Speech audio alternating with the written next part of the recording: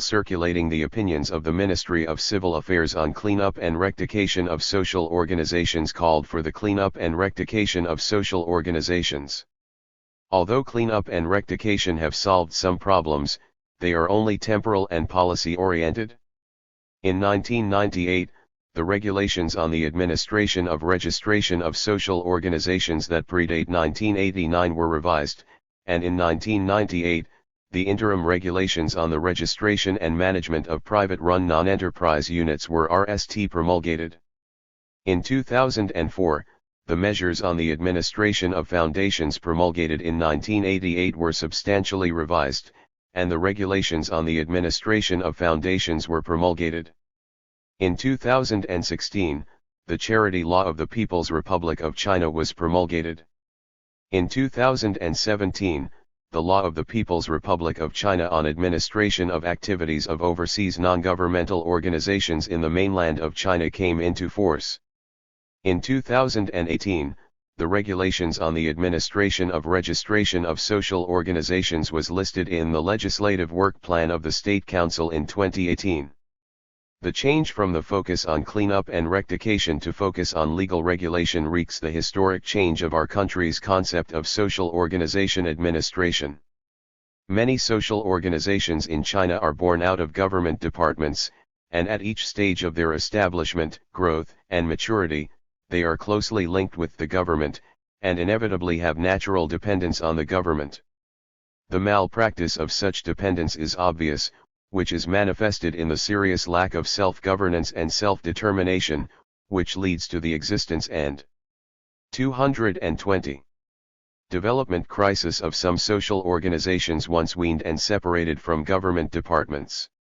In view of this, the government began to promote and guide social organizations to achieve legal self-governance. The construction of a modern social organization system, as a basic top-level design, aims to speed up the pace of government reform, functional transformation, and social reconstruction. On the other hand, it enriches and improves the regular development pattern of social organizations.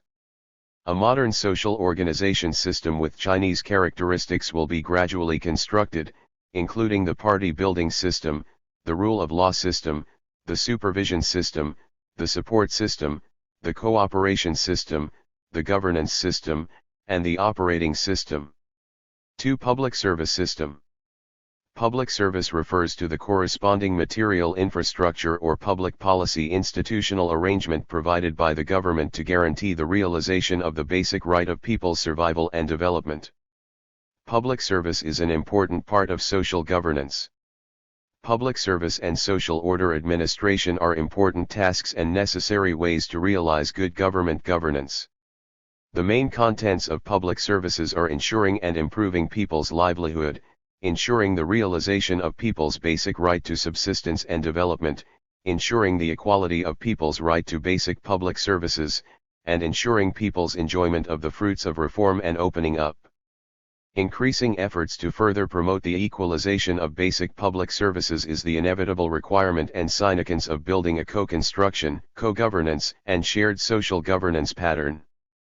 2.1 Basic theory and policy change of public service. The definition of the scope of public service can be divided into two main categories. One is public service deemed on the basis of the nature of goods. From this perspective, public service and public product are regarded as equivalent and mutually substitutive concepts, and the other is public service deemed on the basis of mode of behavior, which mainly refers to the definition of public service from the perspective of public administration and public management. The public service discussed in this section refers to the former, namely, the nature of goods. The theoretical study of public service in the modern sense can be traced back to the 1890s and has gone through 4 stages of creation, development, austerity, and regression. The process of exploring the theory of public service is a historical process in which human society constantly ponders over the right to existence, the public interest, and the responsibility of the government. The focus of public service research in different stages of social development is very different, from the initial pursuit of human well-being and the nature of 221. Public service to the definition of government responsibility and then to the more micro-operational level of the principal relationship, supply performance, and skill expenditure system design. Historical changes in the public service policy wreaked changes in various social thoughts in different political and economic situations. The development of public service theory provides ideological guidance and strengthens support for government public service decision-making. The idea of the German School of Social Policy led the Bismarck government to enact the world's first disease social insurance law, 1883. Keynesianism had a huge impact on Roosevelt's New Deal. The neoliberalism and supply schools pushed the Thatcher government in Britain and the Reagan administrations in the United States to slash spending on public services. In Britain, Blair's government is a clear-cut advocate of a third way. Social welfare policy is an endless political struggle, an ongoing political struggle related to poverty and inequality and other social problems in society. From the global horizontal comparison, the great difference in the level of economic development makes the development level of public services in different countries vary significantly. Different cultural backgrounds and political systems make countries around the world choose different public service policy systems and supply modes.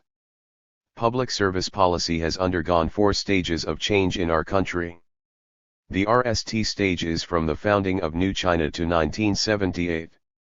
The characteristics of public service supply in this stage are consistent with the planned economic system. The government is the only supplier, and the level of public service equalization was relatively high, but the capacity of public service supply was relatively weak, and the gap between supply and demand was relatively large.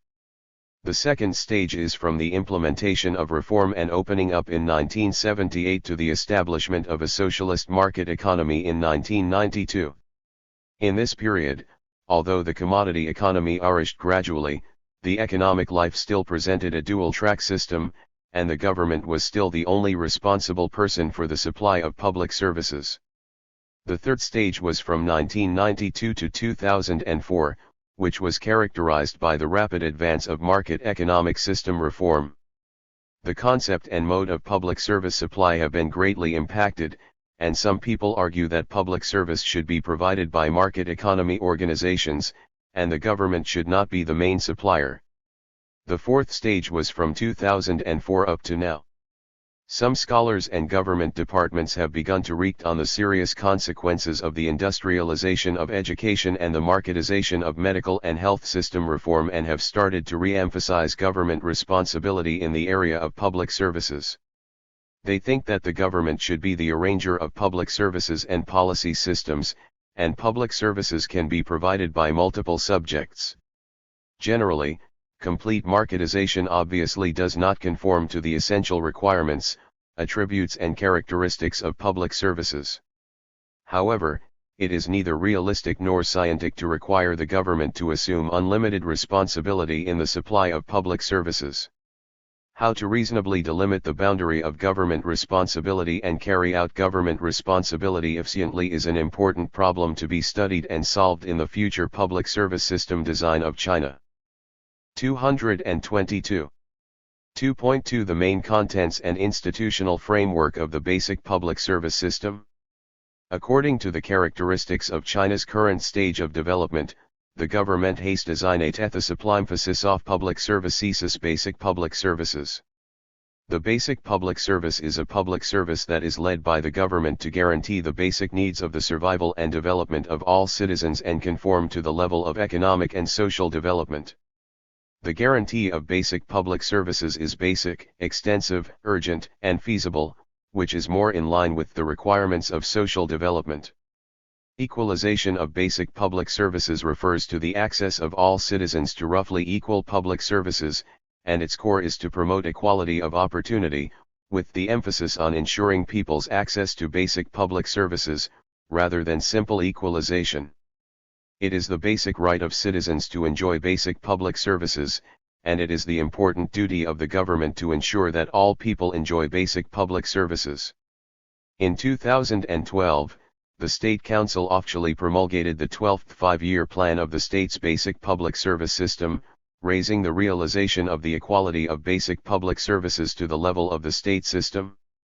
On this basis, in January 2017, the State Council issued the 13th Five-Year Plan to promote the equalization of basic public services, further denting the system and basic content of the country's basic public services system. The basic public service system of the state with the orientation of people revolves around the stages and different areas from birth to death, takes basic public services list covering areas such as education, employment and entrepreneurship, social insurance, medical and healthcare, social services, housing, security and cultural and sports as the core, takes the equalization promotion of basic public services of urban and rural areas, regions and populations as the main line, takes key tasks and safeguard measures in various areas as the support, and it is an institutional arrangement for the government to guarantee the basic survival and development needs of all people, based on the key tasks and safeguard measures in various fields and supported by the VE implementing mechanisms of overall coordination, financial support, talent construction, multi-supply and supervision, and evaluation. During the 13th five-year plan period, China's basic public service system mainly included the following. The RST is the state's basic public education system. The balanced development of compulsory education shall be accelerated to ensure that all children and adolescents of the right age receive education on an equal footing and constantly improve the national cultural quality, which specifics include free compulsory education, rural compulsory education, students' nutrition improvement, boarding students' living subsidies, universal preschool education subsidies, secondary vocational education state grants, secondary vocational education exemption from tuition and miscellaneous fees, ordinary high school state grants, exemption of ordinary high school students in financial difficulties with school records and left from tuition and miscellaneous fees. 223. The second is the basic employment and entrepreneurship system.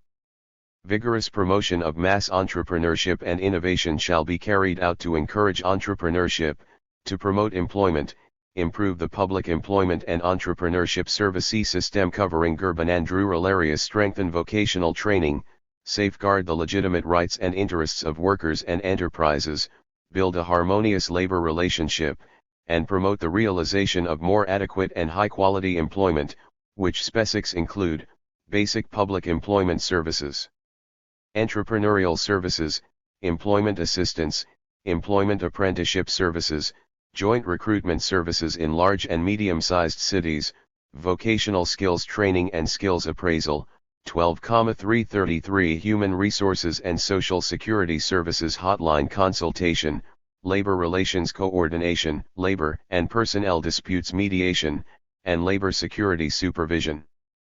The third is that the state shall establish a social insurance system with full coverage, basic protection, and multilevel and sustainable conditions. The National Insurance Plan will be implemented to ensure that citizens receive material assistance from the state and society in accordance with the law under the circumstances of old age, disease, work-related injuries, unemployment, and childbearing, which specifically include basic endowment insurance for workers, basic endowment insurance for urban and rural residents, basic medical insurance for workers, maternity insurance, basic medical insurance for urban and rural residents, and unemployment insurance and employment injury insurance.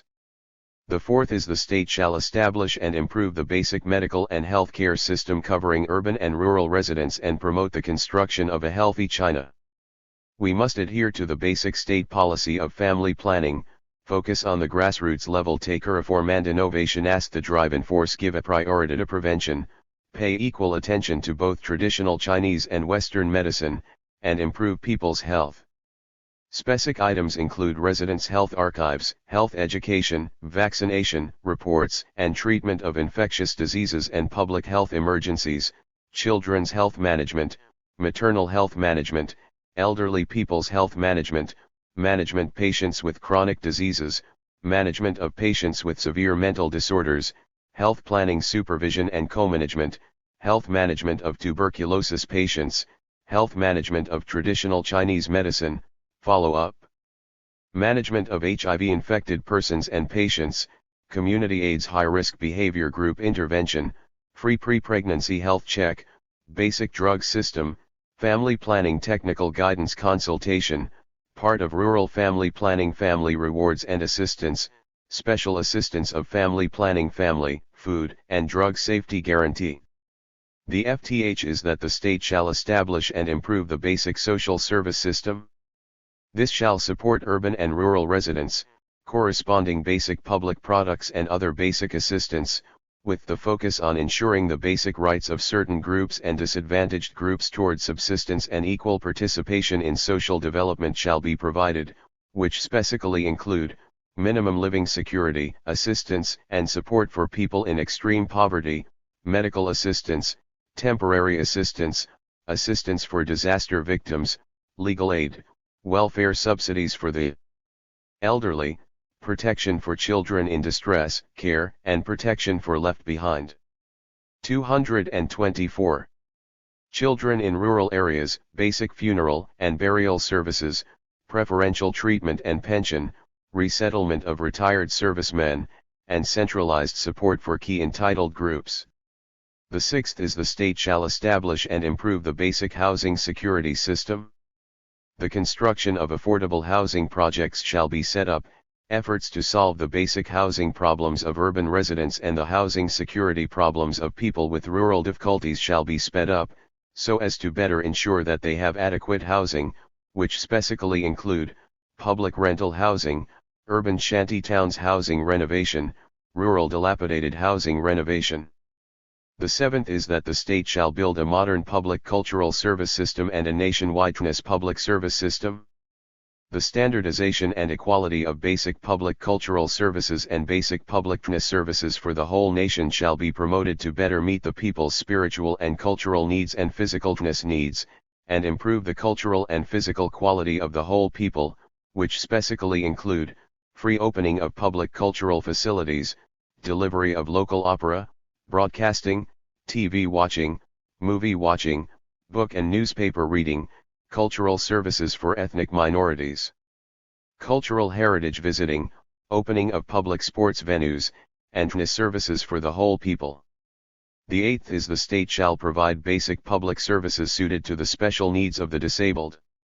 A convenient and friendly environment for disabled people to participate in social development on an equal footing shall be created, so that disabled people can live and work in peace and well-being, and live a more fulfilling, happier, and more dignified life, which specifically include difficult disabled person living allowance and severely disabled person care allowance, unemployed severely disabled person minimum living security, disabled person basic social insurance individual pay aid and insurance treatment, disabled person basic housing support, disabled person foster care service, disabled person rehabilitation, disabled person education, disabled person vocational training and employment service, disabled person culture and sports, and barrier-free environment support.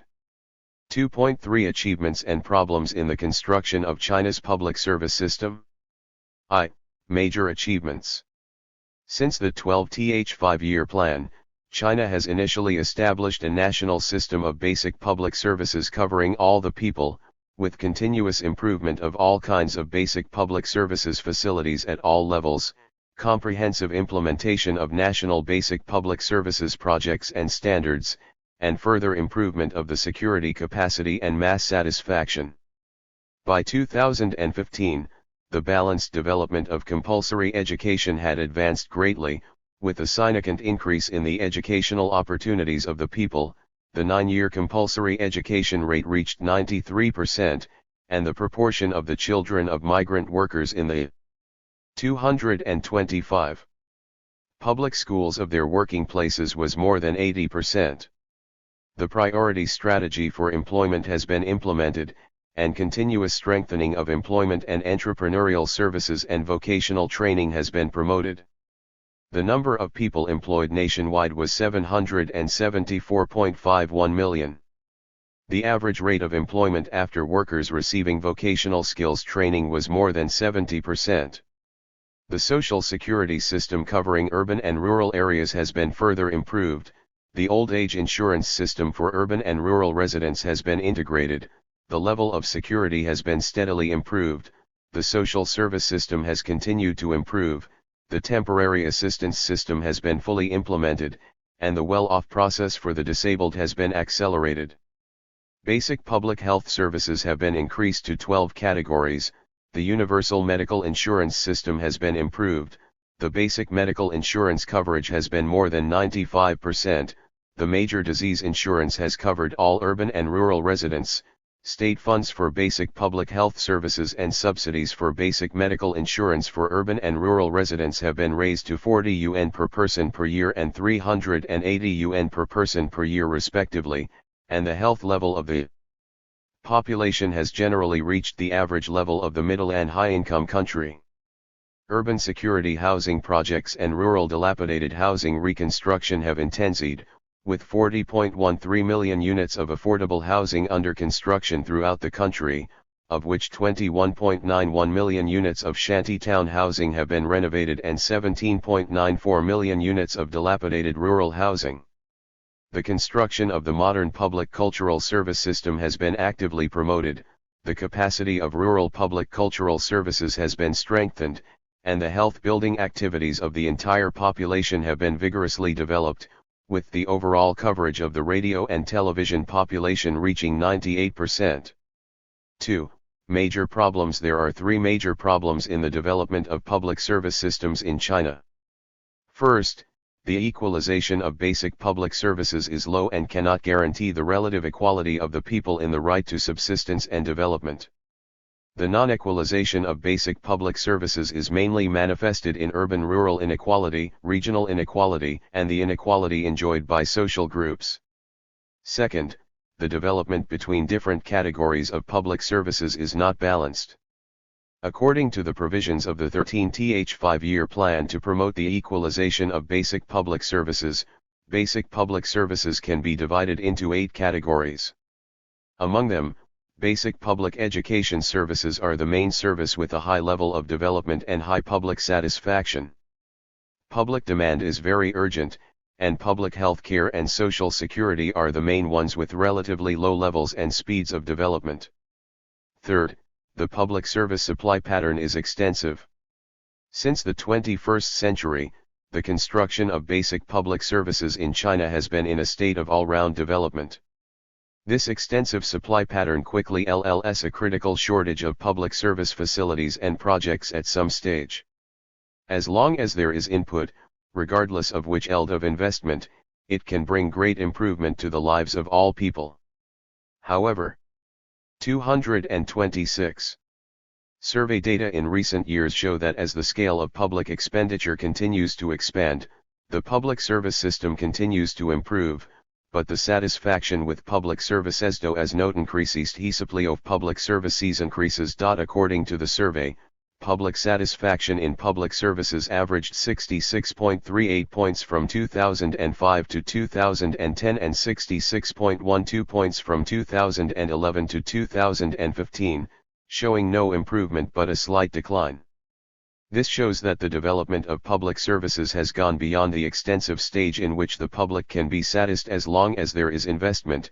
The effect of relying solely on the expansion of supply scale has begun to decrease, and efforts must be made to improve the quality of public service supply. 2.4 Improve the public service supply system and public service quality. The supply pattern of basic public service must change from supply-oriented to demand-oriented. The main reason for the low efficiency and low public satisfaction of public service supply in our country is the mismatch between supply and demand. Local governments, when setting targets for the public service supply, consider more of the higher authorities' target requirements, decide arbitrarily, and seek less advice from the groups concerned. The government's top-down supply content does not match people's real demand, which leads to the waste of social resources and hinders the public from enjoying the effective results of public services. With the scarcity of public service resources and the increasing pluralism of public demand, the supply mode of public service must change from top-down supply-oriented to bottom-up demand-oriented.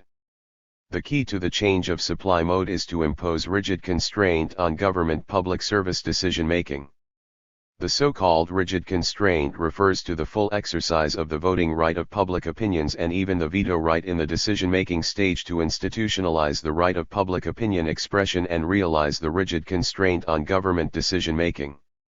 In February 2016, the General Office of the Central Committee of the Communist Party of China and the General Office of the State Council issued the opinion on the comprehensive promotion of the openness of government affairs, which clearly stipulated that openness of government affairs includes VE aspects: open decision-making, open execution, open management, open service, and open results. Among them, the openness of decision-making is the primary part, which identifies public participation, expert argumentation, risk assessment, legitimacy review, and decision-making after collective discussion as legal procedures for major administrative decision-making, and proposes to explore a government conference system with the attendance of stakeholders, the public, experts and media to enhance transparency in decision-making. At the same time, it is proposed that citizen awareness of the public's active participation and self-service should be cultivated. The modern mass communication mode should be made full use. 227. And the public's rational participation and right protection according to law should be encouraged. 2. The transformation of public services from extensive supply to targeted supply should be promoted. Extensive supply mainly refers to the supply mode of cross-sweeping. Targeted supply refers to that content of the service is accurate and meets the public demand. The service object more focuses on the special group, and the phenomenon of the public service with coexistency of excessive consumption and insufficient supply can be eliminated. The premise of the targeted supply of public services is to fully grasp the public's demand for service type and quantity. The progress of modern information science provides strong technical support for the transformation of basic public services from extensive supply to targeted supply. Taking the Weaving Network project of Shenzhen City as an example, the Weaving Network project database can accurately observe the distribution scale and changes of the voting population, elderly population, childbearing age population, preschool age and school age children, disabled people, and other groups in all communities in the city, and can set up community health centers, public kindergartens, and primary and secondary schools, disabled people service facilities, etc. according to the type of population distribution characteristics. Number tracing supply can greatly improve the asymmetric pattern of supply and demand of public services, reduce the waste of social resources, and improve the efficiency of public services supply. Targeted supply must also be the precise service of the object. In recent years, although the overall level of public services has greatly improved, the gap in public services enjoyed by groups and regions has been widening.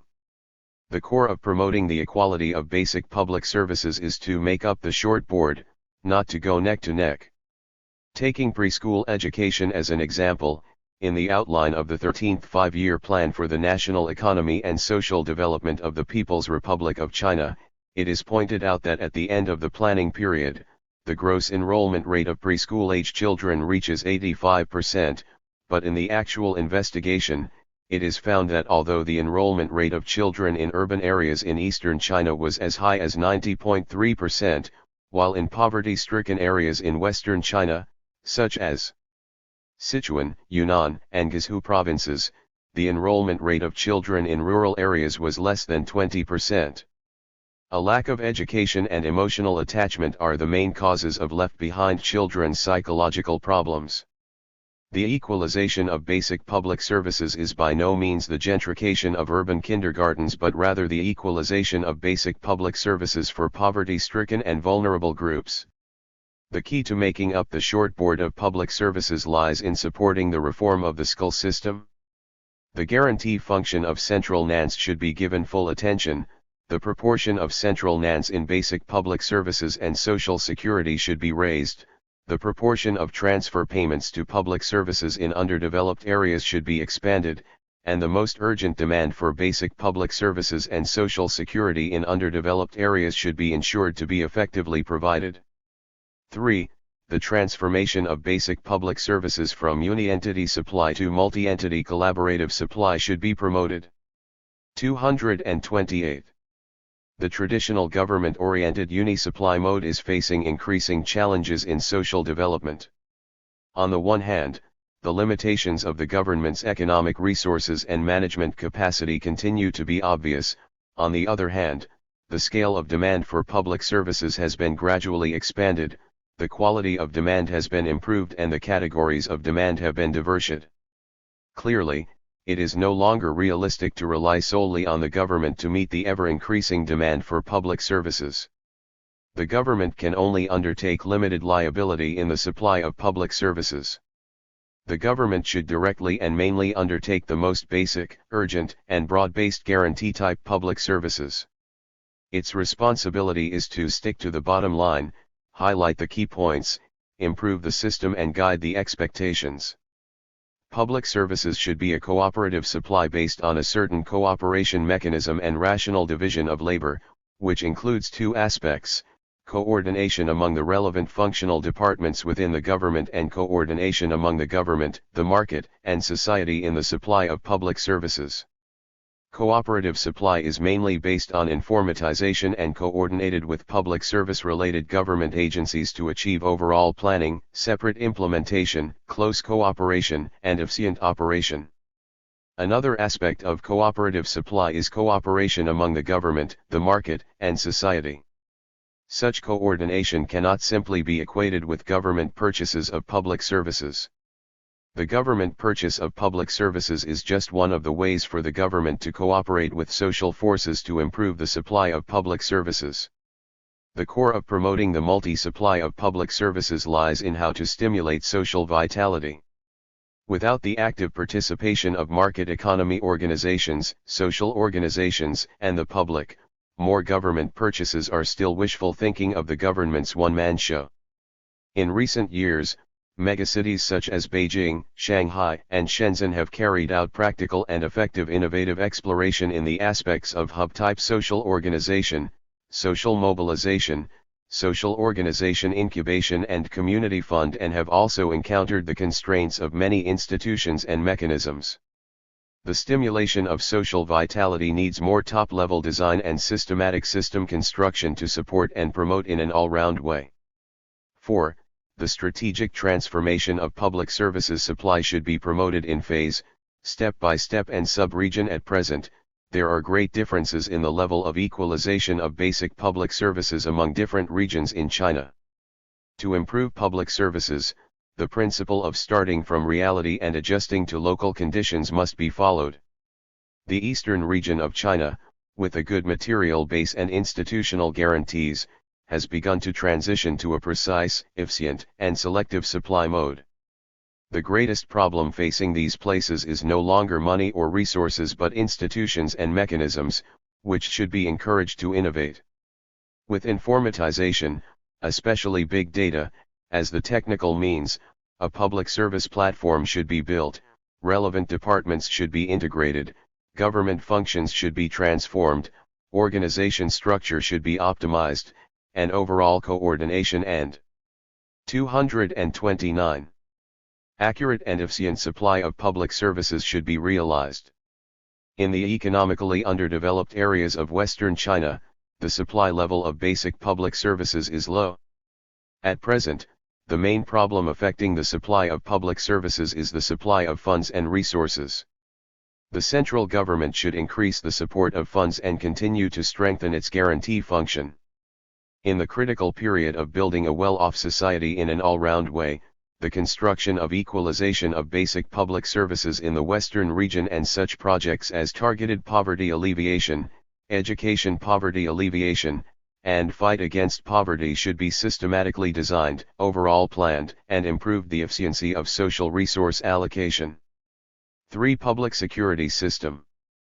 Public security, which is linked to thousands of families, is an important embodiment of social stability and good social order, an important guarantee for people to live and work in peace and well-being, and a major concern for the stability of reform and development. The tasks of improving the public security system in China mainly include food and drug safety, work safety, disaster prevention and relief, public security prevention and control, and above all, the environmental security system, which are closely related to the safety of people's lives and property. The goal is to weave an all-round and three-dimensional public security net. 3.1 Food and Drug Safety Supervision System. Food and drug safety relate to people's lives and health and is one of the important elements of the public security system. The party and the state attach great importance to the administration of and the production and circulation of food and drugs. In April 1998, the National Medical Products Administration was established to take charge of the administration of the production and circulation of medical products throughout the country. In April 2003, the China Food and Drug Administration was established to take charge of the overall administration of and the production and circulation of food and drugs. To further strengthen Food and Drug Administration, the State Council established the Food Safety Commission in 2010 as a high-level coordinating institution for food safety work under the State Council. It is responsible for analyzing the food safety situation, researching, deploying, overall planning, and guiding food safety work, putting forward major policies and measures for food safety administration, and urging the implementation of the responsibility for food safety administration. In March 2013, the China Food and Drug Administration was established to reform the Food and Drug Administration system. As food and drug safety involves multiple stakeholders, such as production enterprises and the general public, the multivariate co-governance system in the ELD of 230. Food and drug safety has been improved. First, the relevant government departments are based on the China Food and Drug Administration, in accordance with laws and regulations and policy documents, which comprehensively use administrative licensing, supervision and inspection, monitoring and inspection, information disclosure, and other means of administration to explore innovative sources of governance, market supervision, risk prevention and control, supervision and sampling inspection and other work mechanisms, develop the special governance of various links in depth, and punish illegal and criminal acts in accordance with the law. Second, food and drug production enterprises undertake the main responsibility for food and drug safety, and the food and drug production and management control process system, product traceability system, risk prevention system, responsibility implementation system, strengthen information disclosure and information sharing have been gradually established and improved, which ensure food and drug safety from the source. Third, the role of industry self-discipline should be given the needed attention in food and drug industry organizations. Through policy guidance and support, the government should foster a batch of food and drug industry associations to participate in the formulation and implementation of relevant policies, regulations, and standards, give full attention to the leading role of industries associations in self-supervision, self-management, and self-restraint, and guide food and drug producers and operators to abide by the law and standards. Finally, social entities should be encouraged to participate in food and drug safety supervision. It should be encouraged that consumers carrying out the social responsibility of rational consumption, protecting their rights according to law and participating in co-governance, and the role of public prevention and governance should be given full attention. The media should bear the public opinion propaganda responsibility of food and drug safety. On the one hand, it can play the role of public opinion supervising, expose, and disclose the illegal and criminal acts of food and drug safety according to law. On the other hand, through scientific and rational communication of food and drug safety risk, it can create the social environment of food and drug supervision. The supervision of food and drugs cannot be separated from the guarantee of the relevant legal system. China has always attached great importance to the legal system construction of food safety administrations. In 1995, the Food Hygiene Law of the People's Republic of China was promulgated. On this basis, on February 28, 2009, the 7th session of the Standing Committee of the 11th National People's Congress adopted the Food Safety Law of the People's Republic of China, which established a scientific administration system based on food safety risk monitoring and evaluation and specified the results of food safety risk evaluation as a scientific basis for formulating and revising food safety standards and supervising and administering food safety. In March 2018, the Institutional Reform Plan of the State Council decided to integrate the duties of the State Administration for Industry and Commerce, the General Administration of Quality Supervision, Inspection, and Quarantine, the China Food and Drug Administration, the Price Supervision and Inspection, and anti-monopoly enforcement functions of the State Development and Reform Commission, and the duties of the operator centralized anti-monopoly enforcement of the Ministry of 231. Commerce and the Anti-Monopoly Commission office under the State Council, and establish the State Administration for Market Regulation as a direct agency of the State Council. At the same time, the National Medical Products Administration was established and administered by the State Administration for Market Regulation. The Food Safety Commission of the State Council is retained, and the specific work is undertaken by the State Administration for Market Regulation.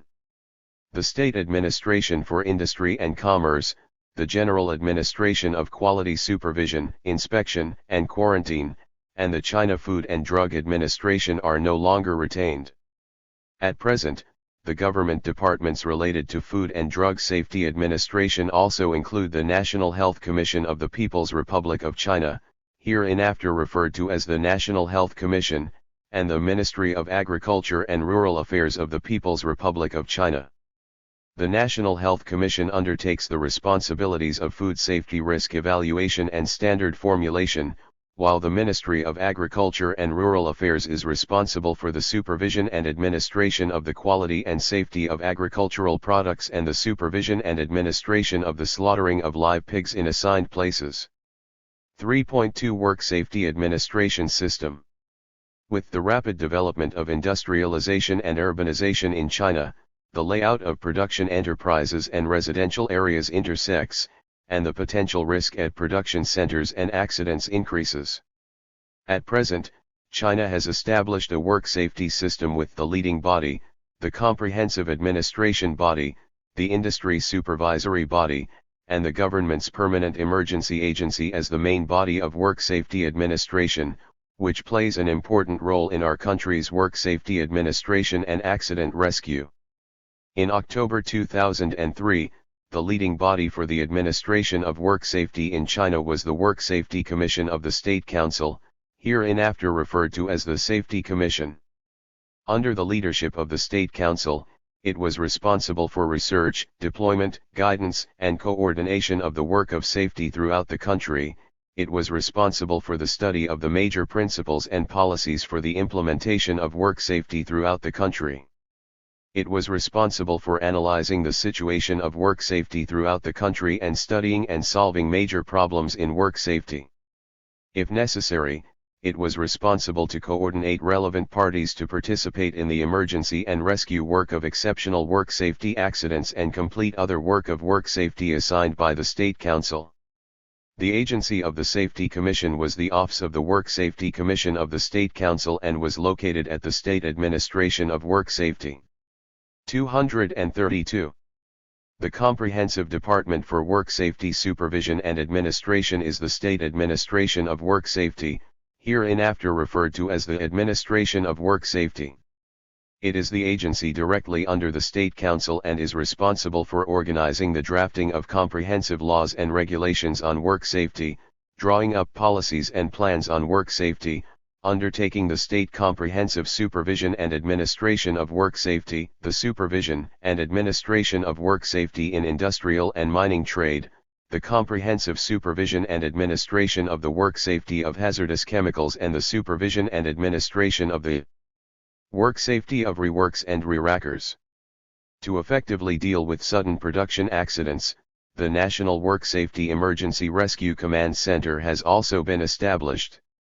It is a public institution under the leadership of the Office of the Work Safety Commission of the State Council and under the administration of the State Administration of Work Safety.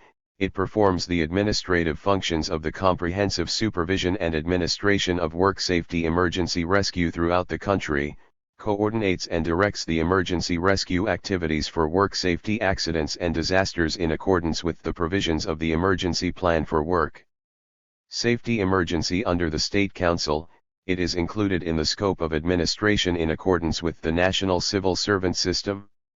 In addition, due to the particularity of technical supervision and administration, work safety administration in specific areas is undertaken by different government departments. Fire safety is closely related to the production and life safety of the public. The Recontrol Department of the Ministry of Public Security is responsible for the supervision and administration of recontrol work throughout the country.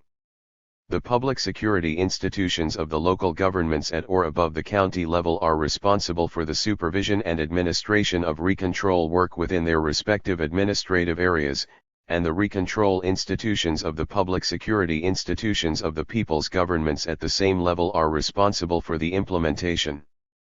Traffic safety belongs to different administrative departments according to different domains. The Public Security Department is responsible for road traffic safety.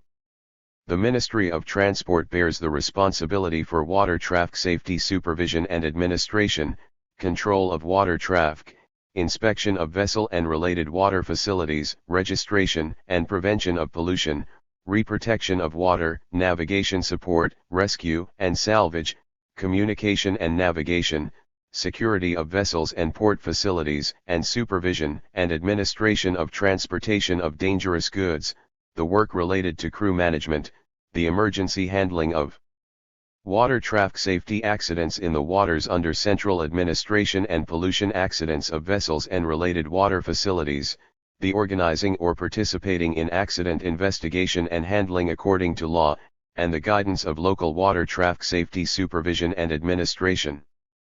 The National Railway Administration is responsible for the supervision and administration of railway safety and production, formulating and implementing measures for the safety supervision and administration of railway transportation, engineering quality, and equipment quality. 233. Organizing and implementing the administrative license established according to law, and organizing or participating in the investigation and handling of railway work safety accidents. The Civil Aviation Administration of China undertakes the responsibility of the supervision and administration of civil aviation safety and ground safety. Other industries involving safe production include water conservancy, electric power, construction, defense industry, and special equipment and are under the administration of the departments of water conservancy, electrical administration, construction, defense science and technology, and quality control. China has built up a comprehensive and fully functional supervision and administration system for work safety. 4. Prevention and control system for public security. Public security refers to a stable and orderly state of social life, including public order, under certain laws, regulations, and systems. In the domain of public security, there are not only traditional criminal acts of public security but also new risks such as mass incidents and terrorism. The public also reported strong public security problems, including gang crimes, abduction and human trafficking, robbery, prostitution, gambling, drugs, telecommunications fraud, illegal access to citizens' personal information, illegal pyramid selling, illegal fundraising, endangering the safety of food and drugs, environmental pollution, and involvement in cult activities. China's prevention and control system for public security deans the principles of the party committee leadership, government leading, comprehensive governance and coordination, concerted efforts by various departments and active participation by social forces, the aim of ensuring public security, enhancing the people's security and satisfaction, the emphasis on public security issues as the guide, and improves the combination of point-line plane, the combination of online and offline and the combination of human defense, physical defense, and technology defense, so as to build a three-dimensional prevention and control system for public security combining prevention and control. In our country, public security emphasizes comprehensive governance, that is, under the unit leadership of the party committee and the government, while giving full attention to the role of the backbone of the political and legal departments, especially the public security institutions, organize and rely on the strength of various departments, organizations, and the people, make comprehensive use of political, economic, administrative, legal, cultural, and educational means, through strengthening the crackdown, prevention, education, administration, and construction, reform and other aspects of the work, achieve the fundamental prevention and control of illegal and criminal activities, eliminate destabilizing factors, maintain public security and stability of a systematic project. The main objectives of comprehensive governance of public security are as follows: public security, major malfeasance cases, and multiple crime cases have been brought under control and gradually reduced. Social evils have been greatly reduced. Areas and units with public security. 234. Disorder have been completely improved. The public order is good, and the masses have a sense of security. In 2005, China took the construction of Safe China as a new measure to strengthen the comprehensive governance of public security. Under the unit leadership of party committees and governments at all levels, China organized and mobilized forces from all walks of life to carry out the construction of safe areas and units to ensure people's well-being and ensure social stability and the country's long-term stability.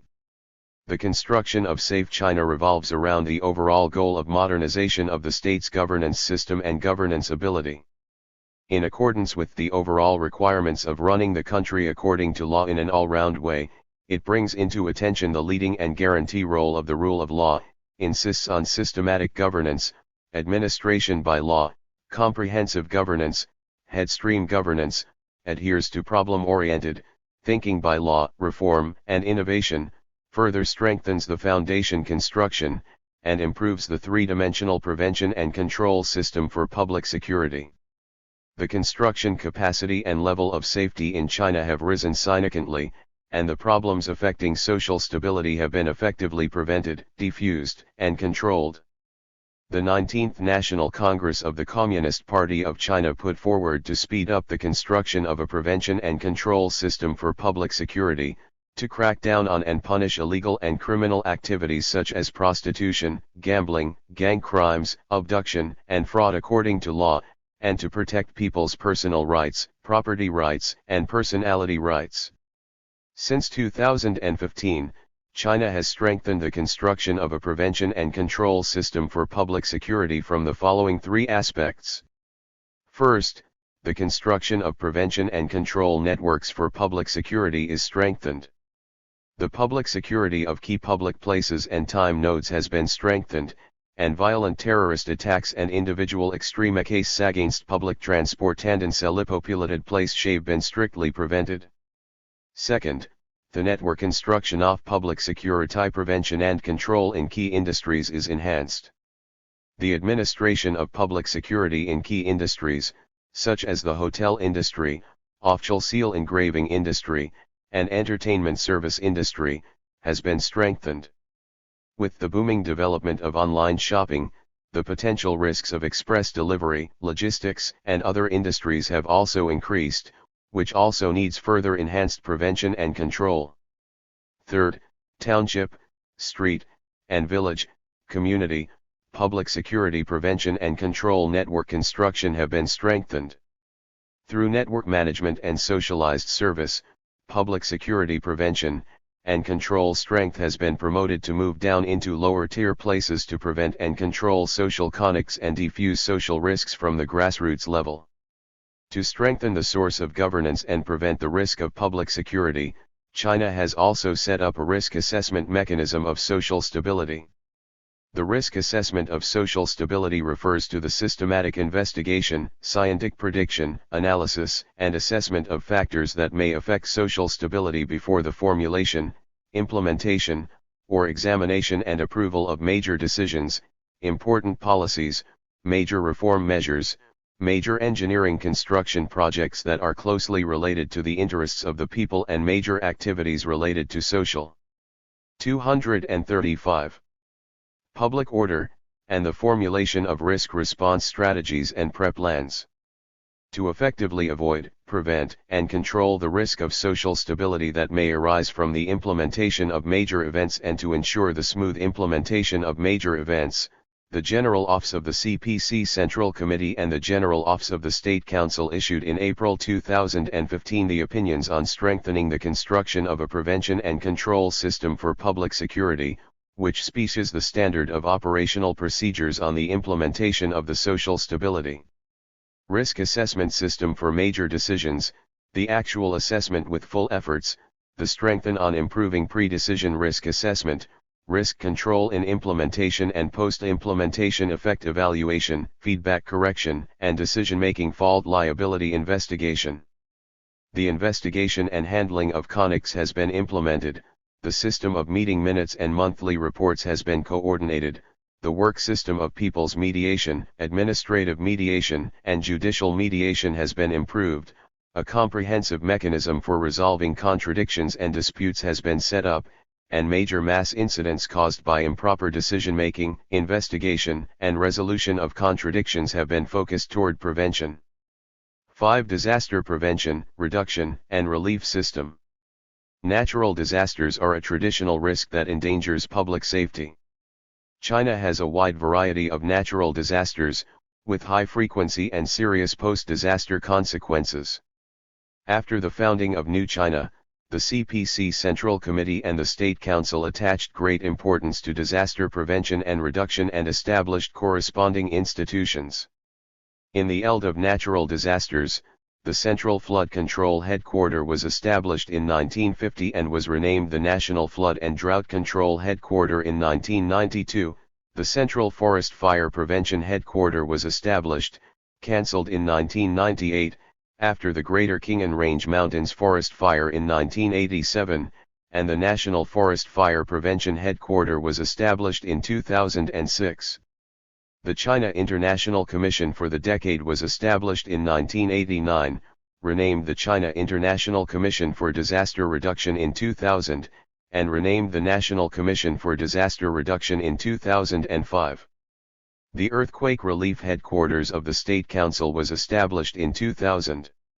Over the years, affected by the coupling of natural and economic social factors such as global climate change, pre- and post-extreme weather incidents and their secondary derivative disasters have increased, destructive earthquakes are still occurring frequently, and the sudden, abnormal, and complex nature of natural disasters has increased, posing serious challenges to public safety administration in the disaster domain. Our country adjusts the overall strategy for disaster prevention, reduction and relief in time, adheres to the people-centered development idea, correctly deals with the relationship between man and nature, correctly handles the relationship between disaster prevention, reduction, and relief and economic and social development, and 236.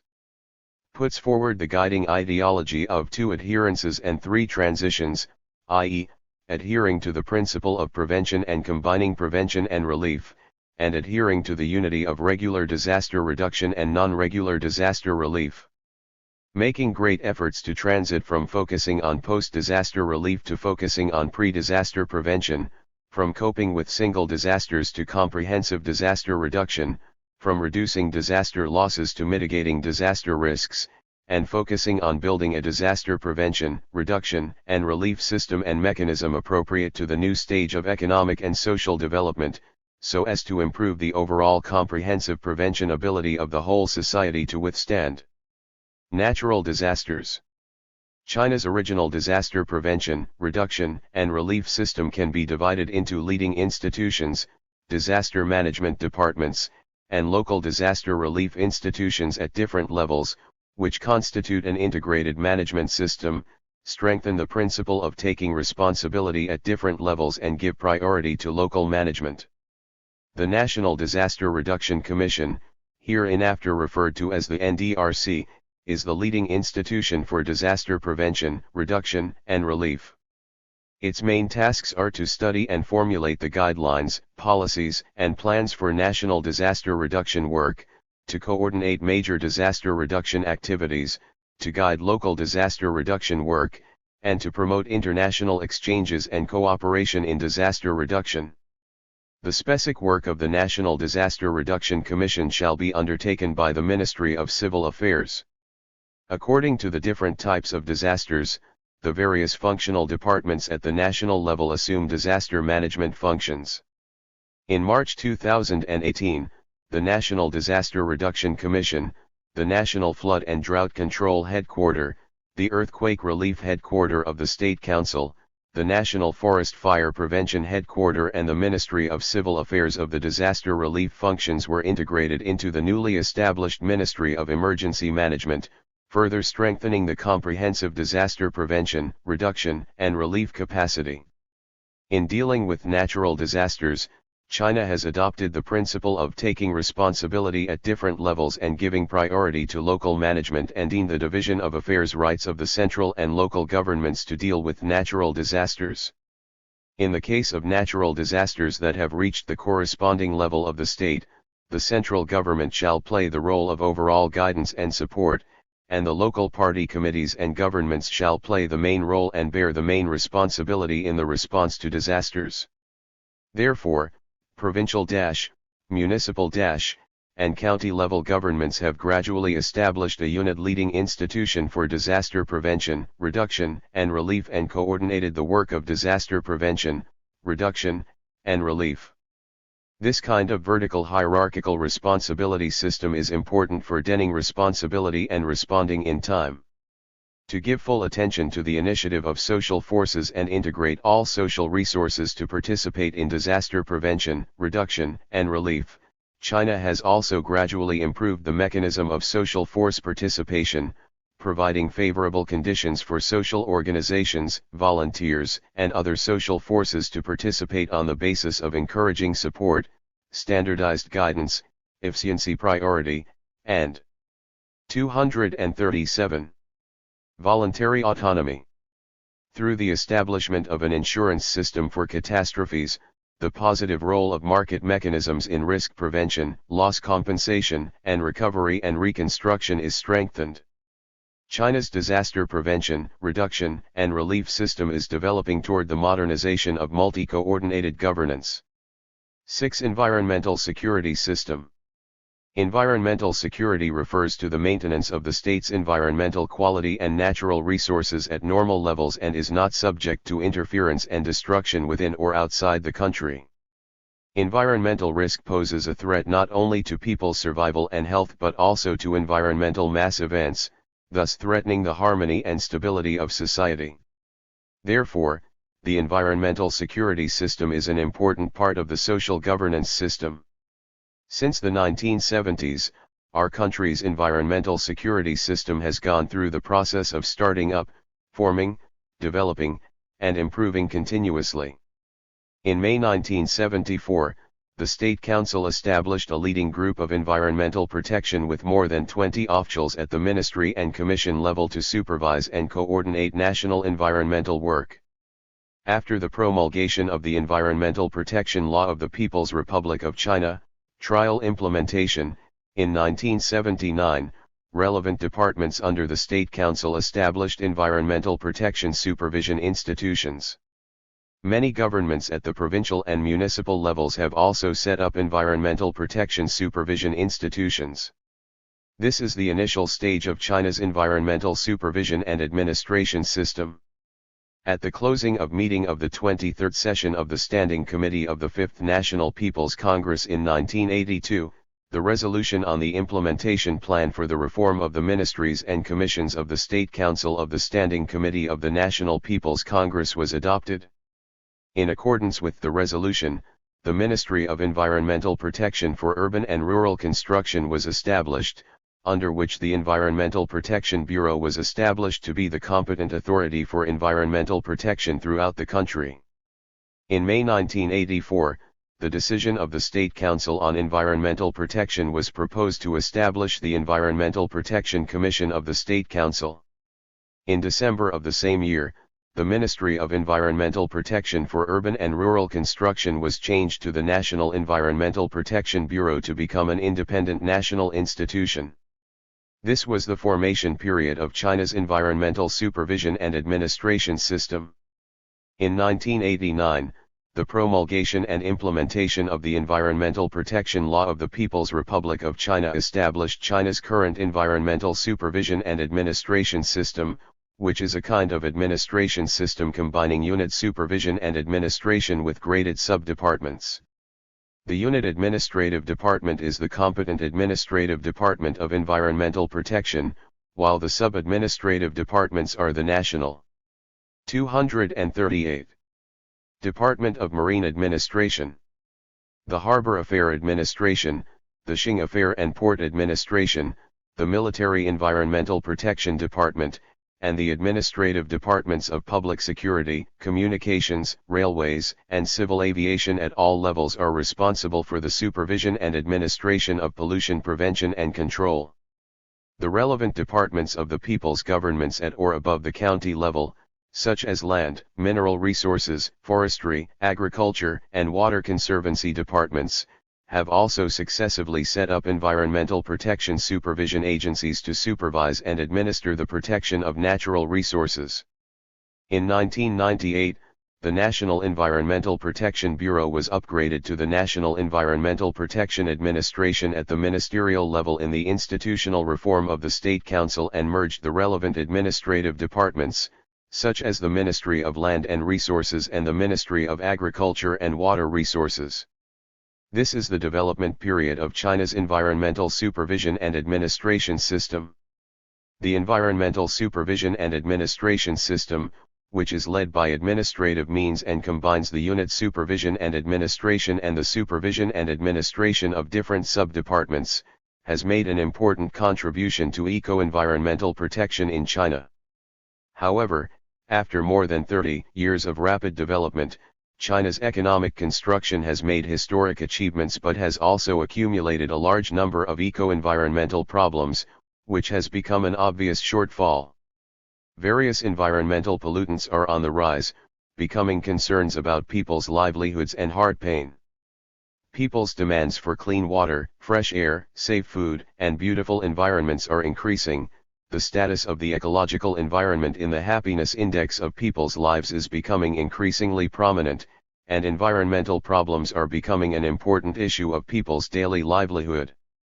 5. In the face of increasingly complex ecological environmental problems and people's new expectations for ecological environment construction, the traditional environmental administration system with the government as the main body shows great inadaptability, which shows mainly as follows: the cost of administration is increasing, the difficulty is increasing, the property rights of environmental resources are not clear, the price formation mechanism is not improved, and the market mechanism is unable to allocate environmental resources effectively. Some people's participation in environmental governance is in a certain disorder. At the same time, the existing system arrangement has difficulty guaranteeing the public's right to participate and supervise completely. On the whole, the main problem of environmental governance in China is that the boundary between the government, market, and society is not clear, and the system of co-governance needs to be established and improved step by step.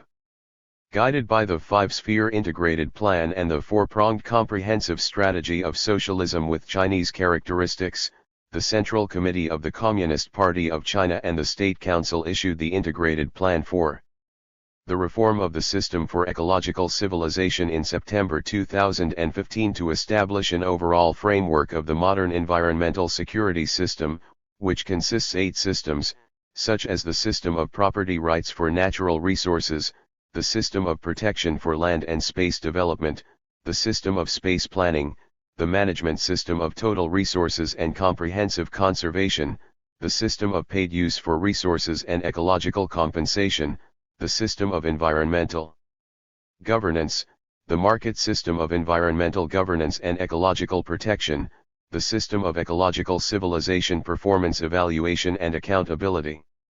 And to put forward to build a system of environmental security that is oriented to the improvement of environmental quality, unit supervision, strict enforcement of law, and participation by all parties. In March 2018, to integrate the dispersed responsibilities of ecological environmental protection, to unify the supervision and administrative law enforcement functions of ecological and urban and rural pollution emissions, to strengthen the prevention and control of environmental pollution, to ensure national ecological security, and to build a beautiful China, the Ministry of Ecological Environment decided to set up in the new round of the institutional reform plan of the party and the state. Its main functions are to formulate and organize the implementation of eco-environmental policies, plans, and standards, to take charge of ecological environmental monitoring and law enforcement work, to supervise and administrate pollution prevention and nuclear and radiation safety, and to organize the deployment of central environmental protection inspections.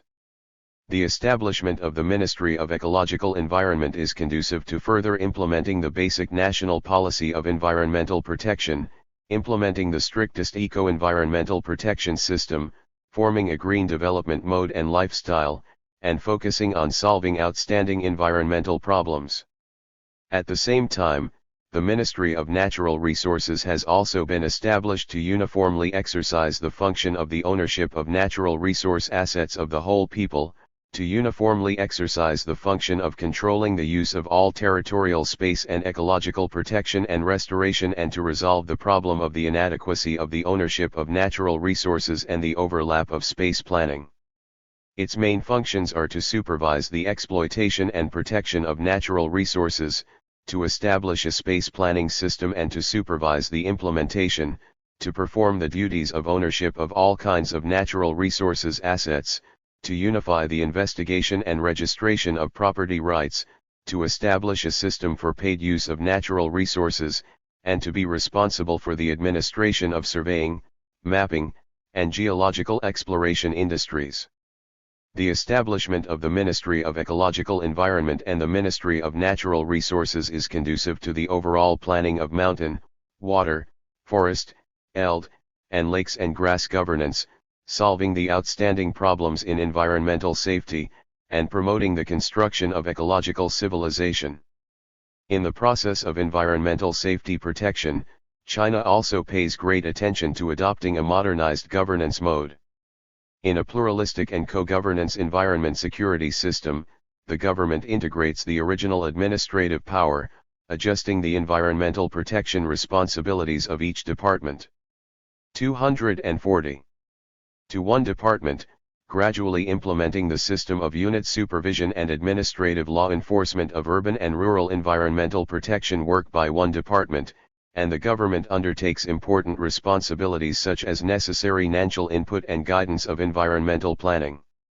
At the same time, in terms of stimulating market forces, China has improved the market system of environmental governance and ecological protection by fostering market entities of environmental governance and ecological protection, promoting the trading system of the rights to use energy and carbon emissions, the rights to discharge pollutants and water rights, establishing a green national system, a unit system of green products, etc.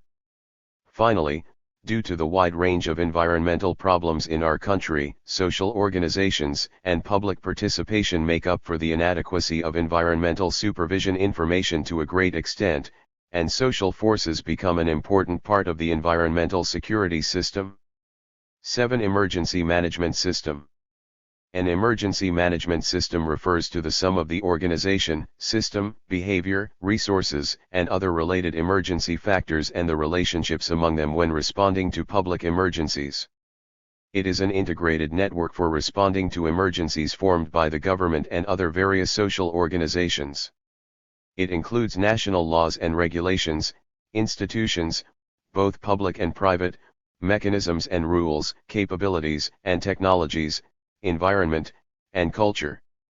The establishment and evolution of emergency management systems determine a country's ability and efficiency in dealing with emergencies.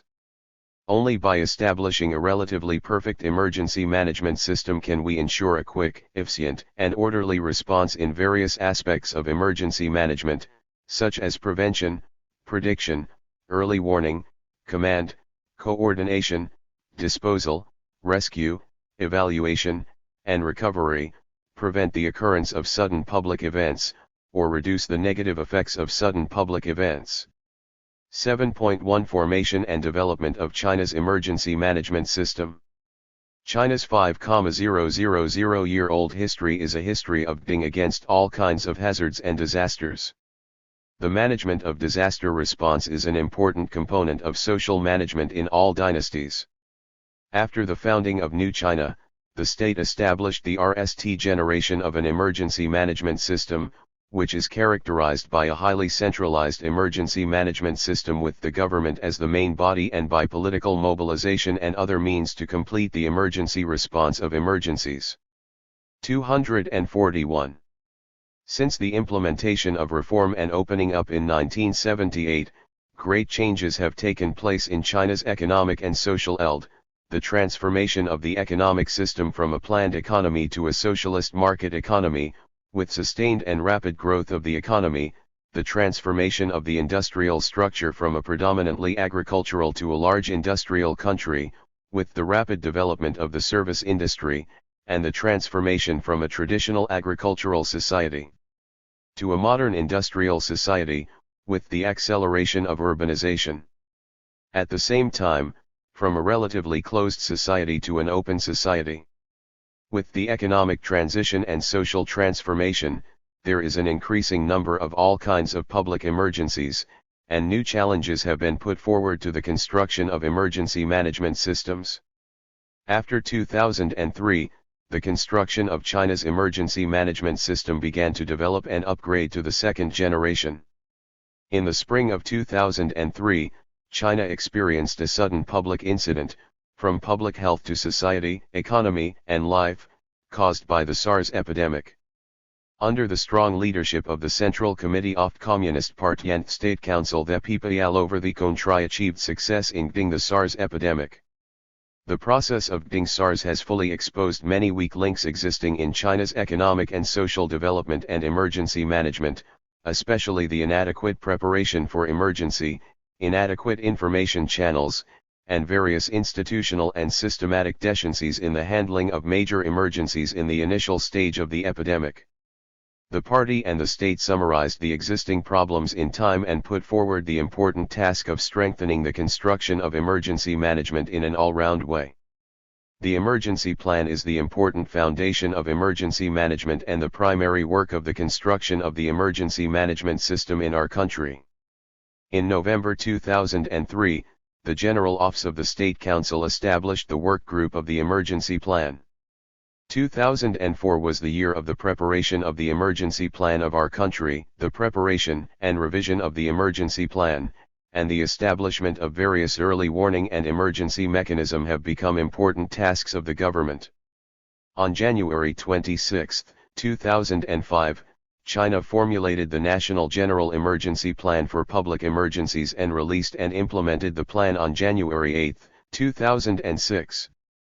By the end of 2005, the preparation of the National Emergency Plan was basically completed, including the overall National Emergency Plan, 25 Special Emergency Plans, 80 Department Emergency Plans, and a total of 106, covering the main aspects of China's frequent emergencies.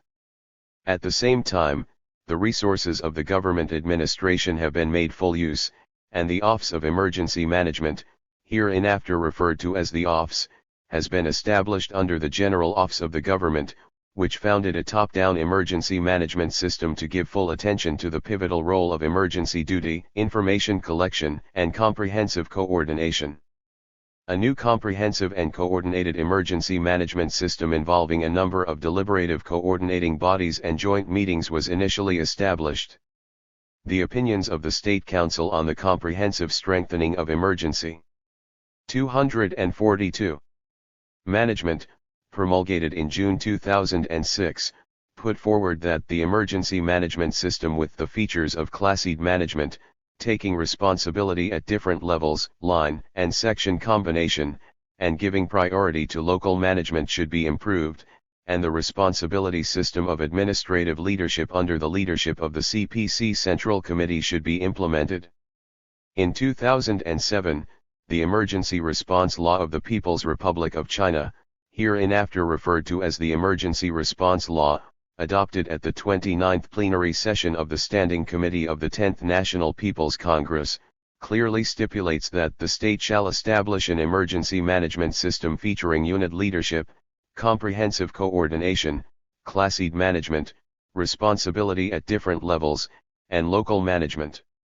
As of the end of 2007, all provincial and municipal governments and 92% of the county-level governments had set up or deemed emergency management leading institutions, all provincial governments, 96% municipal governments, and 81% of the county-level governments had established or deemed emergency management affair institutions. The construction of an emergency management mechanism takes the whole process of emergency management as the main line, covering various time periods before, during, and after the incident, including prevention, preparation, monitoring, and early warning, emergency treatment, and recovery. In July 2006, the opinions of the State Council on Comprehensive Strengthening of Emergency Management pointed out that China should build an emergency management mechanism featuring unit command, quick response, orderly coordination, and high efficiency. The CPC Central Committee, the State Council, and the Central Military Commission have also issued documents concerning the construction of specific emergency management mechanisms, such as monitoring and early warning, information reports, decision-making and command, information dissemination, investigation and evaluation, rehabilitation and reconstruction, which have promoted the construction of emergency management mechanisms. The legal system of emergency management is the basis for a country to implement the rule of law in an unconventional state and is the basis for a country to carry out the act of emergency management. In August 2007, the 29th plenary session of the Standing Committee of the 10th National People's Congress reviewed and approved the Emergency Response Law, which came into force on November 1 of the same year.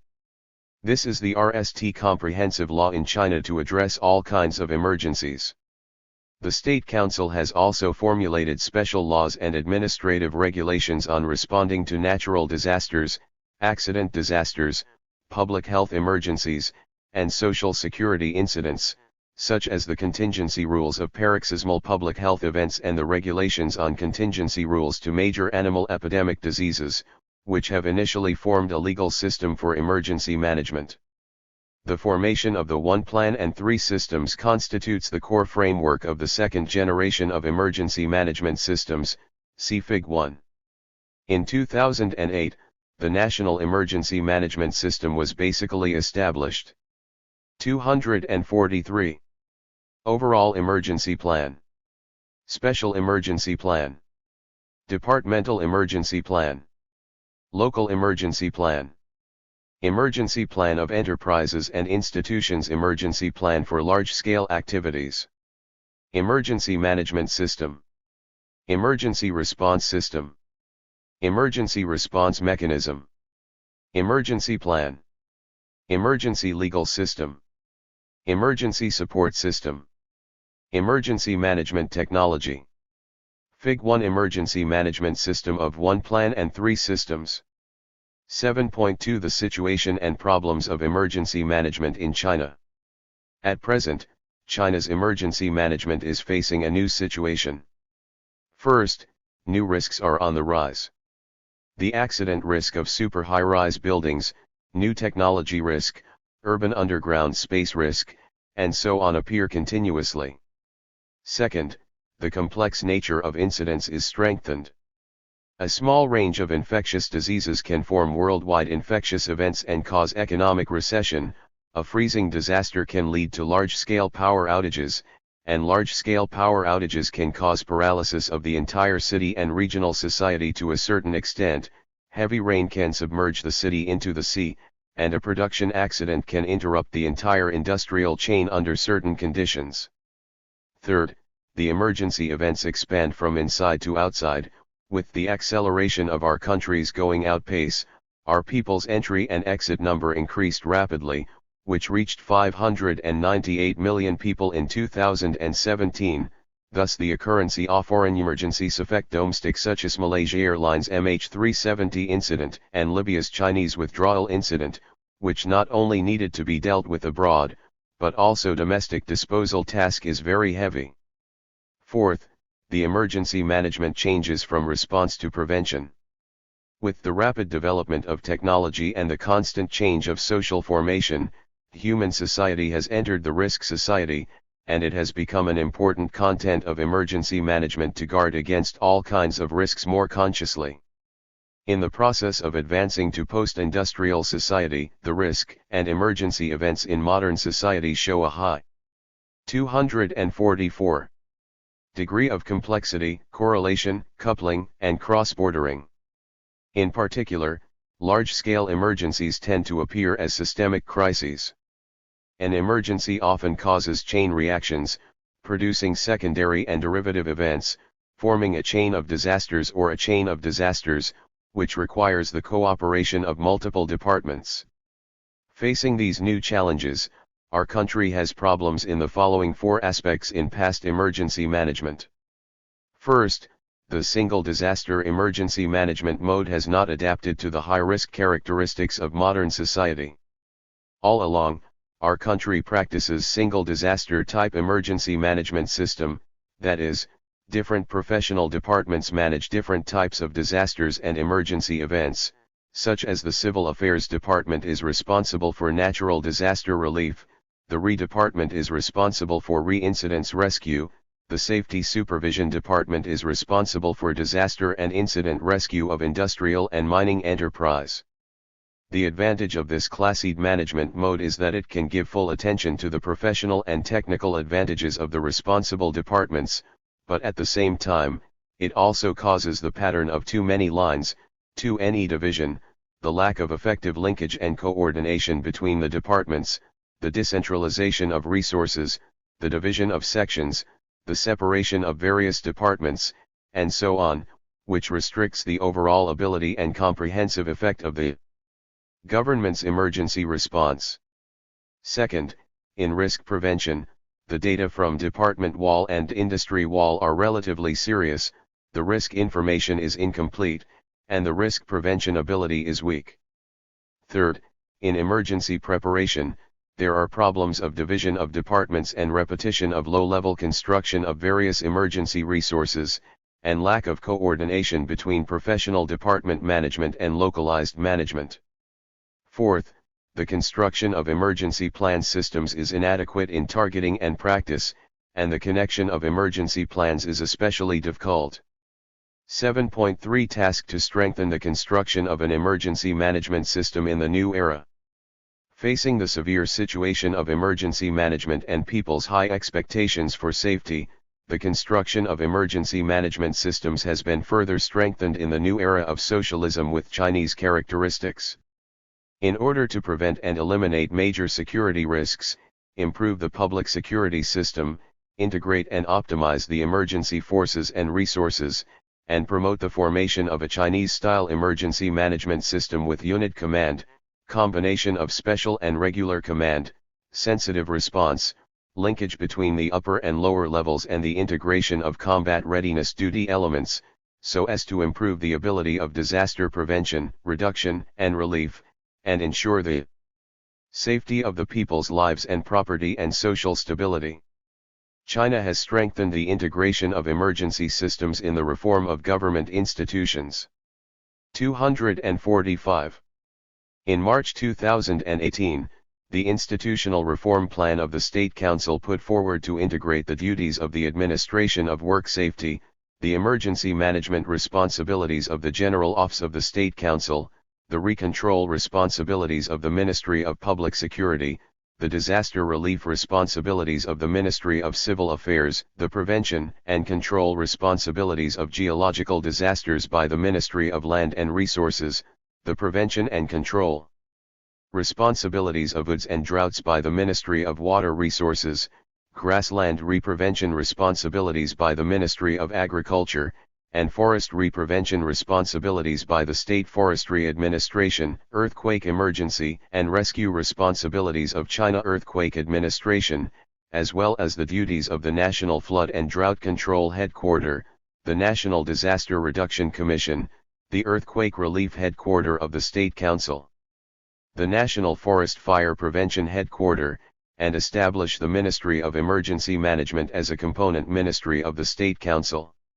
Due to the close relationship between the China Earthquake Administration and the National Coal Mine Safety Administration and Disaster Prevention and Relief, they are under the administration of the Ministry of Emergency Management.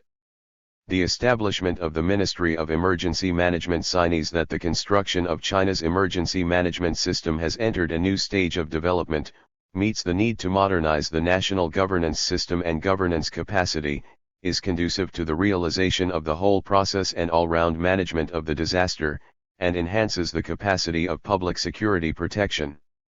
The Ministry of Emergency Management shall be responsible for organizing the compilation of the overall national emergency plans, directing various departments in various regions in dealing with emergencies, promoting the construction of the emergency plan system and the pre-plan exercises, establishing a disaster reporting system, issuing the disaster situation in a unit manner, coordinating the construction of emergency forces and the reserve of materials at the time of disaster relief, organizing the construction of disaster relief system, guiding the emergency rescue of work safety and natural disasters, undertaking the task of responding to special major disasters, guiding the prevention and control of drought and geological disasters, and responsible for the comprehensive supervision and administration of work safety and the supervision and administration of work safety in industrial and mining trade. The new emergency management system strengthens the construction of the professional emergency rescue team. After the institutional conversion of the public security raiding force and the armed police forest force, they are integrated with the emergency rescue team, such as the safety production as a comprehensive standing emergency rescue force under the administration of the Ministry of Emergency Management, with the implementation of special management and policy guarantee and the formation of duty rank sequence and management method which conform to its own characteristics, which has raised the professional sense of honor, and maintained the life strength and the ding power. After the establishment of the Ministry of Emergency Management, the operation of the emergency management system still adheres to the principle of taking 246 responsibility at different levels and giving priority to local management. The general disaster is handled by the local governments at all levels, and the Ministry of Emergency Management represents the central government to provide unit response and support. In the case of special major disasters, the Ministry of Emergency Management acts as the headquarters to assist the leading comrades designated by the central government in organizing emergency handling work to ensure that the administrative orders are unimpeded and that the command is effective. The Ministry of Emergency Management is responsible for managing the relationship between disaster prevention and disaster relief, clarifying the division of responsibilities with relevant departments and localities, and establishing coordination and cooperation mechanisms. The establishment of the Ministry of Emergency Management is conducive to further improving the efficiency and effectiveness of China's comprehensive emergency response, which show mainly in the following four aspects. It is conducive to the solution of the disaster risk information isolation, the development of integrated disaster risk management, and the raising of the risk management capacity for the emergency. Second, it is beneficial to optimize our country's emergency plan system and to promote the pre-plan exercises, which will change the original situation that joint training and joint exercises are not convenient because of different jurisdiction, help to coordinate the joint training and joint exercises, coordinate and uniformly dispatch the construction of emergency forces and the reserve of materials at the time of disaster relief, organize the construction of disaster relief system, and improve the ability of emergency preparedness. Third, it is conducive for rescue cooperation and on-site command. The rescue forces used to belong to different departments, and the problem of improper cooperation and unclear on-site command jurisdiction easily appeared when working together. Now a unit department has been established, coordination problems can be greatly reduced, the efficiency of the emergency response of the whole country can be greatly improved, and the speed of emergency response of the whole country can be improved in response to complex emergencies.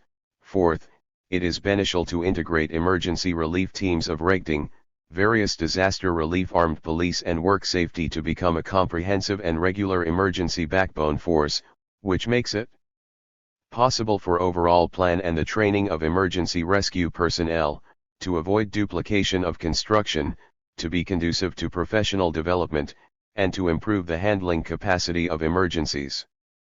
The new emergency management system should continue to strengthen the whole process of emergency management tasks. In the general public's understanding, emergency management is the active response to natural and man-made disasters. In fact, emergency management is a system project. The Emergency Response Law divides the process of emergency management into 4 stages, see Fig. 2, off prevention and emergency preparation, monitoring and early warning, emergency handling and rescue, and post-disaster recovery and reconstruction, which is circular and integrates the whole management process. After the new emergency management system is integrated, various stages such as prevention, preparation, handling, evaluation, improvement, and mitigation have been linked up in the process, and the closed loop. 247. Management system is formed that links end-to-end, circulates and improves continuously, so as to enhance the forward-looking and initiative of emergency management, promote the source governance of risk, and guarantee the people's life and property safety fundamentally. The establishment of the Ministry of Emergency Management has absorbed the international advanced experience of emergency management. The United States is one of the countries with the most complete emergency management system in the world today. Its modern comprehensive emergency management mode began in 1979. Its federal government integrated the functions of emergency management in 11 departments and formed the Federal Emergency Management Administration. After the 9/11 event of September 11, 2001, the focus of emergency management practice in the United States turned to counterterrorism, and the Department of Homeland Security was established, integrating the functions of 22 federal departments, including the Federal Emergency Management Agency. The establishment of China's Ministry of Emergency Management has provided an impetus for exploring China's comprehensive emergency management mode. China's emergency management mode, together with the comprehensive emergency management mode in the 248 United States, will become 2 practical modes of emergency management in large countries. 8. Social credit system. The person with no credit is not reliable, the family with no credit is not harmonious, the business with no credit is not prosperous, and the country with no credit is not strong. Credit is the basic element of social governance at home and abroad. Accelerating the construction of the social credit system is an important means to improve the socialist market economy system and strengthen and innovate social governance. It is of great significance to strengthen the credit awareness of the members of society, build a good credit environment, enhance the overall competitiveness of the country, and promote social development and civilization progress. 8.1 Social Credit System. In accordance with national laws and regulations and social conventions, the social credit system is based on the credit records and information sharing of members of society and the credit service industry. Through government supervision and administration, social organization supervision, and credit entity self-management, the social credit system realizes the standardized operation of all kinds of credit activities, forms the mechanism of encouraging and keeping credit, punishing the breach of credit, and promoting the construction of a harmonious and honest society. It is the important system arrangement of the socialist market economy system and social governance system. The social credit system has a broad sense and narrow sense. Social credit system in a broad sense is a social-oriented credit system, which includes credit record, credit collection, credit investigation, credit evaluation, credit guarantee, credit system, and credit management. The social credit system in a narrow sense refers to the socialized credit system, which takes the independent intermediary as the main body, collects and analyzes the credit information of individuals and enterprises, and provides clients with the concerned party's credit status and other evidences within the scope permitted by law. The main function of the social credit system is to regulate the credit activities of a country or region. A sound and effective social credit system can promote market economy transactions, means of the country or region, facilitate the transition and achievement from the original mode of payment to the mode of credit, create and standardize a sound credit environment for the development of a market economy, expand and create market demand, maintain market prosperity and promote sustained economic growth, promote the maturity of a market economy in that country or 249. Region and provide system support and a social foundation for the health and orderly development of a market economy. According to different criteria, the content of the social credit system is also different. On the basis of credit entities, social credit systems can be divided into public credit, government credit, enterprise credit, and individual credit. In the government credit system, government credit is dominant and plays a pillar role. The government is representative of social credit and has a demonstration effect in society. The government's role in the construction of credit system includes planning and overall coordination, promoting the establishment of credit service-related legislation, being responsible for the construction of social credit database, disclosing the credit information held by government departments according to law, strengthening the construction of penalty mechanism for breach of credit, and strengthening the management of credit industry.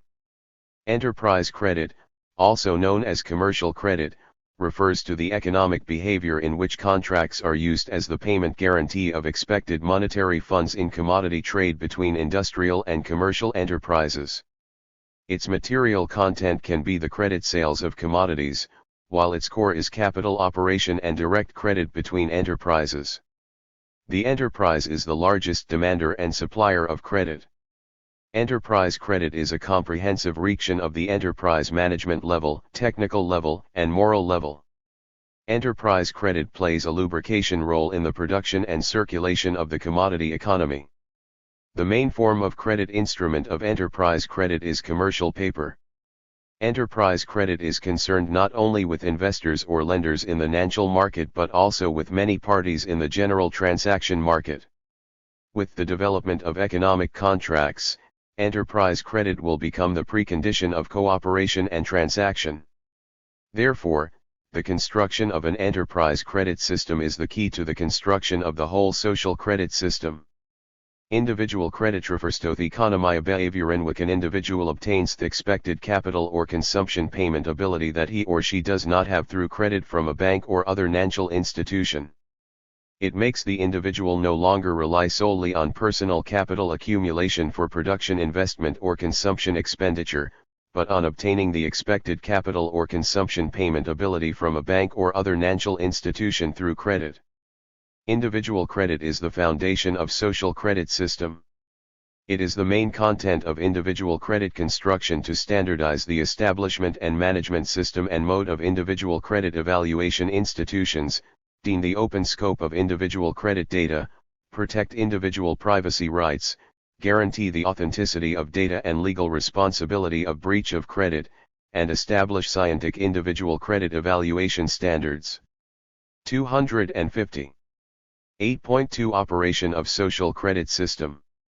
Due to the different historical cultures, economic levels, and social environments of all countries in the world, the mode of social credit operation is also different.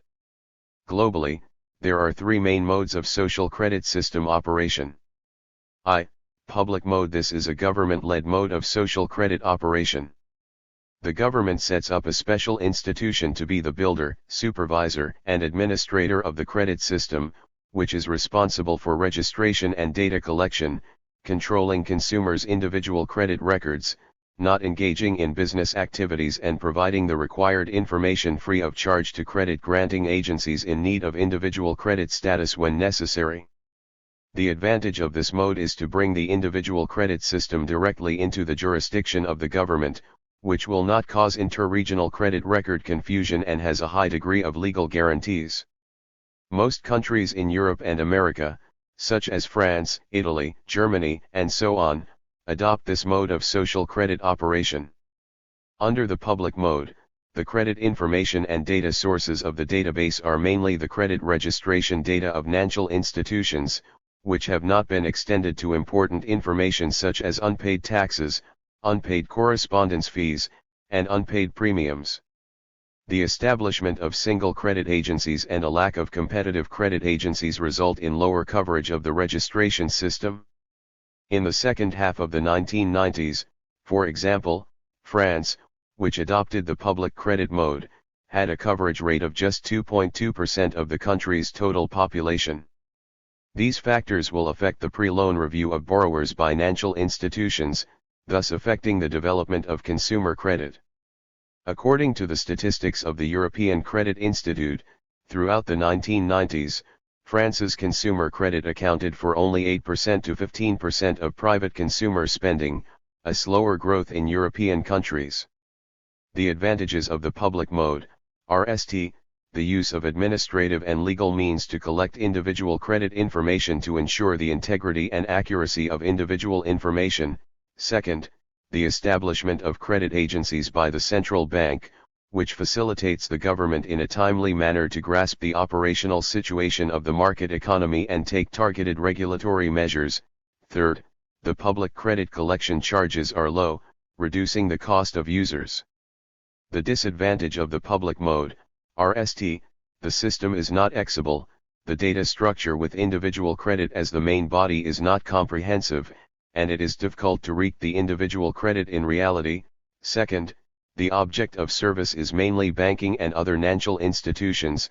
Other areas, trade and services, of demand cannot obtain credit services. Third, lack of interest incentives, low enthusiasm for work, and poor service quality.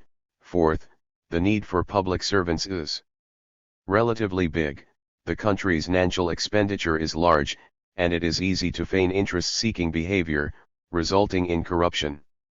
2. Market-oriented mode. This is a market-oriented commercial operation mode, such as the United States, the United Kingdom, Canada, and so on.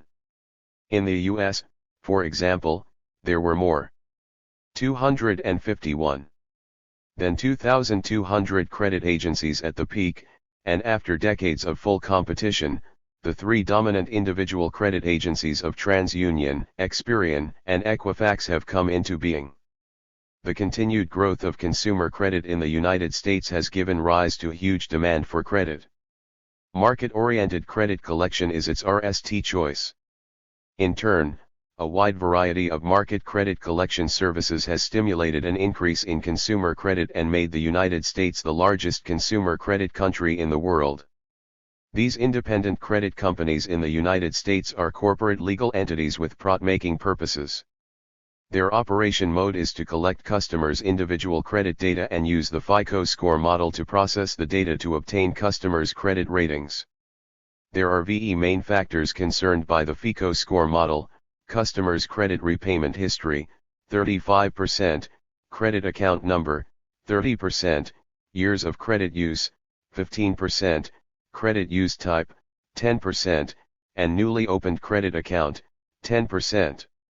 Banks, insurance companies, and other credit-granting agencies are willing to pay fees to buy credit products from credit companies to be able to make scientific and accurate judgments when making credit businesses with consumers, thus reducing mistakes and increasing profits. Credit products of credit companies not only provide for the financial industry but also healthcare, labor insurance, and other sectors. Conversely, when banks, insurance, and other credit-granting agencies engage in credit business with consumers, they will promptly feed back their latest consumer credit information to credit companies in exchange for a discount on future purchases of credit products. This addresses the source of data for the credit department. The business exchanges between credit-granting agencies and credit agencies are based on individual credit to consumers, who of course cannot be passive receivers. The laws of the United States clearly stipulate that consumers have the right to know the evaluation and basis of their credit status for the purpose of sale by any credit institutions. Consumers have the right to complain that the institution has provided untrue negative information. Consumers have the right to obtain their own investigation report and copy. In this way, under the protection of the law, the consumers have certain supervision over the credit agencies, while the credit agencies have some restrictions on the credit activities of consumers. In this way, there is a mutual restriction between consumers, credit agencies, and credit-granting agencies. In the United States, the existence of many credit companies promotes industry development through competition, and the industry can constantly be self-improved. The advantages of the market-oriented mode are as follows: The RST is that the credit agencies actively collect individual information, which is comprehensive and wide-ranging. The second is that the credit service style is diverse, and the third is that all the participants in demand can obtain services within the scope permitted by law. The disadvantages are as follows. The RST is that it is difficult to protect individual privacy. The second is that the collection channels of different credit agencies are different, so it is difficult to ensure the accuracy of the data. 3. Industry association mode. This is a banking association-oriented membership mode. Banks and other financial institutions as members can share customer credit information of other members. 252. Within the association, and their own information must also be freely available to other members. The coverage of the membership mode is so narrow that it usually supports only intra-industry use, not multiple industries of society as a whole.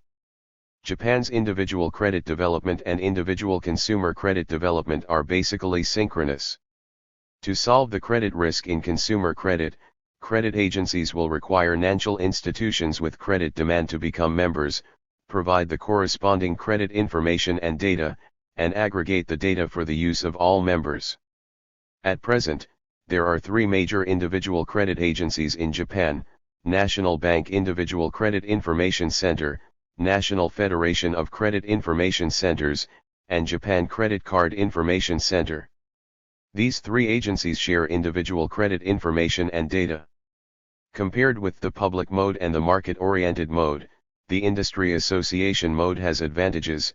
Member organizations will provide individual credit information according to the standard format, and the data are stable and accurate, which reduces the cost of credit collection.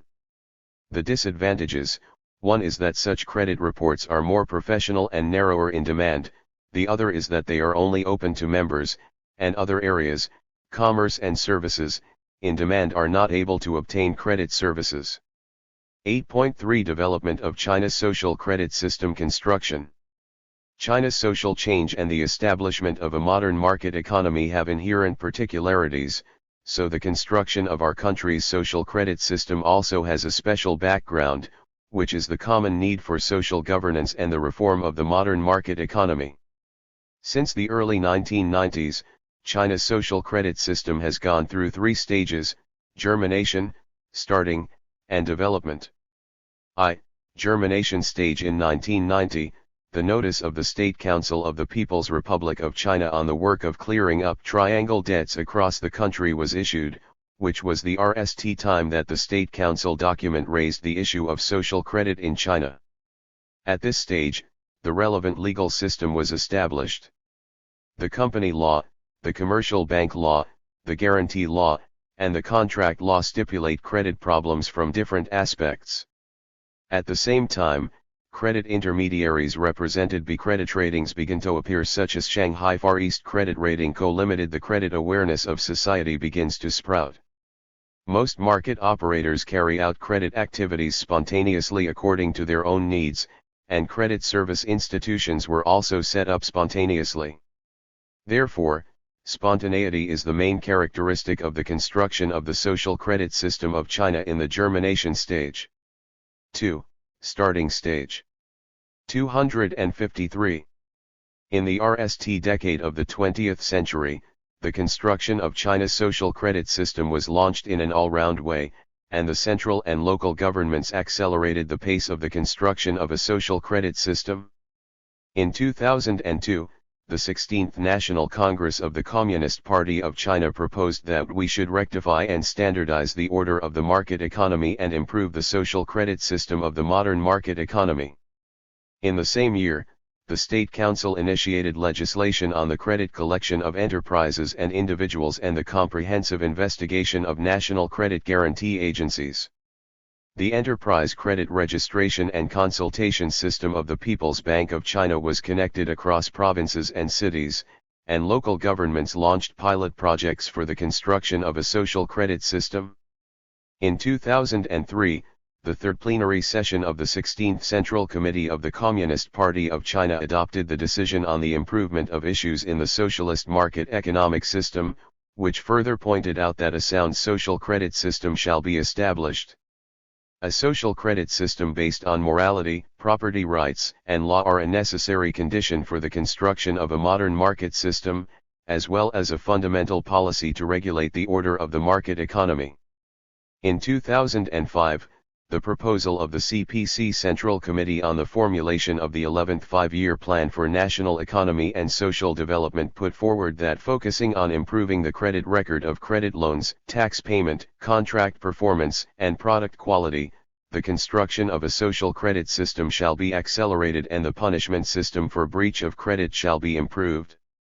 In 2007, an interministerial joint meeting system for the construction of a social credit system under the State Council was established.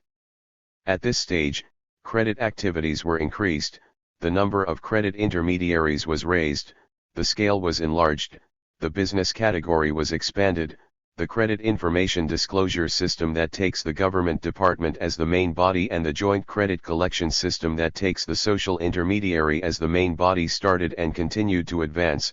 The punishment mechanism for breach of credit was gradually formed, and credit behavior became gradually restricted. 3.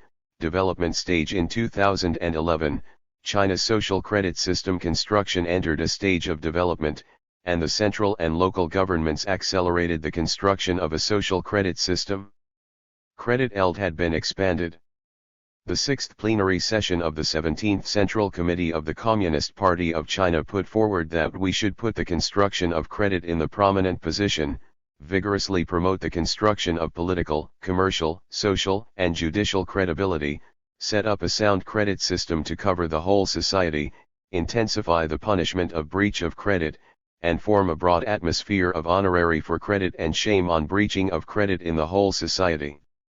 The session stressed that during the 12th five-year plan period, we should focus on the record, integration, and application of credit information of members of society, establish and improve a credit system covering the whole society and promote the construction of social credit system in an all-round way.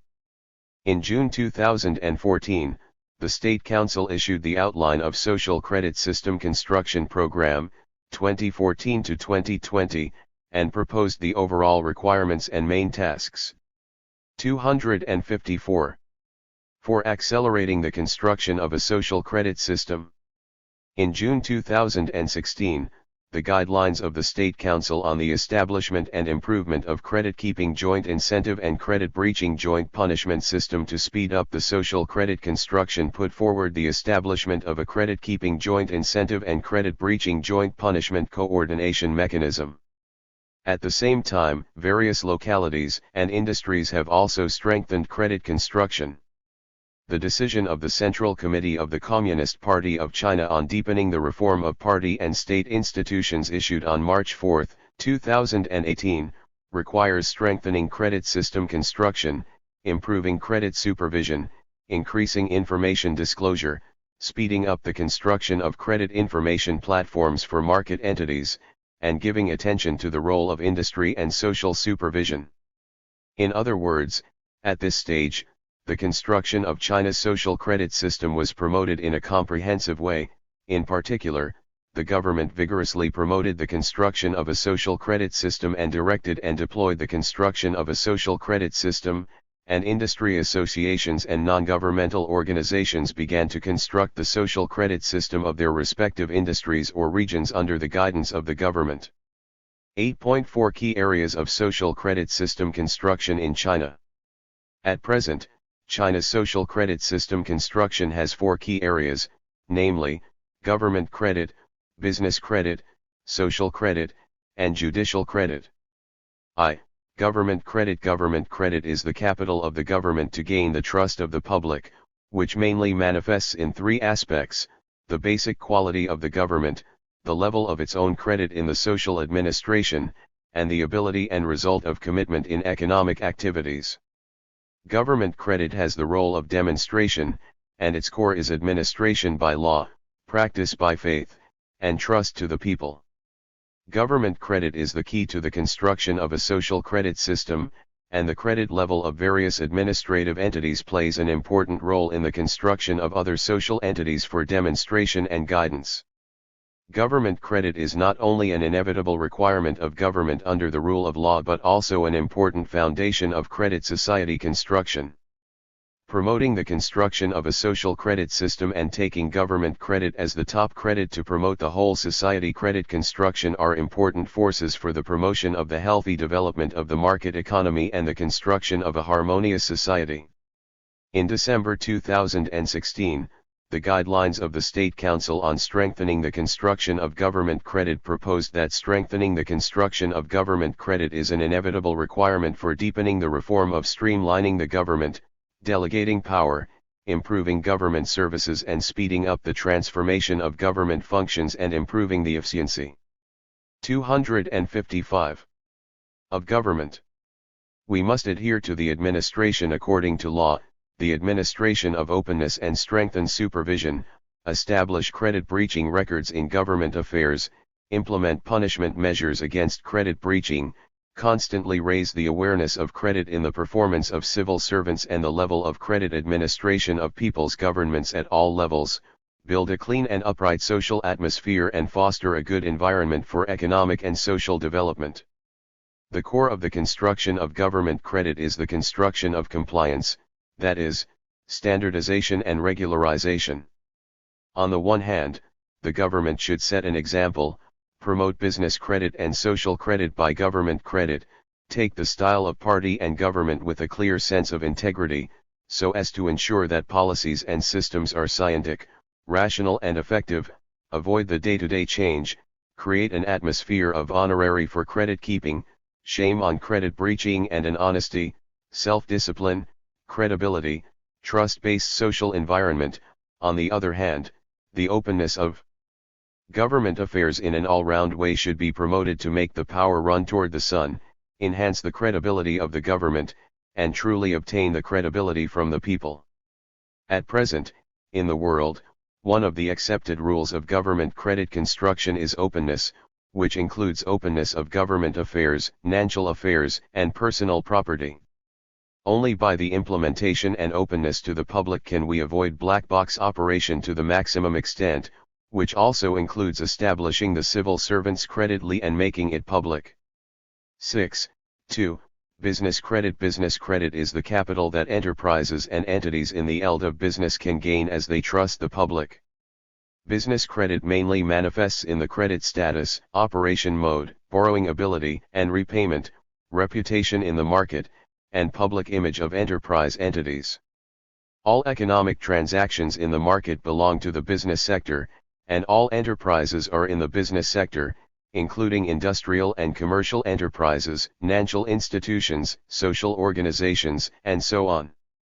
The ultimate goal of the construction of a business credit system is to ensure the security of market entity transactions, to serve the market and enterprises, consumers, and other market entities, to create a good market environment, to improve the security and efficiency of market transactions and to reduce transaction risks and costs. The opinion of the Ministry of Commerce on accelerating the construction of business credit put forward that the promotion of the construction of business credit is an important content of perfecting the social credit system, an important foundation of improving the market economic system, a fundamental policy of rectifying and standardizing the market order, an inherent requirement of speeding up the transformation of government functions and the innovation of administration means, a basic prerequisite of realizing the trade transformation of our country, implementing the circulation driving strategy, promoting the optimal allocation of resources and 6. Wuxuan, government credit is the top credit in the Procuratorial Daily, 2015, 02-10. 256. Establishing a modern market system, a necessary condition for strengthening international cooperation and exchanges, establishing international brand and reputation, and enhancing national soft power and international influence.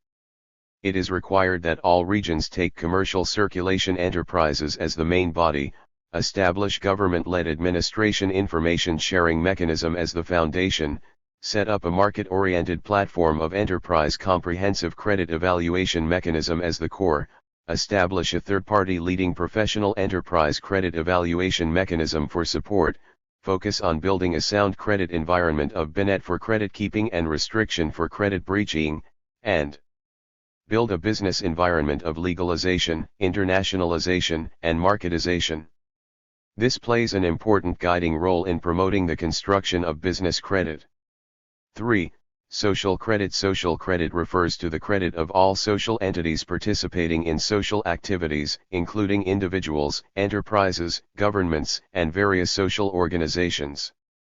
Social credit is the capital that one social entity obtains the trust of other social entities. At present, our country's social credit level is not high, and various kinds of discredit situations frequently occur, which face the crisis of serious lack of credit. This has affected the normal production and life order of society and has caused serious harm to the economic construction and harmonious society construction of our country. Therefore, speeding up the construction of social credit and establishing a credit system covering the whole society has become the inevitable course of today's society. The guidelines of the State Council on the Establishment and Improvement of Credit-Keeping Joint Incentive and Credit-Breaching Joint Punishment System to speed up the social credit construction calls for speeding up the construction of social credit system, strengthening the open and sharing of credit information, using the means of credit incentive and constraint according to law, constructing a cross-regional, cross-sectoral, and cross-eld credit-keeping joint incentive and credit-breaching joint punishment system with the participation of the government and society, promoting the market entity to operate with credit in accordance with the law, maintaining the normal order of the market, and creating a credit social environment. Youth are the main force of future social construction, and the youth period is also the key period of life value formation. If the youth keeps credit, his or her life keeps credit, and society keeps credit. Building up the youth credit system, cultivating youth credit awareness, and grasping youth credit construction are the meanings of promoting the construction of the social credit system. In July 2016, the Central Committee of the Communist Youth League, the National Development and Reform Commission, and the People's Bank of China issued the Youth Credit System Construction Plan, 2016 to 2020, to promote youth credit system construction in an all-round way. The key to the construction of the youth credit system lies in the construction of the system, the improvement of the top-level design, the strengthening of the overall planning, and the improvement of the system mechanism, which are the premise of the systematic promotion of the youth credit system construction. The core 257 is the application of the credit, whether the credit products and services effectively apply to the key areas of the youth development. The promotion of youth credit awareness and making young people have a sense of gaining are the core standards to test the effect of youth credit system construction. The foundation lies in culture cultivation, which not only depends on the system to standardize and restrain but also relies on the culture to guide and educate, making credit idea internalization to the heart and exteriorization to the shape. The emphasis lies in pattern innovation. Youth credit system construction needs to carry out a top-level design plan and pay attention to the basic level initiative spirit, taking the lead in the attempt and exploration.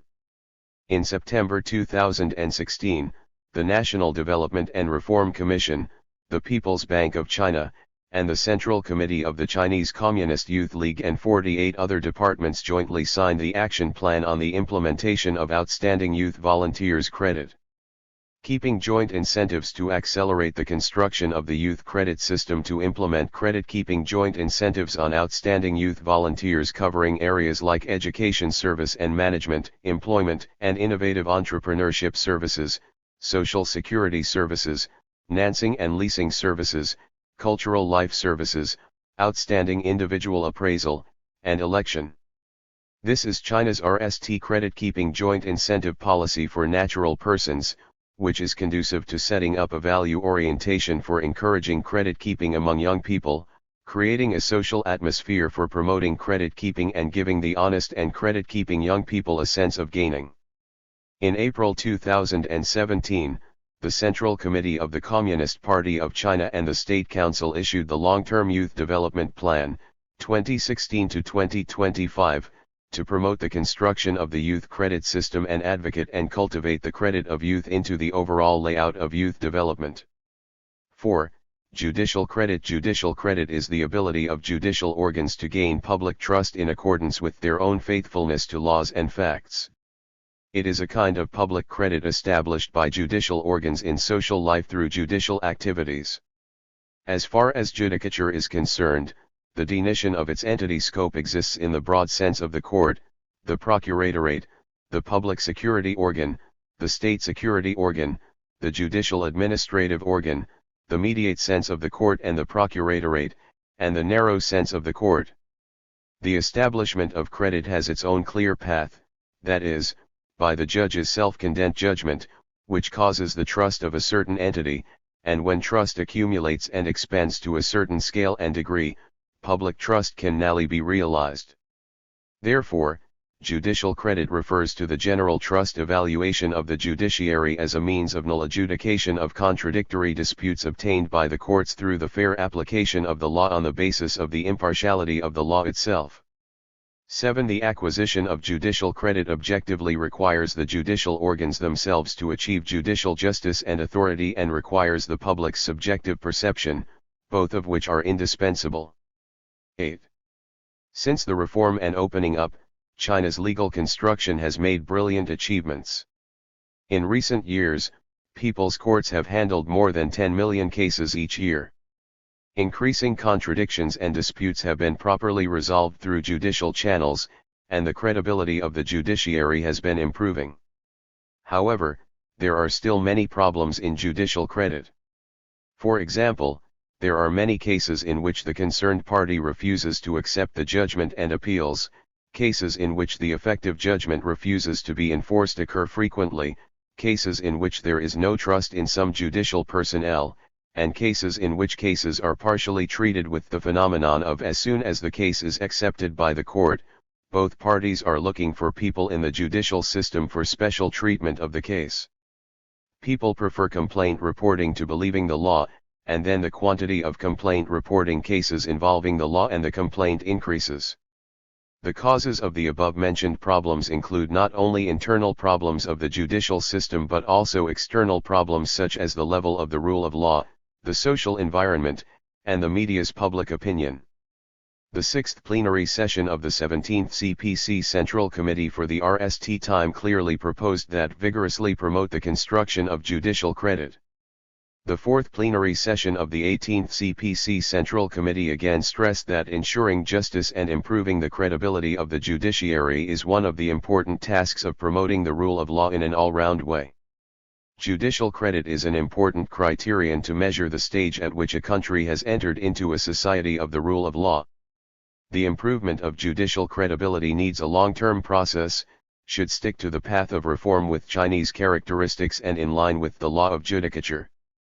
Under the unit leadership of the party, we should proceed from the basic national conditions, respect the law of justice and strive to create a higher level of socialist judicial civilization. We must have confidence in roads, theory, systems, and culture. 8.5 Future trends in China's social credit system construction. As an important part of social governance, the construction of a social credit system is bound to develop with the participation of multiple entities and the integration of big data technology. Through the cooperation between government and enterprise, the government-enterprise integrated governance network shall be realized, the advantages of different entities shall be brought into play, and a social credit system based on big data shall be established, which is intelligent, information-based, and covers the whole society.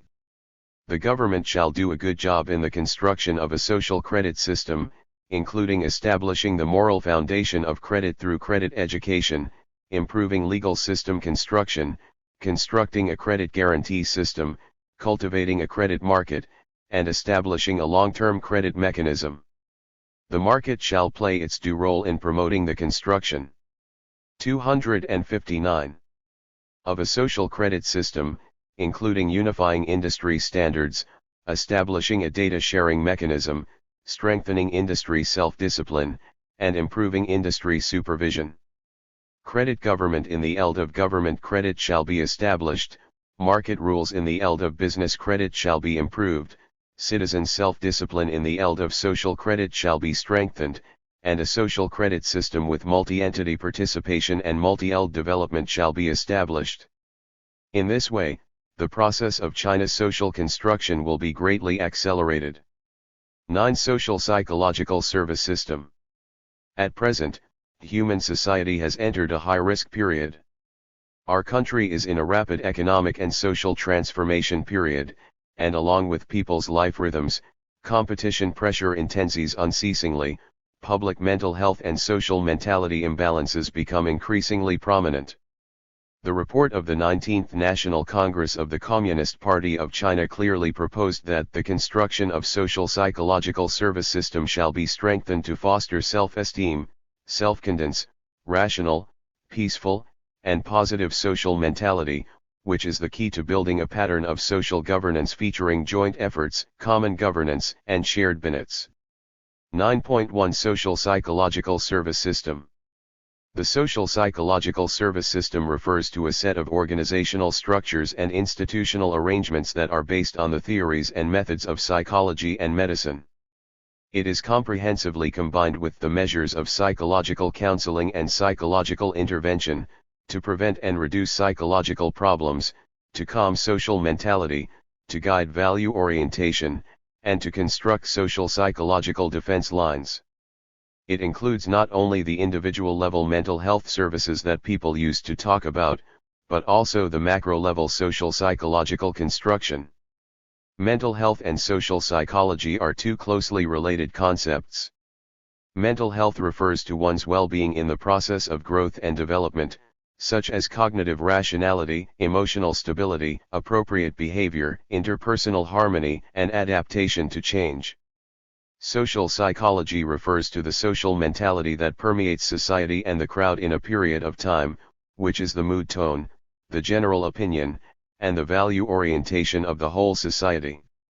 Therefore, mental health services are individual-oriented, aiming at solving an individual's mental illness, promoting mental health, and improving life satisfaction, including psychological health education, psychological consultation, psychological disease treatment, and psychological crisis intervention provided by the government, community, enterprises, and institutions.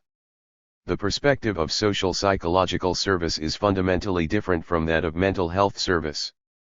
260. More emphasis is placed on solving macro-social psychological problems to enhance overall social well-being and reduce the occurrence of social adverse events. The social psychological service system proposed that it is based on China's national conditions and practice. The report of the 17th CPC National Congress in 2007 RST mentioned the importance of psychology and pointed out that ideological and political work shall be strengthened and improved, humanistic care and psychological counseling shall be paid attention to, and interpersonal relationships shall be dealt with in the right way. Since the implementation of China's 10th five-year plan, every five-year plan has required strengthening of mental health, psychological counseling, and mental health education. In 2015, the fifth plenary session of the 18th Central Committee of the Communist Party of China formally put forward a social psychological service system, emphasizing improving the social psychological service system, counseling mechanism, and crisis intervention mechanism to prevent the occurrence of extreme events, maintain public security, and build and guide a positive and healthy social mentality.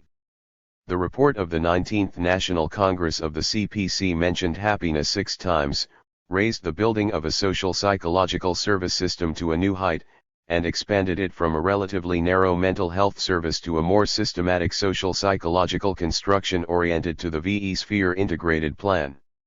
To build a social psychological service system, we should grasp 2 aspects. On the one hand, mental health service is the basis of the social psychological service system and an important means to serve the individual and affect the individual's mental health directly.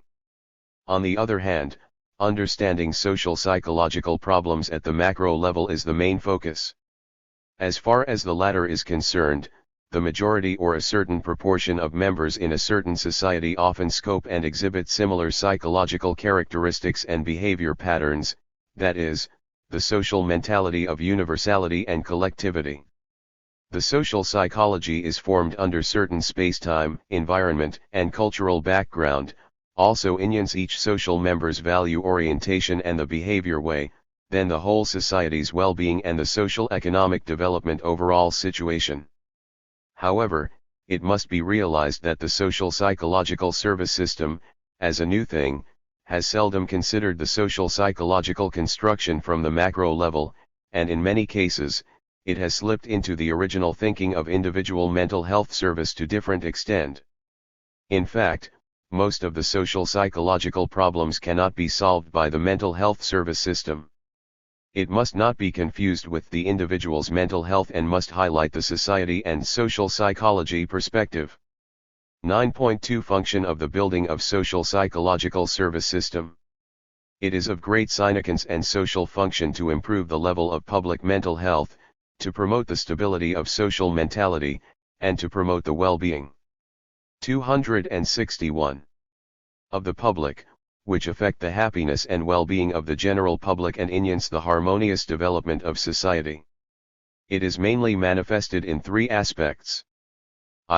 The construction of a social psychological service system is an important measure to meet people's needs for a better life. The report of 19th National Congress of Communist Party of China pointed out that socialism with Chinese characteristics has entered a new era, and the principal social contradictions in China have been transformed into contradictions between the growing needs of the people for a better life and unbalanced development. The need for a better life includes not only material and cultural needs but also social and psychological needs. Individual mental health is the foundation of the social psychological service system. In the rapid economic and social transition period, the individual's psychological behavior, problems, and the social problems caused by them are becoming increasingly serious. Especially in recent years, the number of abnormal psychological behaviors and common mental disorders has continued to increase. Malignant cases caused by individual extreme emotions occur frequently and have become an important factor endangering social stability and public security. With the rapid development of the economy and society and the rapid increase in people's needs for a better life, as well as the increasing attention of the party and the state to the construction of a social psychological service system, the need for social psychological services will be more urgent and diverse. Strengthening mental health and a perfect social psychological service system, from the point of view of individual needs, helps to relieve psychological pressure, eliminate bad emotions, and guide individuals to establish positive attitudes toward life and good interpersonal relationships. From the perspective of society as a whole, the formation of a healthy mentality helps people's sense of gaining, sense of happiness and sense of security become more fueled, secured, and sustainable.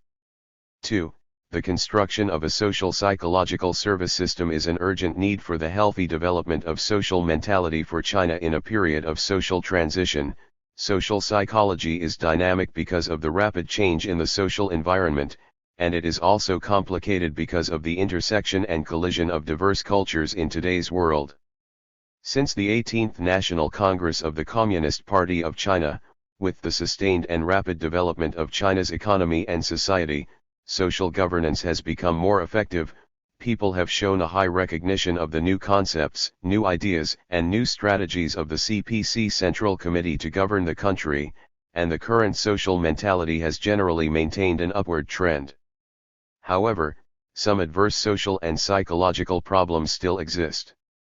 It mainly includes, people's life satisfaction score has a balanced distribution, but the well-being situation is not ideal, the problem of low security sense for food.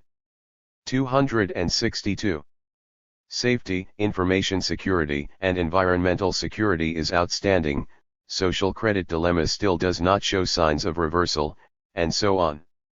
9. At the group level, social mentality is the barometer of economic and social development and plays an imperceptible role in social stability and harmony.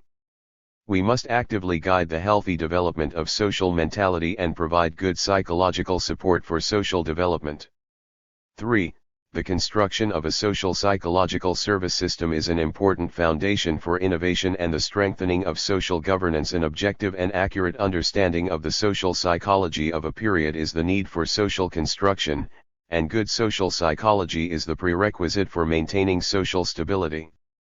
10. Social psychology is a major public health and social problem that affects economic and social development. Social psychology is the concentrated expression of social problems in a certain period of time. When social problems or contradictions are not solved for a long time, it is possible to produce a negative social mentality and spread to the whole society. Strengthening the social psychological service system construction is helpful to cultivate good morals and customs, promote the coordinated development of economy and society, cultivate and practice the socialist core values, which is a source and basic work to realize the long-term stability of the country. At the macro level, the construction of a social psychological service system is the key measure to promote the modernization of the national governance system and governance capacity. When the report of the 19th National Congress of the Communist Party of China put forward the idea of strengthening the social psychological service system construction, the idea was also discussed under the background of strengthening and innovating the social governance.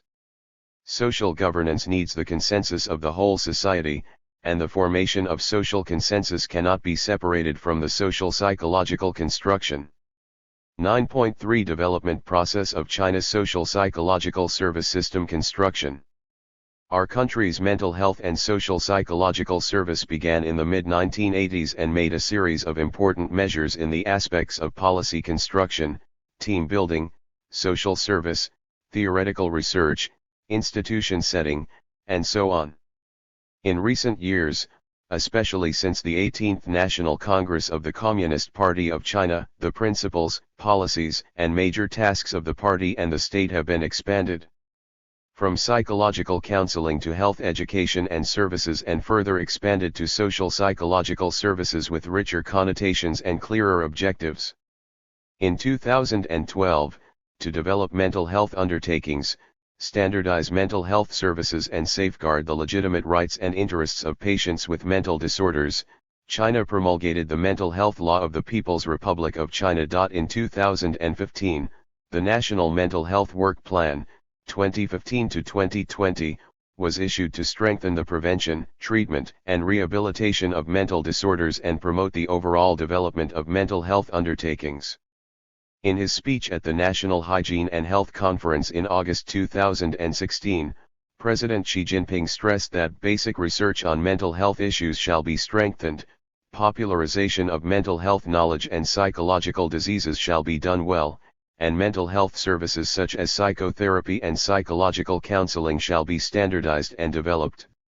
In the same month, the Central Committee of the Communist Party of China and the State Council issued the outline of Plan for Healthy China 2030 and again proposed to strengthen the construction and standardized management of mental health services and promote the level of mental health of the whole people. In December 2016, the National Health and Family Planning Commission and 21 other departments jointly issued the guidelines on strengthening mental health services. This is the RST macro guideline to strengthen mental health services, aiming to meet the needs of people's mental health services to the greatest extent to help form self-esteem, self-confidence, rational, peaceful, and positive social mentality. According to the guidelines on strengthening mental health services, the basic goals of China's mental health services are divided into two stages. 1. By 2020, national mental health awareness should be significantly improved. Mental health education and mental health promotion should be carried out in all fields and industries, mental health service networks should be accelerated, mental health service capacity should be effectively improved, and mental health services should be incorporated into the basic public service system in urban and rural areas. Key crowded psychological health problems should be stressed and counseled in a timely manner, and the social psychological service system should be set up initially. 2. By 2030, the mental health literacy of all people will generally be improved. The mental health service system conforming to the national conditions shall be basically sound, the mental health service network shall be covered in urban and rural areas, the ability of mental health service and the level of standardization shall be further improved, the prevention and treatment of common mental disorders and the identification of mental behavior problems and the level of intervention shall be significantly improved, and the increasing momentum of the occurrence of psycho-related diseases shall be alleviated. The construction of a social psychological service system is an important task of strengthening and innovating social governance and an important aspect of building a harmonious socialist society. The implementation of these policies has continuously promoted the development of social mental health and social psychological services and played an important role in raising the level of people's mental health and socially harmonious and stable development. 264. 9.4 Strengthen the key areas of social psychological service system construction. Since entering the 21st century, increasing attention has been paid to mental health and social psychological services.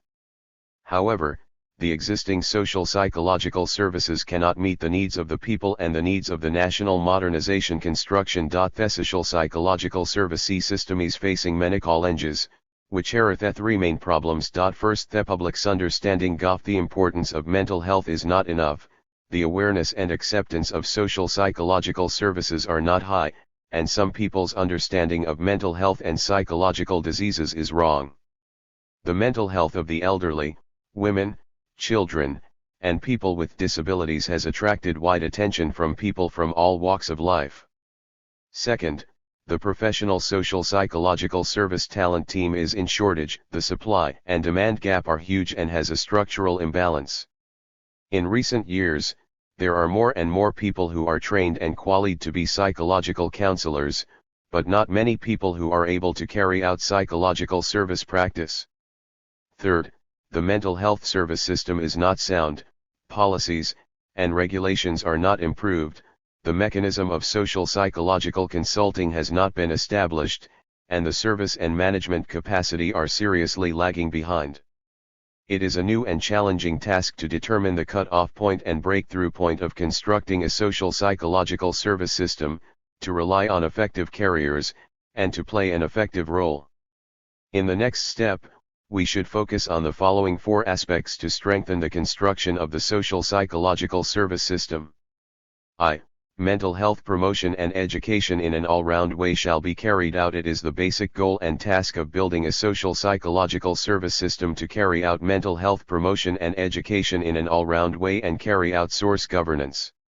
Therefore, party committees and governments at all levels shall attach great importance to the publicity and popularization of social psychological services, make full use of various communication methods such as the network and news media, advocate the public's scientific understanding of psychological and behavioral problems, and the impact of mental diseases on health.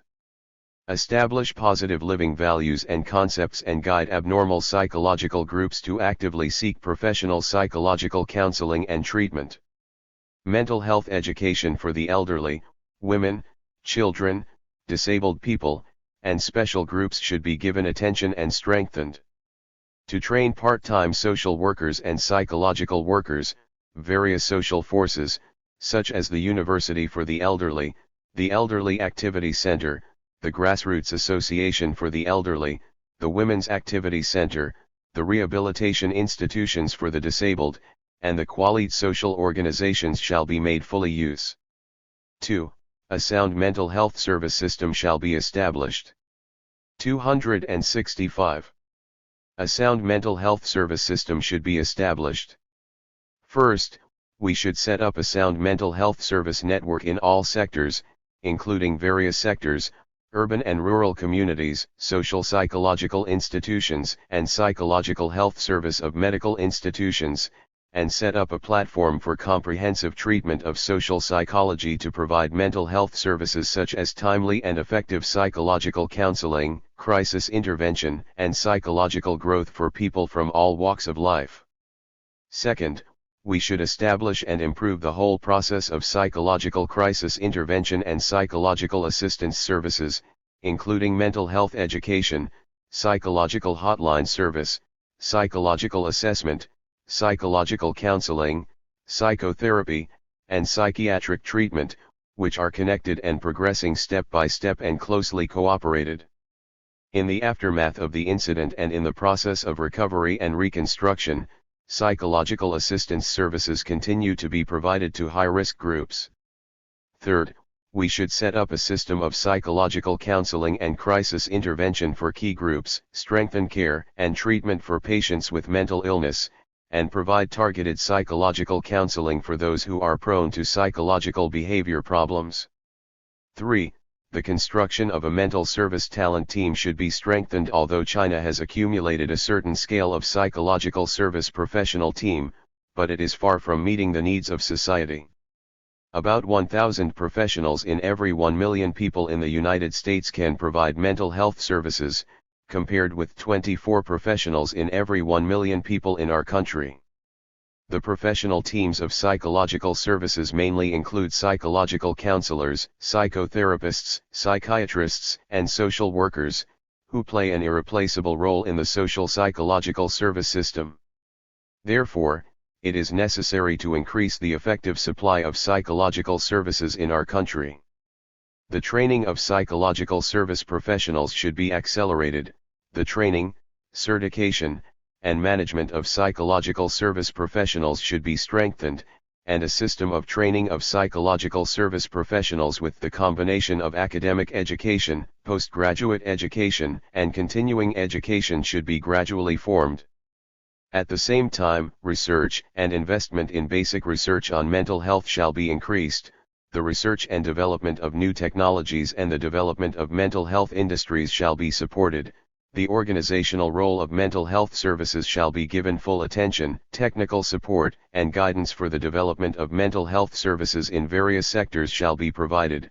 The management of industry norms shall be enhanced and legislation shall be promoted in a timely manner. 4.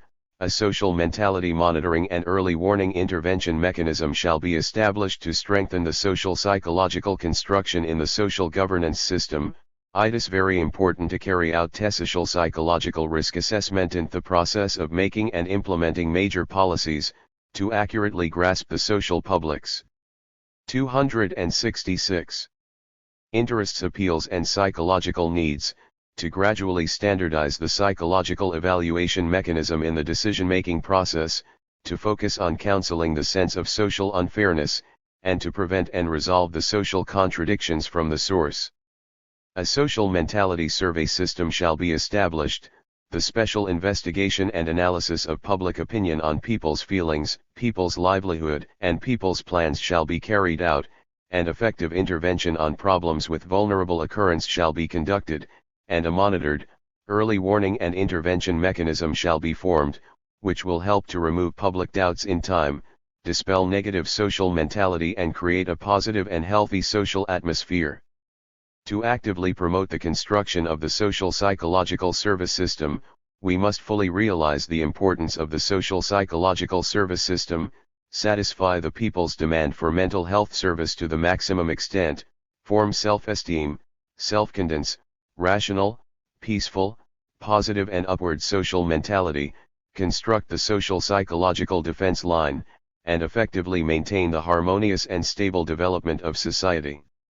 At the same time, we should end the breakthrough point to solve the existing social psychological problems in our country, rely on professional groups and experts, set up a platform for comprehensive treatment of social psychology, build and perfect the mechanism of social psychological service, counseling, and crisis intervention, and constantly improve the pertinence and effectiveness of social psychological service. Strengthening mental health services and improving the social psychological service system, in line with the urgent need for the development of society and the times, is a people-centered project that benefits the masses. It is an important way to strengthen and innovate social governance. Helps to form an effective social governance, a good social order, so that the people can have a sense of gaining, a sense of well-being, a sense of security in a more full, more guaranteed, and more sustainable way. Extended thinking 1.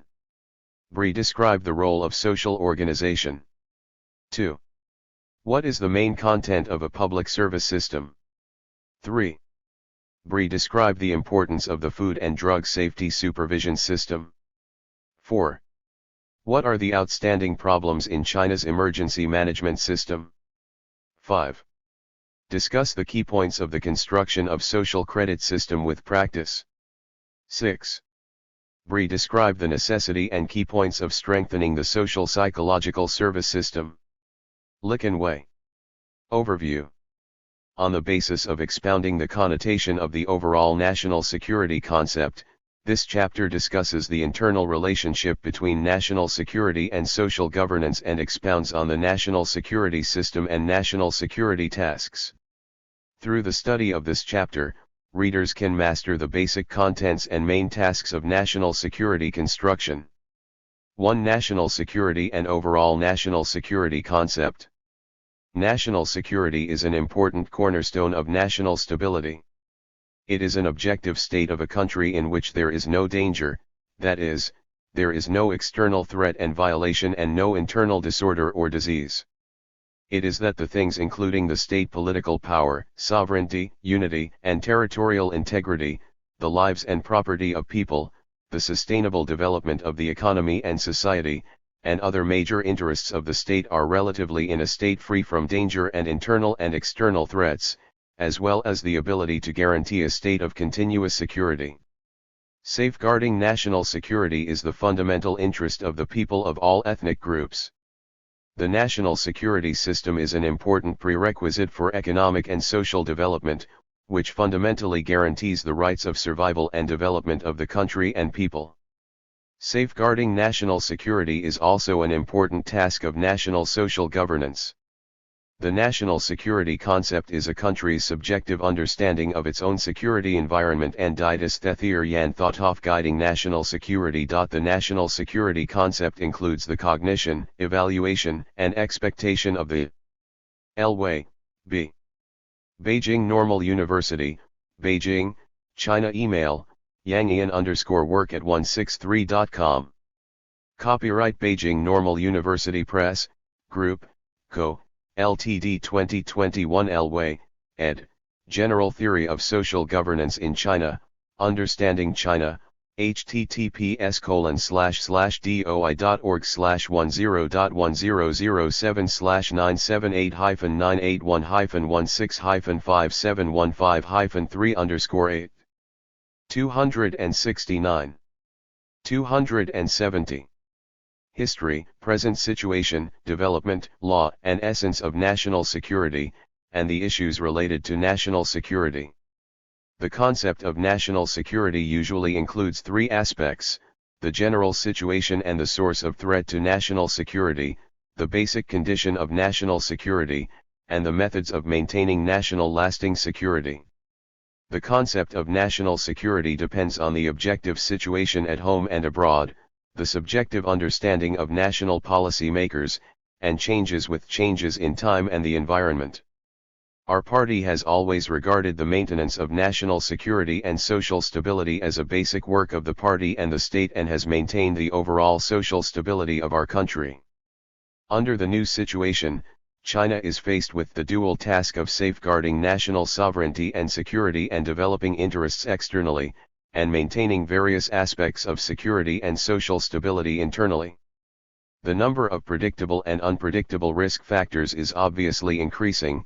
The connotation and extension of national security are richer than at any time in history, the space-time eld is wider than at any time in history, internal and external factors are more complex than at any time in history, and the task of safeguarding national security is more arduous.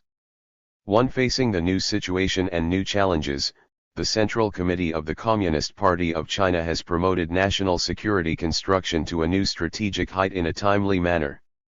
On November 12, 2013, the third plenary session of the 18th Central Committee of the Communist Party of China, CPC, made a top-level design to strengthen national security and clearly put forward the proposal of establishing the National Security Committee, perfecting national security system and national security strategy, and ensuring national security. 2. As early as April 15, 2014, Xi Jinping put forward the idea of the overall national security concept and pointed out that we must adhere to the overall national security concept, take people's security as the purpose, take political security as the foundation, take economic security as the foundation, take military, cultural and social security as the guarantee, and take the promotion of international security as the basis to walk out a road of national security with Chinese characteristics. 3. He stressed that to carry out the overall national security concept, we must pay attention to both external and internal security. Both homeland and national security, both traditional and non-traditional security, both development and security issues, and both our own security and common security. 4. The report of the 19th National Congress of the Communist Party of China listed adhering to the overall concept of national security as one of the basic strategies for upholding and developing socialism with Chinese characteristics in the new era, and it pointed out that we should adhere to the overall national security concept. We must uphold the supremacy of national interests, take the people's security as the purpose, take political security as the basis, coordinate external and internal security, homeland security and national security, traditional and non-traditional security, our own security and common security, improve the national security institutional system, strengthen national security capacity construction, and resolutely safeguard national sovereignty, security, and development interests, at the same time. It made a series of strategic arrangements, such as to improve national security strategy and national security policy, to perfect national security system, to strengthen the legal guarantee of national security, to strengthen national security education, and enhance the national security consciousness of the whole party and the whole people, and promote the whole society to form a strong resultant force to safeguard national security. Thus, the strategic overall layout of national security work in the new era will be basically formed, which will provide the basis and guidance for stepping out a road of national security with Chinese characteristics. The overall national security concept emphasizes that we must adhere to the two major issues of overall development and security. We should not only be good at using development achievements to strengthen the foundation of national security but also be good at shaping a safe environment conducive to economic and social development. We should RMLY grasp the main line of upholding peaceful development and promoting national rejuvenation, safeguard national sovereignty, security, and development interests, create a more favorable international environment for peaceful development, and maintain and prolong important strategic opportunities for China's development. The overall national security concept emphasizes the organic unity of upholding people's security, political security, and the supremacy of national interests. National security should take people's security as its tenet, political security as its foundation, and national interests as its principle to realize people's well-being, the long-term administration of the party and the long-term stability of the country. This is the inevitable requirement to step the road of national security with Chinese characteristics and the fundamental guarantee of maintaining and shaping the security of great countries with Chinese characteristics. The overall national security concept emphasizes strengthening the strategic and tactical nature of national security work. To improve national security strategy and national security policy, we must adhere to scientific overall planning, always put national security in the overall situation of the cause of socialism with Chinese characteristics, fully mobilize the enthusiasm of all aspects, and gather strong forces to safeguard national security. We must recognize the national security situation, grasp laws based on the great changes in international order, plan on the premise of risk prevention, and plan based on the background of the important period of strategic opportunities for China's development. We should maintain strategic determination, strategic self-confidence and strategic patience, adhere to making layouts with global thinking, adhere to overall development and security, adhere to the bottom 272 line thinking, adhere to unity of principle and strategy, and dreamily hold the strategic initiative to safeguard national security in our own hands, and so on.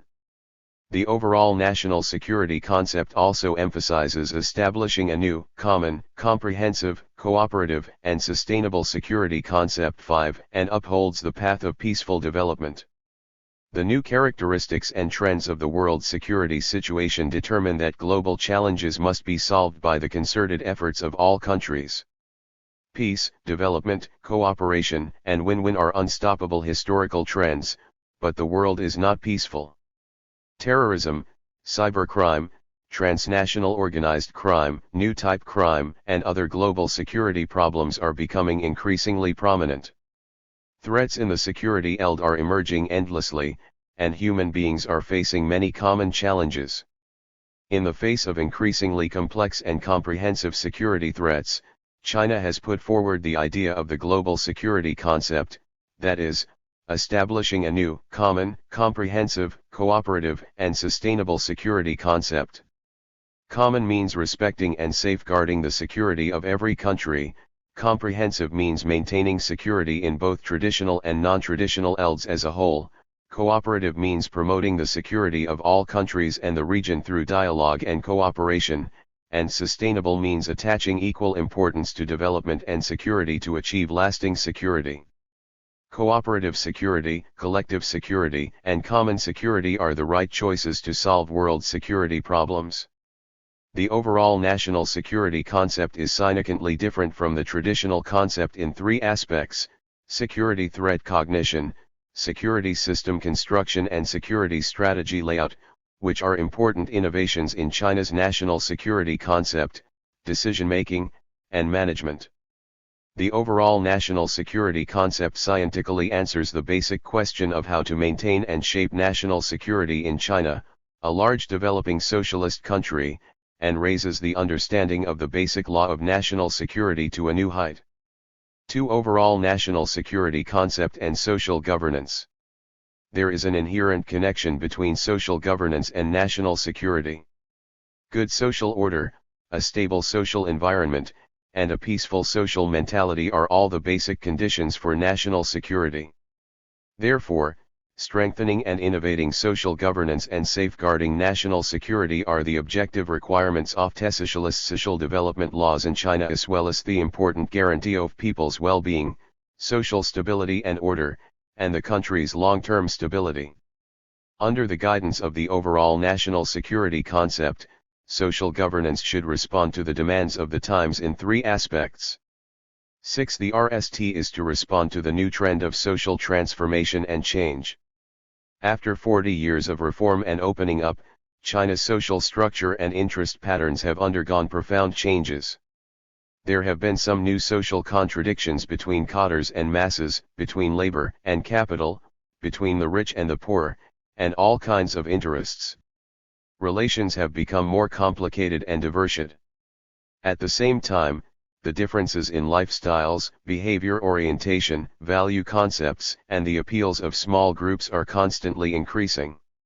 Social governance should study and pay attention to the changes in new levels, analyze the causes and development laws of various new social contradictions, grasp the new trend of social change, innovate the system of social governance, and theorize and institutionalize the effective and useful social governance methods summed up in practice.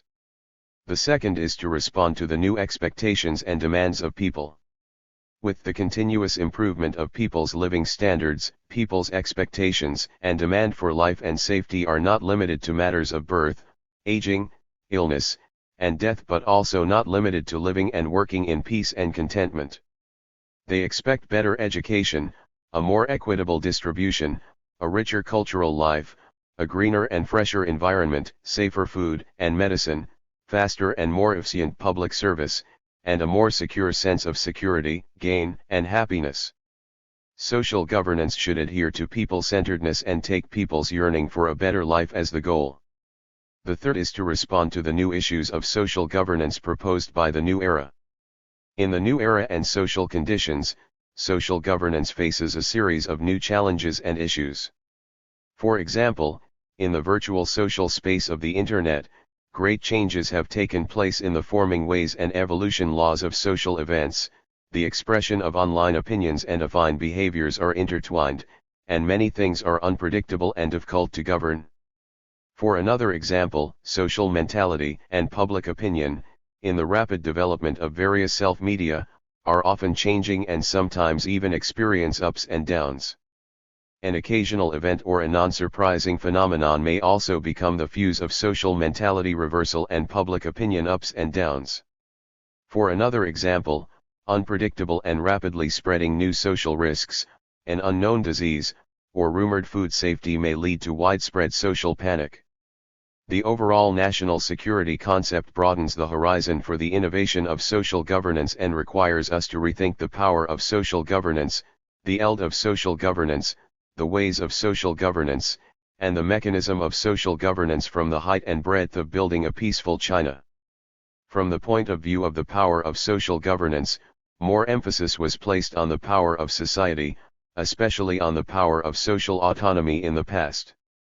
However, from the perspective of the pattern of social governance, we must adhere to the leadership of the party committee, the responsibility of the government, social coordination, public participation, and the guarantee of the rule of law, and mobilize and bring into play the advantages and enthusiasm of all aspects.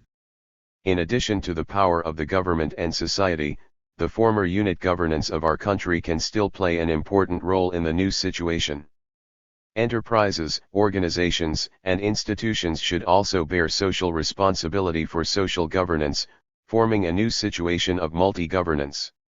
From the perspective of social governance, more emphasis was placed on handling public security and social contradictions, especially on the settlement of petitions and mass incidents arising from land expropriation, enterprise reform, and the resettlement of demobilized soldiers in the past. In view of the overall national security concept of building safe China, many non-traditional security issues should be brought into the eld of social governance, such as social anxiety caused by food and drug safety, social discontent caused by smog and other environmental problems, internet public opinion caused by social emergencies, social panic caused by abnormal fluctuations in the housing market and exchange rate, etc. In other words, all kinds of new social risks should be brought into the scope of social governance.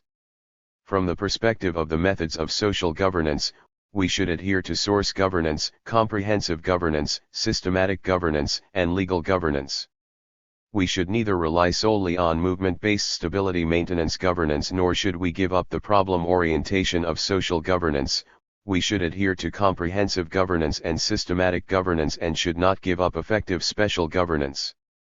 We should not only adhere to the rule of law, think problems more with the rule of law thinking and solve problems with the rule of law thinking, but also pay attention to playing the role of rural regulations, civil mediation, family education, and moral norms. From the point of view of the mechanism of social governance, we should organically combine the national mechanism, the market mechanism, and the social mechanism and establish an efficient, effective, and cost-saving social governance mechanism. In terms of issues that should be managed by the state, we should strengthen supervision. In terms of social services that can be supplied by the market, we should give full play to the role of the market. In terms of the problems that can be solved through social self-organization and self-regulation, we should play the role of social forces. 3. National security system. The national security system is the sum of the norms and behavior patterns of national security management activities. Its function is to provide institutional support for ensuring the state of security and capability of countries. The division of national security functions, the management system of national security institutions, the human resources management system of national security, the mechanism of national security rights and responsibilities, and legal guarantees constitute the basic content of China's national security system. China's National Security Administration has been carried out in an orderly manner under the leadership of the party. In 1981, the Central Committee of the Communist Party of China decided to restore the Central Leading Group on Foreign Affairs and set up an office as the Foreign Affairs Office of the State Council. In September 2000, the Central Committee of the Communist Party of China decided to set up a Central National Security Leading Group to work with the Central Foreign Affairs Leading Group. One team is in charge of the two institutions. The Central National Security Leading Group, Central Foreign Affairs Leading Group, is responsible for making decisions on major issues in the eld of foreign affairs and national security. On November 12, 2013, the third plenary session of the 18th CPC Central Committee proposed the establishment of the National Security Commission. On July 1, 2015, the Standing Committee of the National People's Congress adopted the new State Security Law of the People's Republic of China, referred to as the State Security Law, which clearly stipulated, adhere to the leadership of the Communist Party of China in the work of national security, and establish a centralized, unit, effective and authoritative national security leadership system. China's national security management system is set up under the guidance of the overall national security concept, with the goal of centralization and unification and high efficiency and authority, and is fully implemented in all central and government departments concerned with national security. Article 44 of the State Security Law stipulates, the Central National Security Leading Agency shall implement the national security system and working mechanism of the combination of centralization and decentralization, coordination and efficiency. Article 62 stipulates, the state shall establish a unit leading, coordinated and linked, orderly and efficient national security crisis management and control system. As the decision-making and deliberative coordinating organ of the Central Committee of the Communist Party of China on National Security Work, the Central National Security Committee shall be responsible for the Political Bureau and the Standing Committee of the Political Bureau of the Central Committee and should coordinate the major matters and important work related to national security. After the establishment of the Central National Security Commission, it adhered to the overall leadership of the party, initially established the main framework of the national security system in accordance with the requirements of the overall national security concept, formed the theoretical system of national security, improved the national security strategy system, established the coordination mechanism of national security work, solved many long-standing problems, and niched many events they had wanted to do but failed to do in the past. National security work has been strengthened in an all-round way, and the overall initiative to safeguard national security has been RMLY grasped. Since 2014, the Counter-Espionage Law of the People's Republic of China, the Counter-Terrorism Law of the People's Republic of China, the Law of the People's Republic of China on Administration of Activities of Overseas Non-Governmental Organizations in the Mainland of China, the Cybersecurity Law of the People's 276. Republic of China, the National Intelligence Law of the People's Republic of China, and other national security-related laws have been successively promulgated, and China's national security legal system has been initially formed. The security in the overall national security concept includes 12 aspects: political security, homeland security, military security, economic security, cultural security, social security, scientific and technological security, network security, ecological security, resource security, nuclear security, and overseas interest security. Political security is the foundation of national security, and it occupies the core position and the highest level in the national security system. Political security refers to a state in which state sovereignty, political power, political system, and ideology are protected from all kinds of threats and hazards. The core of political security is the security of political power and the system. The most important thing is to safeguard the leadership of the Communist Party of China, the authority of the Party Central Committee, centralized and unit leadership, and the socialist system with Chinese characteristics. Political security consists of three parts: national political thought security, national political system security, and national political activity security. Whether a country's political system is in a state of security can usually be measured from the following aspects: independent national sovereignty, stable political power, prominent mainstream ideology, proper political system, consolidated position of the ruling party, and good political order. The political security of our country covers the concrete contents of state sovereignty, homeland security, national unity, and so on. The criterion of political security is to adhere to the nature of the people's democratic dictatorship and the socialist system with Chinese characteristics, and to adhere to the dominant position of Marxist ideology, that is, to ensure the absolute consolidation of the leadership and ruling position of the Communist Party of China. Homeland security is the fundamental interest of the state. The supremacy of national interests is the criterion of national security. To safeguard national security is mainly to safeguard national interests, especially core interests, and to ensure the integrity of national territory and sovereignty. The Chinese people love peace and adhere to the path of peaceful development, but they must never give up their legitimate rights and interests and must never sacrifice the core interests of the state. No one, no organization, and no political party shall be allowed to separate any piece of Chinese territory from China at any time and in any form, and no one should expect us to swallow the bitter fruit caused by damaging China's sovereignty, security, and development interests. We RMLY oppose the Taiwan independence secessionist forces and have will, full confidence and sufficient capacity to defeat any form of Taiwan independence secessionist plot. Any activity that endangers the security of China's sovereignty challenges the authority of the central power and the basic law of the special administrative region and uses Hong Kong to infiltrate and destroy the mainland. This is a touch to the bottom line, which is not allowed. We 277 should improve our ability to safeguard maritime rights, resolutely safeguard China's maritime rights and interests, and build a strong maritime country. Military security is the military guarantee or force guarantee of national security. National defense and army construction are the strong backings of national security.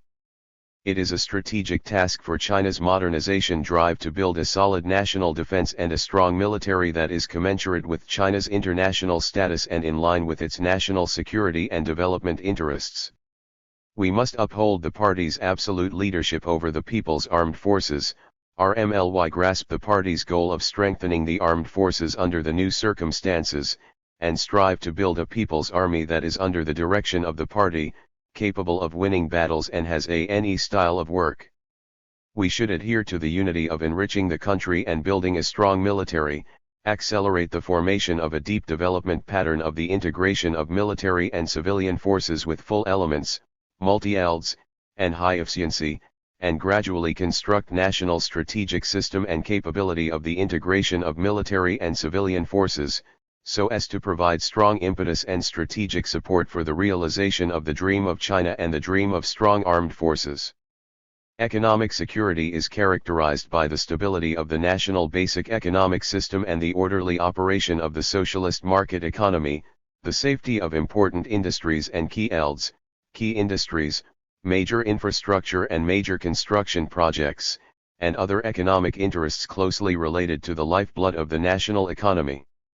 In the face of the development pattern in which China's economic development is entering the new normal, the world's economic development is entering the transition period, the world's scientific and technological development is brewing a new breakthrough, we must adhere to taking economic construction as the center, adhere to leading economic development as the new normal with the new development concept, accelerate the transformation of the economic development mode, adjust the economic development structure, improve the quality and efficiency of development, and focus on promoting supply-side structural reform, and promote the more efficient, quality, fair, and sustainable development of the economy.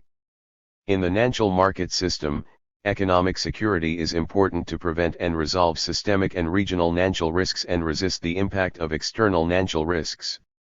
With the development of Internet technology, the importance of network and information security has suddenly risen. It interweaves with many fields of national security, such as political security, economic security, and social security, forming more complex factors that threaten national security. The essence of cultural security is the maintenance and continuation of a country's cultural tradition, and the substance is the maintenance and continuation of a country's social characteristics. National cultural security is not only the organic composition of overall national security but also related to the value orientation, internal and external images, and lifestyle of the country. It is also the spiritual guidance of the overall national security, affecting the effectiveness of other security guarantees and showing the strategic position of permeability and the overall situation. The key to cultural security lies in strengthening the party's leadership over ideological work and strengthening the leading power and discourse power in the ideological. 278. ELD. We should consolidate the guiding position of Marxism in the ideological ELD and consolidate the common ideological basis of the unity and struggle of the whole party and the people. We should vigorously cultivate and promote the socialist core value system and core values and accelerate the construction of a value system that fully reeks Chinese characteristics, national characteristics, and the characteristics of the times. We must maintain the advanced nature of our culture and continue to inherit and innovate China's excellent traditional culture, revolutionary culture, and socialist advanced culture. Social security is generally understood as a comprehensive indicator reacting public security, traffic safety, life safety, and production safety. Social security problems in the national security system not only refer to the harmony and stability of the society itself but also include the social factors affecting and endangering national security and the social security of national security. The degree of social security generally depends on the degree of social development and social equity of a country.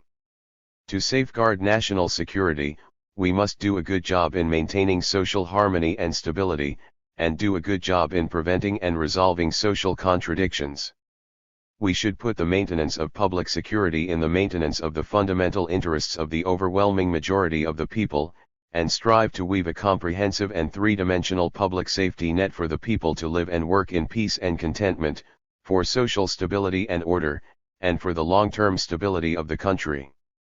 We should deepen the comprehensive management of public security, improve the three-dimensional prevention and control system of social security, curb the high incidence of serious crimes, resolutely crack down on violent terrorist activities and ensure the safety of people's lives and property. We must always pay the most attention to the safety of people's lives, RMLY establish the concept of safe development, comprehensively improve the comprehensive prevention ability to prevent natural disasters, and ensure the people's safety on the tip of the tongue with the most rigorous standards, the most strict supervision, the most severe punishment and the most serious accountability. Scientific and technological security is a kind of security situation of national science and technology development. The scientific and technological security situation of a country embodies four aspects of national abilities. First, the ability to protect national interests from the threat of foreign technological advantages and the threat of hostile and destructive forces by technological means. Second, the ability to protect national interests from the negative impact of scientific and technological development itself. Third, the state's ability to safeguard national security through scientific and technological means. Fourth, the ability of a country to ensure the healthy development of science and technology and to rely on science and technology to improve its comprehensive national strength in the international and domestic environment. High-end technology is a modern sharp national weapon. Internationally, without the advantage of core technology, there is no political strength. As strategic support for national security, scientific and technological innovation must be placed at the core of national security development. Only by holding core technology in one's own hands can we truly grasp the initiative of competition and development and fundamentally guarantee national economic security, national defense security, and other. 279. Security. The importance of information-based core technologies and information infrastructure, such as computer operating systems, is obvious. We must solve the problem of being controlled by people in some key technologies and equipment as early as possible to provide a strong guarantee for ensuring information security and national security. Network security has become the strategic cornerstone of national security in the information age. Without network security, there will be no national security, there will be no stable operation of the economy and society, and the interests of the masses will not be guaranteed. Network and information security are the new comprehensive challenges we are facing. We should set up a correct view of network security, strengthen the network security protection of information infrastructure, strengthen the network security information coordination mechanism, means and platform construction, strengthen the construction of emergency command capacity for network security events, actively develop the network security industry, and make it possible to move forward and prevent accidents in advance. We should insist on managing the network according to law, running the network according to law, serving the Internet according to law, making the Internet run healthily on track of the rule of law, and building a clear and positive network space. We should justly safeguard China's network sovereignty and political security, establish a multilateral, democratic, and transparent global Internet governance system, and build a destiny community of cyberspace. Ecological security means that the ecological environment needed for the survival and development of a country is in a state without destruction and threat. Once the ecological environment is destroyed, it will not only affect the development of the economy and society but also directly threaten the basic living conditions of human beings. A good ecological environment is the basic foundation of the sustainable development of humans and society. In recent years, the problems of the ecological environment, such as haze, biological invasion, destruction of forest resources, and water or soil pollution, have gradually increased into ecological security problems. If the ecological environment is not protected and restored in time, the ecosystem will face irreversible structural deterioration and functional degradation, thus threatening national security. We should focus on solving outstanding problems, such as atmospheric, water, and soil pollution, which are strongly wreaked by the masses of the people, and strengthen the comprehensive governance of environmental pollution. We must adhere to the basic state policy of saving resources and protecting the environment, RMLY follow the civilized development path with developing production, rich life, and good ecology, build a beautiful China, and make new contributions to global ecological security. Resource security is the state in which a country or region can continuously, stably, timely, adequately, and economically acquire the natural resources it needs. Resource security plays a fundamental role in national security. Resources are the source of property and wealth and are an indispensable natural material for human existence and development. Resource security can be divided into strategic resource security and non-strategic resource security. It can also be divided into water resource security, energy resource security, including oil security, land resource security. 280. Including cultivated land resource security, mineral resource security, including strategic mineral resource security, biological resource security, including genetic resource security, marine resource security, environmental resource security, and so on. Eco-environmental problems, in the null analysis, are caused by overexploitation, extensive utilization, and extravagant consumption of resources. To promote industrialization, urbanization, and agricultural modernization, we must establish the principle of coordination between population and resources, and the environment. We should set up a resource concept of economy, intensive and cyclic utilization, implement the strictest cultivated land protection and water resources management system, strengthen the dual control management of the total amount and intensity of energy, water resources, and lands used for construction, and pay more attention to the efficiency of resource utilization. We should accelerate the establishment of the legal system and policy orientation for green production and consumption and establish and perfect an economic system with green, low-carbon, and circular development. Nuclear security is a serious global challenge. The development and utilization of nuclear energy has brought new impetus to human development. At the same time, nuclear energy development is accompanied by nuclear safety risks and challenges. Although strengthening nuclear security has become the consensus of the international community, the proliferation of nuclear weapons, confrontation among states with nuclear weapons, and the nuclear arms race still exist.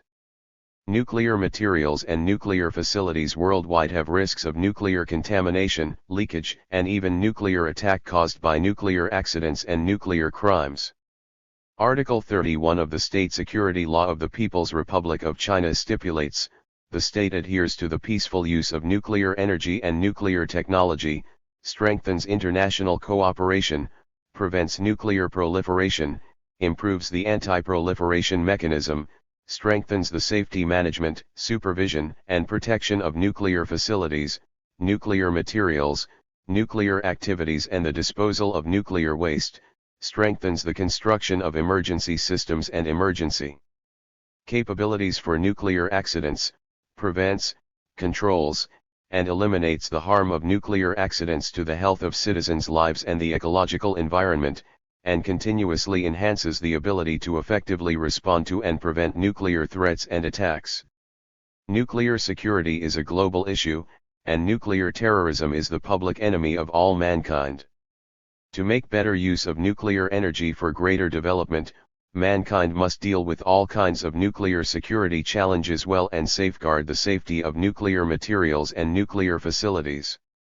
We must adhere to a rational, coordinated and hand-in-hand view of nuclear security, attach equal importance to development and security, rights and obligations, autonomy and cooperation, treat symptoms and root causes, and put the process of nuclear security on the track of healthy and sustainable development. Overseas interest security is an inevitable requirement of opening to the outside world.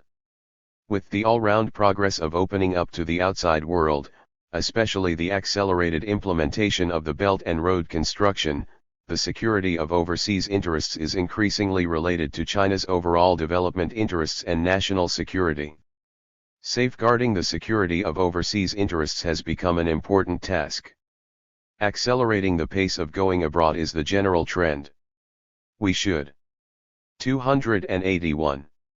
Step up research, increase investment, strengthen prevention, gradually improve the capability and level of overseas security guarantees, protect the safety of our citizens and legal persons overseas, and protect our overseas financial, oil, mineral, sea transportation, and other commercial interests.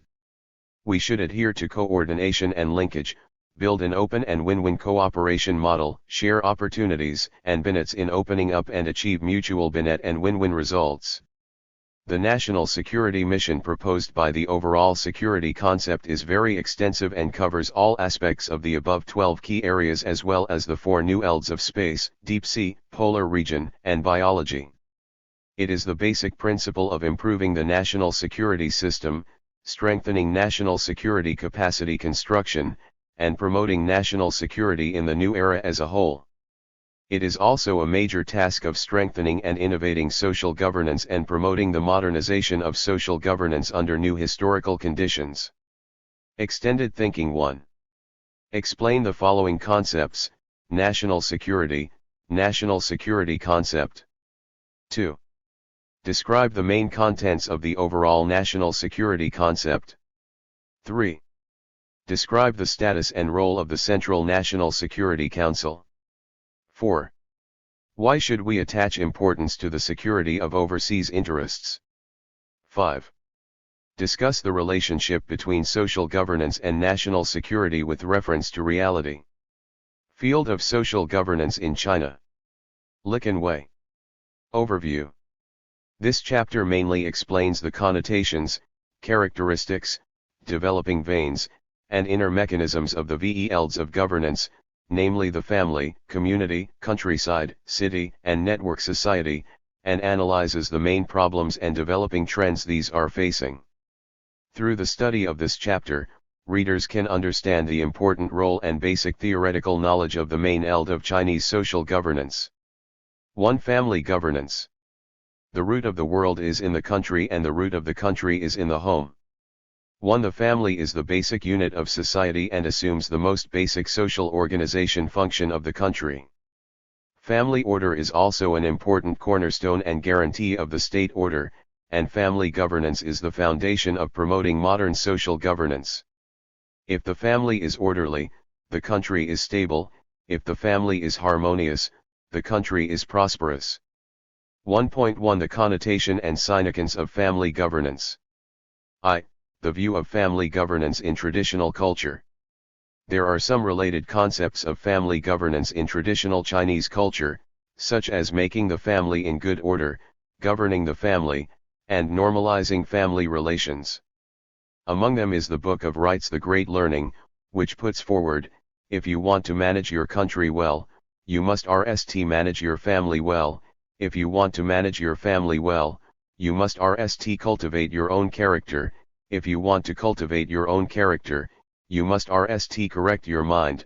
If you want to correct your mind, you must make your mind sincere.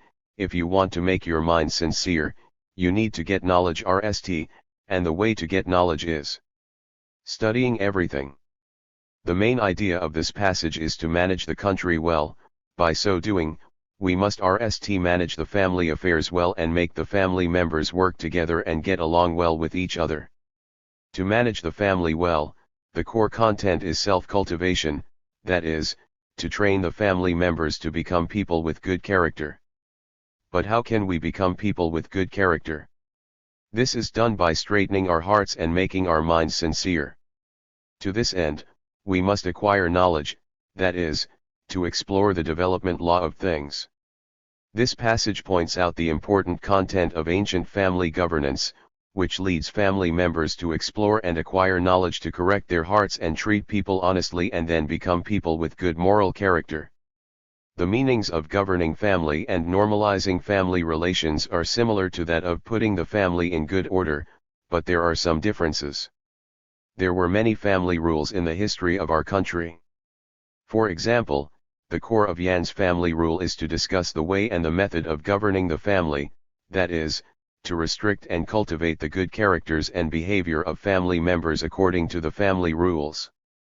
Again, it was recorded in the Book of Changes family members, in a family, women are in the right place in the home, men are in the right place outside the home, both men and women are in right places, which is in line with the great principle of heaven and earth and yin and yang. The strict monarch of a family refers to the parents.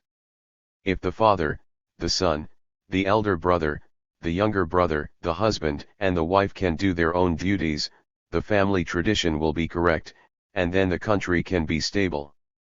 The normalizing family relations here refers to family governance, which emphasizes hierarchy in family relations. Straightening out the positions of family members, the family order will be normal. The stability of families is the foundation of the stability of countries and social governance. Family governance is an important way to realize traditional social governance.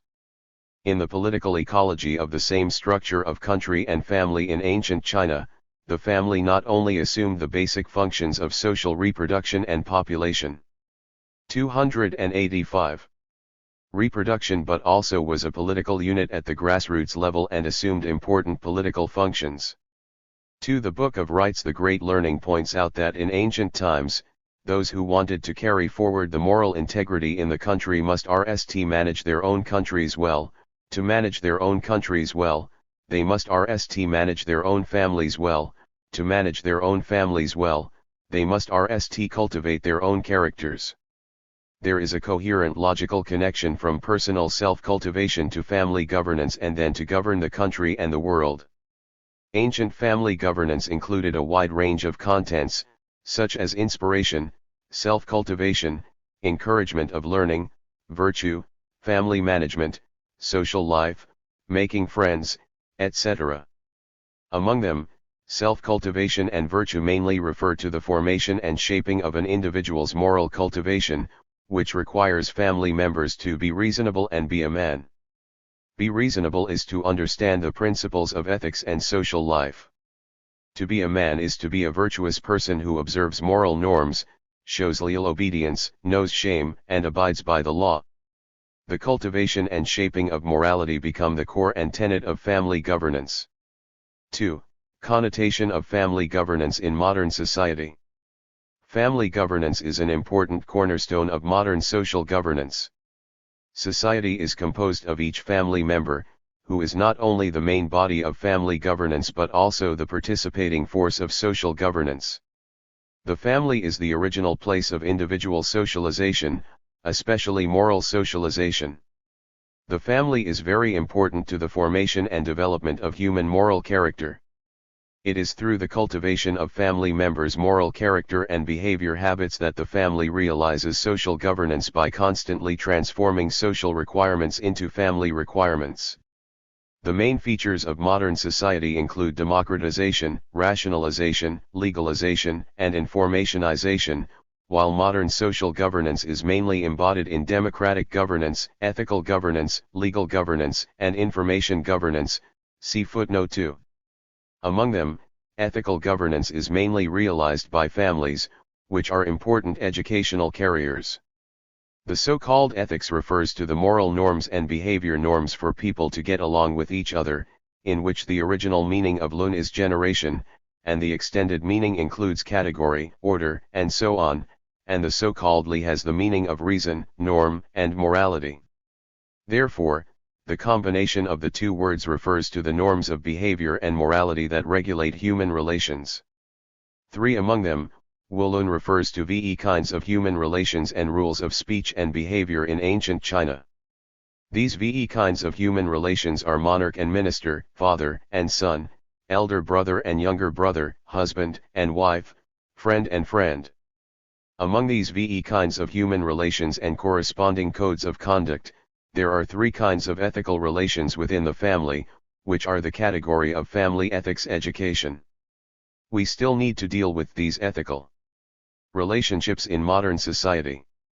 In modern society, it is still necessary to address the relationship between parents and children.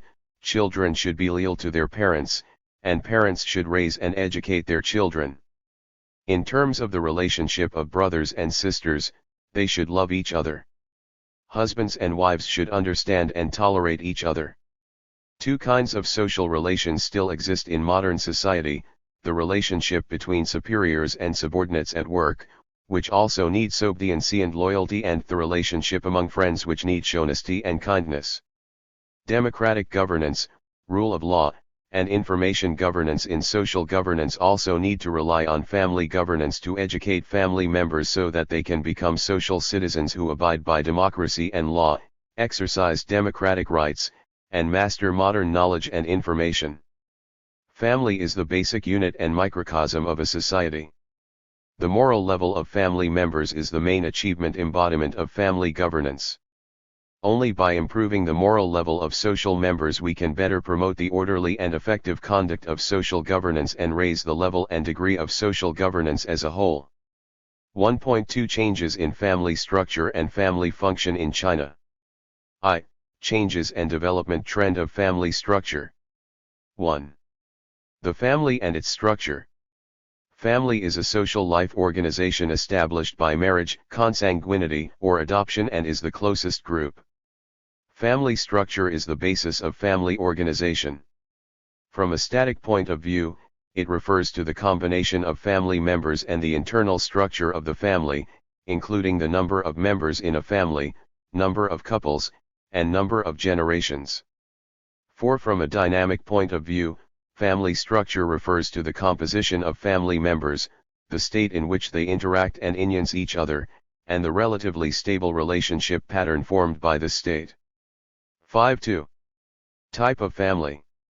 The family structures are mainly of following types: the core families, that is, the families composed of parents and unmarried children; the main families, that is, the families composed of parents and one pair of married children; the united families, that is, the families composed of parents and 2 or more pairs of married children, or the families without family division after the marriage of brothers and sisters. In addition to the above types, there are other types of families, including next-generation families, which consist of 2 generations of grandchildren and grandparents, and single-parent families, which are families without fathers or mothers due to the loss of spouses or divorces and other reasons in core families. In addition, there are single families, the double income no kids, family of a couple without children, gay families, families bereft of their only child, the family in which an elderly couple lost their only child, the empty nest family, the family in which the children are away from their parents, and so on. The traditional family structure patterns mainly include core families, single families, main families, and united families. The main families and united families are extended families. 3. Changes in family structure. First, family size tends to be small. The gradual reduction of family size is the most obvious characteristic of the family structure in our modern society. China has always favored large families with multiple children, but since the 20th century, with the development of modernization, especially since the implementation of the family planning policy in the 1970s, the size of the family has been decreasing. The specific characteristics are as follows: the number of family populations is decreasing, the proportion of multi-generation families in the family structure is decreasing, and the proportion of double income no kids, single families, and single-parent families is increasing. Second, the number of generations of families decreased. The reduction of family size is the result of the change of family pattern and directly affects the family pattern. Over the past century, the number of two-generation households in China has risen rapidly, accounting for approximately two-thirds of all households and becoming the main family pattern. This is after a large increase in the proportion of one-generation households, and it has remained basically unchanged in recent decades. The proportion of three-generation households has decreased, and multi-generation households account for approximately 1/4 of all households. Third, core families are dominant, and the other types of families are gradually increasing. From 1982 to 2000, China's family form was very stable. The core families always accounted for approximately two-thirds of the total families. The main families and united families accounted for approximately 1/4, the single families accounted for less than 1/10, and other types of families accounted for less than 1% of the total families. Over the past 20 years, with the increase in population mobility in China, the number of next-generation families in which grandparents raise and care for their grandchildren due to their parents going out to work and the number of empty nest families consisting of one pair of middle-aged or elderly couples due to their children going out to work or study have increased year by year. Due to the increasing divorce rate, the proportion of single-parent families has gradually increased, especially with the enhancement of young people's consciousness of independence. Changes in the marriage concept, unmarried rate, and late marriage rate have increased, and the proportion of single families has also increased in recent years. Overall, the proportion of core families in the total number of families in 288. The country has declined slightly, but it is still dominant. The proportion of next-generation families, single families, empty nest families, single-parent families, and so on had an increasing trend. 2. Changes and development trend of family functions. 1. Family functions. It is generally believed that there are 6 aspects of family function. First, the economic production function, that is, the production, distribution, exchange, and consumption of the family as a unit. Second, the reproductive function, that is, the population reproduction function of the family. Third, the educational function, that is, the family is the original place for individuals to be socialized and educated. The educational function of the family is mainly the function of parents to educate and socialize their children. Fourth, the function of emotional communication and companionship. FTH is the supporting function, that is, the function of adult children to care for, accompany, and support their parents. Sixth is the function of sexual life, which is the biological basis of the marriage in the family. Society regulates sexual life through certain laws and morals and makes the family a basic unit to meet the needs of both sexes. Some scholars also generalize the basic functions of the family as follows: production function, consumption function, population reproduction function, raising children and supporting the elderly, and meeting the physiological and psychological needs of family members. 6.2. Changes in family function. With the changes of family structure and society in China, the family function in China has changed obviously, which has the characteristics of modern Chinese society. The family function of our country is influenced by social development and individual values, including the views of marriage, procreation, and education. Some family functions have been weakened and atrophied, and some family functions have been strengthened. First, the changes of a family reproductive function. Family is the place where human beings give birth and reproduce, which is the most basic function of the Chinese family. After the implementation of China's family planning policy, the number of children born to families has been greatly reduced, and the fertility rate has been reduced. In October 2015, the implementation of the policy of opening up the second child in an all-round way strengthened the reproductive function of Chinese families to a certain extent, and the number of families having a second child gradually increased. In addition, the reproductive function of the family is also influenced by individual views of marriage and reproduction. Since 1987, China's marriage rate has continued to decline, and the proportion of singletons has increased, which has weakened the family's reproductive function to a large extent. Second, the function of family education has been further enhanced. Family education refers to the self-consciousness and conscious activities with educational influence that parents and other elders exert on their children in their family life. 7. Family education is the starting point and foundation of individual healthy development and an important part of national education. With the vicissitude of the times, the family education of our country has also changed to some extent, showing problems such as attaching importance to intelligence education and academic achievement, a high proportion of family education investment, prominent parent-child communication problems, obvious parent-child conflict, and the lack of fathers in family education. From the development trend of family education in our country, RST, moral education is concerned. The educationist Mr. Tao Xingzi said, "Moral education is the route to be a man. Without morality, the more one becomes learned, the more likely he is to do evil." An investigation into the situation of family education in China shows that an increasing number of parents begin to pay attention to teaching their children how to deal with others, respect others, and be honest and trustworthy. Second, emotional education has become a hot topic. With the acceleration of modernization, the content of family education has been expanded.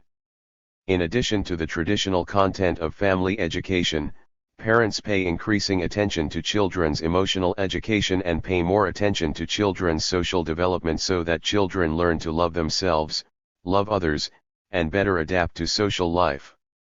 Finally, sex education is valued in family education. In traditional Chinese family education, sexual issues were avoided. Some studies have found that parents are no longer nervous when talking about sex, and generally, their concepts and attitudes of sex education tend to be clear. Most parents in the city can directly give their children scientific answers when they ask questions about sex and guide them to understand this issue through healthy approaches, example reading popular science books, or openly discuss the issue with them. On the whole, under the background of increasingly social competition and the implementation of the one-child policy, China's contemporary families continue the tradition to attach importance to family education. Families' expenditure and investment in education are increasing, and the educational function of families is further strengthened. Third, the supporting function of the family has shrunk. Traditional Chinese culture attached great importance to children's filial piety and support to their parents. Therefore, Chinese families have always attached great importance to the care and support of parents. It is an important task for families to help elderly individuals who are old and disabled enjoy their old age. However, the acceleration and intensification of social aging and the miniaturization of family size directly impacted the family's old age care function, which made the family's daily care ability decrease, the emotional comfort function weaken, and the economic support focus change. The family's old age care function shrinks sharply.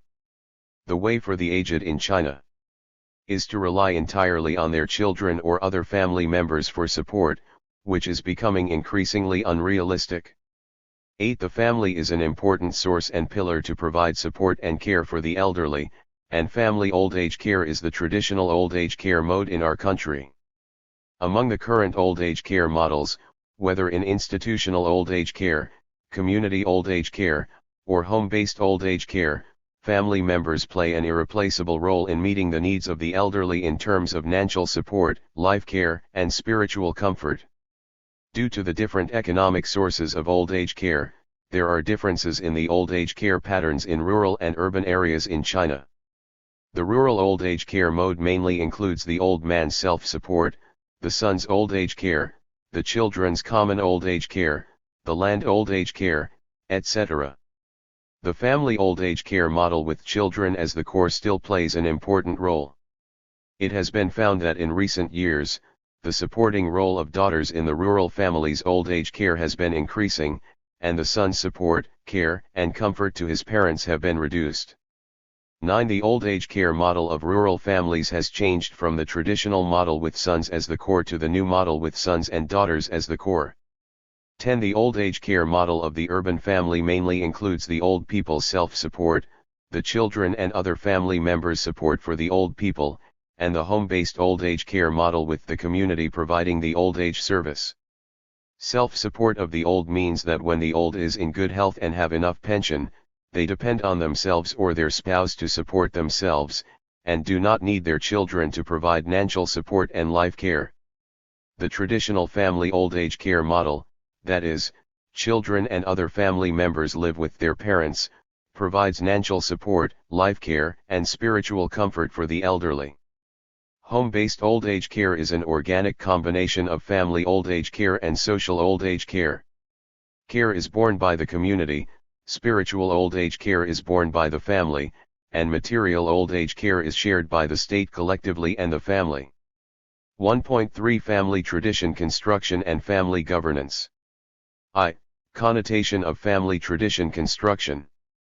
Family tradition, which is inherited from many generations of a family, is a specific cultural style that reeks the spiritual outlook, moral quality, aesthetic style, and overall temperament of family members. Family tradition construction is a beneficial supplement and a powerful driving force for the modernization of national. 291. Governance ability with the contents of national moral construction, rule of law construction, and political construction.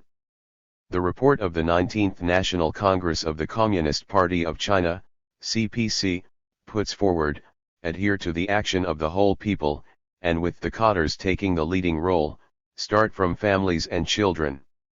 It not only inherited the traditional idea of putting the family in good order and governing the country but also innovatively expanded the concept and ideological connotation of governing a country.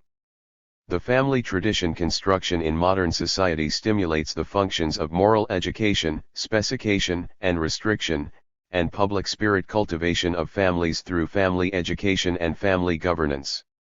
Therefore, the family tradition construction has the moral connotation, the rule connotation, and the public connotation. 11.1. Moral connotation of family tradition construction. In essence, the construction of the family tradition belongs to the category of moral construction. Regardless of whether it is a traditional society or modern society, the construction of a family tradition includes the specific morality advocated by their respective times. The family plays a basic role in the cultivation and practice of social ethical concepts, and social moral norms are often inherited through the family carrier. The construction of the family tradition in ancient society paid attention to the moral cultivation of family members with close relationships, that is, personal ethics such as benevolence, righteousness, propriety, wisdom, and faith played an important promoting role in regulating the relationship of family members and the relationship between family members and society. The moral content of modern family tradition construction has been endowed with new meanings. In addition to those private virtues in ancient society, social morality is also valued and advocated by the state and society. Social morality emphasizes a kind of selfless dedication, the care to others who are not related, and the feeling for the state's public affairs. 2. The rule connotation of family tradition construction. The construction of the family tradition not only pays attention to the moral content of exibility and sensibility but also contains the constrained elements of rigidity and rationality. Chinese traditional society was a society of propriety and law, and its family tradition construction attached great importance to the role of the informal system of propriety in the formation of social order. For example, without learning propriety, you can't stay in the society, you can't see, listen, speak, and move things that don't conform to the rules of etiquette, and other ethical contents all contain strong constraints, as well as the binding force of family discipline, family rules, and family law. In addition, family tradition construction also emphasizes the rule consciousness and boundary consciousness among family members. The cultural value of rule of law and rule of law society to be constructed in our country is to make people's social relations clear and reasonable. This is not only conducive to the building of a harmonious family but also conducive to the building of a harmonious society. 3. The public connotation of family tradition construction. Family is not only the place to cultivate moral norms but also an important place to cultivate public thinking and public spirit. The family tradition construction of the traditional society mainly conveyed the family relations within the small community with filial piety as the main factor, which belongs to the scope of private eld. Because of the openness and fluidity of modern society, the social public life eld that people enter is a public eld, which requires them to enjoy both social and political rights as well as to fulfill their social obligations, so it is necessary to deal with the relationship between the public and the private and make their own civil characters. The public connotation in the construction of the family tradition includes the following: family members pay attention to their rights to avoid being infringed on illegally by other external forces. At the same time, they have a strong sense of public concern for public affairs involving the interests of other members of society and pay attention to the distribution or enjoyment of public interests. Second, family members pay attention to the living conditions of socially vulnerable groups and pay attention to the future development of the most disadvantaged in society. They are keen to engage in public welfare and charity work, set up the spirit of voluntary dedication, practice the world is the public, and establish the concept of shared development. Family tradition is a family's traditional customs. It plays a role in maintaining the operation of the family in spirit and embodies the national culture in the family. A series of important expositions of Xi Jinping on the construction of family tradition constitute his thought of family tradition. This is not only a scientific summary of the historical experience of the revolutionary construction of the Communist Party of China but also a profound reaction on the practical problems of the current anti-corruption. It rected the overall and systematic planning of the party central committee's thought of governing the country, rected the political logic and the ruling idea of governing the party fully and strictly, and innovated the era connotation of the construction of family tradition. 12. 2. Ideological connotation of Xi Jinping's family tradition construction. First, family tradition is an important basis for social harmony. At the 2015 Spring Festival reunion, Xi Jinping stressed that the family is the basic cell of society and the school of life. Regardless of how much the time changes and regardless of how much the life pattern changes, we should attach importance to the family construction, pay attention to the family, family education, family tradition, and make millions of families the important base point of national development, national progress, and social harmony. Good family tradition has a subtle effect on the growth of family members. To create a clean and positive social environment, the role of the good family tradition cannot be ignored. It fully embodies the concept of mutual penetration and integration of family tradition, party conduct, and government style, which is the ultimate value pursuit of family tradition construction. Second, family tradition is the direct embodiment of core values. In a collective conversation with members of one new leadership team of the All China Women's Federation in 2018, Xi Jinping stressed that family tradition was the spiritual core of a family and the epitome of the value of a society. Good family tradition and family virtues are the direct embodiment of socialist core values in real life. This is a profound understanding of the relationship between family tradition and socialist core values.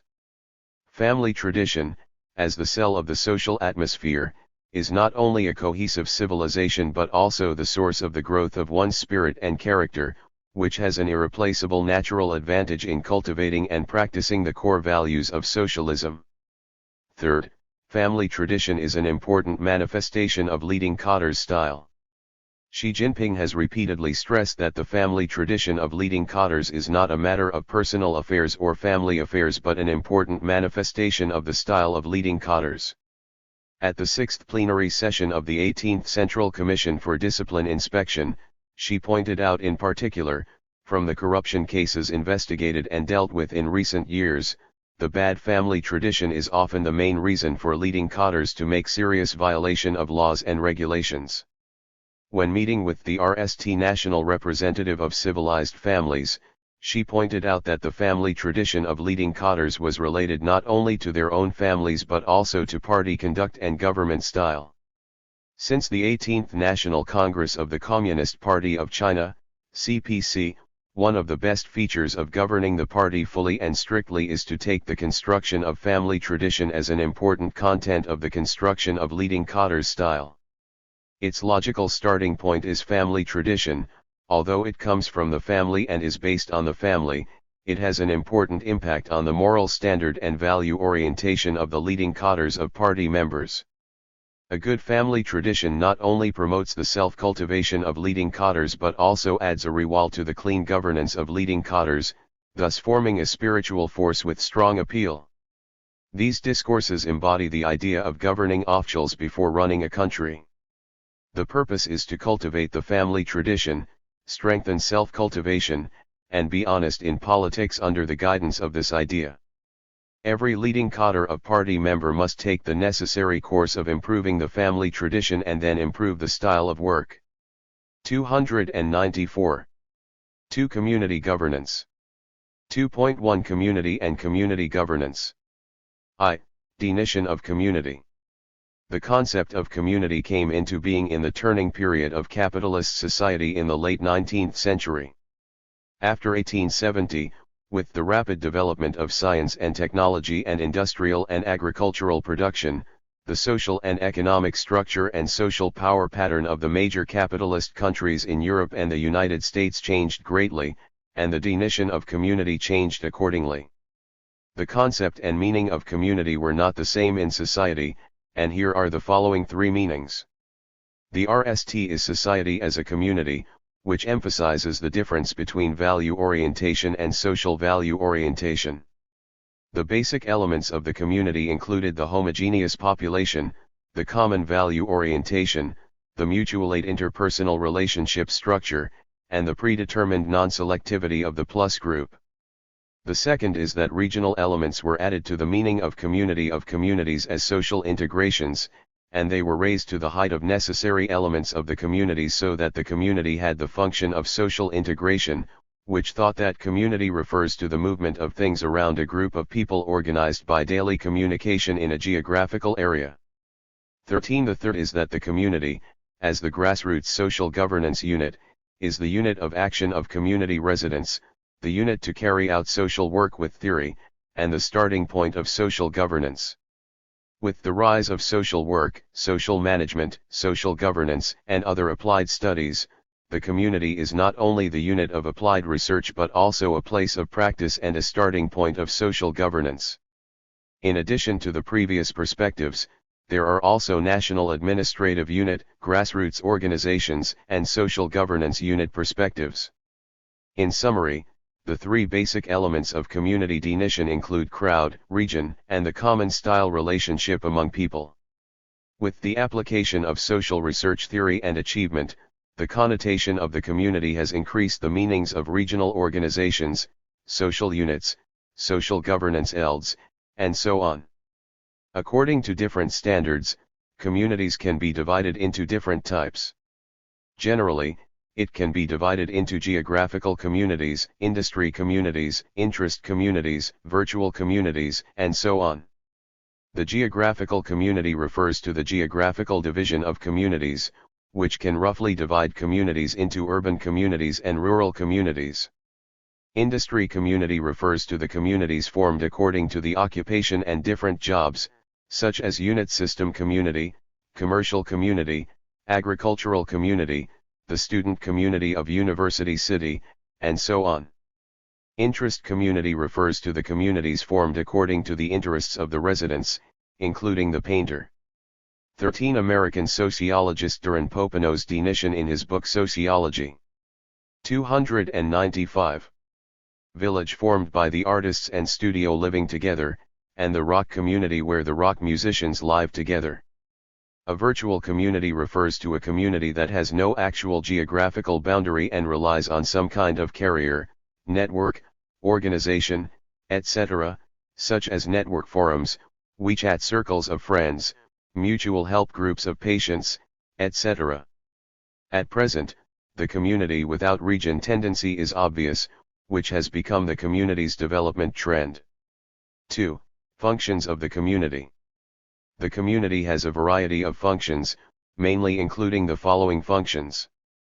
First, the function of socialization.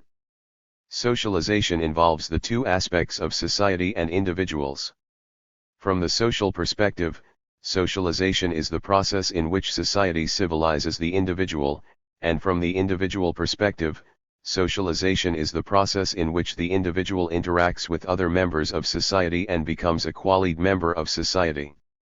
Socialization can be divided into early socialization, childhood and adolescence, continuing socialization, adulthood, and resocialization, social education of the next generation. Community is an important element of socialization that provides the interactive place, interpersonal relationship, social knowledge, and values that community members need to become members of society. Second, social services and social governance function. The most prominent function of community with the meaning of community is the sharing and co-governance of community residents under the same value standard. With the development of modern industrial society, the community has become the grassroots unit of society and has become the basic place for the government, social organizations, and individuals to carry out social services. Taking the community as a unit, using various resources to carry out services has become an important function of the community. At the same time, as a grassroots organization, the community can not only be used by the government to provide social security and social welfare to community residents, organize related activities, integrate relevant forces, and implement relevant policies, but also be used by social organizations to provide community services to community residents. In addition, there are individuals who carry out voluntary activities with the community as a unit. A variety of forces converge in the community, making the community's co-governance and sharing function increasingly prominent. Third, social participation and social organization function. Social participation refers to the participation, intervention, and involvement of social members in national political life, economic life, social life, cultural life, and community public affairs in a certain way to affect social development. Social residents take the community as the unit to participate in all aspects of national and social life to realize the unity of their rights and obligations. In addition, the community is also an important social grassroots unit. It is the grassroots unit to elect, organize activities, transmit and implement social security and welfare, and has important social organization functions. Finally, social control and social support functions. Social control refers to the process of using social norms to restrict the social behavior of its members. The broad 296 sense of social control refers to the control of all social behavior.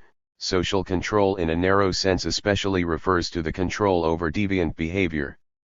It can coordinate the relationship between each system of social operation, revise its running track, control its running direction and running speed, make its functions coupled with its structures coordinating and supporting each other. It can also try to make all social operation systems synchronous with the same frequency and promote the benign operation and harmonious development of society. Therefore, as the most basic social unit, the community realizes its social control function mainly through community correction. At the same time, communities are also one of the main bodies of social support network construction. It constructs a social support network for residents through policy assistance and neighborhood mutual assistance and links social resources provided by community grassroots organizations. 3. Connotation of community governance. Community governance in China refers to the process and mechanism to meet community needs and optimize community order, which is based on public interests and developed by party organizations, governments, community organizations, residents, and units under the jurisdiction, profit-making organizations, and non-profit organizations. It is also the summation of a series of self-management or administrative management activities that meet the specific needs of the material and cultural activities of community residents. Community governance mainly includes 4 levels of meaning. First, the main body of community governance is pluralistic. Grassroots party organizations and governments play a decisive role in community governance. The main body of community governance is developing in a pluralistic way. Enterprises, non-governmental organizations, owners, and so on establish a variety of cooperative relations with various institutions and among them carry out mutual consultation and cooperation to jointly decide and handle community public affairs, organize community activities, meet the needs of the community public, and make the transition from unit community management to community governance. Second, the goal of community governance is highlighted. In addition to the clear mission, the goal is the more important factor of community governance. Community governance should solve the concrete problems existing in the community and accomplish the specific tasks of economic and social development. At the same time, the community's sense of belonging, cohesion, and the ability of self-management and self-governance of community residents are becoming increasingly important contents of community governance. The basic elements of cultivating community governance include mobilizing community residents to participate in community activities, paying attention to public affairs, cultivating and improving community organization systems, establishing formal and informal community system norms, and constructing interaction mechanisms of different actors in the community and other process goals of community governance. Third, the scope of community governance is expanded. The scope of community governance involves many aspects of the social life of community members and concerns the vital interests of community members, which includes community. 297. Service, community security, community environment, community property service, community cultural construction, community social security, community welfare, and so on.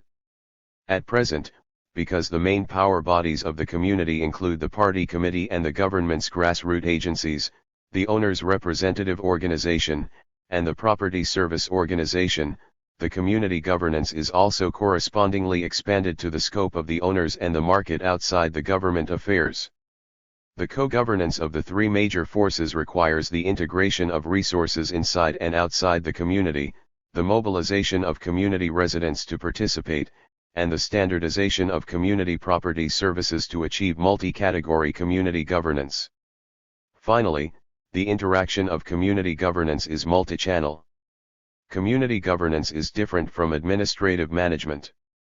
Its governance mode is not from top to bottom, which can achieve management goals by making and implementing policies. Community governance establishes and identifies common goals through consultation and cooperation, collaborative interaction, and co-construction, and then relies on the participation of residents to complete community governance. The multidimensional and up and down interaction process of community governance guarantees community governance, and the validity of community governance comes from people's consent and approval, not from coercion and pressure. In summary, community governance has rich multilevel, multidimensional, multi-category, and multi-channel connotations. Its extension includes community management, which refers to the management participation and the service provided by the community functional departments, community units, and community residents under the leadership of the party committee and the government. In our country, the concept of community management was earlier than the concept of community governance, which was put forward in the transition period of our country to the socialist market economy system, along with the deepening of the reform, the change of social structure, lifestyle, thought and culture, and behavior mode.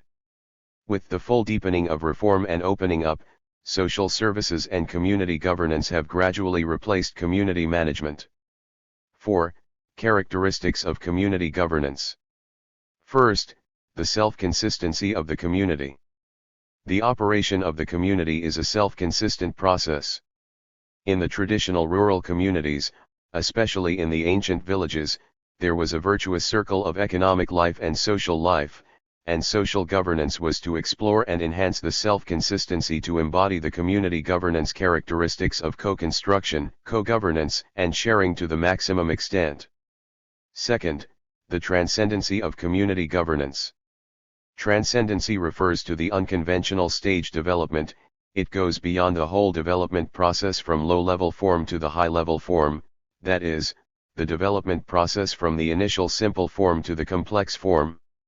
The transcendency of social governance refers to its superstage development with the diversity of community types. Improving only the self-consistency of the community itself cannot meet the needs. 298. Of community governance, so the intervention of various resources from outside the community can meet the needs of community governance at present. Third, the pluralism of the main body of community governance. Grassroots party organizations and government are the main bodies of community governance. In addition, there are other bodies of government that include enterprises, non-governmental organizations, private organizations, and individuals. They have established a variety of relationships with party organizations and government agencies, as well as with each other. They jointly decide and handle community public affairs mainly through various forms of consultation and cooperation, which turns past community management into community governance. Fourth, the diversity of community governance goals. The goals of community governance can be divided into two categories: mission goals and process goals. The mission goal is to accomplish specific community governance tasks, including the establishment and improvement of community organizations, the improvement of community security, and even the management of community vehicle parking spaces. The process goal is to cultivate the basic ability of community residents' governance in the process of completing specific mission goals, including the concept, the skill, the organization, and the institutions when participating in governance, to establish residents' recognition of community governance, promote the will of governance, and achieve the behavior of governance. These process goals of community governance can only be cultivated gradually in the long process of community governance. Fifth is the universality of the content of community governance. The content of community governance involves many aspects of the social life of the members of the community and concerns the vital interests of community members. It not only has various contents but also is increasingly expanding development, including not only community services and spiritual civilization construction but also mobilizing community residents to participate to achieve good governance of community affairs. Sixth, the multidimension of community governance. Community governance is different from the administrative management of government. Community governance is not achieved by giving orders and making policies. It is a multidimensional cooperation and communication, multidimensional consultation and discussion, and multidimensional cooperation and construction. In the long run, a multidimensional interaction process promotes the achievement of community governance goals. 2.2 The theory of community governance in foreign countries. Since the concept of community was put forward by Ferdinand Tönnies, a German sociologist in the 1880s, very rich theories have been formed through long-term research, including the Chicago School's humanistic location theory represented by Parker Mackenzie, the community loss theory represented by Zimmer and Wirth, the 299 community survival theory represented by Lewis and Gans, the community liberation theory represented by Fagan, Wellman, and Futon, the elite theory represented by Hunt, and the pluralistic politics theory represented by Dahl. From different perspectives of theory, it includes the governance theory perspective, public choice theory perspective, new public service theory perspective, and social support theory perspective. From different perspectives, these theoretical perspectives gave a comprehensive explanation of community formation, community relations, community operation, etc. The perspective of governance theory.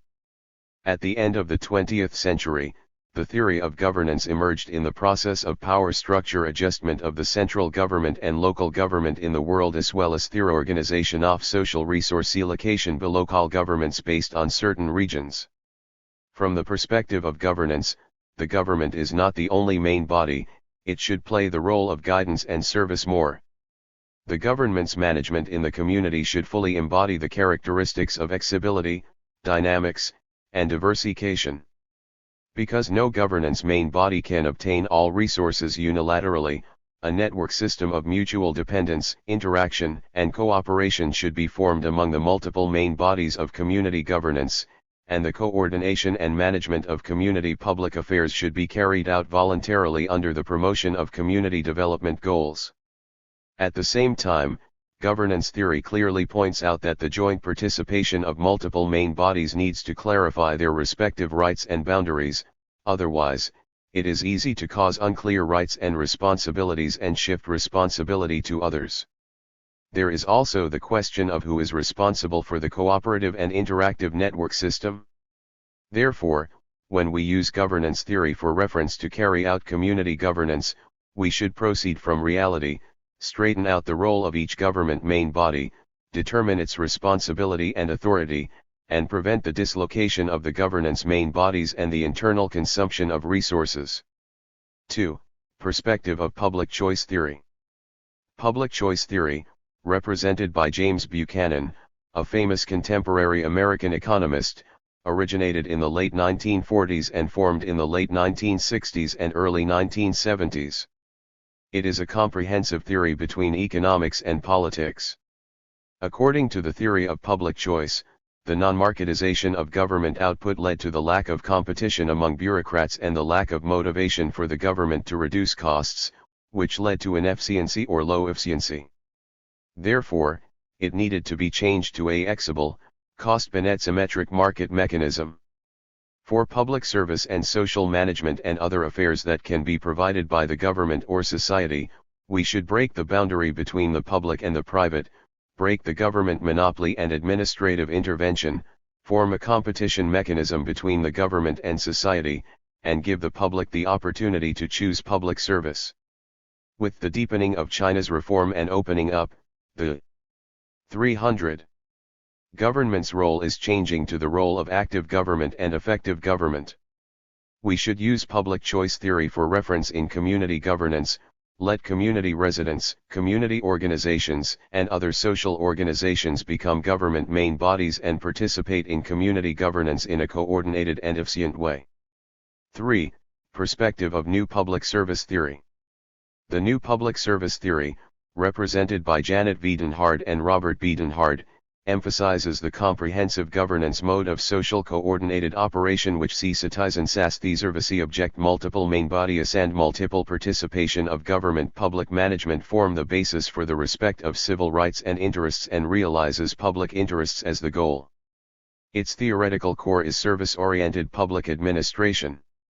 The government's RST task is to help citizens express clearly and realize public interests, and the government's role is to work with social organizations to end good governance countermeasures for social problems. The new public service theory also emphasizes that while introducing market mechanisms into public management, we should pay attention to the coordination of law, community values, government norms, professional standards, and citizen interests. It can be seen that the new public service theory highlights the humanism of management, as well as the social governance thought of upholding law, upholding justice, and upholding morality. 4. Perspective of social support theory.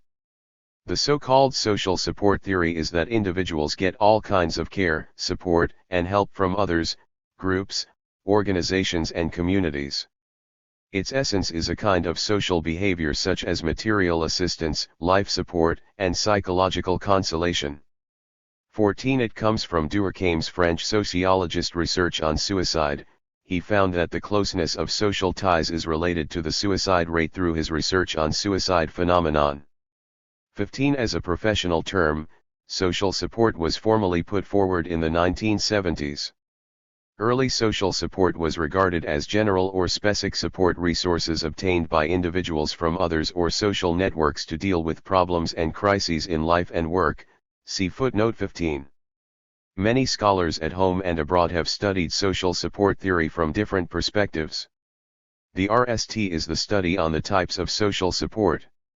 Using the method of factor analysis, Wellman divided social support into VE items: emotional support, small service, large service, economic support, and accompanying support.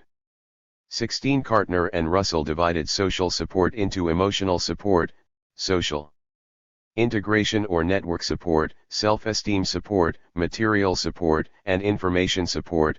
See footnote 16.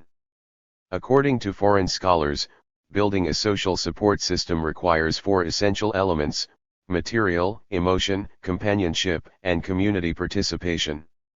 2.3 Typical model of foreign community governance. I. Community self-government model. The mode of community self-government is mainly manifested as follows: the government and society are relatively separated, the government's intervention in the community is mainly indirect management, the main function of the government is to provide legal and institutional support for community self-government. Community self-government is dominant in the community, and the specific affairs of the community are completely handled according to the principle of autonomy and self-government. The United States is one of the typical countries with a community self-government mode. The characteristics of its community governance mode are the government's management according to law, society's full participation, community self-government management, multi-source fundraising, and the increasingly perfect division of labor. In the United States, there are VE main types of community governance main bodies: government, community organizations, non-governmental organizations, private enterprises, and citizens. The division of labor among these main bodies is increasingly clear. There are community committees, community service advisory groups, and other self-government organizations in the community, which are bridges and links to government and community residents. Community committees are semi-official bodies. There are 50 members in each community committee, and they are appointed by the district head without salary and for a 2-year term. Their responsibilities are mainly to formulate plans to achieve community goals, hire community managers, and organize public hearings and public gatherings. The community service advisory groups are composed of representatives of various professional functional departments and local community representatives in the city council. Their duties are mainly to solicit and consult the opinions of the chairman of the community committee and residents and to formulate solutions and organize the implementation. Non-governmental organizations are the mainstay of the effective functioning of the American community self-government model. They are mainly committed to community service and public opinion expression. Non-governmental organizations in the United States are huge, including traditional community service agencies, government-supported organizations for staff training and other services, and organizations set up to meet the needs of neighbors and other communities. There is no subordinate relationship among them. They represent the different interests of main bodies and carry out activities independently.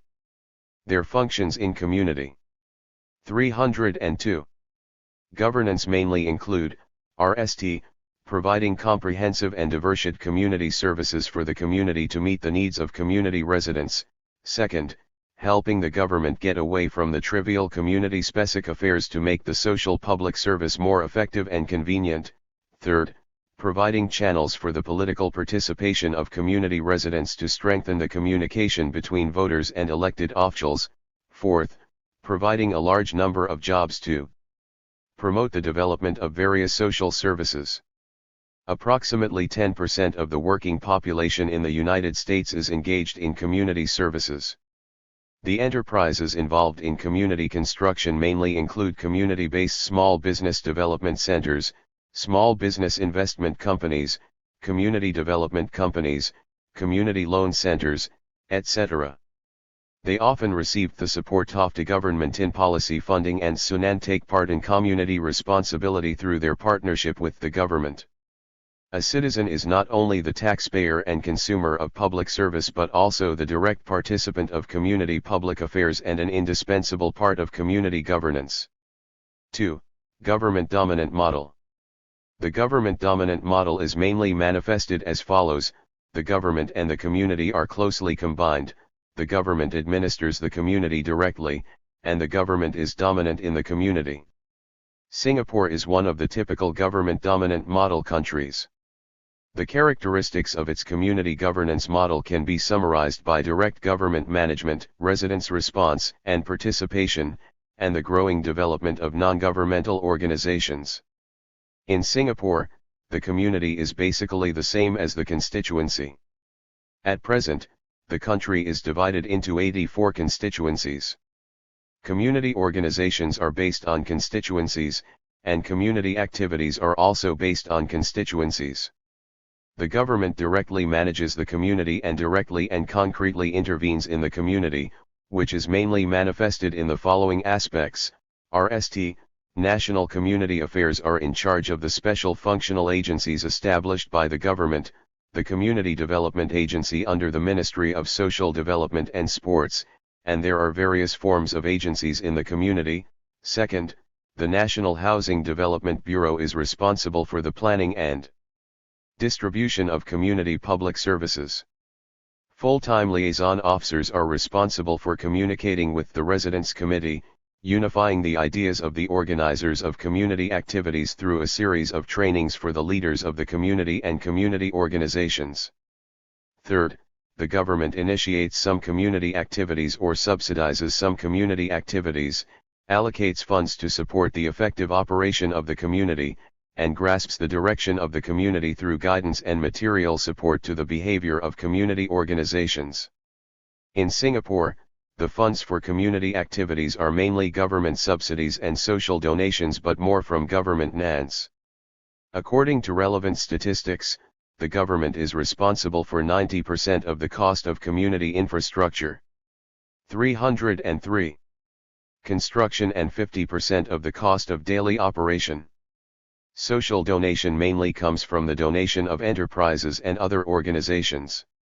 In Singapore, the relationship between community organizations and the government is very close. Although community organizations have their own systems, they have a very important feature: the leading members of major community organizations are not elected by people but are appointed or recommended by members of Congress in their constituencies, so community organizations are highly politicized. The general body of national community organizations is the People's Association, and the government realizes the leadership of basic community organizations through cabinet members and government civil servants holding certain positions in the People's Association. Because of the dominance of government in community governance, Singapore's approach to community governance is from the top down. However, in recent years, community residents' enthusiasm for all kinds of voluntary community activities is very high, and residents respond and participate as volunteers, which also makes non-governmental organizations that attract volunteers to participate in community activities develop day by day, and their role in community governance has also been highly valued by the government.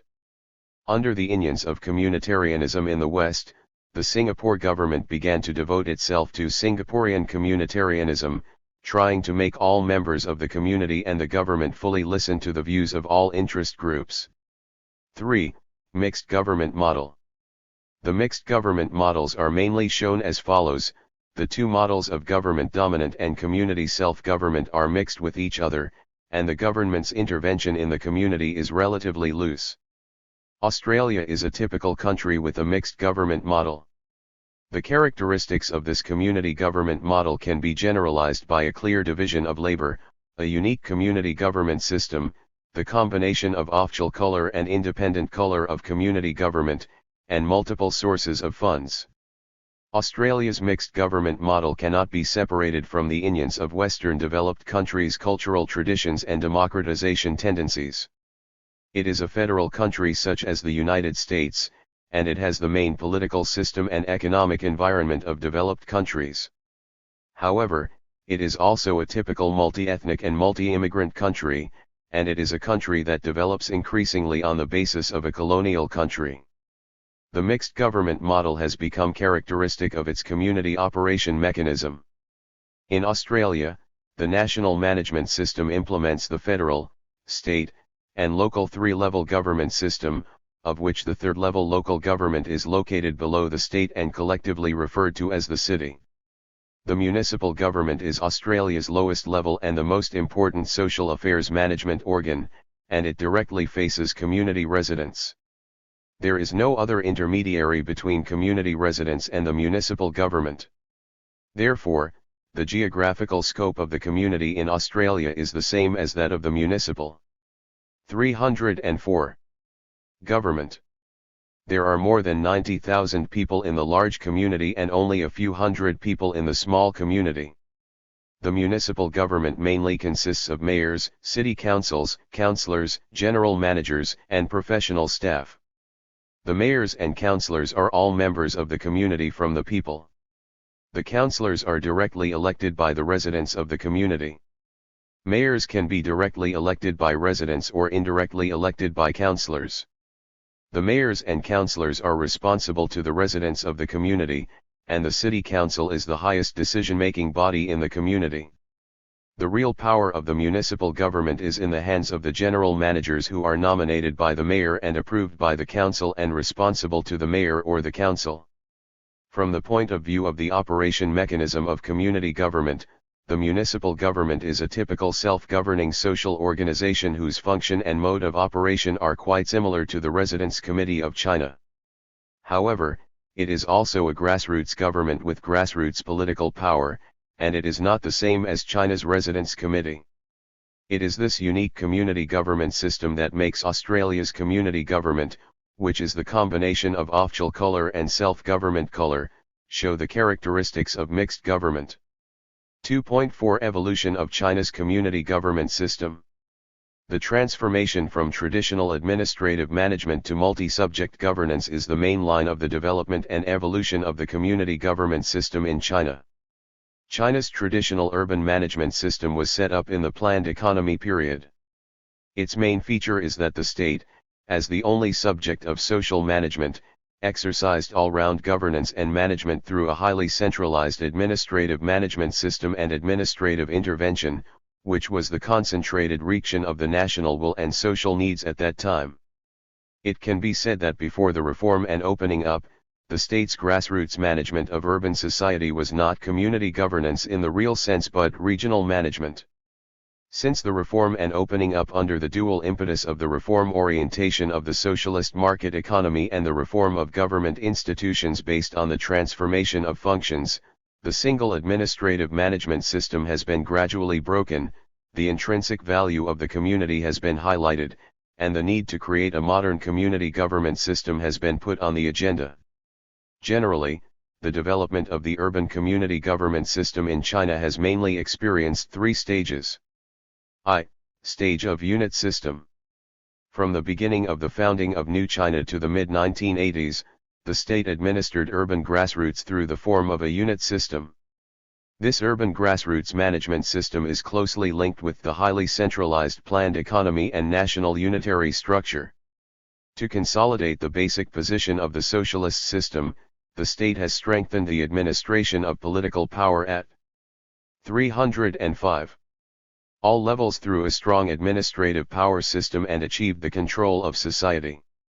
After the promulgation and implementation of the Constitution of the People's Republic of China and the regulations on the organization of urban street offices in 1954, administrative power rapidly extended to all streets. The name, nature, task, and institutional setting of the street offices were united in cities across the country. Street offices and resident committees have become an integral part of China's urban social management system. Street offices were initially treated as a basic level of administrative management, and there was no concept of community for a long period of time. In the unit system stage, the community's rudiment was naturally and gradually formed. At this time, the community was not only a regional society where people lived together but also a grassroots area managed by the government. On the one hand, the government was the only representative of national interests, the only subject of organization, leadership, and management in various fields such as economic life, political life, and social life, and of course the only subject of community management. Therefore, the street office is in a weaker position. As the agency of the district government, the power of the street office is united into the district government. The policy implementation of the district government is mainly carried out through its functional departments and then transmitted to the offices of streets by each bureau. The function of the street office is limited to transmitting an order from above. It reeks the situation at the grassroots level and cooperates with the concrete implementation of the work. It is basically in a passive and subordinate position. On the other hand, developed unit systems have replaced the functions of many streets. In the city, except that unemployed residents are managed by grassroots political power organizations and mass organizations, the residents' committee, the social management, social welfare, and social security of the employees are undertaken by the units they belong to, and even the medical welfare, housing, and schooling of the children of the employees are also undertaken by the units to which the employees belong. This made the employees and their families have a high sense of identity and independence in the unit they work in, which made the employees pay more attention to their own unit attributes and ignore their own resident identity. This kind of identity of a unit person has seriously hindered the formation of residents' community consciousness, community belonging, and community identity. During this period, the development of community self-government organizations was inhibited by the administrative system, which resulted in community atrophy, dysplasia, and assimilation of function. 2. Stage of street residence system. After the mid-1980s, the economic system reform and the subsequent adjustment of social structure induced the weakening of the unit system and the rise of community. The social structure of our country has gradually changed from the unitary structure of the state to the ternary structure of state, market, and community. Power and resources were moderately dispersed among the government, enterprises, and non-profit organizations. In 1986, the Ministry of Civil Affairs put forward the 306. Requirement of community service, the concept of community for the RST time, and gradually the idea of community construction in China. Under the condition of a market economy, the government needs an organization that can play the role of social integration and social stability. The development of social organizations also needs an organizational structure that can interact and develop.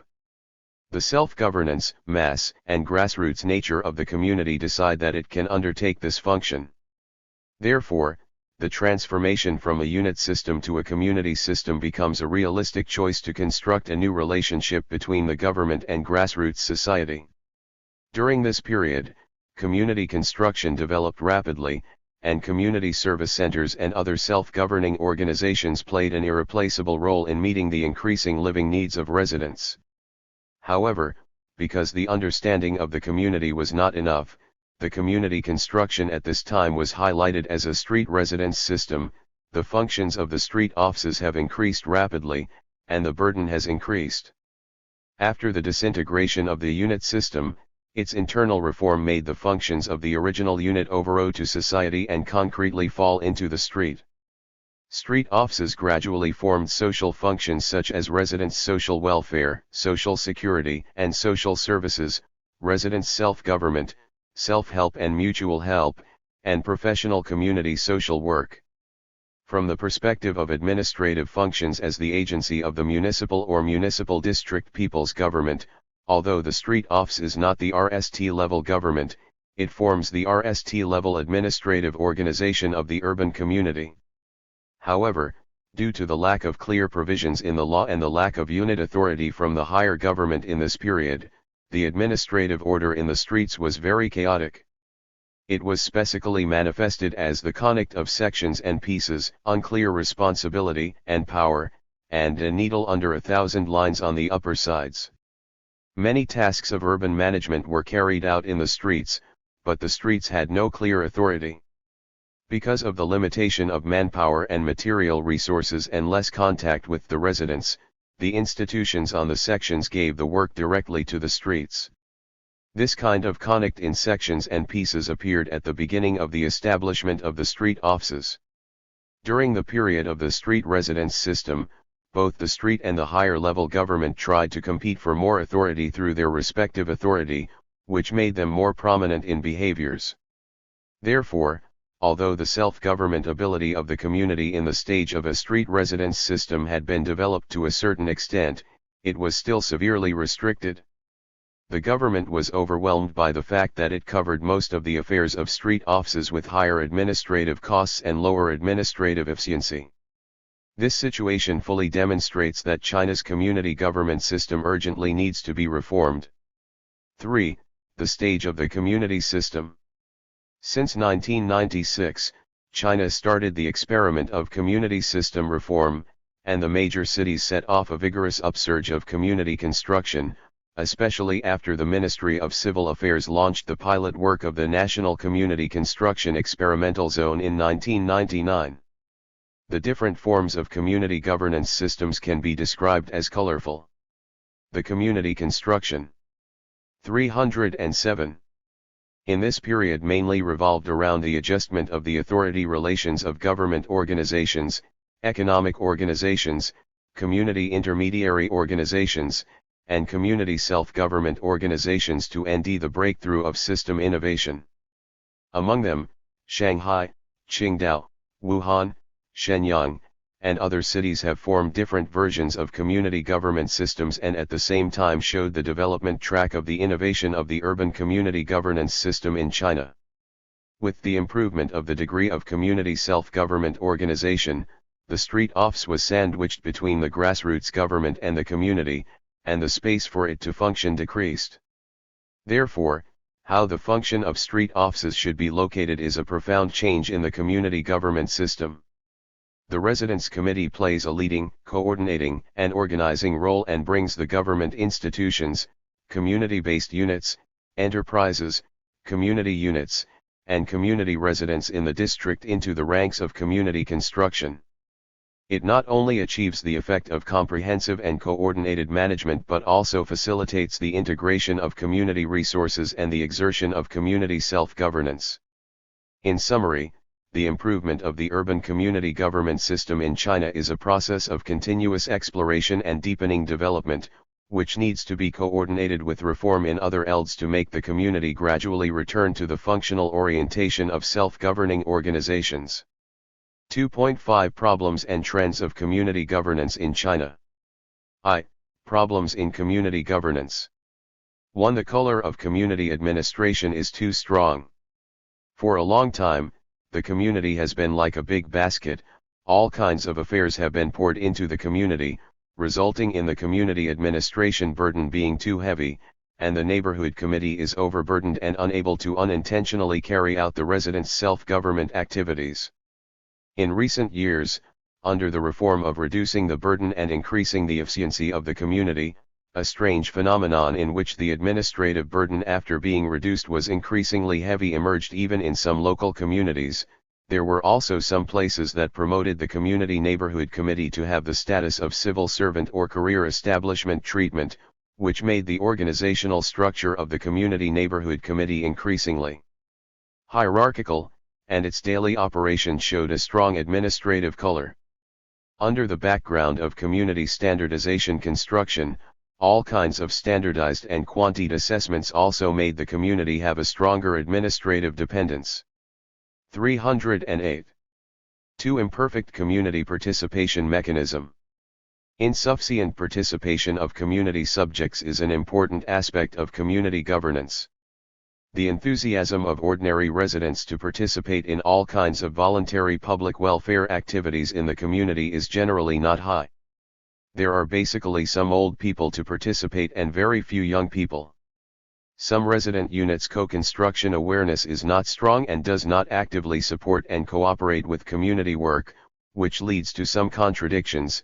Struggles often occur among some business owners around real rights interests and often lead to more serious property dispute conflicts.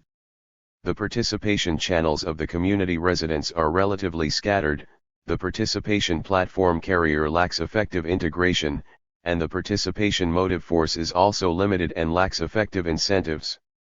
3. Undersupply of community public services. In recent years, although all localities have made a great efforts to promote the construction of community public service housing and support infrastructure, many communities are still faced with a serious shortage of office conditions. Public service facilities in some old neighborhoods lack a steady stream of funds for maintenance and renewal. The government's purchase of community public services is becoming a general trend. It mainly adopts a project-based operation mode, and its implementation effect is uneven. The severe situation and challenge of the aging population are more prominent at the grassroots community level, and the gap in the community's old age service demand is larger. The construction of the old age service system needs to be strengthened, and the multi-fundraising mechanism of the community's public service needs to be improved. 4. The structure of community governance needs to be straightened out. At present, there are many governing subjects in urban communities, including community party organizations, community neighborhood committees, community public service stations, property companies, industry committees, and so on. Because some community subjects are relatively new things, people have an adaptive process to understand and grasp them, and the formulation and supply of relevant policies and regulations are lagging behind. The power and responsibility relationship among these government subjects has not been effectively straightened out, and multiple consultations and discussion mechanism among them has not been established accordingly, leading to the fragmentation of the grassroots community government structure and frequent conflicts of the interests of the community. 2. Development trend of community governance. The report of the 19th National Congress of the Communist Party of China, CPC, put forward, build the social governance pattern of co-construction, co-governance and sharing. Strengthen the construction of community government system, promote the center of social governance to move down to the grassroots level. This provides 309. Important guidance and direction for community governance in the new era. To raise the level of socialization, legalization, intelligentization, and specialization, community governance has become an important task in the reform of the social government system at present and in the future. 1. Socialization of community governance. Socialization means that we should give full play to the positive role of social forces in community governance. For community governance, we should not only adhere to relying on the leadership of the party committee and the responsibility of the government but also adhere to the direction of socialized development, effectively integrate all aspects of community resources, and mobilize all aspects of community forces to participate to expand and strengthen the broad social foundation of community governance. At the same time, the socialization of community governance requires the coordination, participation, cooperation, and co-governance of multiple subjects. One core and multi-elements will become the basic development direction and trend of community governance in China. Among them, community party organization is the core of leadership and shoulders the important responsibility and mission of guiding and standardizing the development direction of community governance. Community social organization is an indispensable vigor factor and is an important bridge and link that provides various service resources. Property companies are important providers of community public services, and their role in community governance will be more important. In the null analysis, the socialization of community governance should enhance the community's own subjectivity and sociality. 2. Legalization of community governance. The so-called legalization means that we should give full play to the guaranteed role of legalization in community governance and then effectively improve the legalization level of community governance. We should promote community governance to run on the track of legalization, solve the problem of community governance through the thinking and ways of legalization, and give full play to the positive role and effectiveness of the residents' self-government convention and township regulations in the community governance at the grassroots level. At the same time, we should vigorously promote judges, prosecutors, lawyers, notaries, and so on to enter grassroots communities, provide legal services, carry out the publicity and education of the rule of law, create the community of the rule of law, constantly enhance community residents' awareness and concept of the rule of law, and establish and improve a good atmosphere and fashion of community governance according to law.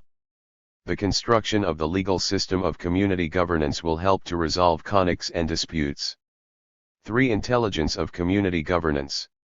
The so-called intelligence is that we should give full play to the catalytic role of information technology in community governance and then continuously improve. 310. The level of intelligence of community governance. With the rapid development of WeChat, microblogs, the Internet of Things, big data, artificial intelligence, and other information technologies, the Internet Plus model community governance has become an important way of grassroots social governance. On the one hand, information technology can promote the refinement of community governance and the realization of precise positioning, precise governance, and accurate service, and make grid management, human-oriented services, and vigorously building smart communities a basic direction of development. On the other hand, information technology can also promote the convenience and deepening of community governance, help to realize the optimal allocation and transmission of information, services, organizations, resources, and other factors, and better meet the diverse and personalized needs of the community residents for a better life. 4. Specialization of community governance. The so-called specialization is that we should give full support to the role of professionals in community governance and then constantly improve the level of specialization of community governance. With the development of the market economy and the profound change in the pattern of grassroots interests, the composition of the community population is becoming increasingly complex, the demands of the community are becoming increasingly diverse, and the problems of the community are increasing daily, which all need to be solved by professional methods and means. Compared with traditional community residence committee cadres, modern professional social work is the indispensable professional power of community governance. The issue closely linked with professional social workers is the construction of a professional volunteer team. In the age of charity, the grassroots community will provide a broad platform for professional social workers and volunteers to play a greater role. 3. Rural governance. Rural society is a complex system. Different subjects have different interest demands in rural society. How to coordinate the relationship of these subjects and promote the effective governance of rural society, hereinafter referred to as rural governance, is related not only to the stability of rural social order but also to the overall development of rural areas and the progress of social civilization. 3.1 Rural governance. Rural governance means that, under the leadership of the party, the rural grassroots government, villagers' committees, various social organizations, farmers, and other subjects, in accordance with national laws, regulations, and policies, use a variety. 311. Of formal and informal norms to organize, coordinate, serve, and manage all links in rural social elds to promote the sustainable and healthy development of rural society and promote rural modernization construction. Subject, method, and goal of rural governance. 1. The subject of rural governance. The so-called main body of rural governance is actually the question who will govern rural society. Western social governance theory pursues social centralism citizens individual standards, so it is essentially a social self-governance theory based on rational economic man. 17. Compared with the West, there are essential differences in the actual conditions of rural governance in China. First, although China's civil society is growing, it is not a civil society in the Western sense. Historically, the state and society have maintained a relatively benign cooperative relationship. Therefore, the continuous growth of China's civil society does not constitute a negation to state governance. Second, the crisis of management does not exist in China. Although there are also situations in which the government is unable to meet the needs of people in rural society, it is overstated to call it a crisis of management. 18. Moreover, because China's rural market and social forces are relatively weak, the integration of different interest subjects of rural society and the adjustment of the original interests are inseparable from the power of the party committee and the government. Therefore, as the main body of rural governance, the party committee and the government assume the responsibility of the dominant side. Social organization is an important part of the main structure of rural governance. Social organization means all the organizations except the party committee and the government in rural society. It includes the villagers' committee, the clan family, the Red and White Council, and other organizations, and it also includes all kinds of enterprises, the peasant cooperative economic organizations, and other organizations related to the economic life of the peasants. Social organizations play an important role in the main structure of rural governance because they have their unique advantages, are more familiar with the interests of farmers, and can mobilize corresponding resources more exhaustively and quickly to meet the material and spiritual needs of farmers. Therefore, in the process of rural governance, it is necessary to give full play to the advantages of the market and society in allocating resources and to absorb and mobilize the strength of social organizations to form coordination and supplement the role of the party committee and the government in social governance. Peasants are the most important and basic main force in rural society and the main component of the main structure of rural governance. Peasants' role as the main body of rural governance is not only the inherent requirement of New China to give the people the right to be the masters of country but also the rational choice to reduce government's governance cost and carry out minimalism. Only by mobilizing farmers extensively and making them active participants in the process of maintaining the rural social order and serving rural society can rural society develop better. In the early 1960s, the cadres and masses in Fengqiao Town, Zheji City, Zhejiang Province, created the Fengqiao experience of start and rely on the masses, stick to not handing the contradictions over and resolve them on the spot and realize the phenomenon with less arrest and good public security. After that, Dengqiao experience was unceasingly developed, and a new Fengqiao experience with the distinctive characteristic soft he timest had party and government implementing, relying on the masses, preventing disputes, resolving contradictions, maintaining stability and promoting development was formed. It has been a good example of upholding the party's mass line and carrying it out in the new period.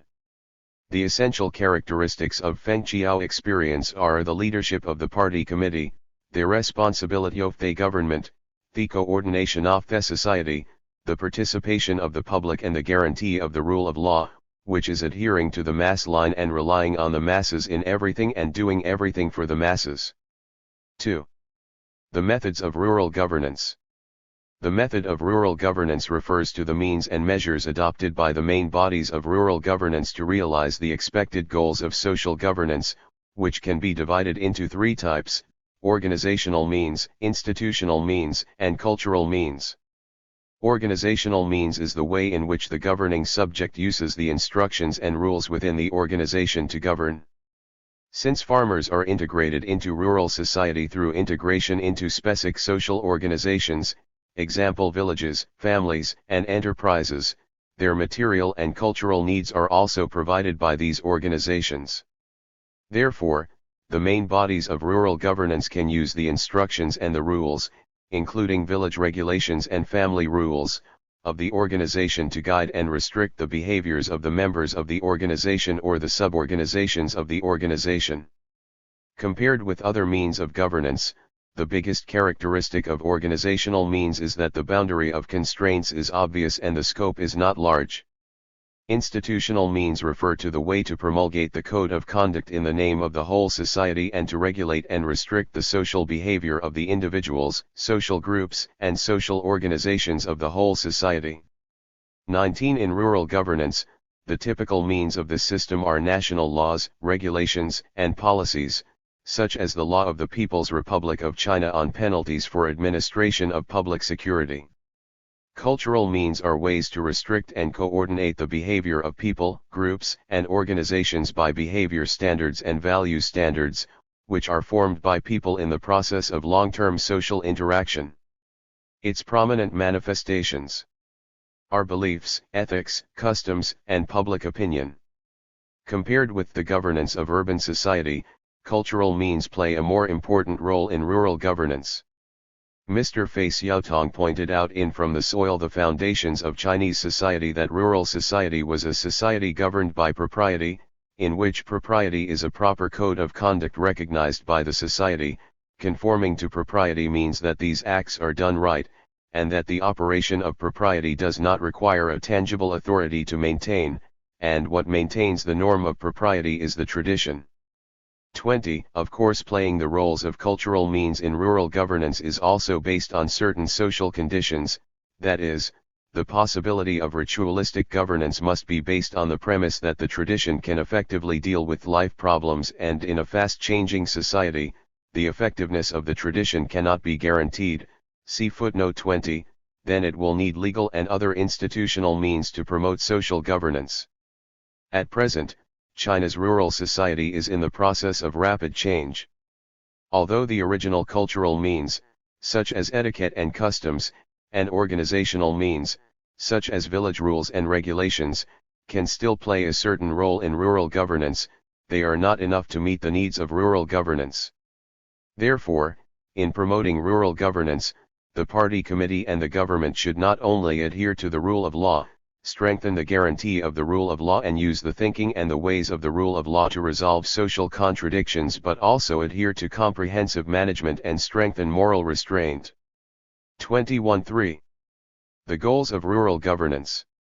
The goal of rural governance is to realize the benign operation, coordinated development, and modernization of rural society.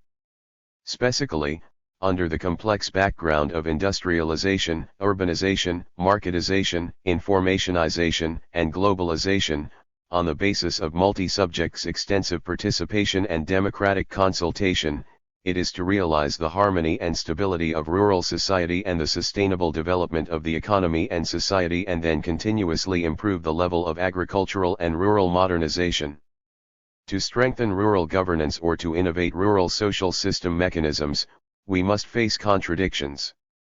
According to Marxism, the difference of people's production relations and social relations determines the difference of interests, and different subjects of interests must have different demands of interests.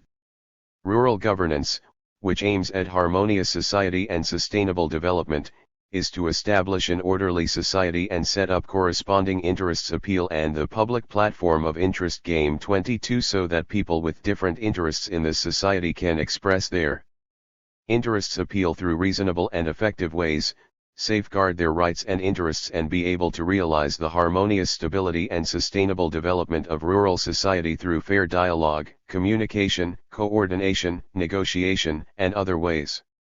2. Historical evolution of rural governance. Although rural governance is a relatively new concept, the things it refers to have existed for a long time. Only the specific governance mechanism has changed due to the difference between the internal structure and the external social environment in different periods of rural society. It can be seen from the historical evolution of rural governance. 1. Rural governance in the traditional period. Since the Qin and Han dynasties, Chinese society has gradually formed a state governance mechanism characterized by hereditary bureaucracy. The establishment of the state governance mechanism was formed by the centralized government to address its unavoidable legitimacy of governance. Therefore, the central government has always tried to avoid direct involvement in the governance of local affairs, but when intervening in the governance of local affairs, it has relied on branch-level bureaucracy while at the same time limiting the number of such officials and their interference in local affairs as far as possible. Until the late Qing dynasty, the power organs of the state had not directly touched the people at the grassroots level, and the lowest official administrative power organs of the state had been set up at the county level, that is, the so-called imperial power does not exist below the county. There is only the squire below the county level. In fact, the governance of rural society was accomplished by gentry classes using civil and non-political means such as etiquette and customs. In this regard, Liang Shuming stated that since ancient times, the Chinese governments have paid very little attention to politics but have paid more attention to education. The reason why compulsory means were rarely used is that there were few classes that took the means of force as the main part. Education is necessary because it can inspire rationality and cultivate etiquette and customs, thus leading to self-management. 23. In ethics-based traditional rural society, ethics not only became the basic framework of the whole society but also shaped the soft governance characteristics of the rural governance mechanism. However, in promoting social integration aimed at promoting the stability of rural social order through the governance of ethical rules and the governance model relying on the gentry, it ignored or abandoned political integration at the national level, which was characterized by the maintenance of state sovereignty and administrative control. Although the Baojia system has been implemented since the Ming dynasty, rural society was truly controlled by family elders rather than the Baojia chief. The power of the family elderly to control rural society is not only much broader than Baojia chief but also more effective. In other words, this minimalism 24 model, which relied on the gentry group, not only guaranteed the effectiveness of centralization but also realized the stability and order of the lowest levels of local society. The application of this social governance mechanism is not only in line with the Confucian political ideal of establishing a self-governing moral society but also related to the lower production surplus of agricultural society and the lower demand for resources of the agricultural government. However, at the end of the 19th century, the social foundation supporting this social governance model was destroyed as China was opened by Western powers. New internal and external environments made it necessary for the state to adjust the method of rural governance. Thus, new forms of social governance emerged. 2. Rural governance from the early 20th century to 1949. After the entrance of the late Qing dynasty was opened by the strong ships and guns of the Western powers, the crisis of national subjugation became the RST crisis in Chinese society. Under this background, on the one hand, it is necessary to complete domestic political integration and to end the state of military independence to realize the unity of the country and the integrity of territory and sovereignty. On the other hand, it is necessary to realize the prosperity of the country through economic construction, especially industrial construction. At that time, both political power construction and economic construction needed to have strong social mobilization and resource extraction capabilities. It was based on this demand that the power of the state began to break through the restriction of not going to the countryside and gradually infiltrated into rural society. With the promotion of state power organizations to the rural grassroots level, the authority of the administrative officials in the system gradually replaced the gentry outside the system, and the number of resources drawn by the country from the rural society also gradually exceeded the scope that the gentry could guarantee. As the gentry unloaded the protection function, the evil gentry began to aid rural society. Overall, in the RST half of the 20th century, the stability of domestic order, the maintenance of national sovereignty, and promoting the development of national industrialization put forward new demands for social governance, namely the urgent need to strengthen the capacity of state-level control and mobilization and the ability to draw resources from rural society. The political reform and the decline of the traditional gentry in the late Qing dynasty weakened and disintegrated the function of the traditional gentry to integrate rural society, but a new and effective governance mechanism and integration mechanism were not established, which led to much confusion in the governance of rural society during this period. 3. Rural governance from the founding of New China in 1949 to 1978. After the founding of the People's Republic of China, it is necessary for the state to maintain the strong mobilization and resource extraction capacities of rural society to obtain the resources needed for the construction of industrialization. In the late 1950s, the government not only established a highly centralized planned economic system in the countryside but also managed the social life of the farmers in an all-round way through the People's Commune and established an all-round social governance system centered on the People's Commune. The rural governance system in this period changed the dispersed state of the old China's rural society, established a highly unit social order, greatly enhanced the state's ability to mobilize and control the rural society, and played a positive role in mobilizing resources to promote industrialization on a very weak economic basis. Since all the important resources were controlled and distributed by the government used these resources to construct the organizational forms of the unit and the People's Commune in the city and the countryside, respectively, and integrated the rural areas through the People's Commune. Under the system of the People's Commune, what the peasants produced, how they produced, and how they distributed were ultimately decided by the People's Commune and the village collectively, and the villagers had less decision-making power, which dampened the peasants' enthusiasm for agricultural production. At the same time, all members of rural society were managed in relatively closed areas, impeding normal social mobility and leaving society devoid of vitality and creativity. 25. With the completion of national industrialization accumulation, the disadvantages of this social government system were increasingly obvious, which directly promoted rural reform in the late 1970s. 4. Rural governance since reform and opening up. Since the rural reform was promoted in the late 1970s, a series of important changes took place in rural society. Not only did the original planned economic system gradually give way to the socialist market economic system, but the party and government also began to pay attention to adjusting the interest relations among different social strata and interest groups in the course of reform and development, and at the same time, the social mobility in urban and rural areas greatly changed the peasants' occupation and values. This change in social foundation brought about corresponding changes in social governance in rural areas, that is, organizing production with family as the unit and allowing farmers to migrate and to mobilize the potential and creativity of farmers, improving the social security system and reforming public services systems such as education and medical care. As far as rural governance is concerned, although the effectiveness of the changes has made positive progress, great changes in rural society posed new challenges to the rural governance system. The increase of rural social mobility, the intensification of social differentiation, the enhancement of farmers' heterogeneity, the increase of strangeness among villagers, the decrease of villagers' dependence and identity on villages, and the weakening of the inner authority of villages all put forward new demands to the original social governance system. It was against this background. 317. That the state proposed promoting the scientific modernization of rural governance and establishing and improving the rural governance system mechanism that was in line with the national conditions, standardized, orderly, and full of vitality. 3.2 External conditions, internal mechanism, and endogenous basis of rural governance. Fundamentally speaking, rural governance aims to maintain good order in rural society.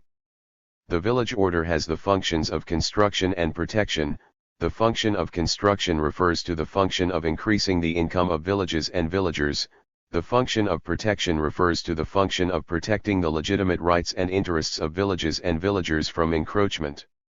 It can be roughly divided into VE aspects: obtaining economic cooperation, maintaining public order and good customs, ensuring internal basic harmony and stability, resisting the invasion of external forces, and the fairness and integrity of village cadres in village affairs.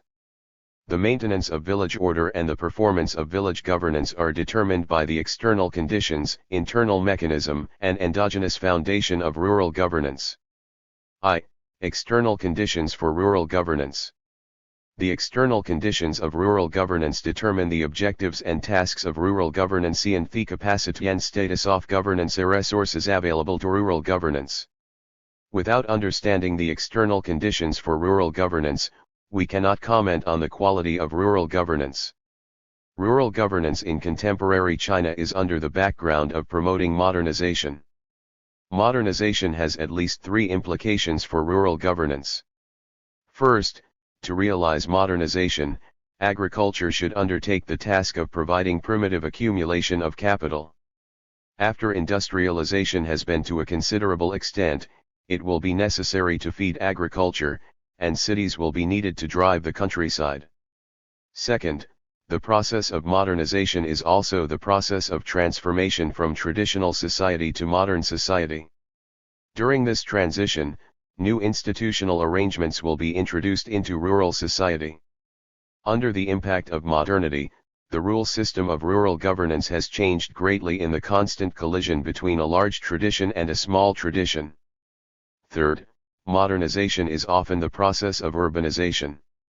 With the continuous outflow of rural people, property, and resources, rural areas will become increasingly decadent, while traditional rural ethics and value systems will be impacted or even on the verge of subversion. This will have a fundamental impact on the order base of rural society. The three dimensions that the modernization factor can enhance rural governance from top to bottom and from outside to inside constitute the three macro-historical conditions to develop rural governance. The external conditions of rural governance constitute the structural constrained conditions under which the rural governance system can play its roles, and the rural 318 governance system can only play a role under the restriction of this structural condition. China is a country with a large number of farmers, and the urbanization of farmers will be a long process. Under the condition of a market economy, it is an irreversible process for rural people, property, and resources to owe to cities at present. Before most of the farmers transfer from the countryside, how to maintain the governance state of the countryside, promote the prosperity and development of the countryside, and enable the farmers to live in good social order has become a matter of great concern of the theoretical realm and policy departments. The fifth plenary session of the 16th Central Committee of the Communist Party of China put forward the strategy of building a new socialist countryside, and the 19th National Congress of the Communist Party of China put forward the strategy of rural revitalization, which is the strategic deployment of promoting rural modernization at the national level. 2. The internal mechanism of rural governance. The inner mechanism of rural governance is the internal operation logic of rural governance, which includes two aspects. One is the process, mechanism, and consequence of the top-down relevant laws, systems, and policies in rural practice. The other is the endogenous order mechanism of rural society. 1. Formulation and practice of rural governance system and policy.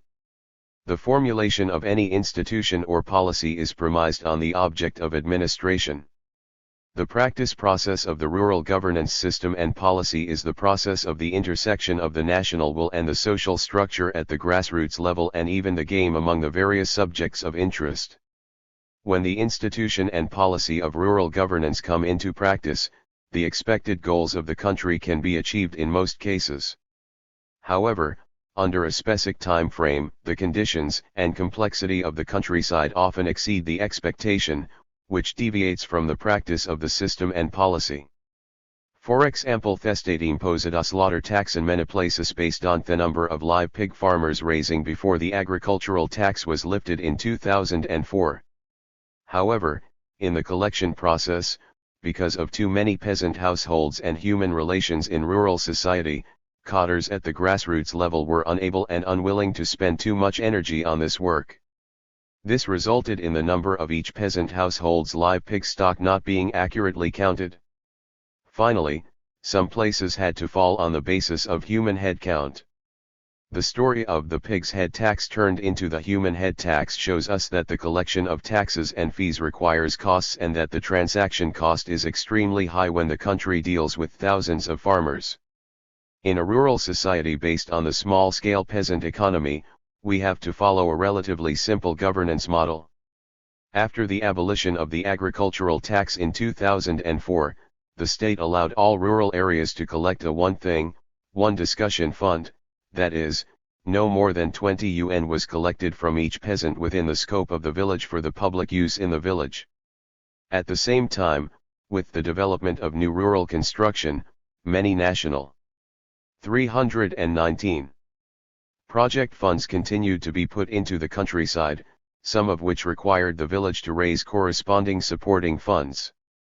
As a result, some places with strong cohesion could form collective action, and these one thing, one discussion funds were relatively easy to raise, but in some places with weak cohesion, they could not be realized at all. 2. The internal order mechanism of rural society. In addition to the system and policy of the state, there were many spontaneous internal order mechanisms in rural society, such as the mutual assistance and cooperation of farmers in production and life, and the internal resolution of disputes and conflicts among farmers. They were mostly endogenous orders left over by tradition. These orders constituted the living habits and customary laws of farmers. This kind of customary law is very different from written law and its practice, but it also constitutes a part of the rural governance mechanism. These endogenous order mechanisms have solved most of the problems that farmers have to solve in their production and life, and have become the power of rural areas to take over external legal and institutional arrangements from the bottom up. The situation of farmers' mutual assistance and cooperation is closely related to the traditional system and habits. On the one hand, farmers have the requirement of mutual assistance and cooperation in production and life. On the other hand, this practice has existed in villages since ancient times. The village and even the family, as a kind of social construction, overcame the free rider behavior in human interaction, reduced the cost of interpersonal communication, and gave birth to orders in the village. The inner order mechanism of rural society depends on the social structure inside the countryside, especially the situation of the interlinking organization inside the village. It directly influences the value and rule system and behavior logic of the village and makes the same policies and systems have different practice mechanisms and consequences in different rural areas, which constitute the difference of the ability to take over the top-down system and policy within the village. It has caused the difference in the practice and the consequences of system and policy. 26. When we pay attention to the inner mechanism of rural governance, the core questions to be answered are what the real logic of rural governance in China is, how the rural society operates and why in this way.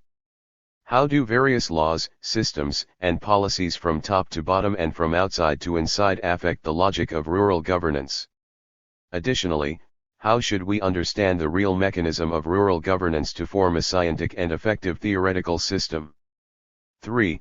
The endogenous basis of rural governance. The so-called endogenous basis of rural governance is the specific space-time conditions of rural governance. Rural governance does not happen out of thin air but in specific time and space and on the basis of specific groups and society. The endogenous basis of rural governance constitutes the conditions for the top-down system and policy implementation. The process, mechanism, and consequences of top-down policy practice in specific rural societies constitute most of the content of rural governance. In addition to the consequences of the top-down system and policy in rural social practice, there will be spontaneous endogenous order within a rural society, which constitutes another part of rural governance. Research on the endogenous basis of rural governance focuses on the micro basis of rural governance rather than on rural governance itself. The endogenous foundation of rural governance is closely related to the external conditions and the mechanism of rural governance, but it is not exactly the same thing. They need to be distinguished in the investigation and analysis. The way to distinguish is to regard the endogenous basis of rural governance as an independent variable but not a dependent variable, although the endogenous microbasis of rural governance is constrained by macro-external conditions and is the dependent variable of some external conditions in fact. If analyzed, the endogenous foundation of rural governance should be involved in three aspects: the RST is a human condition, the second is a material condition, and the third is the social and cultural condition. The so-called human condition refers to the situation of people living in the countryside and their ideas, beliefs, hobbies, habits, morals, knowledge, preferences, etc. The so-called material condition refers to the material basis for the development of rural governance, such as geographical location, public facilities, planting structure, economic development level, economic type, etc.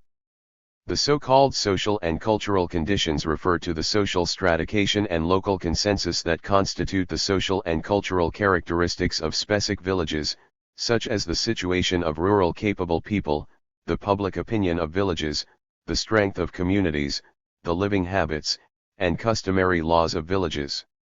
The content of people's conditions about the endogenous foundation of rural governance is very rich and can be analyzed from the following aspects.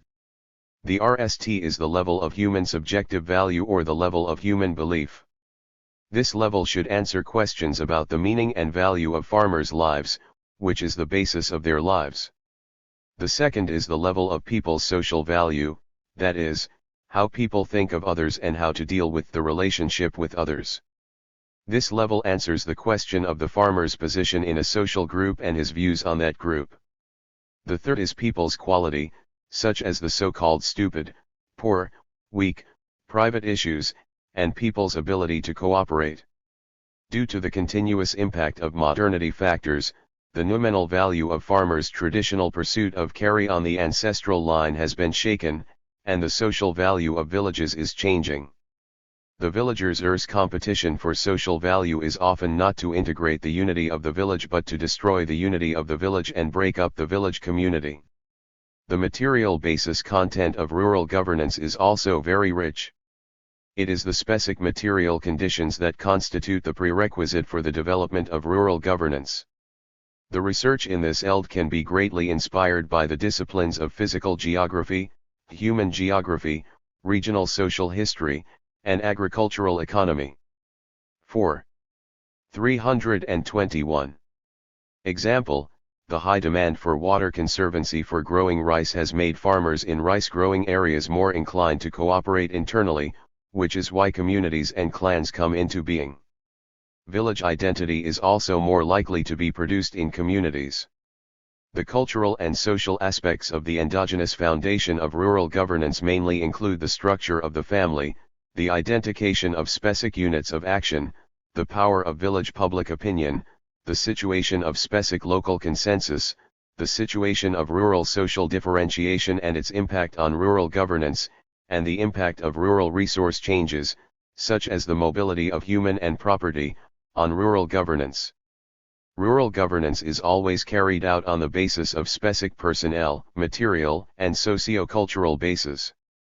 Without understanding the specific space-time conditions in rural areas and the personnel, material, and socio-cultural basis on which rural governance can be carried out, it is impossible to truly understand the internal mechanism of rural governance. In this study, the anthropological holistic perspective is very important. This perspective emphasizes the maintenance functions of parts of the whole society for the whole, that is, it emphasizes the significance of the interrelation of social factors for forming a whole. In rural life, any factor of the human, material, social, and cultural factors may constitute the endogenous foundation of rural governance and constitute the conditions under which rural governance can be carried out. 3.3 Structure and types of rural governance.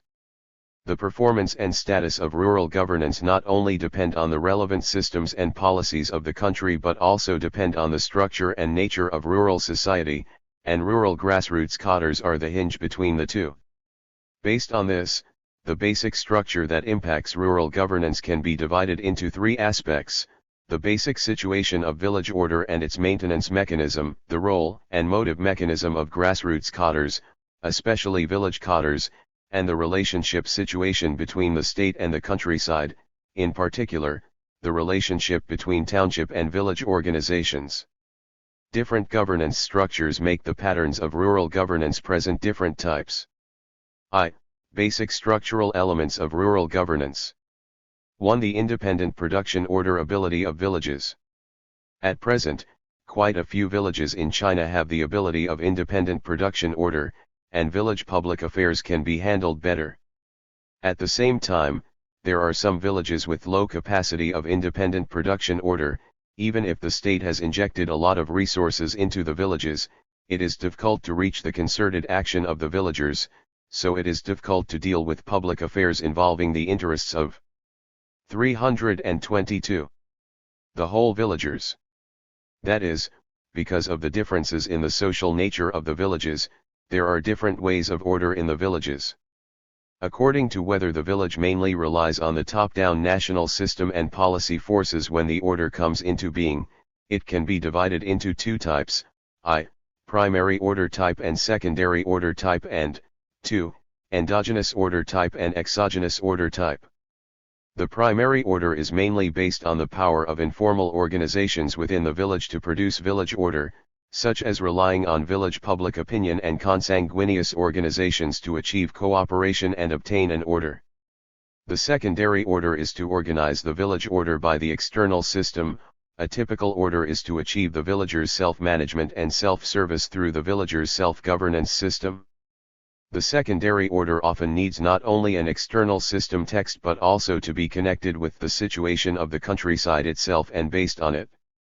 As far as the current research is concerned, there are two factors that can form the basis of the effect of foreign institutions.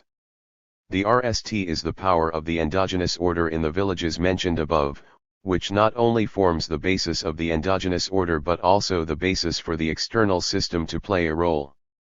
It is in this sense that it can be said that not only modernity and tradition are opposed to each other, but also modernity is based on tradition.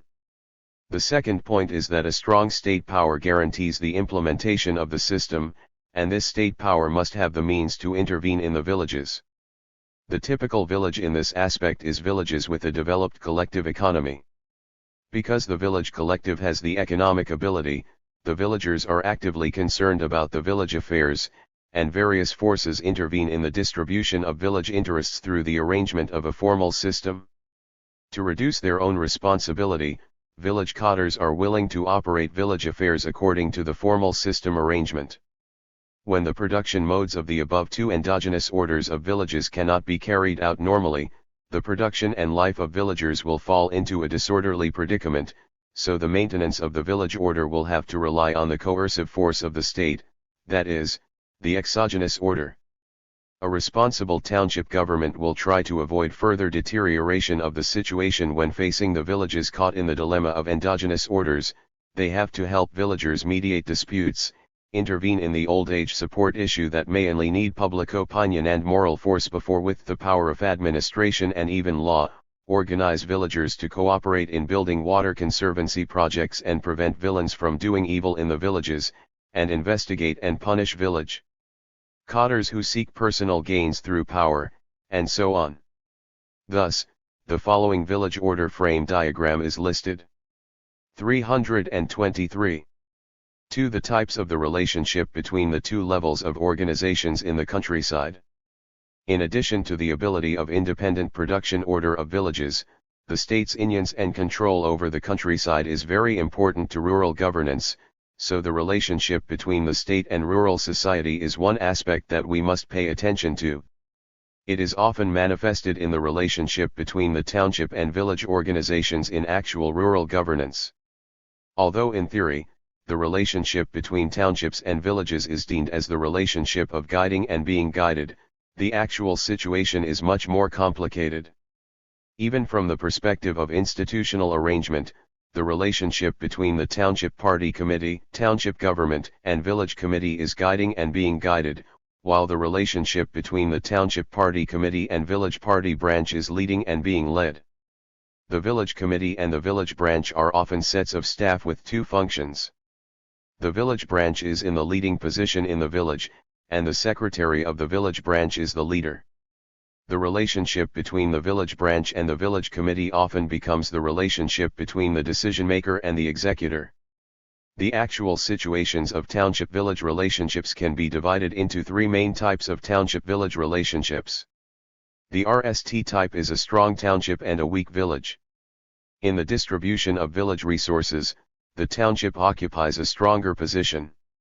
The township team can smoothly implement government affairs at the village level, such as family planning, special projects, and various upgrading tasks required by the superiors. As long as there is room for the village to maneuver, most villages will actively complete various tasks assigned by the township. The second type is a weak township and a strong village. Because of the strong economic strength or the strong cohesion, the village is too large to be commanded and dispatched. It is difficult for the township team to smoothly implement government affairs at the village level. The third type is a weak township and weak village. The township team cannot smoothly request the village level to assist in the smooth completion of government affairs. The village level has neither the initiative to assist the township in completing government affairs nor care about village affairs.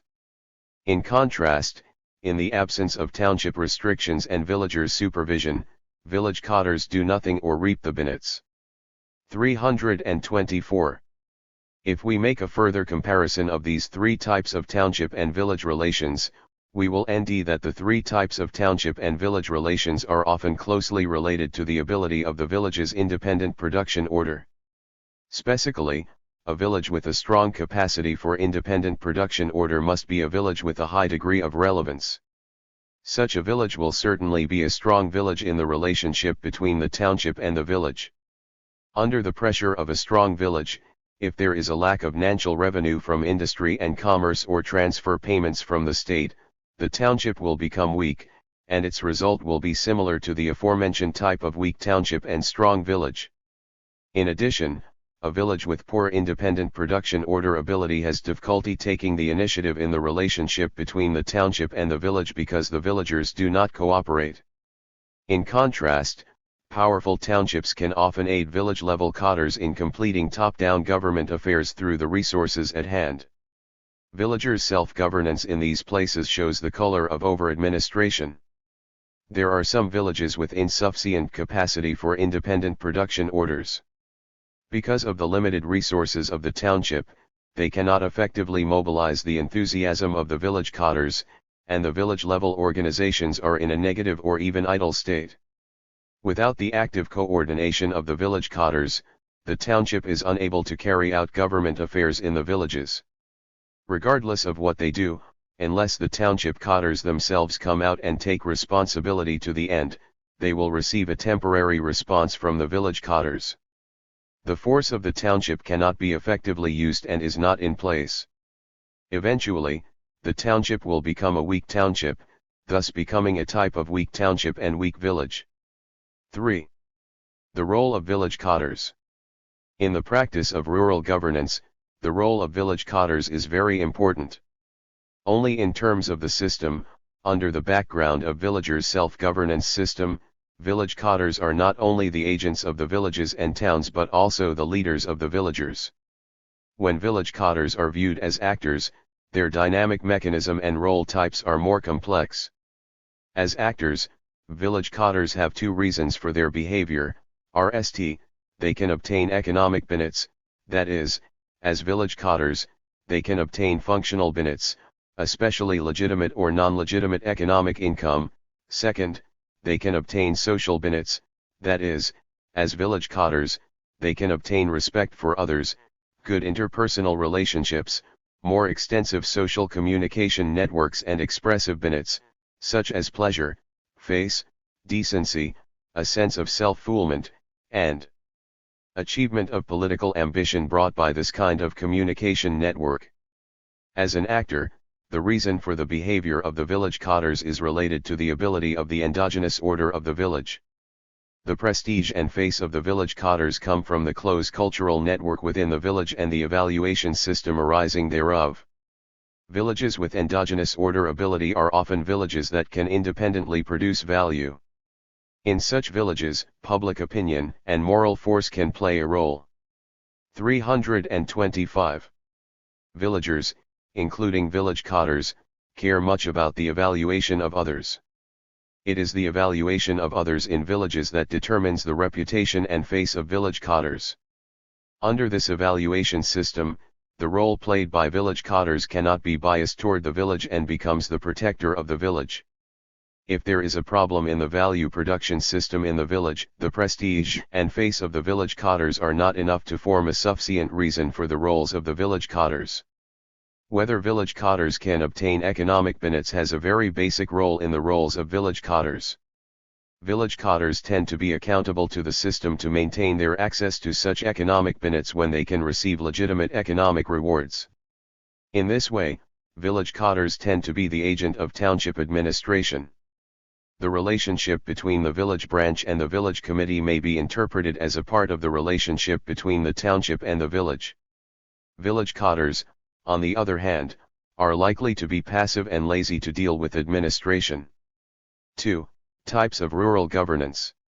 According to the production capacity of village value, the types of rural governance can be divided into three categories. The RST kind is the areas with strong independent production value ability. Regardless of whether the village cotter has enough legitimate reward, the village must have a strong endogenous order ability, which means that the overall face of rural governance is the original endogenous order type. However, in the areas with a weak capacity of independent production value, there are two kinds of situations due to the difference of the motive mechanisms and roles of village cotters. One is the situation that the village cotters have enough reward and motivation. Because village cotters have legitimate rewards, they are sensitive to the formal system, and the rural order can be maintained normally. In this case, rural governance can be called the secondary order type of rural governance. The other kind is that village cotters have neither the social benefit nor the economic benefit, so they have difficulty engaging in enthusiasm to deal with the system and may become passive and inactive slackers of government. In this case, rural governance can be called disordered rural governance. 1. Primary order type rural governance. In other words, the village has a strong primary order ability, which is rooted not only in the ability to provide public goods but also in the ability to produce value. Because the village has the ability to produce value, the capable people in the village are willing to serve as village cottars to obtain social benefits. These village cottars who serve to gain prestige and face must be willing to serve as the protector of the village. It is impossible for the organizational behavior that obviously impairs the long-term development of villages to appear in such villages. Because village cottars care about social benefits, their formal salary will not be too high, and there is almost no gray income. The relationship between townships and villages is more moderate, and the relation between the cottars of villages and townships is more equal. There are fewer township leaders with that kind of arbitrary, rough and tumble temperament. 326. In such villages, the traditional moral and ethical norms are maintained well, the people's customs are relatively simple and the village's public nature is strong. Village cottars are often not only outstanding elements in the system but also folk-capable people. They can often effectively borrow the village's endogenetic moral opinions and ethical norms when dealing with village affairs, and disputes among villagers are often handled out of the village. The village has a strong collective action ability. The villagers can cooperate to supply certain endogenous public goods and can well undertake external public goods resources. 2. Secondary order type rural governance. Simply put, it means that the village lacks the ability of primary order, and the situation of village governance is mostly determined by the system in place. The village lacks the production value ability, and the capable people in the village cannot obtain enough social benefits, prestige and face, from the position of the village cottar. However, because village cottars can obtain considerable legitimate economic income, the capable people in the village will compete for the position of village cottars. Under the background of villagers' self-government, some of the village-capable people take the lower-level line directly elected by villagers and try their best to obtain the support of villagers. When assisting the township administration, they are not willing to offend the villagers, nor will they excessively damage the interests of the village because of the requirements of the township. While the other part of the capable people in the village take the upper line and obtain the positions of village cottars through the support of the township team, there are some differences between these village cottars and the really elected village cottars in the decision-making and implementation of a number of affairs, but even the capable people in the village who take the upper line are not willing to take the risk of villagers' strong protest to do something harmful to the interests of the villagers. In this sense, the conflict between the village cottars who take the upper level line and those who take the lower level line will also be more moderate. Because village cottars have a considerable and stable income, when the township team asks the village cottar to deal with government affairs, as long as it is not too difficult, the village cottar will generally follow suit. Leaders of the party and government in the township are in a more active position in the relationships of the township. The behavior of village cottars is stable because of long-term expectations. In such villages, the order is formed by self-management, and the ability to provide corresponding public goods is weaker. It needs more help from external forces, mainly the power of the state. Disputes among villagers sometimes need to be resolved at the national level, such as township judicial offices or courts. 3. Disorderly type rural governance. Once a village cottares cannot obtain social benefits and economic benefits, their position is no longer attractive. A system such as the organic law of the villagers' committees of the People's Republic of China is a mere formality because there are no more villagers actively pursuing the position of village cottars. 327. In the face of passive and inactive village cottars, the township party and government team have no effective ways to make the village cottars work actively except by making repeated requests. Unless the leaders of the township do everything by themselves, they will not be able to achieve any valuable government affairs in the villages. A large number of public affairs in the village will not be presided over by village cotters. In the face of villagers' complaints, the only response of village cotters is to ignore or delay indefinitely. The relationship between the township and the village is similar to that between the village cotters and the villagers, and there will be no connect between the two committees because there are no interests to speak of. Such villages are often so-called empty shell villages or even paralyzed villages. The interior of the villages is disorderly, public affairs are difficult to operate effectively, and contradictions and disputes among villagers sometimes even need private relief to solve. The above three types of rural governance, especially the latter two types, can be transformed into each other. As far as the reality of the current rural governance type in China is concerned, the three types are basically distributed as follows: primary order rural governance, such as the clan villages in Jiangxi and Fujian, and the rural areas in Huizhou; the secondary order rural governance, including the rural areas where the collective economy is more developed, or the rural areas where the state can transfer more funds to the villages, such as the rural areas along the Yangtze River in Wenzhou.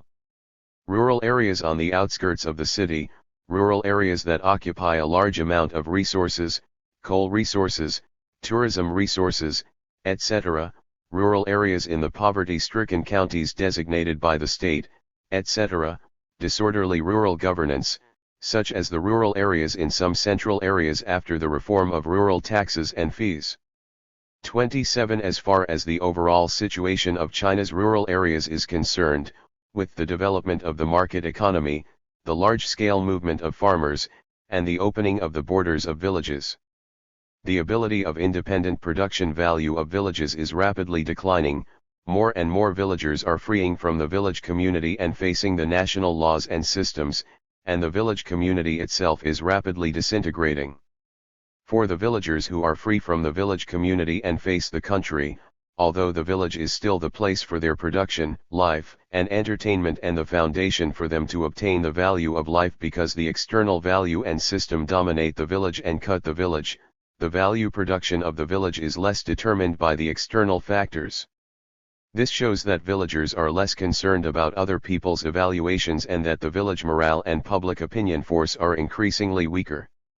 In this case, there were fewer villages in primary order. When the endogenous order power of the village is weak, it needs the country's power and resources to step in time to ensure the effective management of the village. Otherwise, an increasing number of villages will fall into disorder because of the lack of resources, authority, and normative systems and become disorderly rural governance. 3.4 Rural governance in the strategy of rural revitalization. I. Structural changes in rural society and the weakening of governance power. After the 1990s, a large number of rural populations went out to work and do business. With diverted employment and income and the opening of the border of villages, the complexity of the villages increased greatly.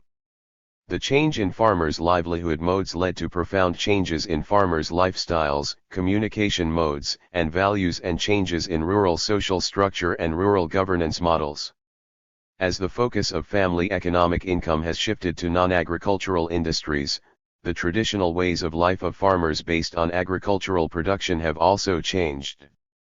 Their sense of time, timely cash, and settlement of money have been formed, and their life orientation has turned to the outside of the village. At the same time, the ways of communication among the villagers were also gradually different from the past. Mutual aid and cooperation among villages decreased daily, the public space of the village shrank, and the private space expanded. In this way, the countryside changed from an acquaintance society to a society of half population, and the village communities tended to disintegrate. 28 At the same time, in the context that a large number of farmers had not truly realized urbanization, industrial, and commercial capital to the countryside and intensive land management have increased the difficulty of maintaining the former family livelihood model with half work and half plow based on the intergenerational division of labor, making it difficult for peasant households that rely on the spontaneous transfer of land to continue to exist. In the original rural social structure, on the one hand, it was old people's agriculture, on the other hand, it was the peasant households whose income relationship and social relationship were all in the village. They constituted the stability strength in rural society and were the basic carriers of the rural social order, public goods, and cultural maintenance. Now, the entry of exogenous forces, such as capital and family farms, which are almost completely unrelated to farmers, is aimed at a prod. Such exogenous forces cannot form a stable force with other rural residents and may even become a powerful deconstructive force of rural social structure, social order, and powerful social culture. This is bound to lead to the accelerated disintegration of the grassroots social order. It can be said that the factors for marketization and industrialization have fully and deeply immersed in today's rural society, and unprecedented change has formed. At the same time, a series of institutional changes in the field of agriculture, rural areas, and farmers objectively make some new variables appear in rural governance. The Land Contract Law of the People's Republic of China issued in 2002 clearly stipulates that the land contract will remain unchanged for 30 years. 10 years after its operation, there was an obvious dislocation of the human-land relationship in rural society, that is, those who have lands go out of rural areas and those who cultivate. 28 He Suifeng, on the Society of Half Population in Cass Journal of Political Science, 2003. Dong Liming, Chen Beifeng, Nai Liangbo, Structural Disturbance and Greed Law in the Countryside in Social Sciences in China, 2008, 5. 329. Land have no land. Rural collective organizations lost the right to allocate lands, and the distribution of land interests was solided, which made the construction of infrastructure and public goods very difficult. The farmers had to bear extremely high transaction costs if the construction of infrastructure and public goods involved anyone's land. As a result, many public goods construction had to run aground and was nearly halted. After the abolition of agricultural taxes in 2004, grassroots government organization resources were scarcer. In recent years, although the state's funds and resources for supporting agriculture have increased, almost all resources go down through departments and regions and are unable to mobilize resources. Trust in the whole society down to grassroots cadres has decreased, and the resources that village groups can fall on are very few. Thus, the space for corruption among grassroots cadres has been limited, and the ability and enthusiasm to do things are lost. At the same time, to reduce expenses, all localities have combined villages and groups, reduced the number of village cadres, and abolished the heads of village groups. At present, there are many administrative villages with a population of more than 3,000 and 4,000 in the plain areas. With such a large scale and large population, only approximately VE non-full-time village cadres are required to carry out daily management and service, while most of the township governments are in a state of suspension, which is bound to weaken grassroots organizations. The socialization of half population of the countryside and the disintegration of the village community weakened or even lost the endogenous mechanism of the rural social order and public goods supply. The lack of the organization of resources of the grassroots government, the decline of identity, and low ability weakened the governance power of rural society. Grassroots government organizations are less trusted, and there is a lack of confidence in them, which further weakens their governance ability and forms a vicious circle. The weakening of the power of governance makes the people in the current rural society slack and lose the ability to solve problems. When the governance ability of grassroots government organizations is weakened, there is no situation that the official power will retreat and the civil rights will advance, which some people expect. In fact, what people see is that internal disputes in rural areas cannot be solved by themselves, public goods cannot be supplied independently, and it is not only impossible to recollect resources from farmers but also very difficult to allocate resources. Without the collective power and the public opinion of the village, all kinds of marginal forces, hitchhiking requirements, and unreasonable voices suppressed by the collective power before have come out. Therefore, the weakening of governance power directly leads to the disorder, insufficient service, and the follow-up of the powers of unruly people and mobster in some places, that is, the gray or even absolute deterioration of rural society. With the deepening of modernity, farmers' right consciousness is increasing, but they have not formed the belief for the rule of law. More so, is the use of rights and interests among emotions, reason, law, and force. At present, the state's support for agriculture, rural areas, and farmers is basically through the project system and top-down resource input. To compete for top-down 330 resources, the individual groups in rural areas have their own tactics, which even causes the phenomenon of irrationality. To maintain stability, the main task of many local grassroots government organizations is to deal with these people's crying, pestering, making trouble, and visiting. What are the appeals of ordinary villagers and how to better provide effective public services for most people are often ignored by grassroots political power. As a result, conventional governance in rural areas has been disrupted, and a normal order has not yet been established. There are two direct reasons for this situation. First, the resources are not allocated to the village for collective democratic decision-making. Second, under the pressure-type system, the superior government organization lacks responsibility, does not ask reasons for unreasonable petitions and other disturbances, does not talk about principles and the right and the wrong. As long as there is a problem, it will blame the lower level and punish the lower level, which makes stability the primary task of the grassroots level.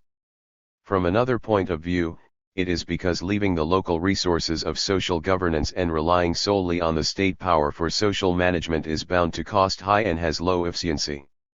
Under the background of great changes in rural society, the traditional endogenous resources of rural orders have been basically lost or cannot participate in rural governance effectively, while the resources of modern countries are still limited and cannot effectively carry out independent social management. The rule of the rules that people expect is far from coming. 2. Promoting rural revitalization through governance and revitalization. Since the beginning of the 20th century, rural development has been highly valued. The Central Committee of the Communist Party of China has issued 15 consecutive No. 1 documents concerning rural areas. The income of farmers has increased significantly, and rural life has improved significantly, but the current situation of rural decline continues. Against this background, the 19th National Congress of the Communist Party of China, CPC, put forward the strategy of rural revitalization and elaborated it in the 2018 No. 1 document Opinions of the CPC Central Committee and the State Council on Implementing the Strategy of Rural Revitalization, which described the grand blueprint for speeding up the modernization of agricultural rural areas and taking the road of socialist rural revitalization with Chinese characteristics. In document No. 1 of the Central Committee of the CPC in 2018, the overall requirements and main tasks for the implementation of the rural revitalization strategy were summarized as VE new and 1 enhancement, that is, focusing on industrial prosperity, improving the quality of agricultural development, and fostering new momentum of rural development, taking ecological livability as the key point, promoting the green development of rural areas, and creating a new pattern of harmonious and symbiotic development between man and nature, and taking township style and civilization as the guarantee, making rural culture prosperous, and making township style and civilization glow with new atmosphere. On the basis of effective governance, we should strengthen the basic work at the grassroots level in rural areas and build a new system of rural governance. On the basis of living well off, we should improve the level of people's livelihood security in rural areas and create a new style. 331. Of beautiful rural areas, on the premise of getting rid of poverty, we should GHT a precise battle to get rid of poverty and enhance the sense of access of the poor. To implement the strategy of rural revitalization, we should highlight the 4 enhancements, namely to focus on improving the rural property rights system and market-oriented allocation of factors and strengthen the institutional supply, to unblock intellectual, technical, and managerial access to the countryside, bring up more local talent, and strengthen the support of talent, to improve the investment guarantee system, open up investment and financing channels, and strengthen the investment guarantee, and to formulate the National Rural Strategic Plan and strengthen the leading role of planning. To implement the strategy of rural revitalization, we should give full play to the political advantages of the party's leadership, compact the responsibilities, improve the mechanism, and strengthen the assessment. We should take the implementation of the rural revitalization strategy as the common will and common action of the whole party and realize the unity of understanding and the consistent pace. We should embody the principle of giving priority to the development of agriculture and rural areas in all aspects, give priority to the allocation of cadres, the allocation of elements, the investment of funds and people, and the public service, and we should ensure that the party always takes the overall situation and coordinates all parties in rural work, and provides a strong political guarantee for rural revitalization. On the surface, the 20-word policy of rural revitalization, which is characterized by prosperous industry, livable ecology, civilized countryside, effective governance, and rich life, mainly involves various aspects such as economy, ecology, society, and governance, but in essence, the main connotation of rural revitalization is governance. In the new 20-word general requirements, in addition to the bright economic color of industrial prosperity and life prosperity, ecological livability, rural civilization, and effective governance can be said to be governance. At the same time, the main path of rural revitalization is governance. The development of the rural economy needs to be carried out on collectively owned land and in complicated interpersonal relationships. Therefore, the development of the rural economy also has governance attributes. In this sense, we can say that the revitalization of governance is the basic mechanism and long-term mechanism of rural revitalization. Under the background of weak governance rights, the revitalization of rural governance reconstructs the chassis of the benign operation and development of Chinese society. Thicker proposition of the revitalization of rural governance lies in the reconstruction and optimization of the social order and how the party's leadership system and traditional social ethical order connect with the trend of marketization and urbanization. Because the power order and moral order in Chinese society are highly social, they are realized in the process of straightening out the interpersonal relationship, which makes the revitalization of governance an important proposition in the construction of rural society. To solve the problem of social order through social construction, it should be implemented in the production and life of the masses. With the shrinking production function in the village, the production and life of the masses will become more detached. Therefore, the grassroots party and government must 332. Play a governing role in the process of helping the masses live a life. Combining the construction of the party with the construction of rural society, grassroots party organizations can more effectively undertake social and cultural functions of traditional social elites and establish and strengthen the governance network of power so that grassroots party organizations will be more active and effective in rural society, which is necessary for maintaining the rural social order and necessary for the ruling party itself because good relations between the party and the masses should be based on good relations among the masses. Therefore, the path of the revitalization of rural governance can be expressed as to promote the construction of governance system around social construction in structure, do well in the construction of new countryside around improving the life quality of farmers in function, and constantly improve the ability to help the masses create a better life. Furthermore, the governance system includes the community system, the organization system, the institutional system, and the relationship between politics and the economy. The governance ability includes the function orientation, the management idea, the team construction, and the national guarantee. Therefore, the revitalization of rural governance is the focus of rural revitalization. We should re-establish and optimize rural social order through the revitalization of governance and promote rural social governance or social construction through the construction of the party.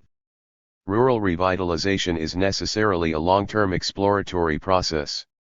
In this process, whether there is a good system and a team of clean leaders is the key to all problems. The key to the revitalization of rural governance lies in how party organizations at all levels can improve the leadership ability and level in rural society and realize the effective and deep integration of the party's leadership and the local ethical order. 4. Urban social governance.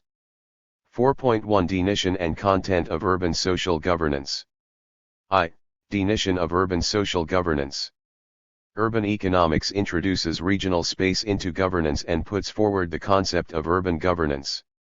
The United Nations Human Settlements Program gives the following definition: urban governance is the planning and management of urban public affairs by individuals and institutions, and public sectors and private sectors.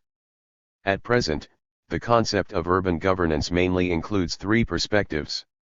The RST is that urban governance is an ability.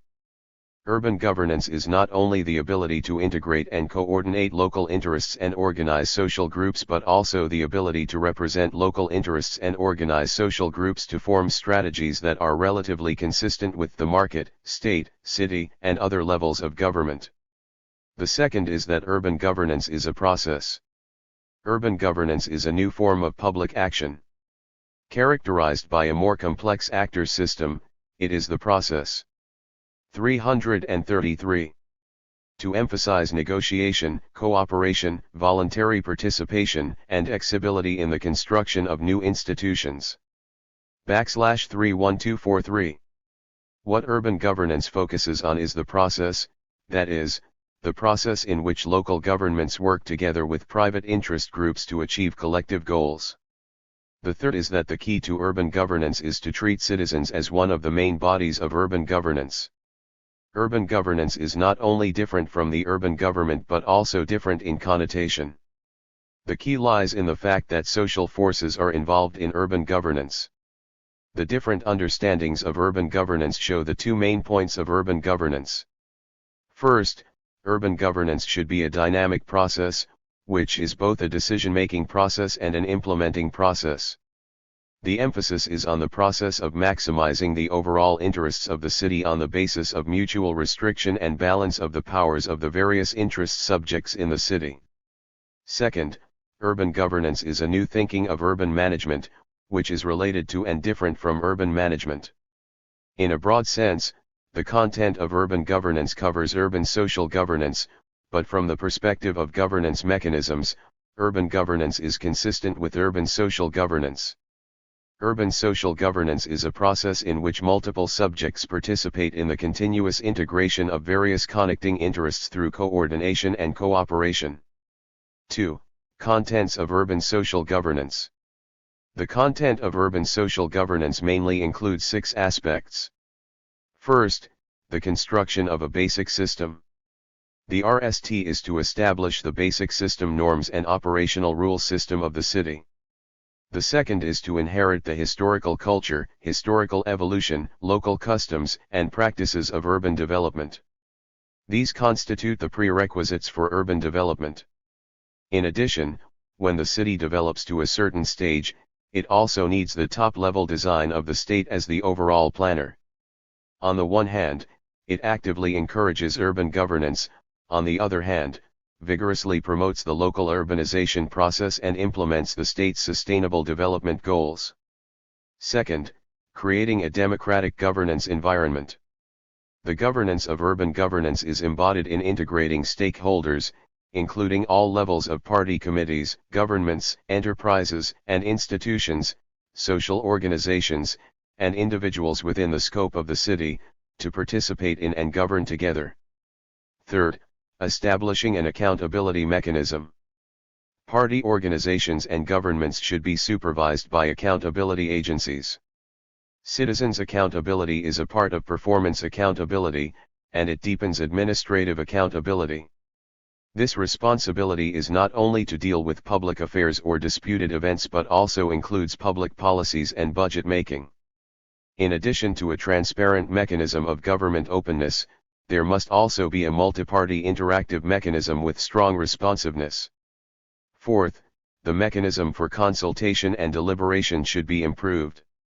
Consultation democracy requires a transparent process of governance that enables 334. Citizens to manage themselves and conduct deliberation and consultation on public affairs. The process of consultation allows participants to pool their ideas, seek common interests, and establish a mechanism for sharing knowledge, information, and social capital. Fifth, attracting stakeholders. From the perspective of the city as a whole, stakeholders include the city government, other local governments, citizens, voting population, and so on. From the perspective of a city's business, stakeholders include only the persons or institutions concerned. Sixth, achieving sustainable development. The sustainable development of the city can be regarded as the process of mutual cooperation and co-evolution in the fields of economy, politics, culture, society, and ecological environment. In this process, we should, on the one hand, ensure the improvement of the well-being of the residents. On the other hand, ensure that the inner and outer environment of the city will not be endangered and help to prevent the destruction of the urban ecological environment. 4.2 Changes in urban social governance. Since the second half of the 20th century, China's urban society has undergone a sustained and profound transformation, which was mainly embodied in the transformation to grassroots society by continuously downward extending state power and the formation of new grassroots governance subjects. Modernization means the development of traditional society to modern society. Urbanization is an important symbol of the modernization process. China's urbanization rate rose from 7.3% in 1949 to 58.5% in 2017. At different stages of social development, urban grassroots social governance presents different structural characteristics and institutional models. Cancelling the Baojia system and implementing the street residence system. In the period of the Republic of China, state power failed to enter the urban grassroots system, and the urban grassroots governance structure was the Baojia system.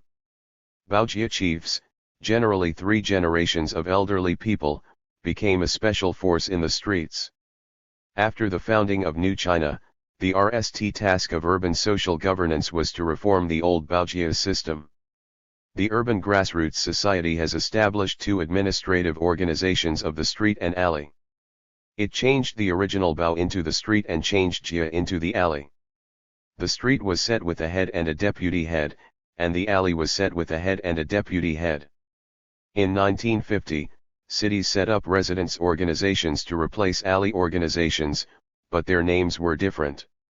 Some were called resident groups, and some were directly named resident committees. In 1953, Peng Zhen, the mayor of Beijing, in view of the existing problems of urban governance at that time, submitted a report, Street Offices and Residence Committees Should Be Established in Cities, to the Central Committee of the Communist Party of China, saying that the organization of the Residence Committee 335 needs to be established. Its nature is that the mass self-government organization is not a political power organization. Its main task is to organize the residents in the streets outside the factories, shops, government offices, and schools. In 1954, the 4th session of the First National People's Congress adopted the Regulations on the Organization of Urban Street Offices and the Regulations on the Organization of Urban Residence Committee, which confirmed the name and nature of the Urban Residence Committee. Its name was officially designated as the Urban Residence Committee. Its nature was the mass self-government resident organization. When carrying out its work, the Residence Committee shall fully promote democracy in accordance with the principles of democratic centralism and people's voluntariness. According to Peng Zhen's suggestion, taking grassroots area management as the main, through the Street Office and the Residence Committee, the effectively organized management systems of urban grassroots people were called the street residence system. The establishment of the street residence system was the base point of the newborn political power construction, which enhanced the mobilization and organization ability of the state to society and promoted the orderly development of the economy and society. 2. Reform of the street residence system. After the 3rd plenary session of the 11th Central Committee of the Communist Party of China, CPC, in 1978, with the comprehensive promotion of economic system reform, a series of reforms were carried out at the urban grassroots street residence system, including the separation of government and community, the abolition of the Urban People's Commune, the Street Reform Committee, and the Revolutionary Residence Committee, and the restoration of the name and organizational models of the mid-1950s. In 1980, the state promulgated and implemented 4 new laws and regulations concerning the street residence system: the Regulations on the Organization of Urban Residence Committee, the Regulations on the Organization of Urban Street Offices, the Provisional Organizational Regulations of the Public Security Committee, and the Provisional Organizational General Principles of the People's Mediation Committee. Since then, the 11th session of the 7th National People's Congress in 1989 has adopted the Organic Law of the Urban Residence Committee of the People's Republic of China, which further put the work of the residence committees on the track of legalization and institutionalization. The governing structure of residence committees in this period included residence meetings and residence committees. In addition to secretaries and directors, it also included party branches committees, people's mediation committees, social security committees, family planning committees, letters and visits committees, and social security service stations. The state began to focus on a stable and forward-looking legal system to safeguard citizens' rights and interests and public interests.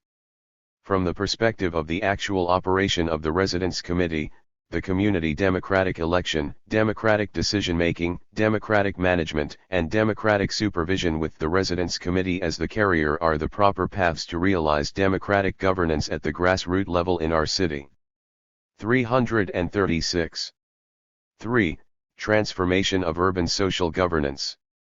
After the founding of the People's Republic of China, the overall urban governance pattern was mainly based on the unit system, supplemented by the street system, but this governance system began to loosen after the 1990s.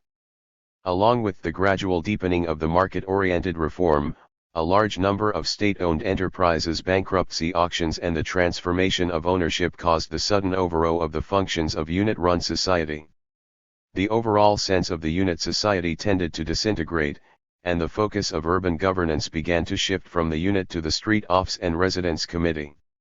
Originally as a supplement to the unit system, the street residence system was unable to bear the burden of governance, which posed an important challenge to urban governance. The traditional overall social governance system based on the unit system was difficult to survive, and urban governance had to transform and upgrade. China's urban governance is changing from management to governance and from a unitary subject governance model to a multi-center governance model.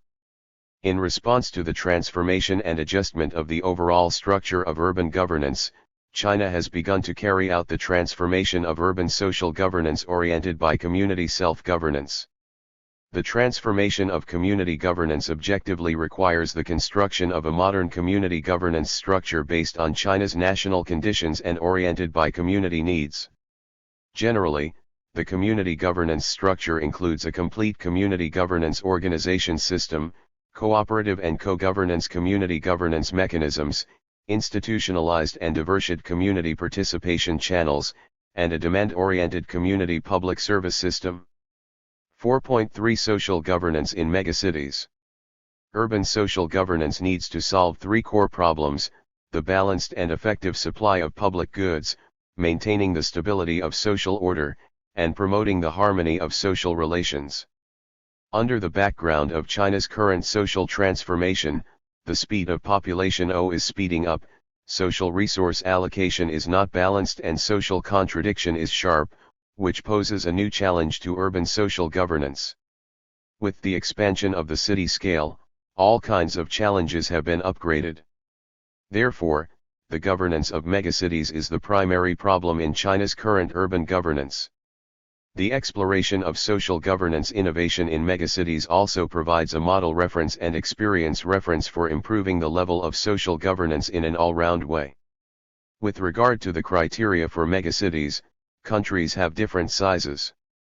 The United Nations Regional Development Center deems cities with populations of more than 1 million as megacities. According to the standards of the United Nations, in 1980, the provisional regulations on urban planning rating indicators designated cities with a population of more than 1 million in the built-up area as 337 megacities. In 2014, the circular of the State Council on adjusting the standard for the division of urban size put forward new standards for the division of urban sizes, denning cities with a permanent population of 5 to 10 million as megacities and cities with a permanent population of more than 10 million as giant cities. According to the new standards, there are 11 megacities with a population of more than 5 million in urban areas in China, including Shanghai, Beijing, Chongqing, Shenzhen, Guangzhou, Tianjin, Wuhan, Dongguan, Zhengzhou, Shenyang, and Nanjing. Among them, Shanghai, Beijing, Chongqing, Shenzhen, and Guangzhou are the giant cities with a population of more than 10 million. New challenges to social governance in megacities.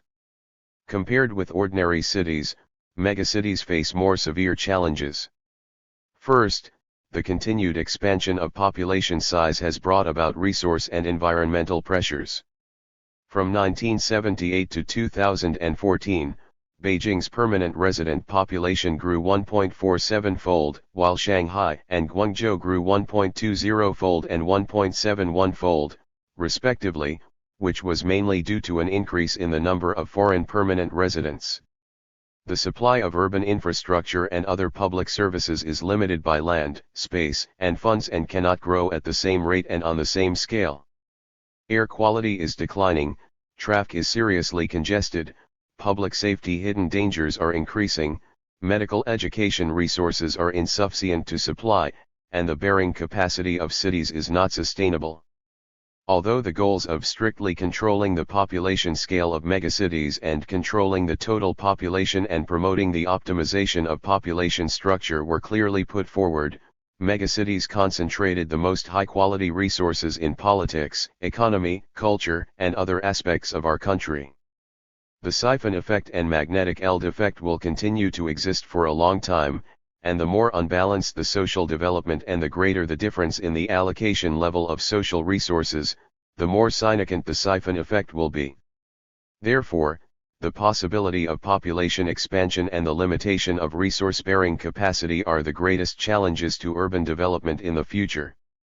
Second, the interests of different social groups are divided seriously as the social structural strain. Structural strain, RST proposed by American sociologist Merton, is also known as social structural strain. It mainly refers to the relationship between social groups being in a state of opposition, contradiction, or conflict due to the incongruity of social structure or the social relationship being in a very strong tension. In such a state, social contradictions tend to intensify, and social problems and social crises are more likely to occur. Due to the rapid influx of the foreign population and the shortage of social resources in the city, disputes and conflicts may arise between the household registration population and the foreign population, between different occupational groups, different income groups, different educational levels, and different ethnic groups, ethnic minorities and foreign groups, etc., due to the dissatisfaction of public services, identity, cultural traditions, religious beliefs, and other reasons, endangering public security and social order. Third, governance pressure is brought about by mobile society. Since the reform and opening up, the social structure has changed rapidly, and the speed of social 338 mobility has accelerated. China's voting population increased from more than 6 million in the early 1980s to 245 million in 2016. Employment, social security, children's education, and social integration of the voting population are the heavy tasks of social governance. As the main gathering places of the voting population, megacities are facing greater challenges and pressures. Fourth, under the background of a network society, social self-organization ability develops rapidly, which challenges the traditional governance model. In recent years, social organizations in megacities have developed at a much faster rate than the national average. New type social organizations have begun to play a role in the fields of social interest expression, social mobilization, and rights protection and have shown a pluralistic position of opinion. The level of netizenization in megacities is also rising rapidly. This means that the possibility of association and social mobilization of the urban public by using the internet is increased. The network public opinion stratification is obvious, and the professional group's opinions are increasingly outstanding. Social contradictions such as the relationship between the government and the people, the gap between the rich and the poor, the contradiction between doctors and patients, and the dispute over rights and interests have become important sources of public opinion pressure.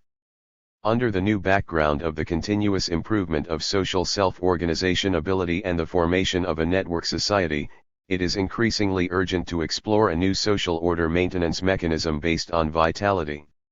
2. Exploration of the innovation of Beijing's social governance. Beijing is the capital and an important area for promoting the modernization of the state governance system and capacity. In December 2007, Beijing took the lead in setting up a specialized agency for social construction, the Social Work Committee of the Beijing Municipal Committee of the Communist Party of China, Beijing Social Construction Work Office. Over the past decade, Beijing has strengthened the top-level design of the system, attached importance to consolidating the foundation of the grassroots units, actively promoted social participation, and initially established a hub-type social governance innovation model led by the party committee and the government. 1. Guiding social governance innovation with institutional innovation. Institutional innovation is not only the beginning of social governance innovation but also the summary and promotion of social governance innovation. One of the characteristics of Beijing's social governance innovation work is to attach importance to top-level design and system construction. In 2008, the Beijing Municipal Social Construction Congress issued a series of documents 1+4, Implementation Outline of Strengthening Social Construction in Beijing, Opinions on Further Strengthening and Improving the Work of Party Building in Social Field, Opinions on Accelerating the Reform and Development of Social Organization, Beijing's Community Management Measures, Trial, and Beijing's Community Workers Management Measures, Trial. The system framework of the social construction of capital was 339. Preliminarily deemed. In November 2011, the outline of the social construction plan for the 12th five-year plan of Beijing was issued, and the goals and tasks of the social construction in Beijing during the 12th five-year plan period were put forward. This was the RSTVE year plan for social construction at the provincial level in China. In 2016, the social governance plan of Beijing during the 13th five-year plan was formulated. The basic framework was designed from the two dimensions of the social governance system and modernization of governance capacity. Efforts were made to build the 6 governance systems of party organizations, government organizations, social organizations, market organizations, street grassroots organizations, and community self-governance organizations and to improve the 4 governance capabilities of system governance, legal governance, source governance, and comprehensive governance. Thus, the forward goals of the modernization of social governance in megacities with the characteristics of the times, China and the capital, were further deemed. To grasp the leadership of party building and strengthen the foundation of community governance. We should attach importance to the construction of the party in the social field and carry out the point, line, and surface system promotion project. At present, the coverage rate of party organizations to be built in non-public enterprises in the city is 99%. To ensure the timely follow-up and leading role of the party's work, a regional party building work system has been set up, which includes the leading group of the party building work in the district, the coordination committee of the party building work in the street, and the platform of the party building work in the community. After consolidating the foundation of community construction and promoting the standardization of community construction, we have basically realized the 3 having and 1 tending, having full-time personnel, financial support, and XED places, 1 tending of the standardization of work. To improve the NE degree of social governance, Beijing quickened the construction of the grid system, issued the opinions on comprehensively strengthening the construction of the grid system of urban service management in Beijing and other 1+3 documents, and implemented the Grid Plus 10 action plans. By 2018, the city was divided into 33,562 grids, with more than 90% grid system coverage in districts, streets, townships, and communities, villages. 3. Serve the people's livelihood well. In order to make the life of the community residents more convenient, we strive to achieve the within a 15 minutes walk distance for the residents to meet the needs of their own business, lifestyle, sports and entertainment and other aspects of service, not need to go out of the community when having small needs and not need to be far away from the community when having big needs. Beijing has vigorously promoted the construction of a quarter-hour community service circle and has built a 1,352 quarter-hour community service circle, covering 87.5% of the urban community. The quarter-hour community service circle is one of the practical projects for the 340 people run by the Beijing Municipal Party Committee and Municipal Government, which is known as the Happy Circle for People's Lives by residents. 4. Promote social coordination and expand public participation. At present, the framework of a hub-type social organization system at the 3 levels of city, district, and street has been formed.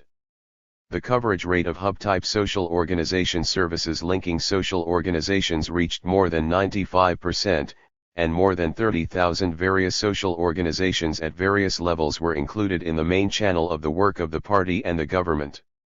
We should issue the government's policy of purchasing services from social forces and increase the government's efforts to purchase services from social organizations. The service provision mechanism led by the government and widely participating by enterprises, institutions, and social organizations will be gradually improved, and the enthusiasm and participation of social forces will be significantly improved. In recent years, the city's special fund for social construction has invested approximately 100 million yuan every year, purchased thousands of projects and nearly 3,000 posts for social organization services. We should establish community home demonstration sites and guide resident units to participate in co-construction, consultation, and co-governance. 3. Practice of Shanghai social governance innovation. In 2014, when Xi Jinping attended the deliberations of the Shanghai delegation to the second session of the 12th National People's Congress, he pointed out that the core of social governance is people, the focus is on urban and rural communities, and the key is institutional innovation. We should pay more attention to system governance, governance according to law, comprehensive management, and source governance, and hope that Shanghai will work hard to end a new way of social governance that conforms to the characteristics and laws of megacities. In 2015, during the deliberations of the Shanghai delegation to the third session of the 12th National People's Congress, Xi Jinping again asked Shanghai to continue to be in the forefront in 4 aspects, including innovating social governance. In 2014, the central government entrusted Shanghai with a new mission to move forward to a science and technology innovation center with global influence. Under such circumstances and background, Shanghai has carried out the strategic plan of the party and the state. Guided by the spirit of Xi Jinping's series of important speeches, Shanghai actively promoted social construction and social reform and worked hard to create a social construction model with the characteristics of the times and the characteristics of Shanghai. Shanghai's social construction work started at the earliest. In 2003, the Shanghai Social Work Committee of the Communist Party of China was established, and its original functional orientation was to guide the party construction work of the new economic organizations and the new social organizations. In November 2009, the leading group of the city's social construction work and its office were set up, and its work orientation was extended to the ELDs of social construction and social. 341. Management.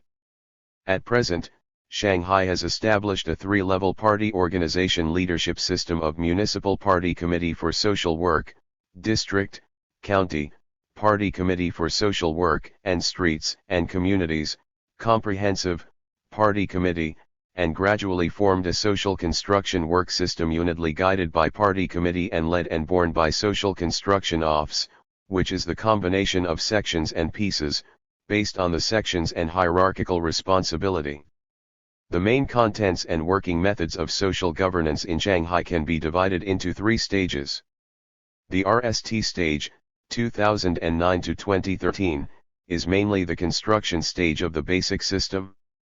The core content of social governance during this period was to construct the 6 major systems, that is, to construct a multilevel public service system, a basic, broad-coveraged, and multilevel social security system, a modern community governance system, a social organization development system, a social connect management system, and the social construction advanced system. The second stage, 2014 to 2017, was mainly to innovate social governance and strengthen grassroots construction. It focused on the 3 areas of urban communities, urban-rural junctions, and large residential areas, and the areas with relatively concentrated rural voting populations. It focused on researching the problems that urgently need to be solved in the organizational system and management system at the grassroots level, the problems that existed at the grassroots level in serving the management resources and social governance resources at different places, and the outstanding contradictions among the branches and various forces at the grassroots level. The purpose was to determine the grassroots situation and the specific situation and perform a general analysis of grassroots development in the city. After a year of investigation and research, the null result of 1+6 policy documents was formed, including the opinions to further innovate social governance and strengthen grassroots construction, as well as the 6 supporting implementation opinions on the reform of street systems, the improvement of residential area governance systems, the improvement of village-level governance systems, grid management, the participation of social forces and the construction of community workers' teams. And mainly solving the outstanding problems of the allocation of governance resources, such as the street mechanism system, the construction of grassroots team strength, management and law enforcement, and the supporting guarantee of basic funds for grassroots organizations. Because there was solid grassroots research, advanced management concepts, and scientific top-level design, with the implementation of the series of documents in the ELD of social governance in Shanghai, the pursuit of Shanghai social governance walking in the forefront was realized. The third phase, starting in 2018, mainly focused on upgrading the city's energy level and core competitiveness and striving to fulfill the new mission of creating a high-quality life. To achieve this new goal, Shanghai has proposed several working ideas. First of all, adhere to the construction of the leadership of the party as a red line throughout, improve the grassroots governance structure with the party committee of the streets and towns and the party organizations of the residents and villages as the core of leadership, deepen the transformation of the functions of the streets. 342. Strengthen the primary function of the neighborhood party working committee to strengthen the party's construction, clarify the 4 levels of responsibilities orientation, and move the focus down. Streets and towns have greater discursive power in integrating resources and coordinating forces. Gather all kinds of people's livelihood resources and projects to be implemented in the villages and throughout the last kilometer of serving the masses. Second, we should improve the NE level of urban governance, with a focus on the rule of law, socialization, intelligence, and standardization, to make the city more interesting, safer, and cleaner. We should improve the level of rule of law and strengthen comprehensive law enforcement and industry management. Law enforcement departments, urban areas, and towns should be connected in an orderly manner to consolidate the achievements of regional environmental improvement. We should strictly control food safety in accordance with the law and create a national food safety demonstration city. We should strengthen the coordinated management of socialization, adhere to the principle of downward focus, downward resources, and decentralization of power, and optimize the institutional setting of urban management in cities, districts, and towns. We should improve the intelligence level of social governance, set up large data centers in Shanghai, and realize data sharing and exchange across levels, departments, systems, and services. We should strengthen the process of re-engineering and effectively improve the efficiency of examination and approval. We should improve the predictability of social governance and improve emergency management mechanisms such as urban security and early warning. We should accelerate the establishment and improvement of a standard system for urban governance and promote NE governance with NE standards. Finally, we should strive to build a co-construction, co-governance, and sharing social governance pattern. We should adhere to the principle of consulting more with the masses about their affairs, involving everyone in their affairs, and handing over more social affairs to society. We should widely arouse the masses and all social parties to participate in social governance, innovate the ways of mass participation, and form the self-government structure of residential areas with residents' committee as the leader, residents as the main bodies, multi-party participation, and benign interaction. We should promote the integration of self-government, co-governance, moral governance, and the rule of law. 5. Network social governance. The emergence of the Internet has greatly promoted the productivity of human society, opened up new social activities space for human existence and development, and formed new ways of life and communication.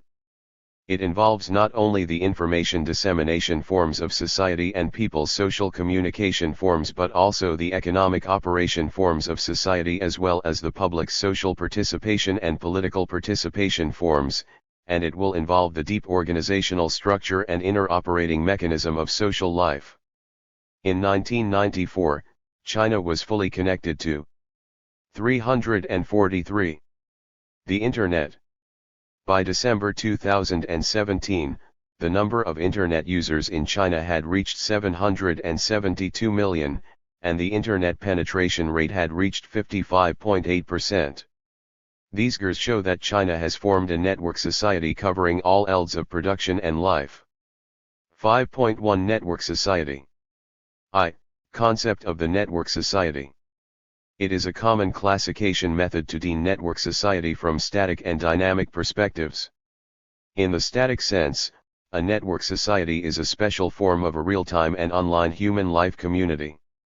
In the dynamic sense, the network society presents the behavior process of people as the main bodies of network behavior in the electronic network space to realize the communication and interaction among them by controlling the transmission, exchange, and non-stop circulation of the digital electronic signal, and thus to condense the social groups, form the social relations and the social culture phenomenon. 29. In view of the high integration of the network society with the traditional non-network society and the emergence of a new highly integrated and mixed state between the virtual society and the real society, network social governance can neither govern the virtual space alone nor govern the network society completely according to the principle of entity social governance. Instead, we should, in view of the development characteristics of the network society, adopt the strategy of virtual-real combination to promote the common role of the state, the market, and society. 2. Characteristics of the network society. Understanding the basic attributes of the network society is the premise of grasping the governance of the network society. Specifically, the network society has the following characteristics. 1. High complexity. The high complexity of a network society contains two levels of meaning. First, the composition of the network society itself is highly complex. Its main bodies are huge in quantity and diverse. It includes not only a large number of netizens but also market subjects and social organizations with various forms. It includes not only stable organizational forms but also temporary communities agglomerated by a certain topic or event. Second, the operation of the network society is highly complex. Because of the rapid dissemination and interaction of information, a complex evolution mechanism emerged in the network society, which is characterized by mutability, chaos, agglomeration, and uncertainty. Network group events and network public opinion events are the concentrated embodiment of this kind of complexity. 2. Anonymity. There are three meanings of anonymity. First, from the perspective of the dual relationship between the virtual and real, Anonymity refers to the network user's use of codes from network technology partly or fully to replace social identity characteristics in the real world. It is an important source of network virtuality and even illusions and falsehood. Second, from the perspective of role-playing theory, anonymity is the way and means of role-playing in internet interaction. People use nicknames, signature le, and other pseudonym mechanisms on the internet to participate in games exploring self-identity in both secret and open ways. Finally, from the perspective of structuralism, the network can be regarded as a unique space different from the real world. The anonymity of internet users is not only the anonymity of personal identity but also the hiding of rules, meaning system, and social relations, which is a kind of hiding of social structure. It leads to the separation of meaning systems of the network world and the real world. 3. Equality.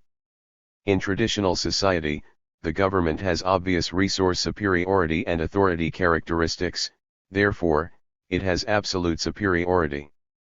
However, in network society, due to the inherent empowerment function of network technology, the original social structure, capital structure, geostructure, and cultural structure have been readjusted. In the new elds of network society, there are new channels and new rules of equal dialogue among network subjects. The mode of social governance based on the monopoly of information resources in traditional society has undergone a fundamental transformation, which has become the dominant force that influences the pattern and rules of social governance. 4. Openness and pluralism. The use of the internet is characterized by a low threshold. The weakening of this kind of technical barrier makes the network society have almost unlimited openness, and its participants also have great openness. This nature has greatly increased the likelihood of network participation. Netizens not only participate more freely in the interaction and communication of the network society but also the social network involved is more complex. The virtual network society also has extremely complex pluralism, which is mainly manifested in the pluralism of participators and governance content. 5. Liquidity. Due to the transtemporal nature of network information spread and communication, virtual individuals in a network society have a high degree of fluidity. In a very short time, a large number of network individuals will gather in a network virtual community or hot topic, resulting in an extremely strong public opinion effect and mobilization ability. This fluidity, on the one hand, leads to the looseness of the 345 basic organizational structure.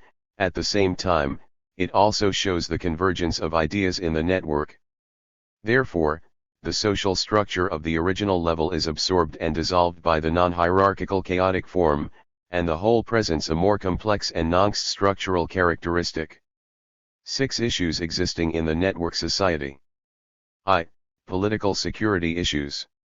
In the network era, people's behavior modes and ideas are changing greatly. The digital space without borders with the internet as its core is developing in an all-round way. The concept and connotation of national political security are also changing greatly, and there are many new forms of endangering national political security. For example, parties with technical advantages on the network are more likely to attack the network, and individuals with technical disadvantages are more likely to attack it. On this basis, various economic, social, scientific, military, and other activities related to national security are also highly dependent on the network, so they become more vulnerable. 32. Social security issues. Security factors in the network society are also increasingly diverse and complicated. In recent years, the frequent occurrence of network emergencies has posed a serious threat to social stability. Computer virus and hacker attacks have caused serious damage to the people's livelihood system with a high degree of informatization and have become a new threat to social security in China.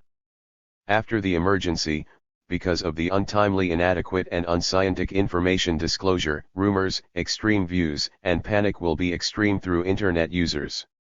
Due to network communalization and the difficulty of network supervision, network public opinions will produce the buttery effect after being fermented and turn into realistic group events, which will cause social harm. Network rumors, network terrorist activities, online pornography, citizens' privacy rights, and intellectual property protection have become social security issues that must be faced. 3. Economic security issues. Profound changes have taken place in the economic subjects and economic models in the Internet era. With the constant maturation of the network economy, network crimes, including money crime, cyberespionage, hacking, etc., have become very rampant, which seriously threatens national economic security. At present, there are still many problems in the construction of network economic security in China. 30. Some key theoretical problems and governance strategies of network social governance in theory and reform, 2013, 346. Including incomplete planning and design, imperfect overall planning mechanisms, loopholes in product equipment, non-confidentiality of economic information, innovation in business models, lack of interaction in chain links, strengthening integrity construction, and improving laws and regulations. In addition, the self-protection and prevention awareness of the main bodies of China's network economic activities is not strong, and there is a lack of risk awareness and anti-risk ability to take precautions against security problems and various risks of system operation. This also makes the economic security problem very serious. 4. National security issues.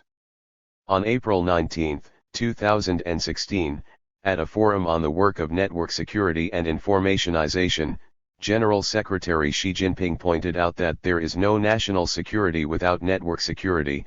We should set up a correct view on network security, accelerate the construction of a security guarantee system for key information infrastructure, apperceive the situation of network security all round, and enhance the capability of network security defense and deterrence.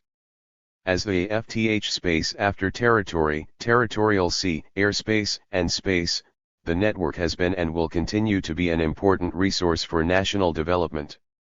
Globally, computer viruses, cyber attacks, spam, system vulnerabilities, network theft, network false information, network crimes, and other issues are becoming increasingly prominent, which may adversely affect China's national security if they are not handled properly. Cyberspace security with network technology as its core has begun to have a comprehensive and subversive impact on national security, becoming the most powerful changer of national security system, the most sensitive area of national security innovation, the most cutting-edge area of national security competition, and the most unpredictable factor of national security reform. 31. Network social governance is imminent. 6.1 Network social governance. The concept of network social governance. Network social governance refers to a practical type of real-world social governance for the Internet and network society, whose main referent is the Internet and network society, which is based on drawing lessons from and appropriately following the value concept, system design, system construction, and means of modern social governance, which is participated by the government, enterprises, social organizations, individuals, and other multi-party subjects and a variety of social forces. 32. It can be expressed as the governance of network society or more exactly as the social governance of network society. 2. The theoretical paradigm of network social governance. The theoretical paradigm of network social governance. One of the important ideological sources of network social governance is governance theory. Since the 1990s with the Theorizov governance theory and its introduction into the academic circle of China, 3 theoretical paradigms of social governance have also been widely used in the research of network social governance. 33. 3 theoretical paradigms have formed. 1. Multi-center governance theory. Multi-center governance theory brings many kinds of social behavior subjects into the scope of governance subjects, overcomes the dilemma caused by a single social governance subject, and emphasizes the self-governance and cooperative governance of society. At the same time, it also pays attention to the cooperative relationship of multiple governance subjects. In the process of China's network social governance, we should promote multi-center co-governance and give full play to the governance role of the government, market, and society, and multiple other subjects. The government, social organizations, citizens, families, communities, and enterprises should cooperate in the process of governance to form the network social governance pattern and system of the participation and cooperation of multiple subjects, which is the embodiment of multi-center governance theory. 2. Networked governance theory. Networked governance theory holds that the process of governance is full of the characteristics of the connect and cooperation of interest, and the achievement of governance objectives is the result of the interaction among multiple actors and advocates establishing an interdependent cooperative network through government departments and non-government departments as well as the private sector. To achieve the action mode of public value and avoid the fragmentation of management, an agreed contract and rules are reached among the participants through mutual combination and cooperation under the established institutional framework, through face-to-face cooperation, sharing public power, assuming public responsibility, and taking collective action. It places more emphasis on the partnership of interaction and cooperation among multiple governance subjects. In the process of mutual dependence and mutual benefit of public resources, the rationality, sense of responsibility, and sense of cooperation of self-action are gradually improved, community knowledge and collective memory are generated and accumulated, and the growth and evolution of network community mechanisms and the improvement of public efficiency are promoted. In this theory, there is an equal relationship between government and other subjects. Through dialogue, partnership, and the resources of other subjects, they can achieve goals that cannot be achieved by themselves. 6.2 Goals of Network Social Governance. The goals of network social governance in our country can be expressed as promoting the construction of network social order, alleviating network social conflict, optimizing the network social environment, and realizing network subjects' freedom. I. Constructing the network social order. The primary goal of network social governance is to construct an orderly network social operation order and life order.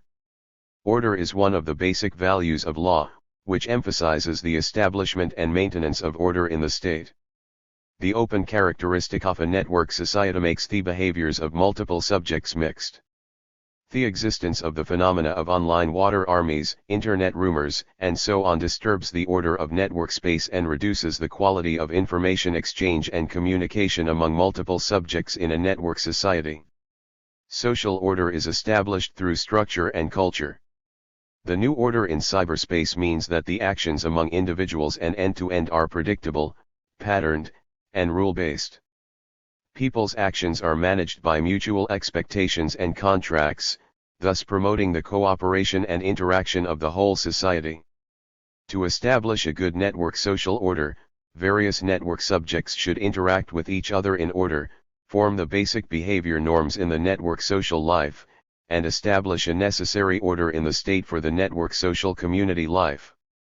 The evolution of the civilization of a network society ultimately depends on whether all kinds of activities of people can be carried out normally and orderly in the electronic network space.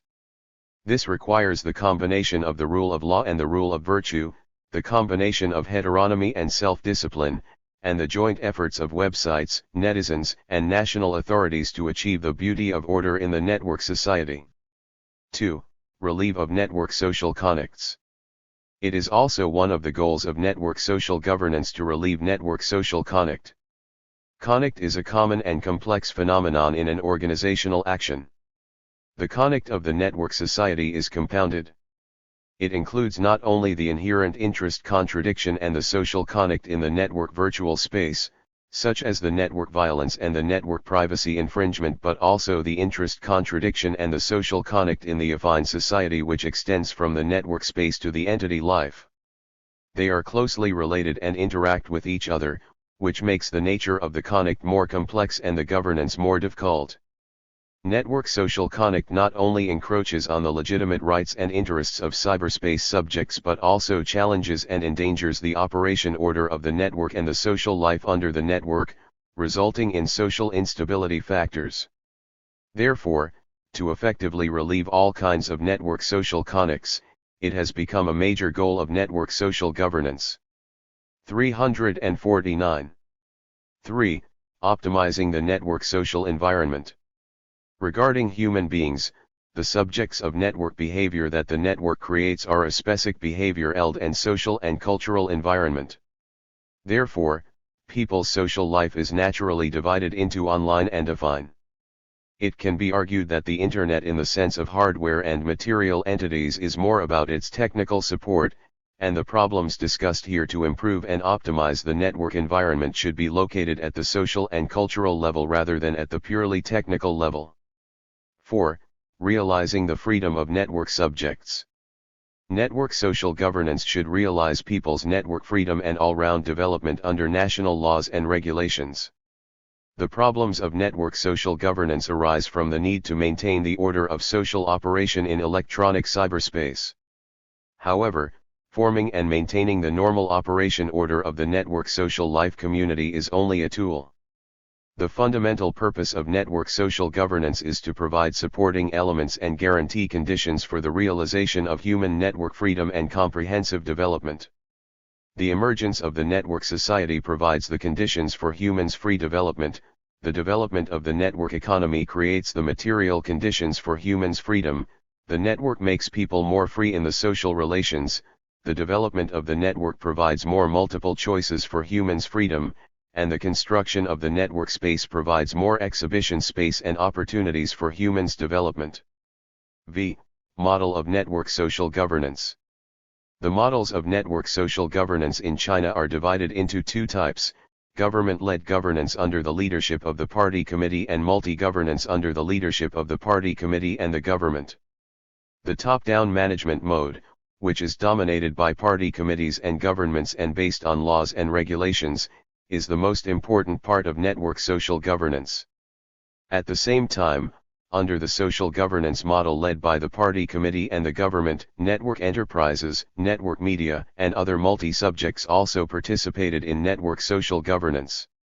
The joint model of the participation of market and social forces and other multi-governance models led by party committees and the government have become one of China's network social governance models. Models led by party committees and government. From the original meaning of governance theory, the status between the subjects and subjects, the subjects and the objects, and the objects and the objects is equal. The multiple subjects in the network society are more equal in information acquisition and interactive communication than before, but the status and interest demand of each subject are still different. To realize the fundamental goal of social governance, it is 350. Necessary to regulate the functions and behaviors of all kinds of subjects according to law. Compared with other subjects, the party committee and the government bear the main responsibility for national security, social stability, economic development, and cultural prosperity. Therefore, they occupy a central position in the governance network, and the leading role of the party committee and the government can only be strengthened and cannot be weakened. The government is the executive organ of state power and has the coercive power of the state. It relies on the legal system to carry on social management, and the cost is relatively small.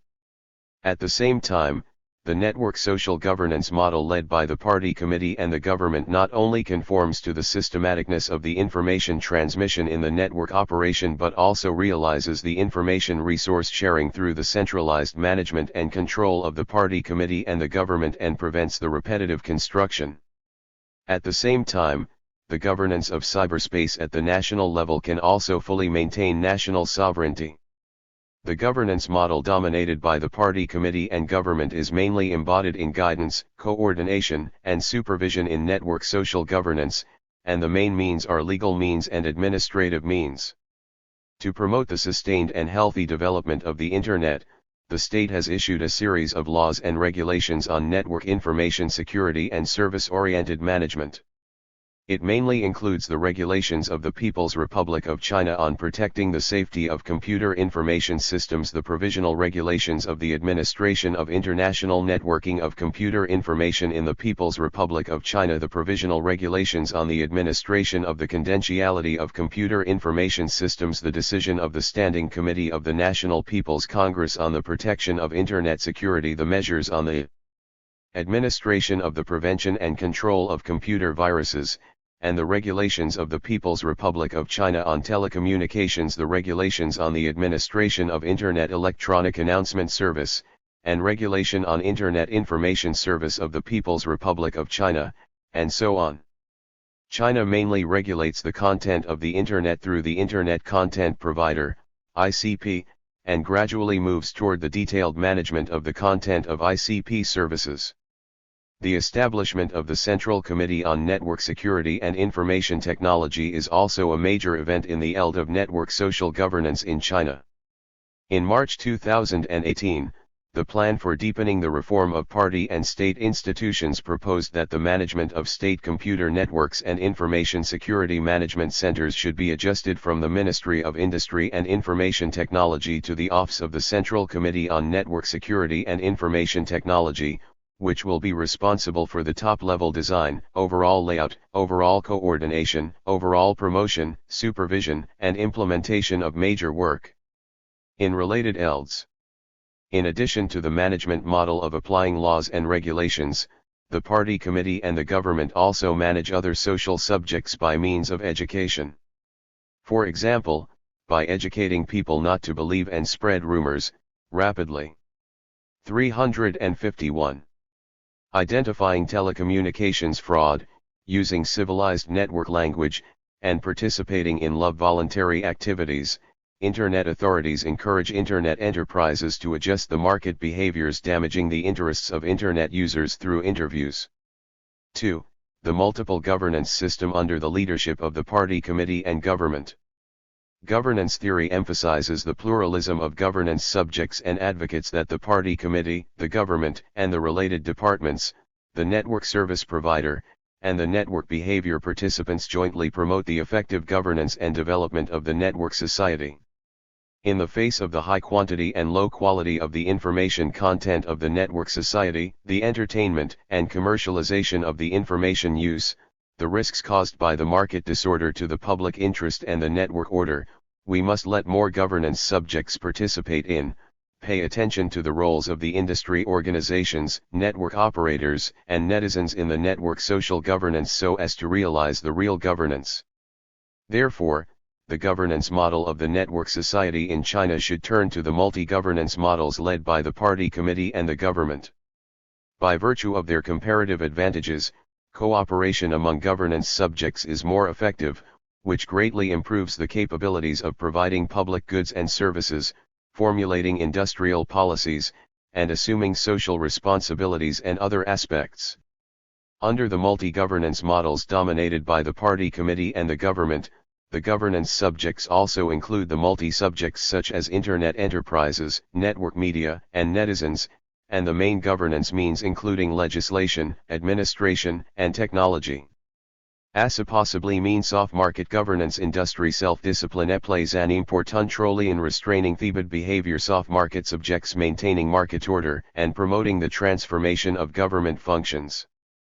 Compared with national direct governance, industry management is more direct and efficient. By establishing industry self-discipline rules, we can use more technical means synthetically and realize the aims of governance directly. China's Internet industry self-disciplinary organizations include the Internet Society of China, China Internet Development Foundation, Chinese Culture Institute of Internet Communication, China Internet Network Information Center, Association of China Internet Finance Industry, and so on. These industry organizations belong to the industrial exogenous type in the way of growth and development. The Internet is the product of technology, and technology governance is also an important dimension of network social governance. Social problems arising from Internet technology will ultimately be solved by Internet technology. As she pointed out, we should use technology to face technology and use technology to manage technology, so that we can solve problems. China's Internet control technology can be divided into network security technology, content monitoring technology and network behavior control technology. 352.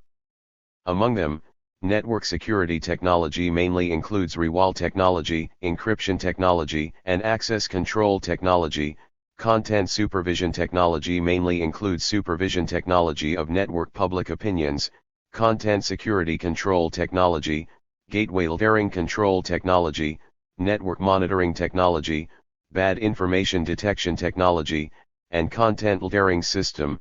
The behavior control technology mainly includes the network copyright protection technology and the network user behavior real-time monitoring technology, and so on.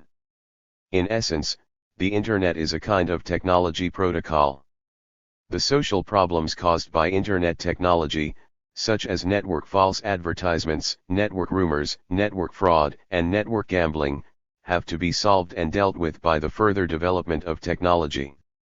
From this point of view, the technology governance of the network society has tool value and is the means and carrier of other governance methods. In general, after the initial exploration stage, network social governance in China has established a multi-governance model led by the party committee and the government, which is in line with China's national conditions and meets the needs of national development. However, at the same time, we should also pay attention to the problems of higher cost, weaker industry self-discipline, and low public media literacy in China's multi-governance model. We urgently need further efforts from the state, society, and the market to realize healthy and orderly network space and the comprehensive development of network subjects. Extended Thinking 1. Explain the following concepts: community, community governance. 2. What are the means of rural social governance?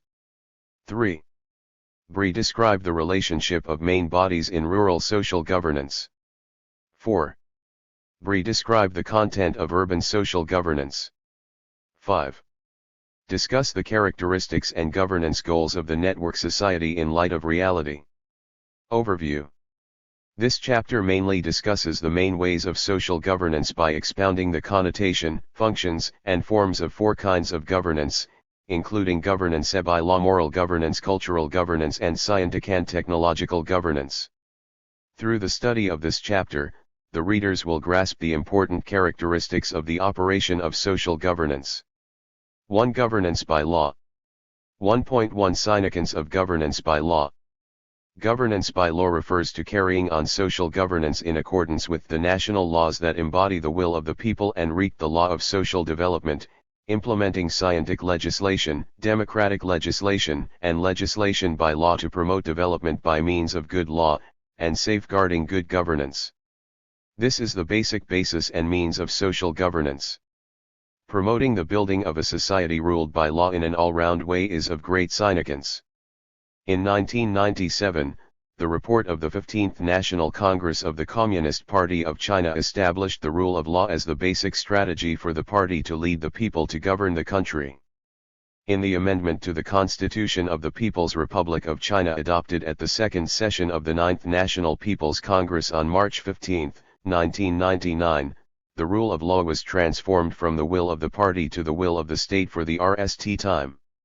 In 2013, for the RST time, the third plenary session of the 18th CPC Central Committee put forward the concept of construction of a society ruled by law, insisting on the integration of construction of a country ruled by law, a government ruled by law, and a society ruled by law, emphasizing the rule of law, strengthening the safeguard of the rule of law, and using the thinking of the rule of law and the way of the rule of law to resolve social contradictions.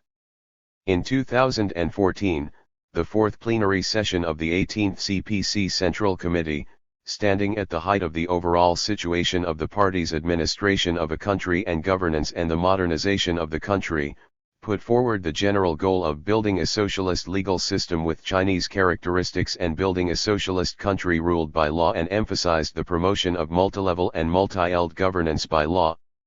In 2017, the 19th National Congress of the Communist Party of China adhered to the rule of law in an all-round way as one of the basic strategies for upholding and developing socialism with Chinese characteristics in the new era.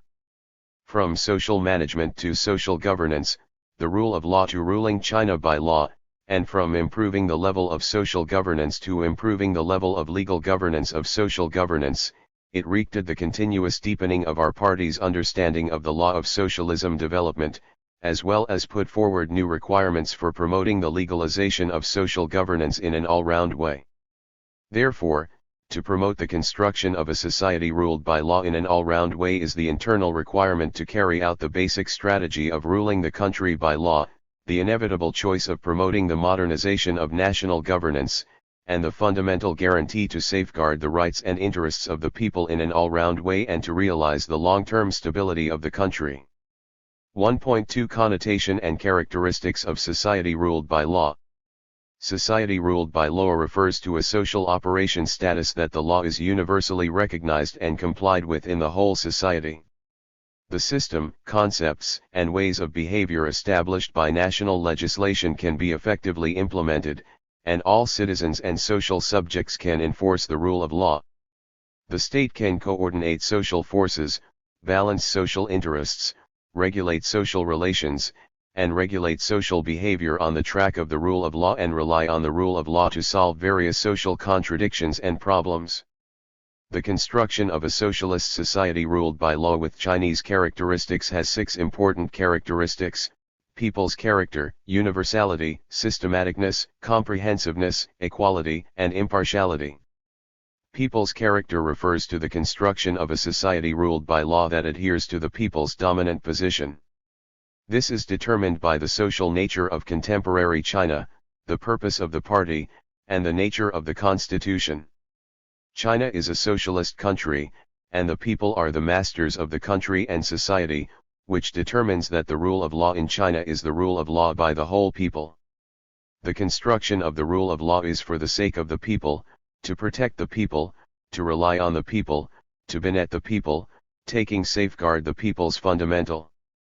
355. Rights and interests as the starting point and the objective point, to ensure that the people enjoy extensive rights and freedoms and undertake their due obligations by law. People widely participate in the construction of a society ruled by law through various forms and channels to maintain social fairness and justice and to promote common prosperity. The socialist system of China ensures the dominant position of the people as masters of the country and ensures the dominant position of the people in promoting the rule of law in all-round ways and the construction of a society ruled by law, which is the fundamental difference between the socialist rule of law with Chinese characteristics and the capitalist rule of law. Universality refers to the construction of a society ruled by law that should make the law the basic criterion of the whole society, and the whole society should operate according to legal norms. All organizations, institutions, units, and individuals must operate within the framework of the Constitution and the law. Take the Constitution and the law as the code of conduct, uphold their rights and powers, and perform their obligations or duties in accordance with the Constitution and the law. Systematicness refers to the construction of society ruled by law and runs through every link of legislation, law enforcement, judicature, and law abiding. Through scientific legislation, we should pay attention to the leading and promoting role of legislation. Through strict law enforcement, we should ensure the effective implementation of the law. Through impartial justice, we should enhance the credibility of the judiciary. Through law abiding by the whole people, we should enhance the concept and awareness of the rule of law in the whole society. These 4 elements are closely connected and complement each other and constitute the main structure of the construction of society ruled by law together. Comprehensiveness refers to the construction of the society ruled by law that not only includes all-around and 3-dimensional rule of law enforcement including the construction of economy, politics, culture, society, ecology, and the construction of the party but also includes the spirit of the rule of law, the norms of the rule of law, and the requirements of the rule of law embodied by mind, value, behavior, order, and system in an all-round way. The construction of society ruled by law means that the concept of the rule of law, the spirit of the rule of law, and the belief of the rule of law are continuously deeply rooted in people's hearts, infiltrate people's hearts, and internalize people's hearts, and then realize the governance of people's minds. It also means that the norm of law has become the basic criterion of all people's conduct and the construction of perfect social norms and legal systems, which makes it the fundamental guarantee for various market subjects and social subjects to maintain the basic social order. Equality refers to the construction of a society ruled by law. This insists that all people are equal before the law. Equality is the basic attribute of socialist rule of law. Any organization or individual, any social subject or market subject, must respect and safeguard the authority of the Constitution and the law, must exercise their functions or rights, perform their duties or obligations in accordance with the Constitution and the law, must not have the privilege to go beyond the Constitution and the law, and no citizen who is in a weak position in society can be discriminated against. 356. Impartiality refers to the construction of a society ruled by law and is based on the promotion of fairness and justice. Justice is the lifeblood of the rule of law. Safeguarding fairness and justice is the inherent requirement of socialism with Chinese characteristics. China carries out the construction of a society ruled by law, fundamentally, to construct a fair and just good society. To govern the country by law in all round ways and promote the construction of a society ruled by law, we must closely focus on ensuring and promoting social fairness and justice and effectively achieve good law and good governance. On the whole, a sound and mature society ruled by law will be a society characterized by clear politics, a democratic legal system, social justice, vitality, peace and order, harmony, and friendliness. The whole society is full of awe and faith in the law, and the Constitution and the law are effectively implemented and generally complied with. Social life is legalized and standardized, and society as a whole is full of vitality and orderly operated by law. The legitimate rights and interests of the people have been conscientiously respected and guaranteed, and society is full of fairness and justice. 1.3 Major progress of the construction of the rule of law in social governance. Since the founding of New China, especially since the reform and opening up, the party and the state have always attached great importance to the construction of the rule of law in social governance, carried out active exploration and practice to form and develop the legal system of social governance adapted to China's national conditions, and made remarkable achievements. Established a normative system for improving people's livelihood and innovating social governance. The Constitution of the People's Republic of China, promulgated and implemented in 1982, clearly stipulates the political system, economic system, civil rights and obligations, the establishment of state institutions and the scope of their duties and fundamental tasks of the state of China. Since then, legislative work throughout China has been restored and developed in an all-round way. In the field of social governance, we have established basic public service, legal norms such as public education, labor and employment, social insurance, social security, medical and health care, population and family planning, housing, culture, and sports, laying a foundation for the rule of law in social governance with Chinese characteristics. To adapt to the development and changes of China's economy and society, the National People's Congress revised and improved the Constitution in 1988, 1993, 1999, 2004, and 2018. In terms of ensuring and improving people's livelihood, cause of education has formed a legal system with the Education Law of the People's Republic of China, the Teachers' Law of the People's Republic of China, and the like as the core, the labor. 357. An employment has formed a legal system with the Labor Law of the People's Republic of China, the Labor Contract Law of the People's Republic of China, the Employment Promotion Law of the People's Republic of China, and the like as the core. Social Security and Social Services has formed a legal system with the Charity Law of the People's Republic of China, Interim Measure of Social Assistance of the People's Republic of China, Social Insurance Law of the People's Republic of China, Interim Measures for Social Assistance of the People's Republic of China, and the like as the core. Medical and health care has formed a legal system with Food Safety Law of the People's Republic of China, Pharmaceutical Administration Law of the People's Republic of China, and the like as the core. In terms of population, it has formed a legal system with the Resident Identify Card Law of the People's Republic of China, the Population and Family Planning Law of the People's Republic of China, the Marriage Law of the People's Republic of China, the Law of Succession of the People's Republic of China, and the like as the core. and housing security has formed a legal system with the Land Administration Law of the People's Republic of China, the Law of the People's Republic of China on the Urban Real Estate Administration, and the like as the core. There are also civil codes of the People's Republic of China General Part and other important laws and regulations. In terms of strengthening and innovating social governance, in March 1991, the 18th session of the Standing Committee of the 7th National People's Congress adopted the decision on strengthening the comprehensive management of public security, which marked that the comprehensive management of social security has been on the track of standardization and institutionalization. In July 2015, the State Security Law of the People's Republic of China, adopted at the 15th session of the Standing Committee of the 12th National People's Congress, established the guiding position of the overall national security and the leading system of national security and laid an important legal foundation for the construction of the national security system with Chinese characteristics. We have also promulgated the Cybersecurity Law of the People's Republic of China, the Counter-Terrorism Law of the People's Republic of China, the Counter-Espionage Law of the People's Republic of China, the National Intelligence Law of the People's Republic of China, the Nuclear Safety Law of the People's Republic of China, the Exit and Entry Administration Law of the People's Republic of China, the People's Mediation Law of the People's Republic of China, the Law of the People's Republic of China on State Compensation, and the regulations of the People's Republic of China on letters and visits.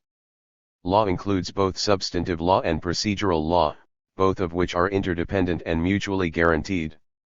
The promulgation and revision of the three procedural laws of the Criminal Procedure Law of the People's Republic of China, the Civil Procedure Law of the People's Republic of China, and the Administrative Litigation Law of the People's Republic of China have provided an important basis for ensuring the smooth development of democratic politics and standardizing the normal operation of the market economy. 2. Strive to promote strict law enforcement. 358. In the construction of the rule of law in social governance, strict law enforcement is the difficulty as well as the key. Administrative law enforcement is the largest daily administrative activity of administrative organs, the main way to implement laws and regulations and manage economic and social affairs by law, and the important way to realize functions of the government. Approximately 80% of China's laws, 90% of the local regulations, and almost all of the administrative regulations are implemented by administrative organs. Whether administrative law enforcement is strict and fair directly reeks the level of the construction of the rule of law of China. In recent years, the state has stepped up the inspection of law enforcement, promoted the constitutional review of local legislation, rected the disorder of child care, punished village tyrants and combated telecommunications fraud across the border, etc., and made some gratifying achievements. For example, after the occurrence of the problem vaccine incident, the State Council revised the regulations on the administration of vaccine circulation and preventive vaccination and made great efforts to improve the legal system of the sales channels, cold chain storage, and circulation of the Class II vaccine. The State Food and Drug Administration revised the good supply practice for pharmaceutical products accordingly, which strictly stipulated that effective quality control measures should be taken in the process of purchase, storage, sale, and transportation of drugs. For example, after the occurrence of the Lei Yang case, the 24th meeting of the Central Leading Group for Comprehensively Continuing Reform adopted the opinions on deepening the standardization construction of public security law enforcement and called for strengthening the ability of law enforcement subjects to perform their duties by law and solve outstanding problems of law enforcement, and the Ministry of Public Security held a video demonstration training conference on the standardization of law enforcement by public security organs throughout China. 3. Actively promote judicial justice. Justice is the lifeline of the rule of law. As a constituent element of the rule of law, the basic function of justice is to make the null authoritative treatment of various legal disputes with the help of public power and resolve social contradictions by the means of rule of law. In the judicial practice of social governance, giving attention to the important leading role of judicial justice in social justice and preventing and resolving social contradictions is the key to improving the level of the rule of law in social governance. In recent years, judicial organs have assumed the functions of legal protection, legal service, and governance by law have played an increasingly important role in the innovation of social governance, and have made significant progress in public interest litigation to safeguard national interests and social order. On June 27, 2017, the 28th meeting of the Standing Committee of the 12th National People's Congress adopted the decision of the Standing Committee of the National People's Congress on amending the Civil Procedure Law of the People's Republic of China and the Administrative Litigation Law of the People's Republic of China and incorporated into the law pilot projects of the public interest litigation system in the fields of ecological environment and resource protection, food and 359. Drug safety, state-owned property protection, transfer of state-owned land use rights, etc. initiated by the procuratorial organ in the past 2 years.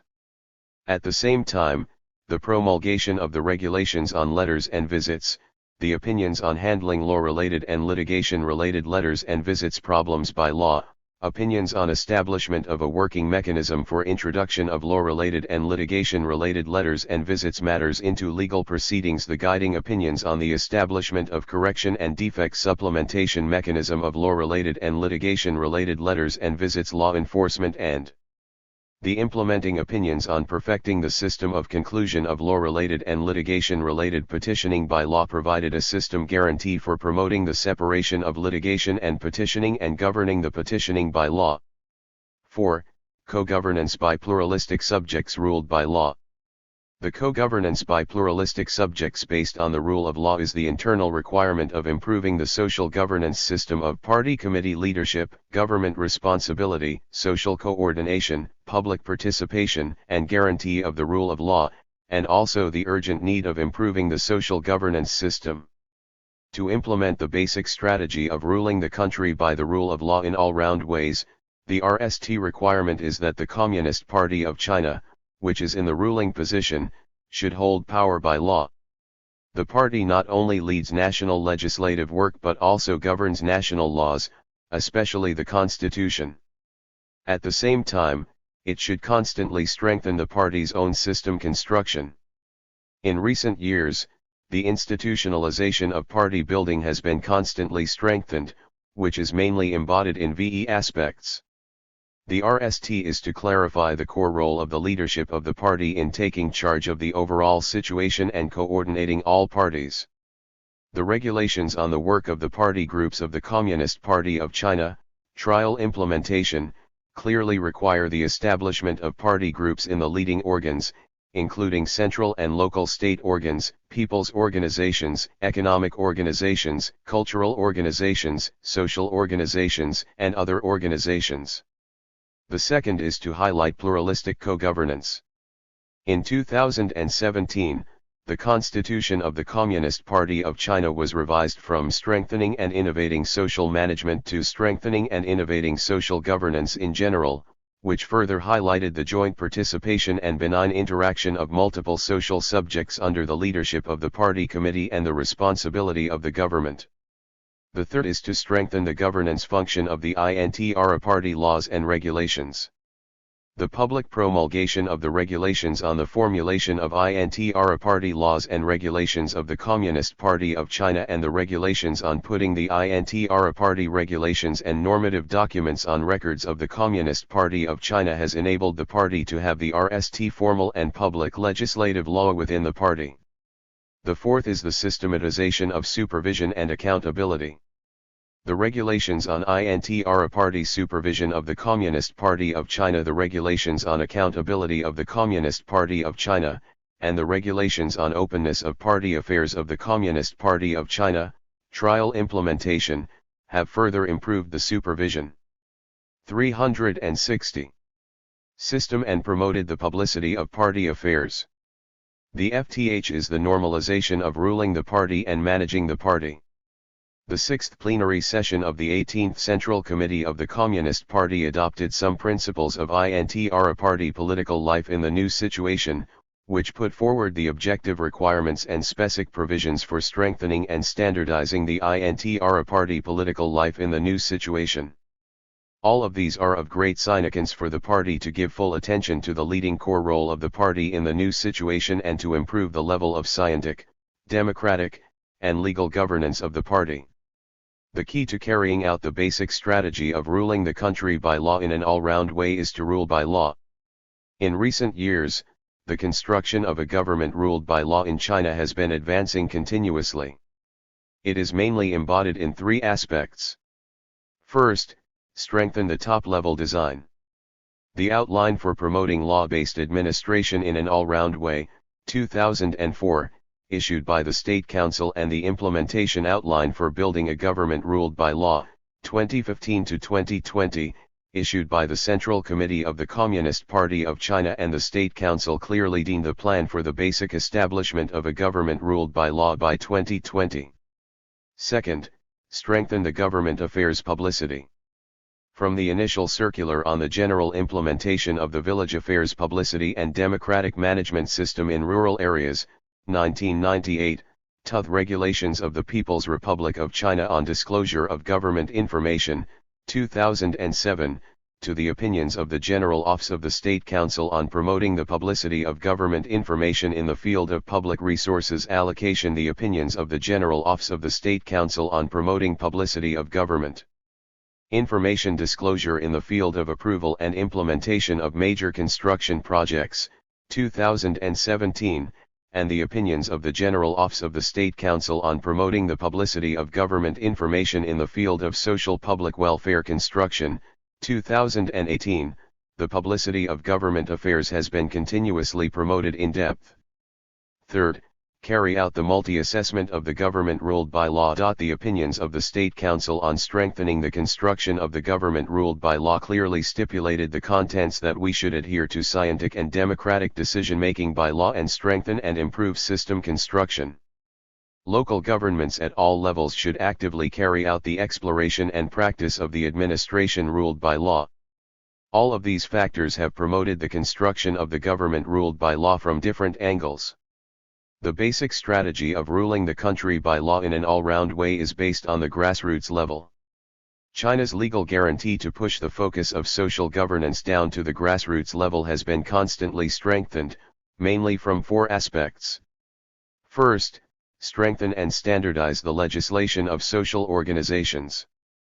At present, the basic laws in the field of social organization include the Law of the People's Republic of China on the administration of domestic activities of overseas non-governmental organizations, at the regulatory level, and there are the regulations on the registration and administration of social organizations, the provisional regulations on the registration and administration of private non-enterprise units, the regulations on the administration of foundation, and the like.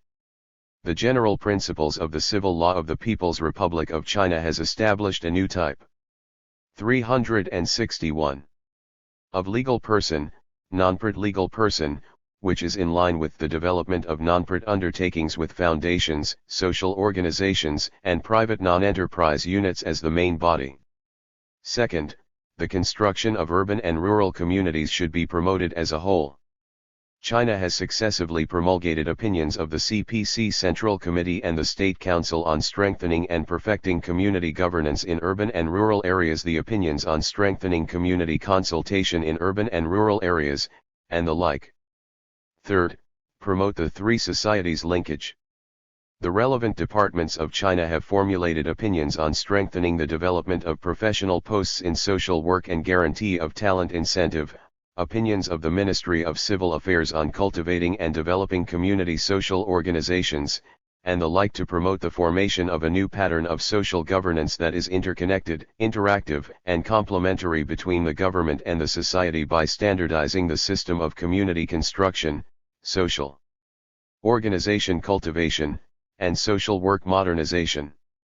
Fourth, importance should be attached to the building of a family ruled by law.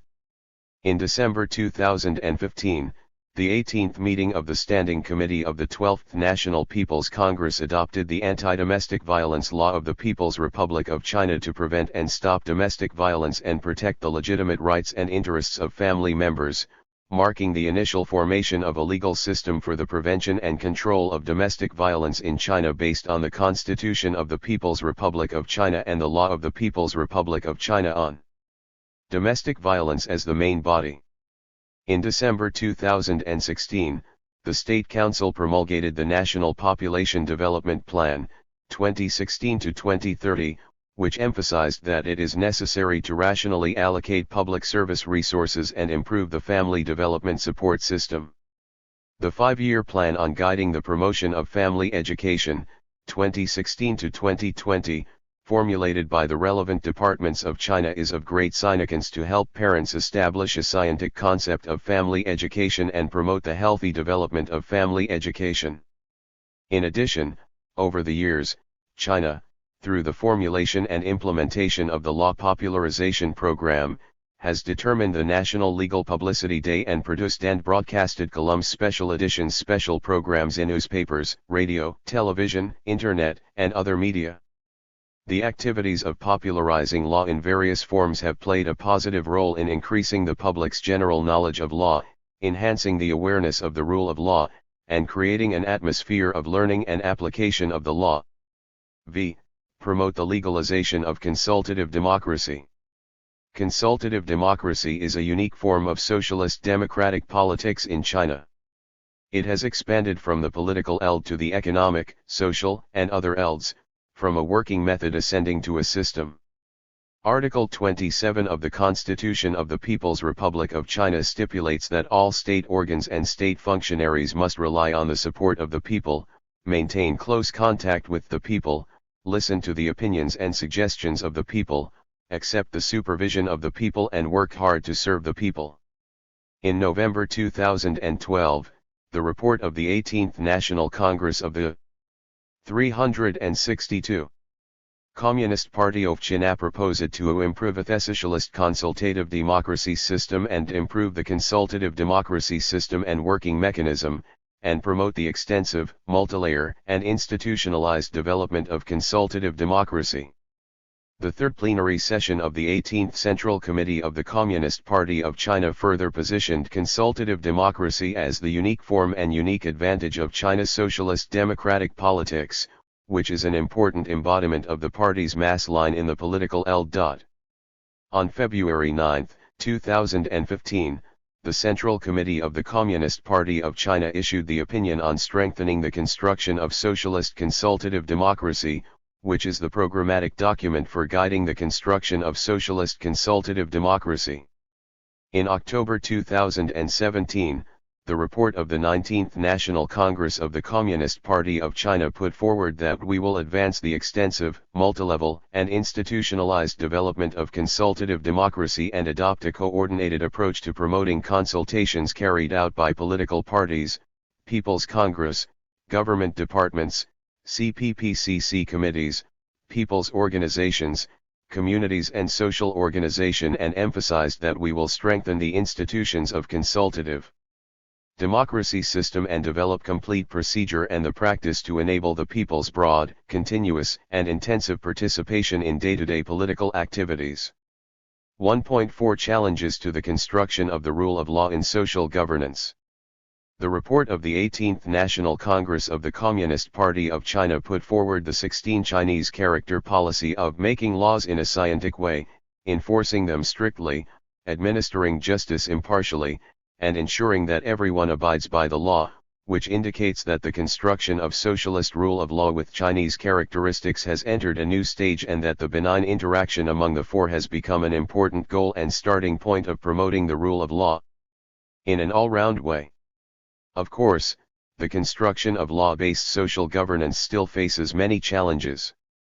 In general, the law-based governance pattern of pluralistic subjects in China is not perfect yet, and the multilevel and multi-eld governance pattern has not been fully formed. The main manifestations are as follows: it is more common to attach importance to the government's participation and neglect the participation of pluralistic subjects. There is a shortage of talent in grassroots social governance, especially the serious shortage of professional social work talent.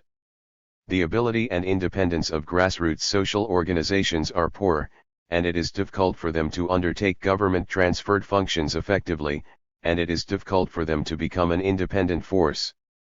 The system and mechanism of equal cooperation and democratic consultation among various governing bodies are still not smooth enough. There are 363 many historical arrears and gaps in the resource guarantee and allocation for grassroots governance. Pluralistic subjects law-based governance is a systematic project and is a broad or profound revolution in the field of social governance.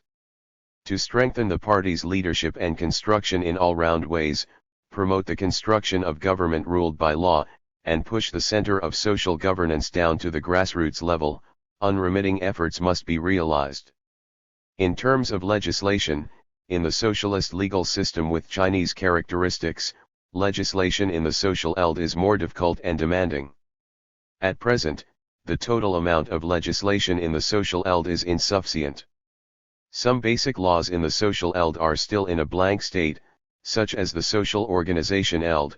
Some social fields have a low level of legislation and are not systematic enough, such as the rule of the People's Republic of China on the organization of Urban Residence Committee, the regulations of the People's Republic of China on the registration and administration of social organizations, the provisional regulations on the registration and administration of private non-enterprise units, and the regulations on foundation management. Legislation of some social field are still lagging behind, such as the Code of Practice supporting the implementation of social insurance law of the People's Republic of China has not been issued. The legislative ideas in some social fields are biased. There is still a feature of emphasizing control and regulation, and the function and role of empowerment and safeguarding rights are relatively limited. And the public participation in the legislative channel is yet to be further unblocked. In terms of law enforcement, some law enforcement officers have no strong awareness of evidence, procedures, and authority, and the situation in which law enforcement activities hurt the feelings of the masses and even damage the rights and interests of the masses still occurs from time to time. Law enforcement credibility is not high, and incidents caused by administrative law enforcement problems occur from time to time, which seriously affects social harmony and stability. In terms of justice, the current social contradictions and disputes at the grassroots level expand from traditional marriage and family, neighborhood relations, small debts, minor infringements to social hotspots and difficulties such as resettlement for relocation households, compensation for land expropriation, disputes between capital and labor, environmental protection, traffic accidents, and disputes between doctors and patients, etc., and the types of disputes tend to be divergent, the causes of which tend to be complicated, and the development process tends to be confrontational, which has increasingly higher requirements for judicial justice and judicial capability. At the same time, some judicial officers have a weak sense of justice, conduct relationship cases and human relations cases, and engage in judicial corruption, and some judicial officers are incompetent, subjective and groundless, and even create false and unjust cases. In terms of law abiding, the capacity building of some leading cadres in making decisions by law, administering by law, and managing by law is still far from meeting the needs of the new situation and new tasks. It is still common to substitute one's words for legal provisions, suppress law with power, and bend the law for the benefit of relatives. Some people still have deep-rooted concepts of trusting rights instead of 364. Trusting laws, trusting petitioning instead of trusting law, and trusting relations instead of trusting law. Some events in the social field have aroused public concerns after being spread by the public, which has formed a new influence on the formation of public cognition and the settlement of social problems in China, and rational judgment and correct guidance have become the consensus of all social strata. It is increasingly urgent to promote law abiding by the whole people and enhance the credibility of the rule of law. 1.5 Basic requirements for speeding up the construction of the society ruled by law. To promote the modernization of social governance, we must speed up the construction of a society ruled by law. We should guide social governance with the spirit of the rule of law, plan social governance with the thinking of the rule of law, solve social governance problems with the way of the rule of law, consolidate the social governance achievements with the advantages of the rule of law, and practically achieve making laws in a scientific way, enforcing them strictly, administering justice impartially, and ensuring that everyone abides by the law. I. Guide social governance with the spirit of the rule of law. Along with the continuous enhancement of people's awareness of the market economy, awareness of democracy and the rule of law, and awareness of civil rights, society's expectation and respect for the rule of law are also increasingly higher, which requires reliance on the core socialist value to guide the legal construction of social governance and strengthen the rule of law to lead the reform and innovation of social governance. The guiding opinions on further integrating core socialist values into the construction of the rule of law issued by the General Office of the Central Committee of the Communist Party of China and the General Office of the State Council clearly requires that embody the requirements of core socialist values in constitutional laws, rules, and regulations, and public policies, and transform them into rigid and binding legal provisions, and it emphasizes that social governance should shoulder the responsibility of advocating the core socialist values. Focus on the embodiment of distinct value orientation in the day-to-day management, so that the conducts that conform to the core socialist values can be advocated and encouraged, and the conducts that violate the core socialist values can be restricted and punished. 2.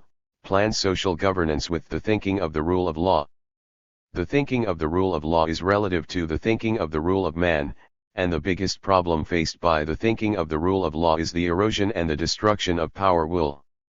In light of the concept of thinking of the rule of law, we should pay more attention to the regulation of public power to make social governance more fair, transparent, and equal.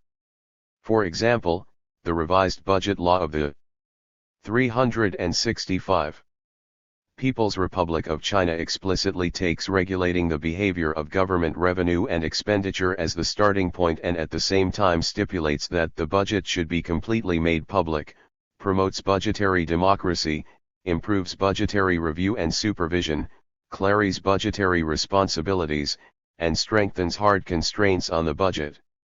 3. Solving the difficulties of social governance with the way of the rule of law. The way of the rule of law is relative to the way of administration, the way of economy, and other ways, which reeks and embodies the advanced idea of governance. For example, the Production Safety Law of the People's Republic of China, amended at the 12th session by the Standing Committee of the 12th National People's Congress, clearly put forward that the work of safe production should be people-oriented, which is of great practical significance to correctly deal with protecting property or protecting human life in major dangerous situations and accidents in emergency rescue. For another example, promoting construction standardization is one of the important signs of the development of the rule of law in China, and standardization in the social field is related to the well-being of people's livelihood.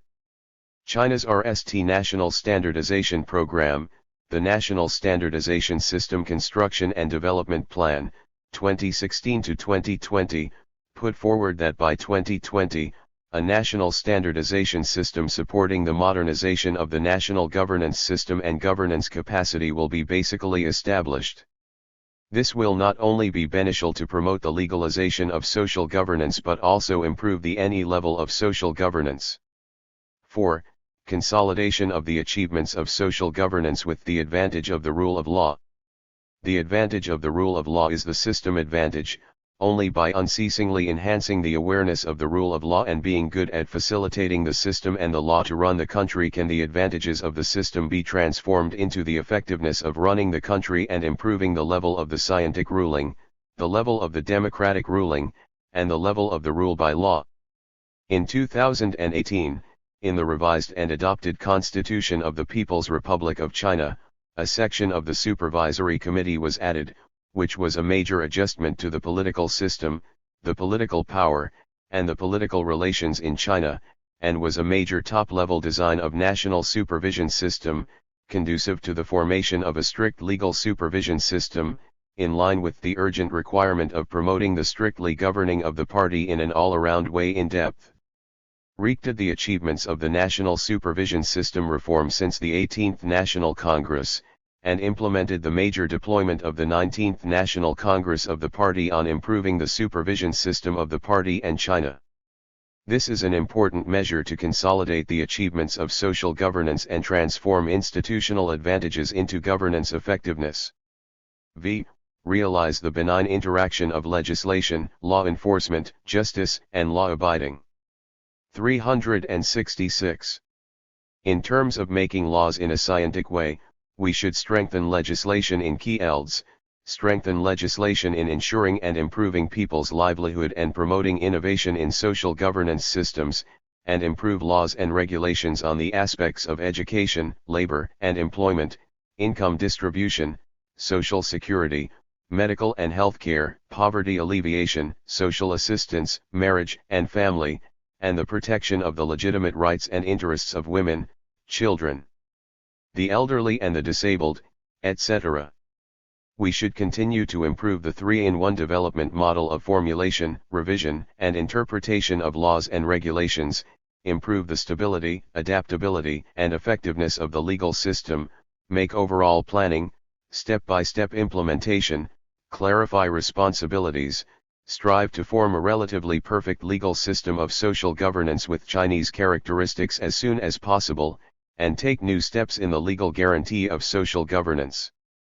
In terms of strict law enforcement, we should strengthen law enforcement supervision in key fields such as food and drug safety, production safety, environmental protection, labor security, and poverty alleviation, improve administrative law enforcement procedures, standardize the discretionary power of law enforcement, strengthen supervision over administrative law enforcement, and further improve the quality of law enforcement, the level of law enforcement, and the credibility of law enforcement, which is a basic project for implementing the strategy of the country ruled by law.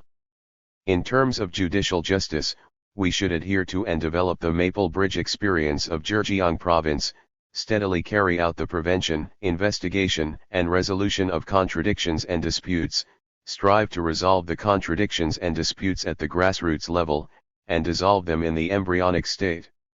We should continue to unswervingly push forward judicial reform, ensure that the People's Courts and People's Procuratorate independently and impartially exercise judicial power and procuratorial power by law, expand judicial democracy, promote judicial publicity on denture judicial justice to provide a strong and reliable judicial guarantee for safeguarding the legitimate rights and interests of the people, safeguarding social equity and justice, and safeguarding the long-term stability of China. In terms of law abiding by the whole people, we should further innovate the way of legal education, cultivate the culture of rule of law, and create a benign atmosphere of respecting the law, studying the law, abiding by the law, and using the law. First, the principals of the party and government should fulfill their duties as the RST responsible persons for promoting the construction of the rule of law, promote the process of making laws in a scientific way, enforce them strictly, administer justice impartially, and ensure that everyone abides by the law. Second, we should take the effectiveness of the construction of the rule of law as an important criterion to measure the performance of leading bodies and leading cadres at all levels, incorporate it into the performance evaluation index system of political achievements, and ensure whether they can abide by the law and act by law as important content to inspect cadres. Finally, we should adhere to the orientation of morality education and moral education as the RST priority, carry out the education of the rule of law for the whole people, promote the theory of socialist rule of law with Chinese characteristics entering into the teaching material, entering the classroom and entering the mind. 367. Cultivate and bring up legal talents and reserve forces who are familiar with and adhere to the system of socialist rule of law with Chinese characteristics. Since the reform and opening up, China has made important progress in building a society ruled by law. However, we must see that there are still large gaps and some problems compared with the requirements of the development of socialism with Chinese characteristics, compared with the expectations of the people, and compared with the goal of promoting the modernization of the national social governance system and social governance capacity. We should adhere to the guidance of President Xi Jinping's thought on socialism with Chinese characteristics in the new era and write a new chapter in terms of making laws in a scientific way, enforcing them strictly, administering justice impartially, and ensuring that everyone abides by the law. 2. Moral governance. 2.1 Morality and social governance. Significance of moral governance and traditional morality. Morality is a special ideology that reeks socio-economic relations, a special way to regulate social and economic relations, and a practical spirit. Morality enhances people's will, behavior, and character extensively, profoundly, and persistently, and deeply enhances the existence and development of society. Therefore, moral governance is an important way of social governance. The traditional morality of China takes human relations as the center and attaches great importance to the position and value of each person in human relations. Mencius recorded that in ancient times people lived in seclusion without education, therefore, they were close to animals, and the sage made Qi as a teacher and taught human relations. Human relations is a characteristic that distinguishes human beings from animals. Traditional Chinese culture, especially Confucianism, attached great importance to the social network of human relations and advocated the obligation of human relations. Confucius put forward such ethical and moral concepts as the emperor should act as the emperor, the minister should act as the minister, the father should act as the father, the son should act as the son, benevolence, righteousness, etiquette, wisdom, and credit, and adjusted interpersonal relations by means of the middle course to reach the ideal realm of peace and harmony. Mencius put forward the cardinal relationships: father and son have relatives, emperor and minister have righteousness, husband and wife have different, the elderly and the youth have order, and friends have faith. Dong Zhongsha further developed and put forward the three cardinal guides of the emperor is the cardinal guide to the minister, the father is the cardinal guide to the son, and the husband is the cardinal guide to the wife, and the constant virtues of benevolence, righteousness, etiquette, wisdom, and credit. 368. The concept of three cardinal guides and constant virtues has continued to play a role in the long history of China. Traditional morality is the concentrated embodiment of people's behavior, customs, values, and cultural psychology at different times in history and is the summary of moral practice experience. Chinese traditional morality contains rich moral achievements, which is an important spiritual wealth of the development of human civilization and is also the source of today's moral governance. China's traditional public-private debate focused on the importance of the overall interests and emphasized the dedication of responsibility.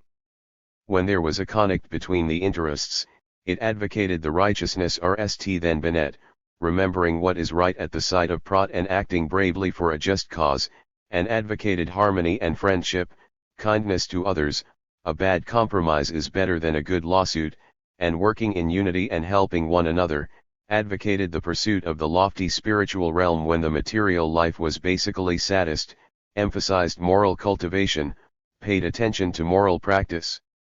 Advocated restrain one's selfishness, trying to be blameless in one's private life, nourishing my noble spirit, cultivating one's conscience, carrying out by actual, and so on. In the long-term historical development process, these moral norms have been integrated into the thinking mode, values, behavior mode, and customs of the whole nation and have important contemporary social governance values. 2. Dialectical unification of rule of virtue and rule of law. Advocating the rule of virtue is China's basic general plan of governing the country. The ancients regarded the virtue of the ruler as one of the fundamental causes of the rise and fall of the national fortune. Cultivate politics with rule of virtue, make the world happy and rejuvenate the principle of yin. Records of the grand historian of China, the Yin dynasty, accumulating good virtues, all marquis are willing to do it.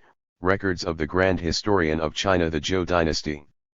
It not only emphasized ruling the country by virtue but also did not exclude rule by law and advocated combining rule by virtue and law and rule by virtue with its priority to penalty. In ancient China, rule by law and morality as the main principle and punishment as the supplementary were the basic principles, and respect for virtue and inferior punishment, advocating virtue and ratify penalty, big morality and small punishment, and noble morality and cautious punishment were the concrete implementation. The traditional law is actually clan family, law, national law, or etiquette law. The traditional patriarchal society advocated paternalism and emphasized the supremacy of family morality. Family ethics became the basic moral order of society, and national law, family rules, and rural rules had the same binding force on society. The ancients believed that etiquette and law were both necessary to govern the country, and each of them had its own advantages. From Zigong's advocacy of use a proper mixture of severity and gentleness, Zhou's commentary 20 Years of Dukeshao, to Mencius' proposal of good deeds are not enough for governing, and only law cannot act on its own, Mencius' first volume of Li Lu, from Sun Tzu's proposal of emphasizing the etiquette and attaching great attention to. 369. The law, to emphasis of Dong Zongshu of Han Dynasty on Yang for virtue and Yin for punishment, and from the Tang Dynasty, making rights for reverence and setting up punishment for showing prestige, the history of Han Dynasty treatise on penal law, to the period of Song, Yuan, Ming, and Qing dynasties, the direct continuation of the rule of virtue and the rule of law embodied the way of ruling the country by combining the rule of virtue with the rule of law. The dialectical unity of the rule of law and the rule of virtue. Law is written morality, and morality is inward law. The effective implementation of law depends on moral support, and moral practice is also inseparable from legal restrictions. On the one hand, any law has certain moral attributes. The law conceals the basic value orientation and moral standard of society, and to obey the law is to abide by minimum morality. On the other hand, morality creates a good human environment for the rule of law. Law and morality can be transformed into each other.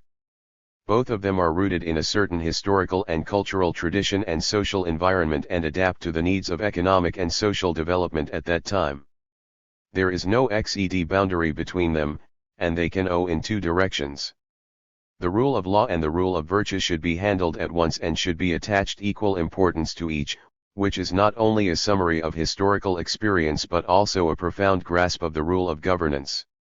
The rule of law and the rule of virtue are like two wheels of a chariot and the two wings of a bird and shall not neglect one while doing the other. Law is restrained from the outside, morality is alerted from the inside, the two norms work at the same time, and no one can be left behind. National and social governance requires concerted efforts of law and morality.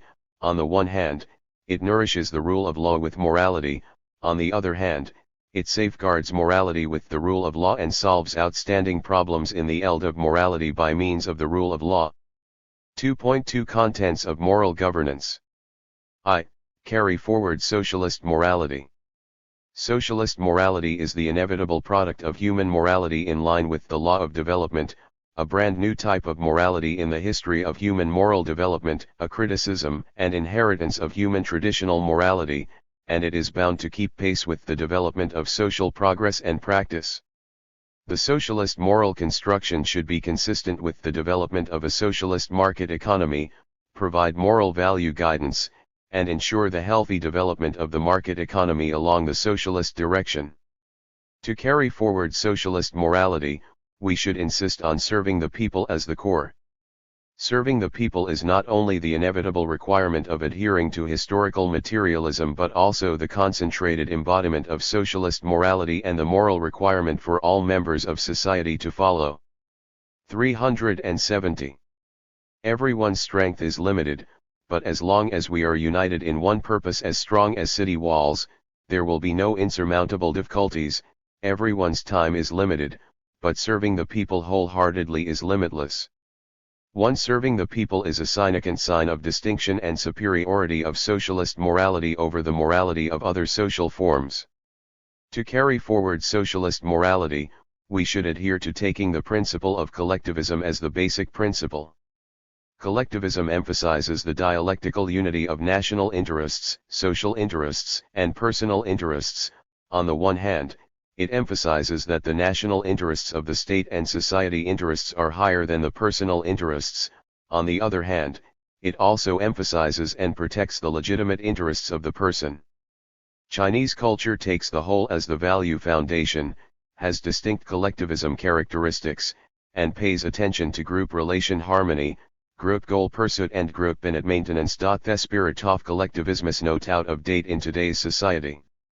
We still need to have the mind of cultivating one's moral integrity, regulating one's family, governing the country and balancing the world, the feelings of family affairs, national affairs, world affairs, everything concerned, and the cultivation of to worry before the common people worries, to enjoy only after the people have enjoyed. The spirit of collectivism is not only the essential requirement of socialism but also the inherent requirement of developing a socialist market economy. The spirit of collectivism helps to overcome the weaknesses and negative aspects of the market itself, helps to form a good social atmosphere that pursues high standards and inspires the advanced, and ensures the orderly and healthy development of the socialist market economy. The spirit of collectivism has different levels of requirements. For all citizens, the most basic moral requirements are to love the motherland, take the overall situation into consideration, observe law and discipline, and work honestly. 2. Construct moral norms in different fields. The report of the 19th National Congress of the Communist Party of China put forward that we will launch a civic morality campaign to raise public ethical standards and enhance work ethics, family virtues, and personal integrity. We will encourage our people to strive for excellence and to develop stronger virtues, respect the elderly, love families, and be loyal to the country and the people. In December 2014, the CPC Central Committee promulgated the implementation outline of civic morality construction, put forward the 20 Chinese character basic code of civic morality of patriotism and law-abiding, understanding etiquette and integrity, unity and friendliness, thrift and self-reliance, and dedicating oneself to work or study. It includes the core of morality, the principles of morality, the basic requirements of morality, and a series of moral norms, covers all fields of social life, and applies to different social groups. It not only embodies the unity of advanced nature and universality of morality but also embodies the unity of Chinese traditional virtue, revolutionary morality, and new morality under the condition of a socialist market economy. 1. Xi Jinping, The Governance of China, pages 5, Volume 1, Beijing, Foreign Languages Press, 2018. 371. There are specific and different moral norms in different fields. In terms of social morality, there are VE basic requirements, RST, civility and politeness, advocating people's mutual respect, second, ending pleasure in helping others and promoting socialist humanitarianism spirit, third, caring for public property and enhancing the sense of responsibility of the socialist social masters, fourth, protecting the environment and strengthening the concept of ecological ethics, and FTH, observing law and discipline, and conscientiously maintaining public order. In terms of family virtues, we should advocate respect for the elderly and love for the youth, equality between men and women, harmony between husband and wife, diligence and thrift in running the family, and unity in the neighborhood.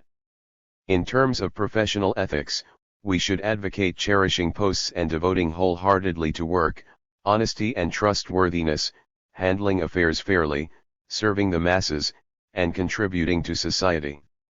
Here, we should pay special attention to the basic principles of honesty and trustworthiness. In the traditional ethics of China, honesty and trustworthiness were regarded as the foundation of establishing the government, the foundation of establishing the people, and the foundation of improving one's virtue and reaching one's achievements. Confucius said, "Without people's trust, the state will not survive." The Analects of Confucius Yan Yuan, credit is about the rise and fall of the country. Honesty is one's deeds accord with one's words, to tell the truth, do things honestly, and be an honest person. Trustworthiness is to keep one's word, have good credit, pay attention to credit, and fulfill one's obligation faithfully. With regard to the outstanding problems of lack of trustworthiness, we should establish a credit collection system covering the whole society, perfect the mechanism of law-abiding credit reward and punishment for breach of trust, and guarantee the harmonious operation of the society. With the development and wide application of information technology, there are many unavoidable moral and legal problems in the network, therefore, we must pay attention to the construction of network morality. While making full use of the historical opportunities offered by the network, we should guard against its negative effects and vigorously carry out the construction of network morality. Nationals should use network tools correctly, conduct network communication in a healthy way, and consciously avoid being addicted to the network. Strengthen self-discipline toward network morality and actively guide network public opinion. 3. Moral practice of the unity of knowledge and practice. Traditional Chinese culture emphasizes practice through rational self-consciousness and morality. Based on benevolence transforming to etiquette, ethical and moral values and their standardization have been brought into people's hearts through the secularized etiquette of daily life. This thought of unity of knowledge and practice not only pays attention to learning but also to using. It not only stresses knowledge but also focuses more on doing, which embodies the spirit of practical rationality. In the past dynasties, the concepts of benevolence, righteousness, etiquette, wisdom, credit, and loyalty, leal piety, honesty, and loving and respecting one's elder brother have been introduced into society as the ethical norms that should be followed, have been pushed to the public, cultivated and shaped personality as much as possible in the whole society, and guided the moral practice of all walks. 372. Of life. The unity of knowledge and practice calls for the unification of improving moral spirit and moral practice to promote the internalization of moral norms into personal moral quality and externalization into moral behavior. At present, the moral practice of the unity of knowledge and practice is not only the inherent requirement of socialist morality but also the focus of moral norms in the public and private elds. To cultivate and practice the core socialist values, the key is to activate, rejuvenate, and cultivate the value concept in the people's inner formed by the long-term cultivation of traditional culture, that is to say, the way of the world and the heart of a human being. The practice of moral governance requires vigorously promoting the spirit of voluntary service, adhering to the link between voluntary public service, government service, and market service, unifying of dedication to society and self-development, combining social advocacy with voluntary participation, constructing a cultural voluntary and cultural public service system with broad participation, rich content, diverse forms, and sound mechanism, and vigorously supporting volunteer organizations and charitable public welfare organizations. These social organizations are important carriers to cultivate and carry forward the core socialist values, as well as the platform to educate and cultivate aspiring young people and exert the remaining energy on retired employees and workers. The goal of the moral practice of the unity of knowledge and practice is to help the whole society form a good social fashion of knowing honor and disgrace, stressing righteousness, making contributions, and promoting harmony by actively carrying out various activities to create a civilized city, village, unit, family, and campus. 2.3 Requirements for moral governance. Cultivate and carry forward the core socialist values. Cultivating and carrying forward core socialist values is the RST priority of moral governance. Core values are the core concepts of dominant status and play a dominant role in a society, and they are the basic values of relative stability that the social system has been generally following for a long time. The core values are cultural soft power and are also the most enduring and deepest source of strength for a nation or a country. The core values bear the spiritual pursuit of a nation or a country and embody the value standard of judging right and wrong. Cultivating and practicing the core socialist values is an important measure to effectively integrate the social consciousness, agglomerate the social value consensus, solve and dissolve the social contradiction, and gather great strength, and it is the value support to ensure the economic and social development of China in the right direction and realize the great rejuvenation of the Chinese nation. The report of the 18th National Congress of the Communist Party of China establishes prosperity, democracy, civility, harmony, freedom, equality, justice, the rule. 373. Of law, patriotism, dedication, integrity, and friendship as the core socialist values, which includes the value objectives at the national level, the value orientation at the social level, and the value principles at the individual level of citizens. This is a relatively clear summary of the core socialist values in China since the founding of New China.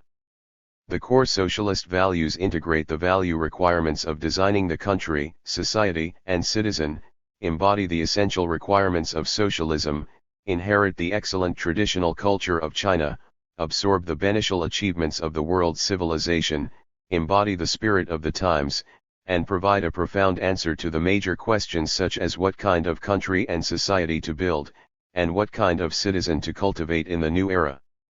The core socialist values have the rich nourishment of the excellent traditional culture of the Chinese nation, the practical foundation of socialism with Chinese characteristics, and incomparable moral strength. They are the value guidance of adhering to and developing socialism with Chinese characteristics and realizing the great rejuvenation of the Chinese nation. 2. Strengthen ideal education and belief education. The people have faith, the country has strength, and the nation has hope. 2. The ideal is the yearning and pursuing of goals of future society and its own development, formed in practice, with the possibility of realization, and is the concentrated embodiment of the people's world outlook, life outlook, and the values in the goal of struggle. Ideal has transcendence, practicality, and times. The great ideal of communism and the common ideal of socialism with Chinese characteristics are a strong support to realize the great rejuvenation of the Chinese nation. This ideal closely links the country, the nation, and the individual, organically combines the common aspirations of all classes and groups together, and represents the interests and aspirations of our workers, farmers, intellectuals, and other workers, builders, and patriots with a broad social consensus and convincing inevitability, universality, and inclusiveness. Socialism with Chinese characteristics is the theme of all theories and practices of the party since the reform and opening up, and is also the fundamental achievement that the party and the people have made through all their hardships and at great cost. To uphold and develop socialism with Chinese characteristics in the new era, the general task is to realize socialist modernization and the great rejuvenation of the Chinese nation. On the basis of building a moderately prosperous society in all respects, we will build prosperous, strong, democratic, civilized, harmonious, and beautiful socialist modernization power in the middle of the 21st century in 2 steps. The leadership of the Communist Party of China is the most essential characteristic of socialism with Chinese characteristics. Since its formation, the Communist Party of China has established the great ideal of communism and has always been united and led the Chinese people toward this great ideal. We should vigorously strengthen the construction of social morality and promote the continuous improvement of social moral norms. Public life needs moral norms too. To Xi Jinping, secure a decisive victory in building a moderately prosperous society in all respects. And strive for the great success of socialism with Chinese characteristics for a new era. Report at the 19th National Congress of the Communist Party of China, pages 42, Beijing, People's Publishing House, 2017. 374. Constrain and coordinate. Social morality is the code of conduct that people should abide by in social communication and public life. It is the basic moral requirement to maintain public interest, public order, and social harmony and stability, covering the relationship between people and society, and people and nature. As a code of conduct to be observed in social life, social morality plays an important role in maintaining public order and has a direct impact on the effectiveness of social governance. Orderly public life is one of the goals of social governance, an important basis for social production activities, a basic guarantee for improving the quality of life of social members, and an important symbol of social civilization. We should actively promote the construction of professional ethics and promote the continuous improvement of social moral norms. A perfect professional ethnicity system can not only promote the development of productivity and industry but also shape a good way of life, thinking, and behavior of practitioners. To actively promote the construction of professional ethics, we should respect different professional divisions. Scholars, farmers, workers, and businessmen are engaged in different professions, as Tao is the same, and all of them should be conscientious to full obligations. In ancient China, The technical level was relatively backward, the division of labor was simple and stable, and the connotation of professional ethics was relatively thin. At present, with the emergence of new occupations, various professional ethics have been determined. The eld of professional ethics has been expanding, and the corresponding professional ethics need to be standardized. 3. Advocate family virtues and personal moral cultivation. Advocating family virtue vigorously is an important task of moral governance. The basis of the traditional social moral order is family kinship, and the basic ethics of kinship is leal piety, which includes children's leal piety to parents, the obedience of wife to husband, and younger brother to elder brother, parents' affection to children, husband's courtesy to wife, the elder brother's affection to the younger brother, and so on, and the several relationships of upbringing, education, and care constitute family ethics. Change leal piety into delity derives social ethics and political ethics based on family ethics. The qualities of Chinese characters, such as thrift, peace, modesty, introversion, and sense of hardship, are all related to this family ethics. Rites are made in accordance with human nature, and etiquettes are made according to human nature, records of the Grand Historian of China Book of Rites. Through social education, we should guide people to attach importance to human relations and family relations, cultivate people's moral sense and strengthen cohesion within the family, which is still beneficial to better maintain social order. Constantly promoting the improvement of individual moral cultivation is also the key work of moral governance. The important function of culture is to cultivate people with education, whose deepest accumulation and eminence is the cultivation of personality. The core value of any society aims to improve people's quality, shaping ideal personality or collective personality.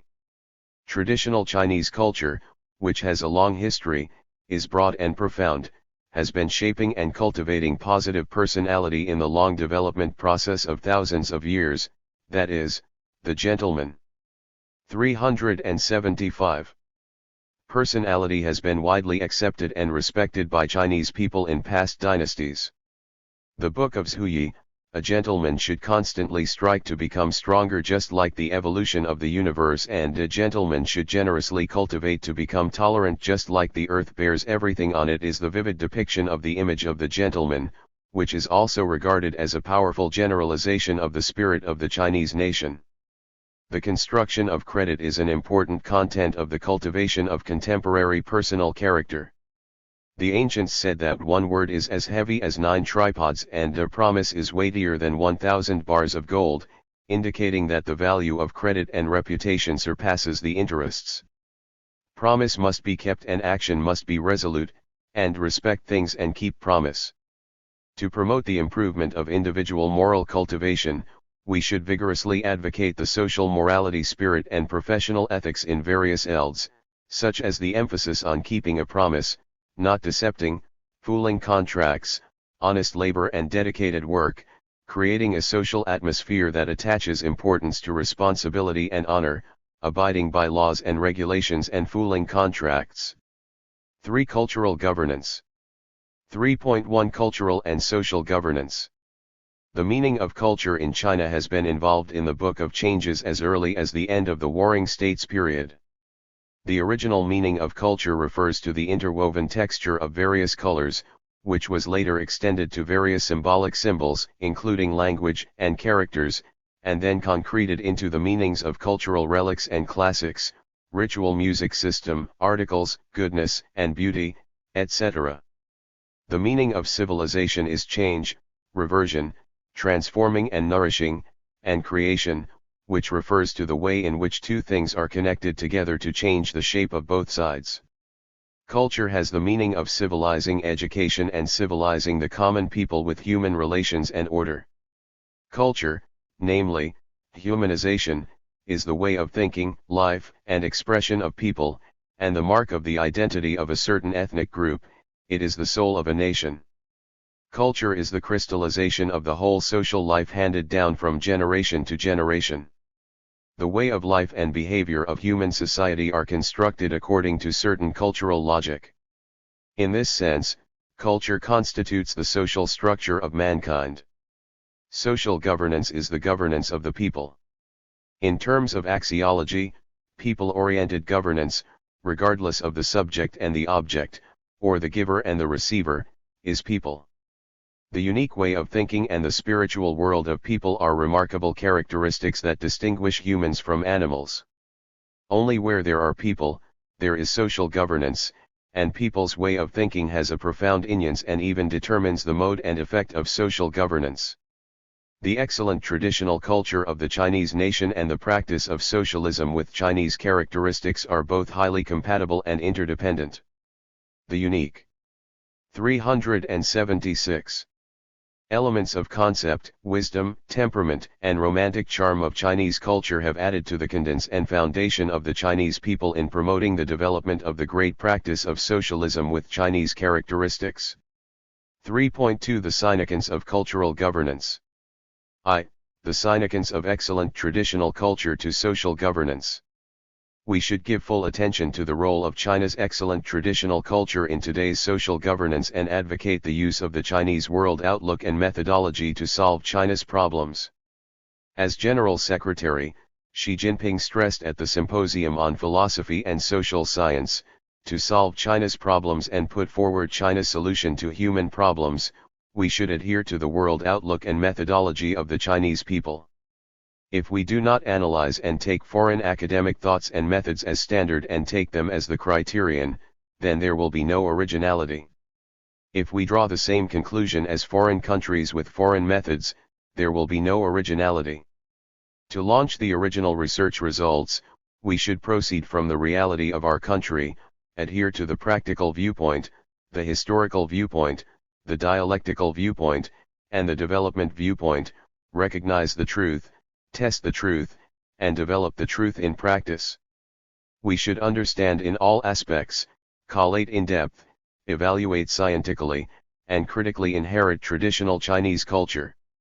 We should draw attention to absorbing the essence of excellent thought in excellent traditional culture, especially the thoughts that can guide the construction of socialist modernization in China, solve the problems arising in the current development, and enhance the people's happiness and satisfaction in life, such as people-oriented.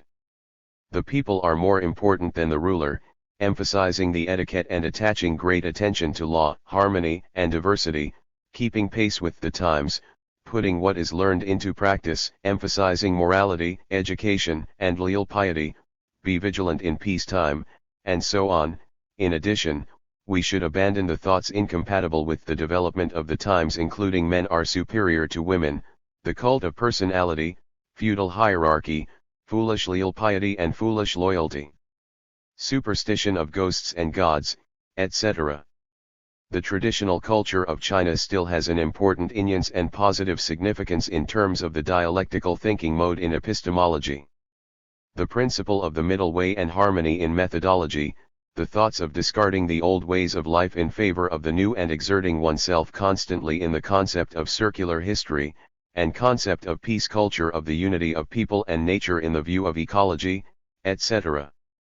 The traditional holistic way of thinking in China focused on the unity of things, made an intuitive investigation on the whole, and commonly used analogical logic, emphasized the unity of the difference and identity of things, and advocated the solution of the problems in the world in a conciliatory and coordinated way.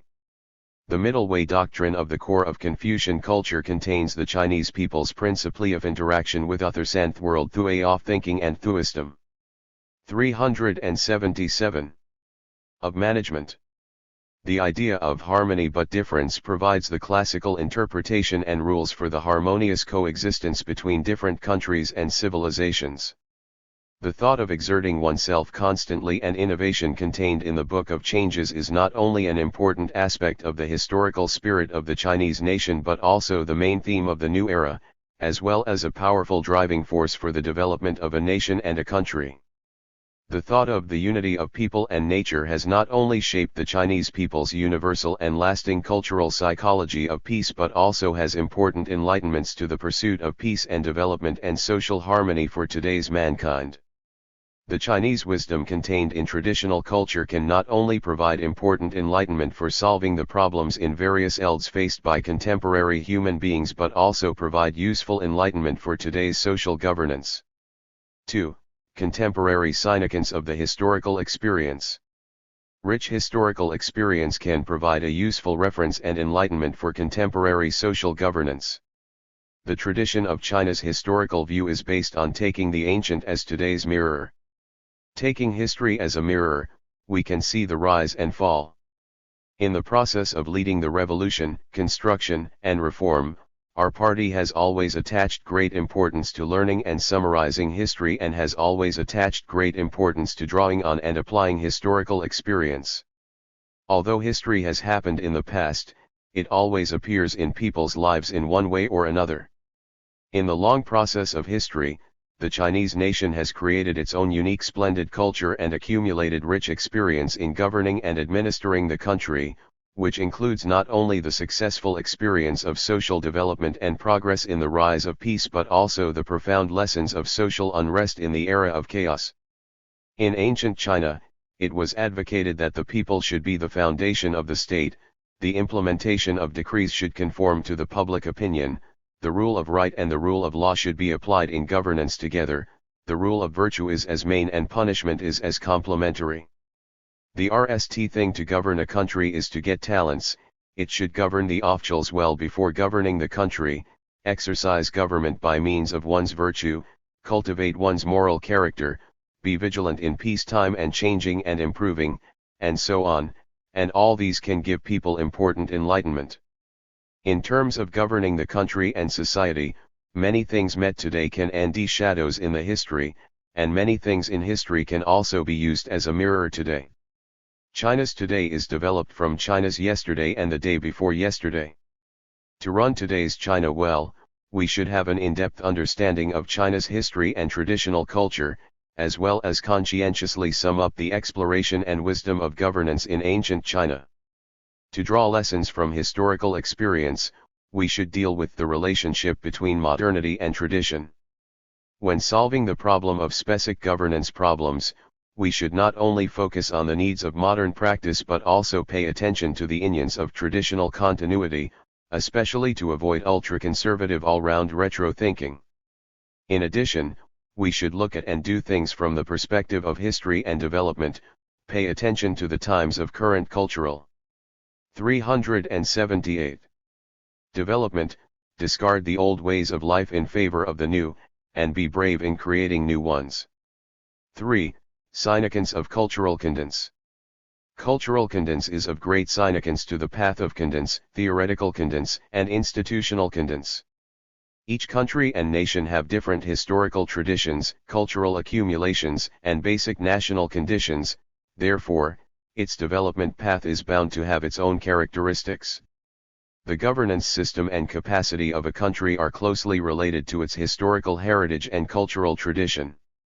To solve China's problems, we can only end our own path and solution on the Chinese land. For thousands of years, China and the Chinese nation have followed a path of civilization development different from that of other countries and nations. Since the reform and opening up, we have opened up the socialist path with Chinese characteristics, which is not accidental but determined by our historical heritage and cultural tradition. To promote the modernization of the national governance system and capacity, we should, of course, learn from and refer to all the outstanding achievements of human civilization, not by copying the political concepts and institutional models of other countries but by proceeding creatively from the realistic conditions of our country. To uphold cultural self-cadence, we should adhere to the correct cultural philosophy as a guide and pay attention to the relationship between learning from foreign countries and inheriting Chinese traditions. The philosophy of culture is an important joint point to provide the lasting impetus for the transformation of ideas and the emancipation of ideas required by the current social reform and development in China. Open-minding, openness and inclusiveness, wide adaptability and strong plasticity are important characteristics of Chinese ideology and culture. China's ideology and culture, in terms of content, have never been a closed ideological system but have always been opened. We should reconstruct the modern form of traditional Chinese culture in the process of leapfrogging and returning, in the broad international vision and on the basis of cross-culture. We should adopt the Marxist view of historical materialism, that is, in terms of our traditional culture and foreign things, we should persist in the principle of making the past serve the present, making the foreign things serve for China, eliminating the rough and extracting essence, eliminating the false and preserving the truth, and make them useful by contemporary China after scientific promotion and abandonment. On the one hand, we should inherit the traditional culture, highlight the inclusiveness of the further development of the excellent traditional cultural inheritance system, and continue to provide strong spiritual and cultural support for the great rejuvenation of the Chinese nation. On the other hand, we should learn from the foreign cultures and experiences on the basis of China's national conditions. 379. 3.3 Main contents of cultural governance. I. Carry forward the Chinese spirit. Cultural governance should carry forward the Chinese spirit. The Chinese spirit is the soul of rejuvenating the country and strengthening the country. It is the unity of the national spirit and the spirit of the times. Since the 18th National Congress of the Communist Party of China, President Xi Jinping has put forward and profoundly expounded many times the Chinese dream of realizing the great rejuvenation of the Chinese nation and stressed that to realize the Chinese dream, we must have the Chinese spirit. The national spirit of solidarity and unity, love for peace, diligence and bravery, and constantly strive to become stronger with patriotism as the core, and the spirit of the times with reform and innovation as its core are the basic contents of the Chinese spirit.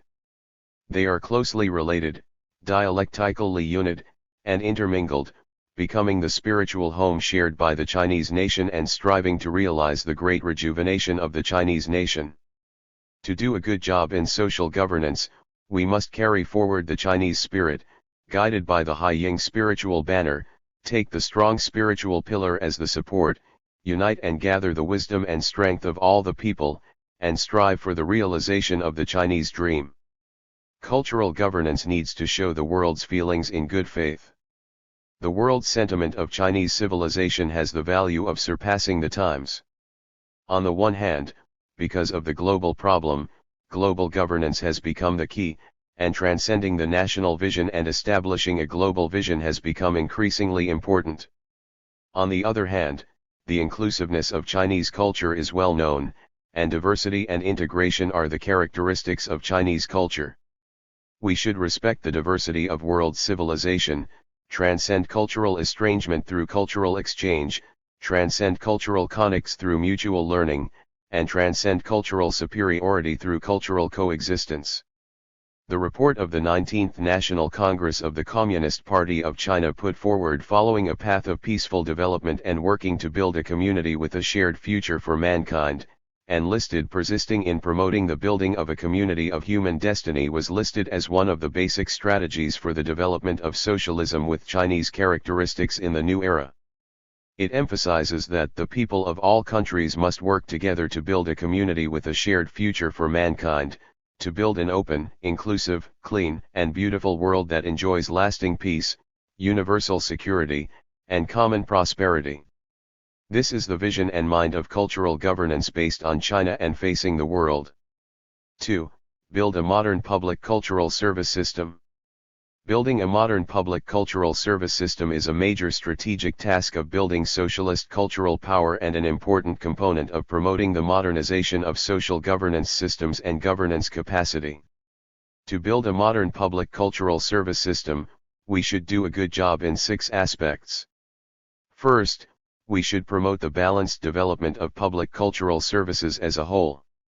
We should promote the equalization of basic public cultural services in 380 urban and rural areas, actively promote the development of public cultural construction in old revolutionary base areas, ethnic areas, border areas, and poverty-stricken areas, safeguard the basic cultural rights and interests of special groups, establish the standard system of basic public cultural service guided by the basic cultural needs of the people, and improve the construction, management, and service level of public cultural facilities. Second, We should enhance the impetus for the development of public cultural services. We should cultivate and promote cultural consumption, promote the transformation of public cultural services into quality services, realize the organic unification of standardized and individualized services, encourage and guide the participation of social forces, further simplify administration and decentralization, reduce administrative approval projects, attract social capital to invest the public cultural elds, and cultivate and standardize cultural social organizations. We should strengthen the guidance, support, and management of cultural industry associations, foundations and private non-enterprise units, and other social organizations, promote standardized and orderly development, vigorously promote the spirit of voluntary service, promote voluntary cultural service, adhere to the connection between voluntary service, government service, and market service, and combine social advocacy with voluntary participation to build a voluntary cultural service system. Third, we should strengthen the supply of public cultural products and services. Enrich the content of outstanding public cultural products, enhance the efficiency of public cultural services, and activate cultural life in the social eld. Fourth, we should promote the integration of public cultural services and science and technology.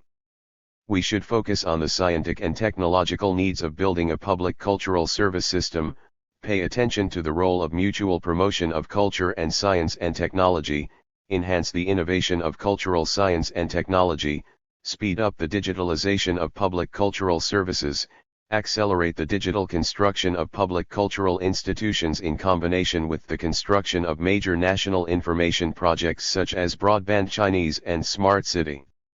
Elevate the modern communication ability of public cultural services, focus on the formation of the communication ability to commensurate with the level of China's economic and social development, accelerate the construction of a modern cultural communication system, and ensure high efficiency, safety, and orderly information dissemination. Fifth, we should innovate the management system and operating mechanism of public culture. We should establish the coordination mechanism for the building of public cultural service system, improve the management system for the construction of the public cultural service system under the leadership of the party committee, the government management, the department coordination, the clear rights and responsibility, and promote it as a whole, strengthen the reform of the public cultural institutions. Straighten out the relationship between the government and the public cultural institutions, explore the effective forms of separation of management and administration, innovate the management mechanism of the public culture at the grassroots level, and improve the evaluation mechanism of public cultural services. 381. Sixth, we should strengthen the guarantee of public cultural services, strengthen organizational leadership, increase financial and tax policies and financial support, strengthen the construction of grassroots cultural teams, and establish a sound legal system for public cultural services. 3. Change existing habits and customs and set up the new trend of the times in social governance. We should vigorously promote the changing of existing habits and customs and establish a new trend of the times. We should respect and inherit the historical tradition. As a social tradition, the custom is the internalization of social norms, which makes social members understand, accept, and internalize in the way of daily etiquette, behavior rules, and norms. The ancients said, music is what saints like. It can improve people's hearts. Its voice is moving deeply and conducive to changing the existing habits and customs. So, the former sovereigns used ritual music to guide people and make them harmonious. Music can make people full of goodwill and deeply moved, and change the general mood and customs of the society. Therefore, the combination of rites and music can make society stable. Sun's music theory. Through rites and music, people's emotion can change naturally, and then people's ideological and moral outlook will change, and Nally realizes the social function that affects the general mood of the whole society. We should constantly advocate public order and good customs to encourage social members to identify with and be loyal to the country and the nation.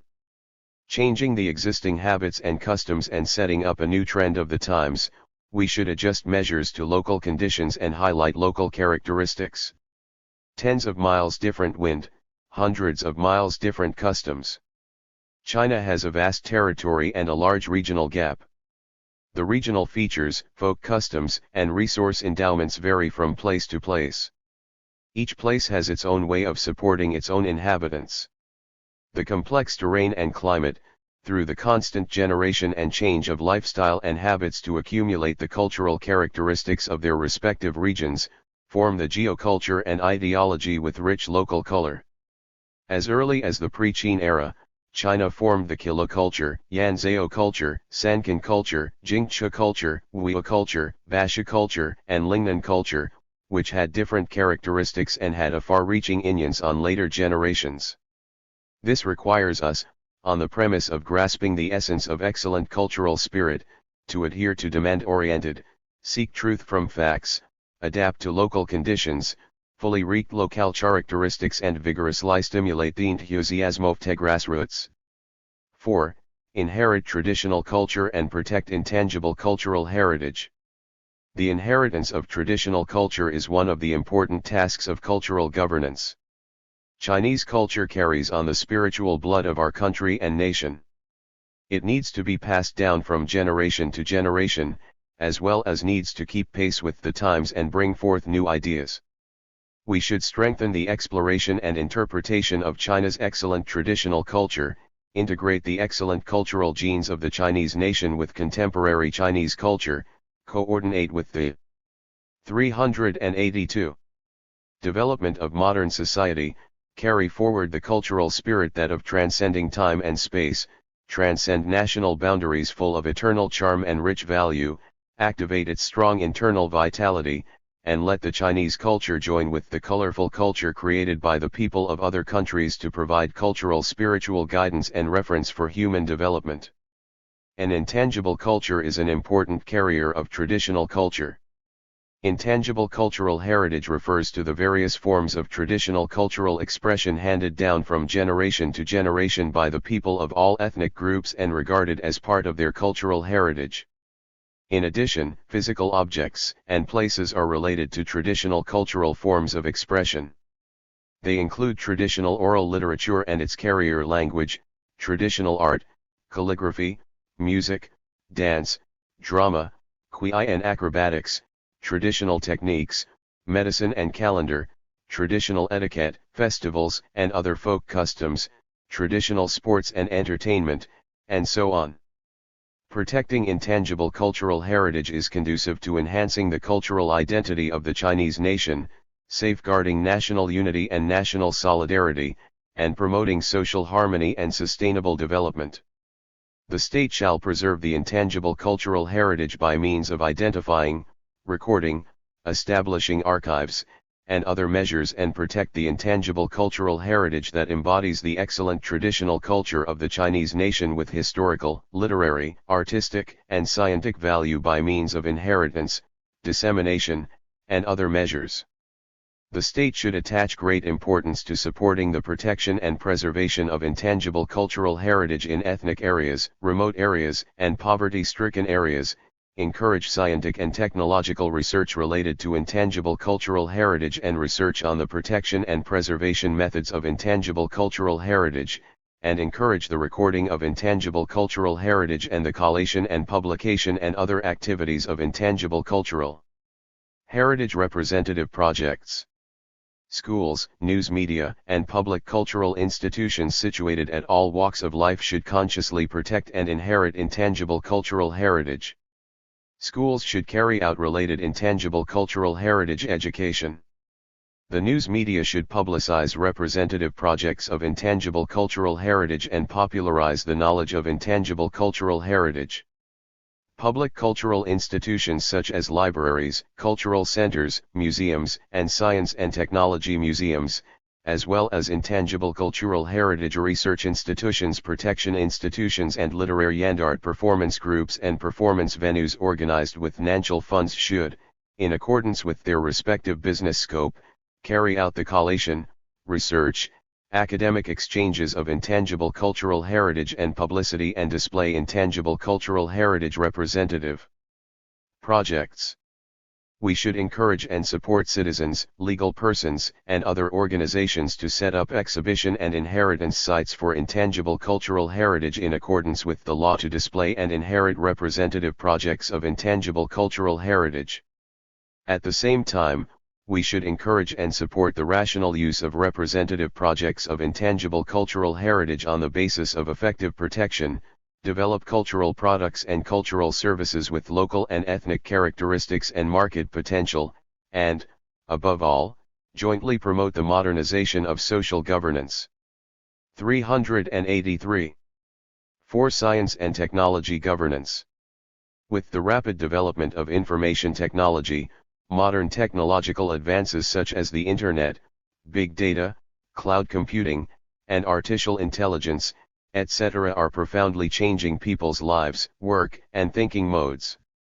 Constantly bringing about new changes in social form and structure, as well as providing new momentum and new opportunities for innovation in social governance, strengthening and innovating social governance by means of science and technology and improving the scientific and modern level of social governance are urgent tasks for human society and all countries in the world. Social governance in the era of Internet Plus is facing two different trends, expanding from offline to online and extending from online to offline.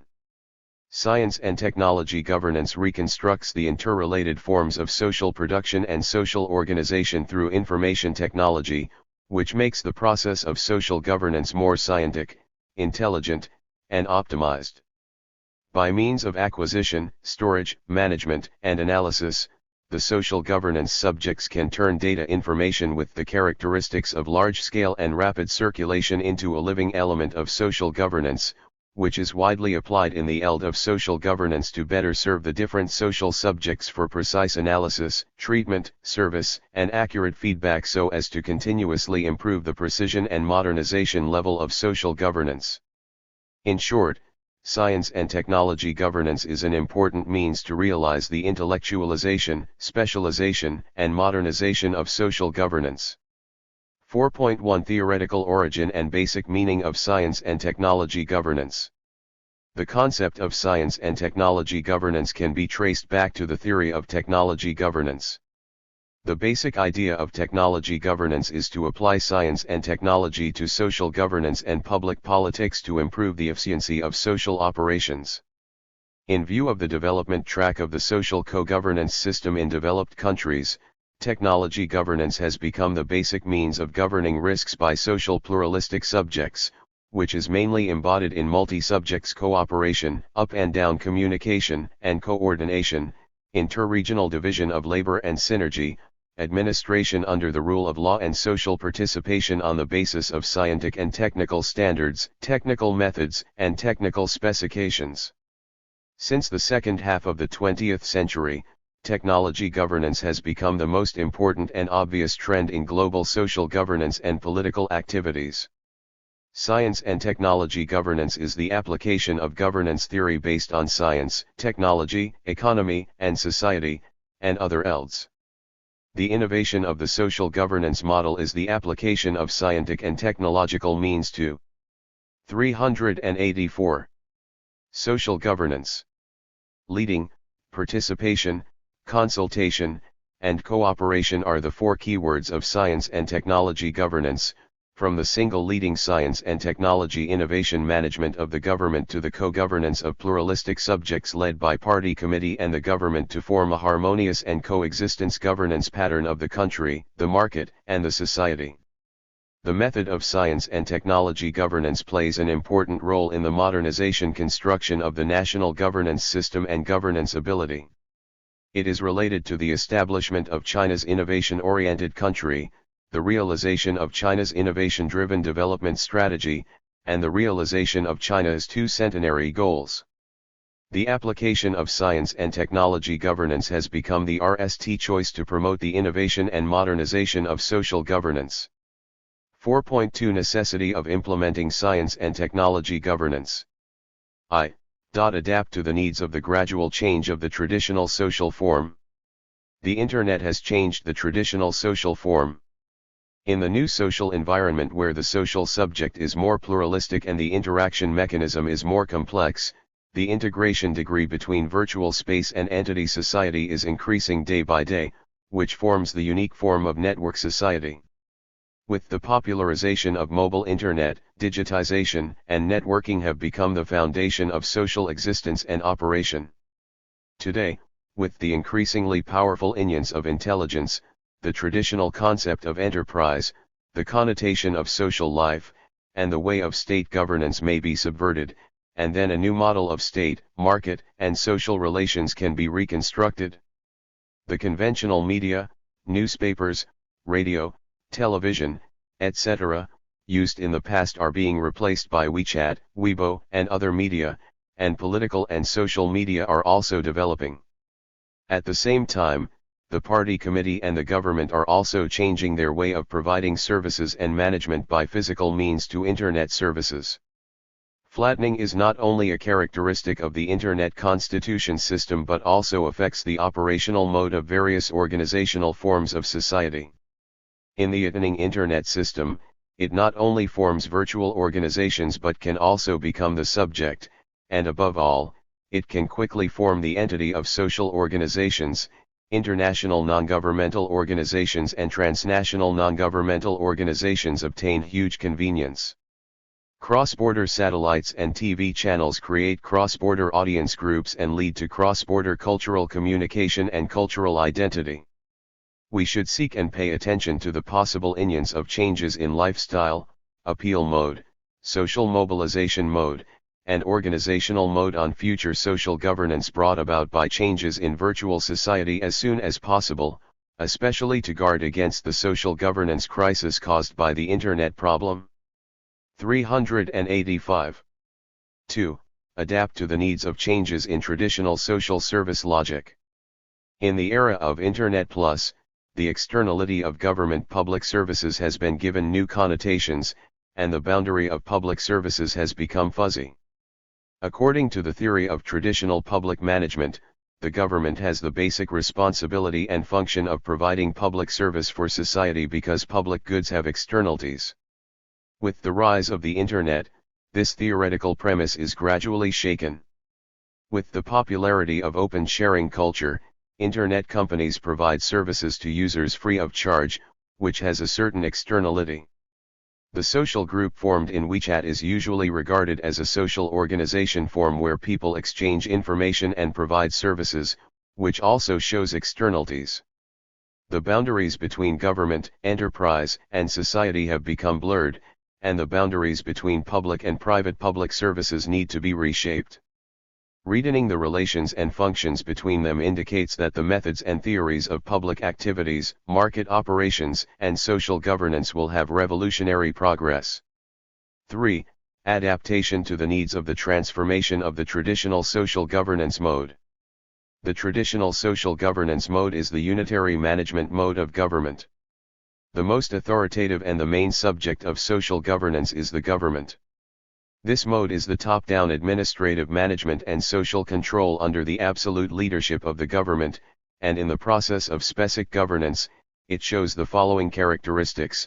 In terms of governance concept, it emphasizes high concentration and unity, and puts social control at the RST place of the governance goals, and in terms of governance subjects, it takes the government as the core, and other subjects such as the market and the individual, etc. as subordinate and dependent to the government, and accept the government's orders, commands, and domination.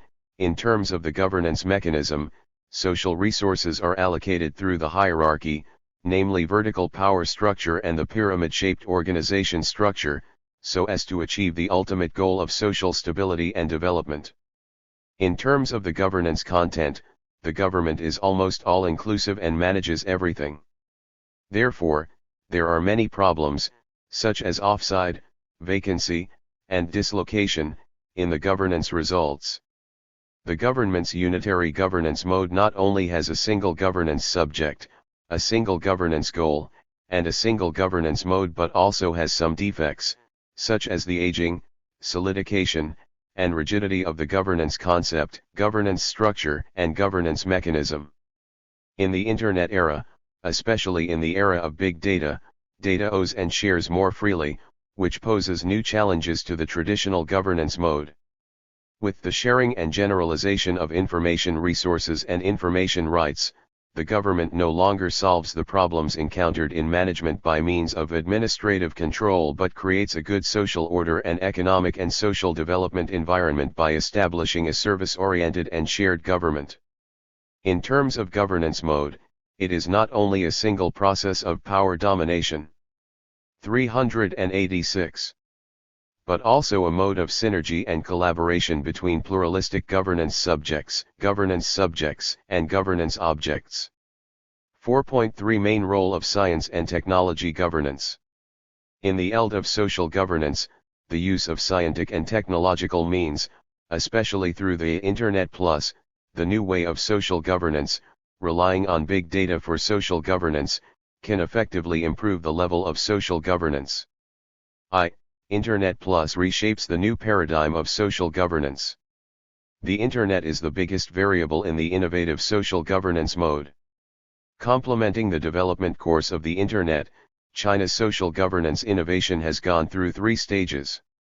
Early social governance was government-centered, relying mainly on information systems and government websites, which focused on collecting and managing resident information and providing simple electronic services for residents. It had the characteristics of government-based standards, internal-oriented, and hierarchical governance, showing the characteristics of singleness, unidirectionality, closure, statics, etc.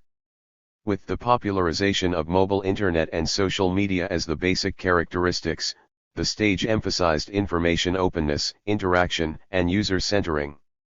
At this stage, social governance followed the concept of taking the public as the center and emphasized participatory governance, which meant that the governance structure with the government as the single subject began to shift to the open, collaborative, and cooperative governance structure focusing on public participation.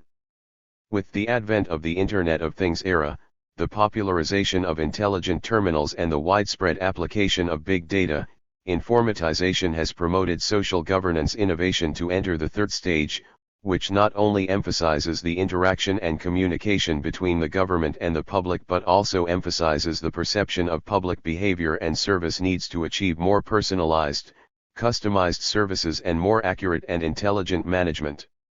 At the same time, we should emphasize and pay more attention to the opening and sharing of data to eliminate the gap between government agencies, promote the socialization of public governance and public services, and better realize the intelligent governance form of co-construction, shared and co-governance. 2. Big data enhances the intelligence degree of social governance. Big data provides new means for social governance. First, big data improves the pertinency of social services facing the situation of social interest differentiation, multi-value, and frequent and complicated social activities. The traditional mode of social governance, which relies on manpower resources and extensive forms, cannot meet the requirements of the new situation. By the adoption of big data to innovate social governance, we can fully collect the most concerned difficulties, pinpoint the masses, and dig deep into the data dividend, so as to become a powerful means to 387. Support the scientific decision-making and accurate prediction of social governance, improve the level of governance and promote social harmony on the basis of the rapid collection and mining, and the timely study and sharing of massive data. Second, big data improves the precision of social governance. Intelligence means precise analysis, management, service, and feedback. By means of acquisition, storage, management, and analysis, all kinds of social governance subjects can transform big data with large-scale and rapid circulation into live data, which are widely used in the eld of social governance and serve different social groups better, and become the important magic weapon for government and social organizations to implement precise governance and intelligent governance. Finally, the application of big data can enhance the predictability of social governance. In the Internet age, risk and uncertainty have become the norm. How to effectively control social risks and maintain the stable operation of society has become the primary task.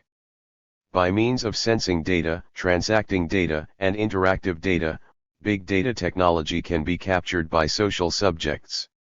It can collect, mine, and analyze data in related fields of social governance, strengthen data support for dealing with and treating emergencies, and construct a public security system of intelligent prevention and control and comprehensive governance. 3. Informatization enhances public service capacity. The modernization of basic public service is an important content of the modernization of social governance.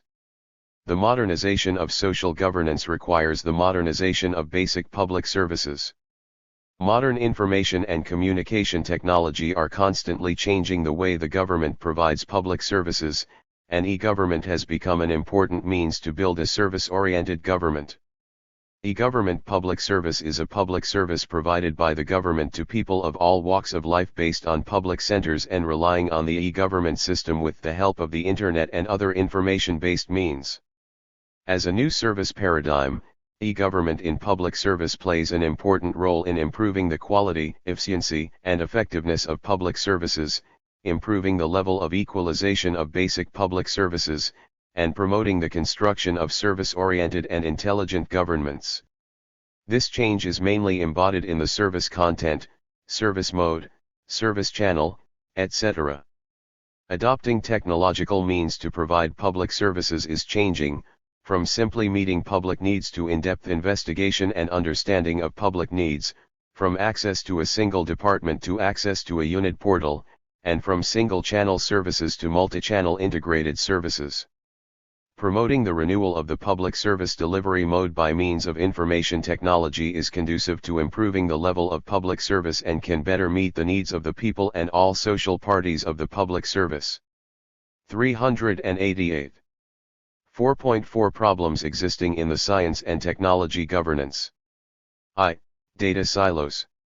Data silos refers to the fact that different data are held in the hands of different government departments or enterprises, and each data system is its own systems, stored in different servers in different ways, resulting in functional disconnection, mutual non-exchange of information, affecting the way the data recording, generating a large amount of redundant information or garbage information and other invalid data, and NALI, the mode of data, business, application interconnect cannot be realized. The data silos problem is rooted in the hierarchical structure of the government system, which has been faced by human society since it entered industrial society. In the field of social governance, data silos cause information segmentation, which not only affects the efficiency of government management of society but also reduces the quality of government services to society. Most of the public domain data are held in the hands of institutions, some of which strengthen their monopolistic position, making the information harder to obtain. The relevant departments are also concerned that the management pressure and public opinion pressure brought by data transparency will harm the interests of the departments and lack the motivation to open the data actively. 2. Digital divide. The digital divide is also known as the information divide, i.e., the gap between the information-rich owner and the information-poor owner. In technological innovation, there are digital disadvantage areas, such as old, minority nationality, border and poor areas, etc., disadvantage groups, the elderly and children, and disadvantage elds, which are prone to produce the cascade effect of technology application. Moreover, in the new round of technological revolution, there is a crisis of expanding the digital divide, which is prone to form the Matthew effect. 3. Dysfunction of structure and function. In the traditional mode of social governance, the government is the only power center and the behavior subject.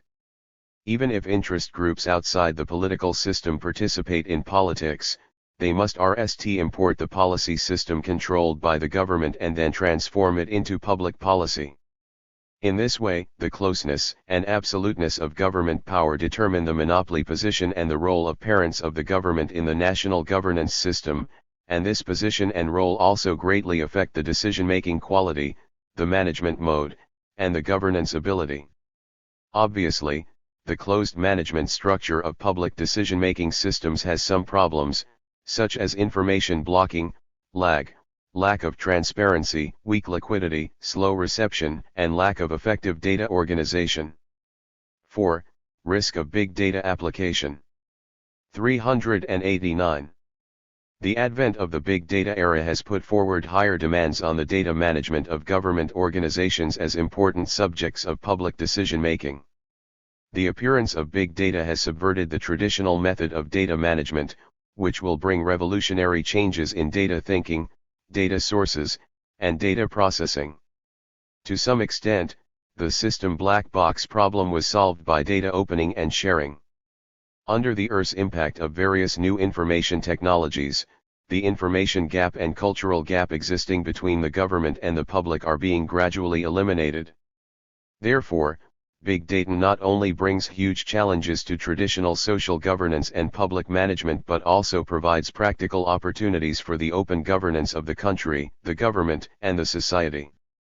3. Due to the limitations of human cognition, the defects of the technology itself or system, the environment, and many factors, the effect of technology governance is uncertain and even produces a negative effect. In particular, the application of new technology may bring new security risks. Technology governance often has some limitations, and the application of new technology may lead to new security risks. At the same time, to solve the negative effects of technology governance, we should rely on more effective technological progress, scientific management, and experts' timely feedback of relevant information and carry out comprehensive governance through effective rule of law and technical specifications. As a result of a large amount of centralized data storage, a successful attack will lead to a huge loss. In the big data era, the data sources are diverse, the scope and distribution of data objects are more extensive, and data security protection is more difficult. Therefore, there are many security risks and challenges in promoting the application of big data technology, including privacy disclosure problems, which will be more serious with the deepening of the application of big data technology. The migration of data ownership and limits will lead to the failure of the original data protection scheme and the increase of information security exposure points of big data applications. 4.5 The development trend of science and technology governance. Improving the construction of big data infrastructure lays a solid foundation for science and technology governance in the social eld. In the big data era, the data and information needed for social governance are increasing rapidly, and the innovation of social governance and the provision of public services require a large amount of basic data and information. If they do not master a large amount of basic data and information or do not update the information and data in a timely manner, it will be difficult for the decision maker to truly understand the various needs of society in a timely manner or to plan and choose a reasonable way to provide services. Therefore, we should establish a basic information platform for social governance with comprehensive coverage, dynamic tracking, and complete indicators with population-based information as the core, with the help of residential information systems, employment registration information systems, and housing rental management systems to integrate illegal and criminal information, network public opinion information, public health information, environmental state information, labor relation information, emergency information, and a variety of information sources and social statistical resources to improve the information level of social governance in the new situation. 2. Break data monopoly and realize the interconnection. The advanced architecture and cloud platform of big data can enable relevant organizations of cross-departments, cross-companies, cross-regions, and even cross-industries to share data among product designers and manufacturing engineers under the common data governance framework, simulate experiments to test different product designs, components, and the selection of corresponding suppliers, and calculate related costs to promote product design and testing so as to achieve the integration of information and intelligence. In case the government wants to facilitate big data technology to improve social governance ability and realize mode innovation, the best way is to break the information monopoly among departments, form a collaborative network with individuals, enterprises, and scientific teaching and research institutions through the open application of government data, form a pluralistic cooperative governance mechanism on the basis of shared social responsibility, shared public resources and participating in public governance, thereby benefiting all parties. 3. Strengthen independent research and development of information technology and pay attention to data security and in-depth application. Information technology is a double-edged sword. While carrying out basic information collection, analysis, and processing by means of information technology and learning from foreign advanced information technology, it is an important direction for science and technology to promote social governance innovation in China that we should strengthen the ability and level of independent research and development of social governance information technology and speed up the formulation of industry standards for information technology systems and platforms in the field of social governance. At the same time, the collection and application of big data may involve national information security and citizens' privacy. Therefore, the principle of big data collection and application should be clearly defined at the legislative level. We should weigh the relationship between data openness and the protection of personal privacy and trade secrets, national information security, and social data needs, and formulate strict and standardized processes of data collection, storage, processing, pushing, and application. We should guarantee information security through the software and hardware investment of the information system. The security of the big data. 391. Platform itself should be given attention. It is necessary for relevant departments in China to formulate big data technical standards and operational norms, attach importance to the construction of big data and information security systems, and strengthen the supervision of sensitive data collection and application in key fields. We should pay full attention to the system construction of data and information in the process of collection and application. The open sharing of data application must have boundaries, rules, and procedures, and the use of open object data should be supervised according to relevant laws and agreements so as to realize the balance between the demand of data opening, privacy protection, and security protection. The opening and application, and sharing of data can further reduce the cost of governance and improve the efficiency of governance so as to further enhance the efficiency of governance. 4. Facilitated by detengenita propel the formation of co-governance pattern. Co-governance mainly emphasizes the pluralism of governance subjects. Big data can solve the problem of data silos through data sharing among subjects and then promote the pluralism of governance subjects. Data sharing among relevant departments of China can be solved by standardizing data collection standards and building a unit big data center. Data sharing among the state, market, and society can be solved by means of the opening data of the state and the establishment of a data trading mechanism. Holistic governance mainly emphasizes the interactivity among subjects, enhances the efficiency of community residents' participation in community autonomy, fosters public-spirited community residents, and promotes coordination between the state and society. Adhere to the premise of state leadership and enhance market subject forces in science and technology governance. The state, the market, and society are the main forces of social governance innovation. Due to their respective positions, their functions are different, and they should be in close cooperation with an appropriate division of labor. The state should strengthen the functions of top-level design and macro control. While strengthening the construction of e-government, we should constantly increase investment in social governance for technological innovation.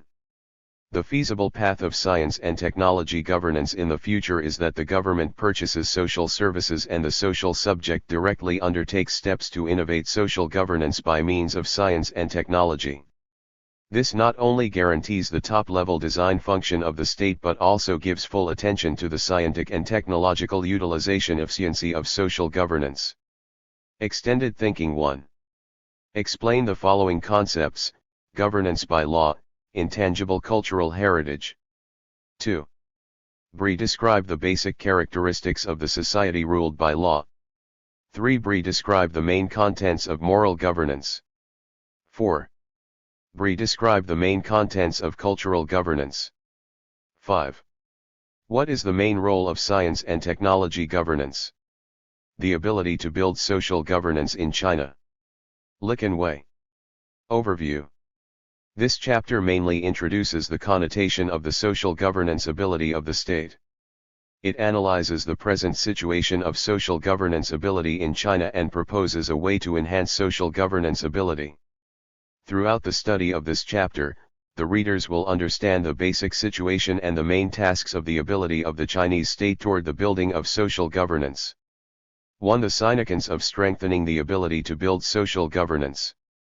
Social governance ability refers to the comprehensive quality and ability of the social governance subjects to engage in social governance. This is an important part of realizing the modernization of social governance. To strengthen and innovate social governance and promote the modernization of social governance, we need not only to innovate and perfect the system of social governance but also to improve social governance ability. Social governance ability manifests itself in many aspects. It manifests in the aggregation of a comprehensive governance ability. From the perspectives of the social governance subjects and the main factors of social governance, it can be embodied in the party's leadership, the government's responsibility, social coordination, public participation, the safeguarding ability of the rule of law, scientific and technological support, and the talent-building ability of the state. Why should we strengthen the ability building of social governance? This is mainly because, promoting the modernization of social governance is a very complex system engineering. It involves not only the adjustment of national production relations and many links of superstructure but also the innovation of the concepts, systems, mechanisms, ways, and means of social governance. To meet the requirements of social building, we must strengthen the modernization of social governance ability and constantly improve the level of social governance. Second, it is the requirements of the new situation and new tasks of reform and opening up and socialist modernization in China. With the realization of the goal of building a moderately prosperous society in all aspects, industrialization, urbanization, and modernization in China will continue to advance in depth. The relationship between urban and rural areas, social structure, social form, and people's demand for a better life will continue to change, and the social governance system will be constantly improved, all of which will put forward new requirements on social governance ability. Third, rapid changes in the world's political structure and scientific and technological progress will continue to have a direct and indirect impact on social reform in China, and social governance ability will be accelerated. Therefore, we should pursue promoting the modernization of social governance as the general goal, focus on improving the party's leadership and the government's responsibility, and improve the ideological and political qualities, scientific and cultural qualities, and working abilities of cadres at all levels and managers in all aspects as soon as possible.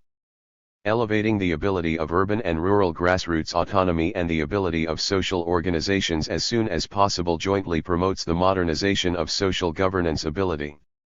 To enhance the party's leadership. 2.1 Connotation of the party's leadership. The party's leadership mainly stands for the ability to carry out the concept of modern social governance with Chinese characteristics. This includes enhancing the party's political leadership, ideological leadership, and organizational building and coordinating all parties in the social under the guidance of President Xi Jinping's ideology of socialism with Chinese characteristics. We should unswervingly follow the path of socialist social governance with Chinese characteristics and be good at transforming the party's leadership and the advantages of the socialist system in China into the advantages of social governance. Upholding and improving the party's leadership is fundamental to ensure that the modernization of social governance adheres to the correct political direction and solid political guarantee. The Communist Party of China is the strongest core of leadership in the cause of socialism with Chinese characteristics, and upholding the party's leadership is the unique advantage of social governance in China. Our party must be both politically strong and highly competent. To be good at exercising political leadership, we must 395. Scientifically formulate and resolutely implement the party's line, principles, and policies and consciously follow the objective laws of social operation. We should adhere to the position of people-centered and give full attention to the main role of the people. The ideological building is the basic building block and the basic guarantee for strengthening and innovating social governance. In the eld of social governance, we should adhere to the guiding position of Marxism and stick to the guidance of the theoretical system of socialism with Chinese characteristics so that all the people will be closely united in ideal and belief, value concepts, and moral concepts. In the new era, the difficulties and complexities of reform, opening up and socialist modernization are unprecedented. The party should take charge of the overall situation, coordinate all parties, improve its ability to master direction, plan the overall situation, formulate policies, and be good at coordination. The organizational ability of the party is the basis to ensure the implementation of the party's line, principles, policies, decision-making, and deployment. We should focus on the advancement of organizational power, actively publicize the party's opinions, implement the party's decisions, and lead all social governance subjects to push forward the continuous development of social governance work. 2.2 The main way to enhance the party's leadership. I firmly grasp the party's leadership over social governance. We should strengthen the party's leadership fully in the social eld. We should RMLY uphold the authority and centralize a unit leadership of the Central Committee of the party and always stand in the forefront of the times. We should be good at combining the people's long-term interests with immediate interests, overall interests, and local interests with long-term development plans and phase development goals. The lines, principles, and policies formulated by the party can embody the fundamental interests of the broad masses of the people to the maximum degree and promote social development and progress. We should make socialist social governance with Chinese characteristics not only have an advanced political direction but also have strong leading power and mobilization power, which fully embodies the people's character and demonstrates the good governance of society. 2. Enhance the level of social governance in all aspects.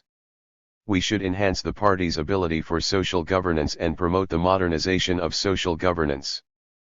Party committees at all levels should put the strengthening and innovation of social governance in a more prominent position.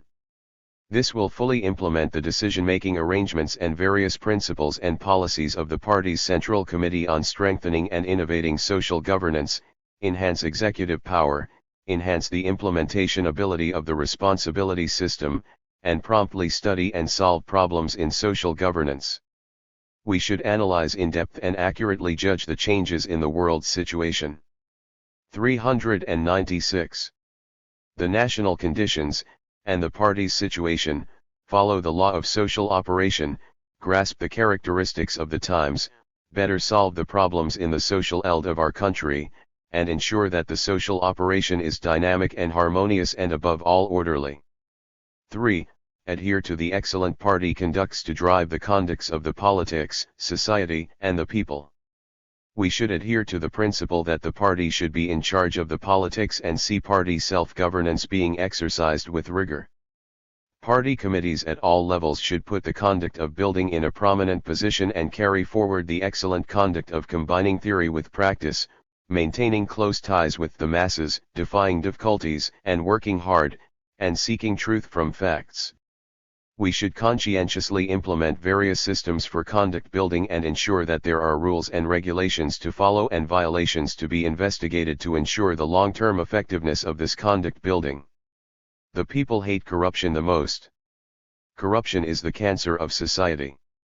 We should resolutely punish corruption, strengthen the fear of being corrupt, fasten the cage of not being corrupt, and strengthen the consciousness of not wanting to be corrupt.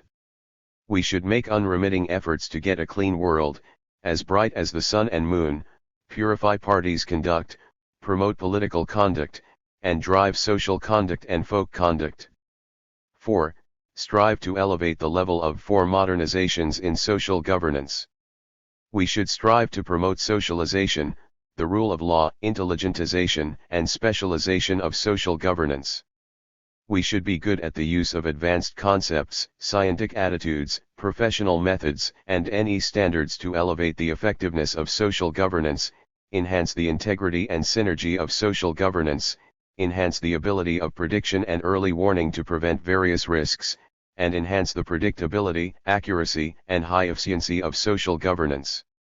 We should set up the thinking of rule of law, give attention to the role of rule of virtue, better guide and standardize social life, and strive to achieve a peaceful world consoled by the rule of law and people's hearts nourished by virtue. 3. Enhances the government's responsibility.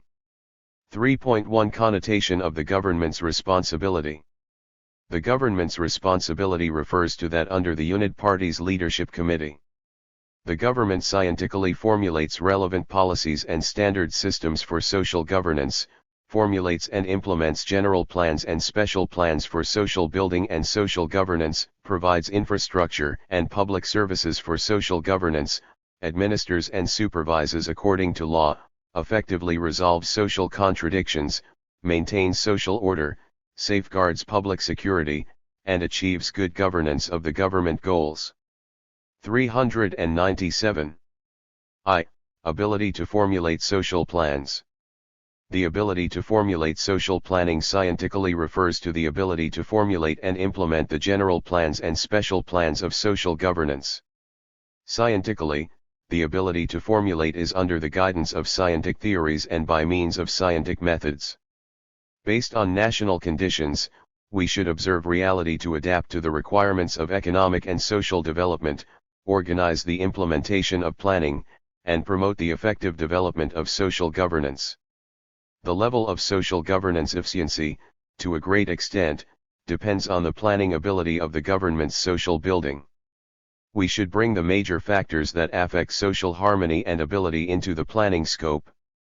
Through the formulation and implementation of social building planning, we should mobilize the positive factors in all aspects of society, integrate human, natural, material, information, and other resources, and solve various social problems in a targeted way to promote the harmonious, stable, and dynamic development of society. 2. Ability to provide public services. The ability to provide public services refers to the ability to provide public goods and services to society, strive to solve unbalanced and inadequate problems, and continuously meet people's growing needs for a better life. It mainly includes strengthening the building of public facilities in urban and rural areas, promoting social employment, providing social security, developing educational, cultural, health and sports, and other public undertakings, releasing public information, providing guarantees, and creating conditions for public life and participation in social, economic, and political activities, etc. To enhance the government's public service ability, we must pay attention to the government's responsibility, reform the public service system, optimize the allocation of resources, enable all members of society to have equal opportunities for development, and safeguard social equity and justice. 3. Ability to resolve social contradictions. The ability to solve social contradictions refers to the ability to take various means and measures to resolve social contradictions in a timely and effective manner, maintain public order, crack down on illegal and criminal activities, deal with sudden public actions, and maintain social harmony and stability. It mainly includes the ability to study and judge, resolve, and deal with contradiction, the ability to maintain social security, the ability to manage the crisis, and so on.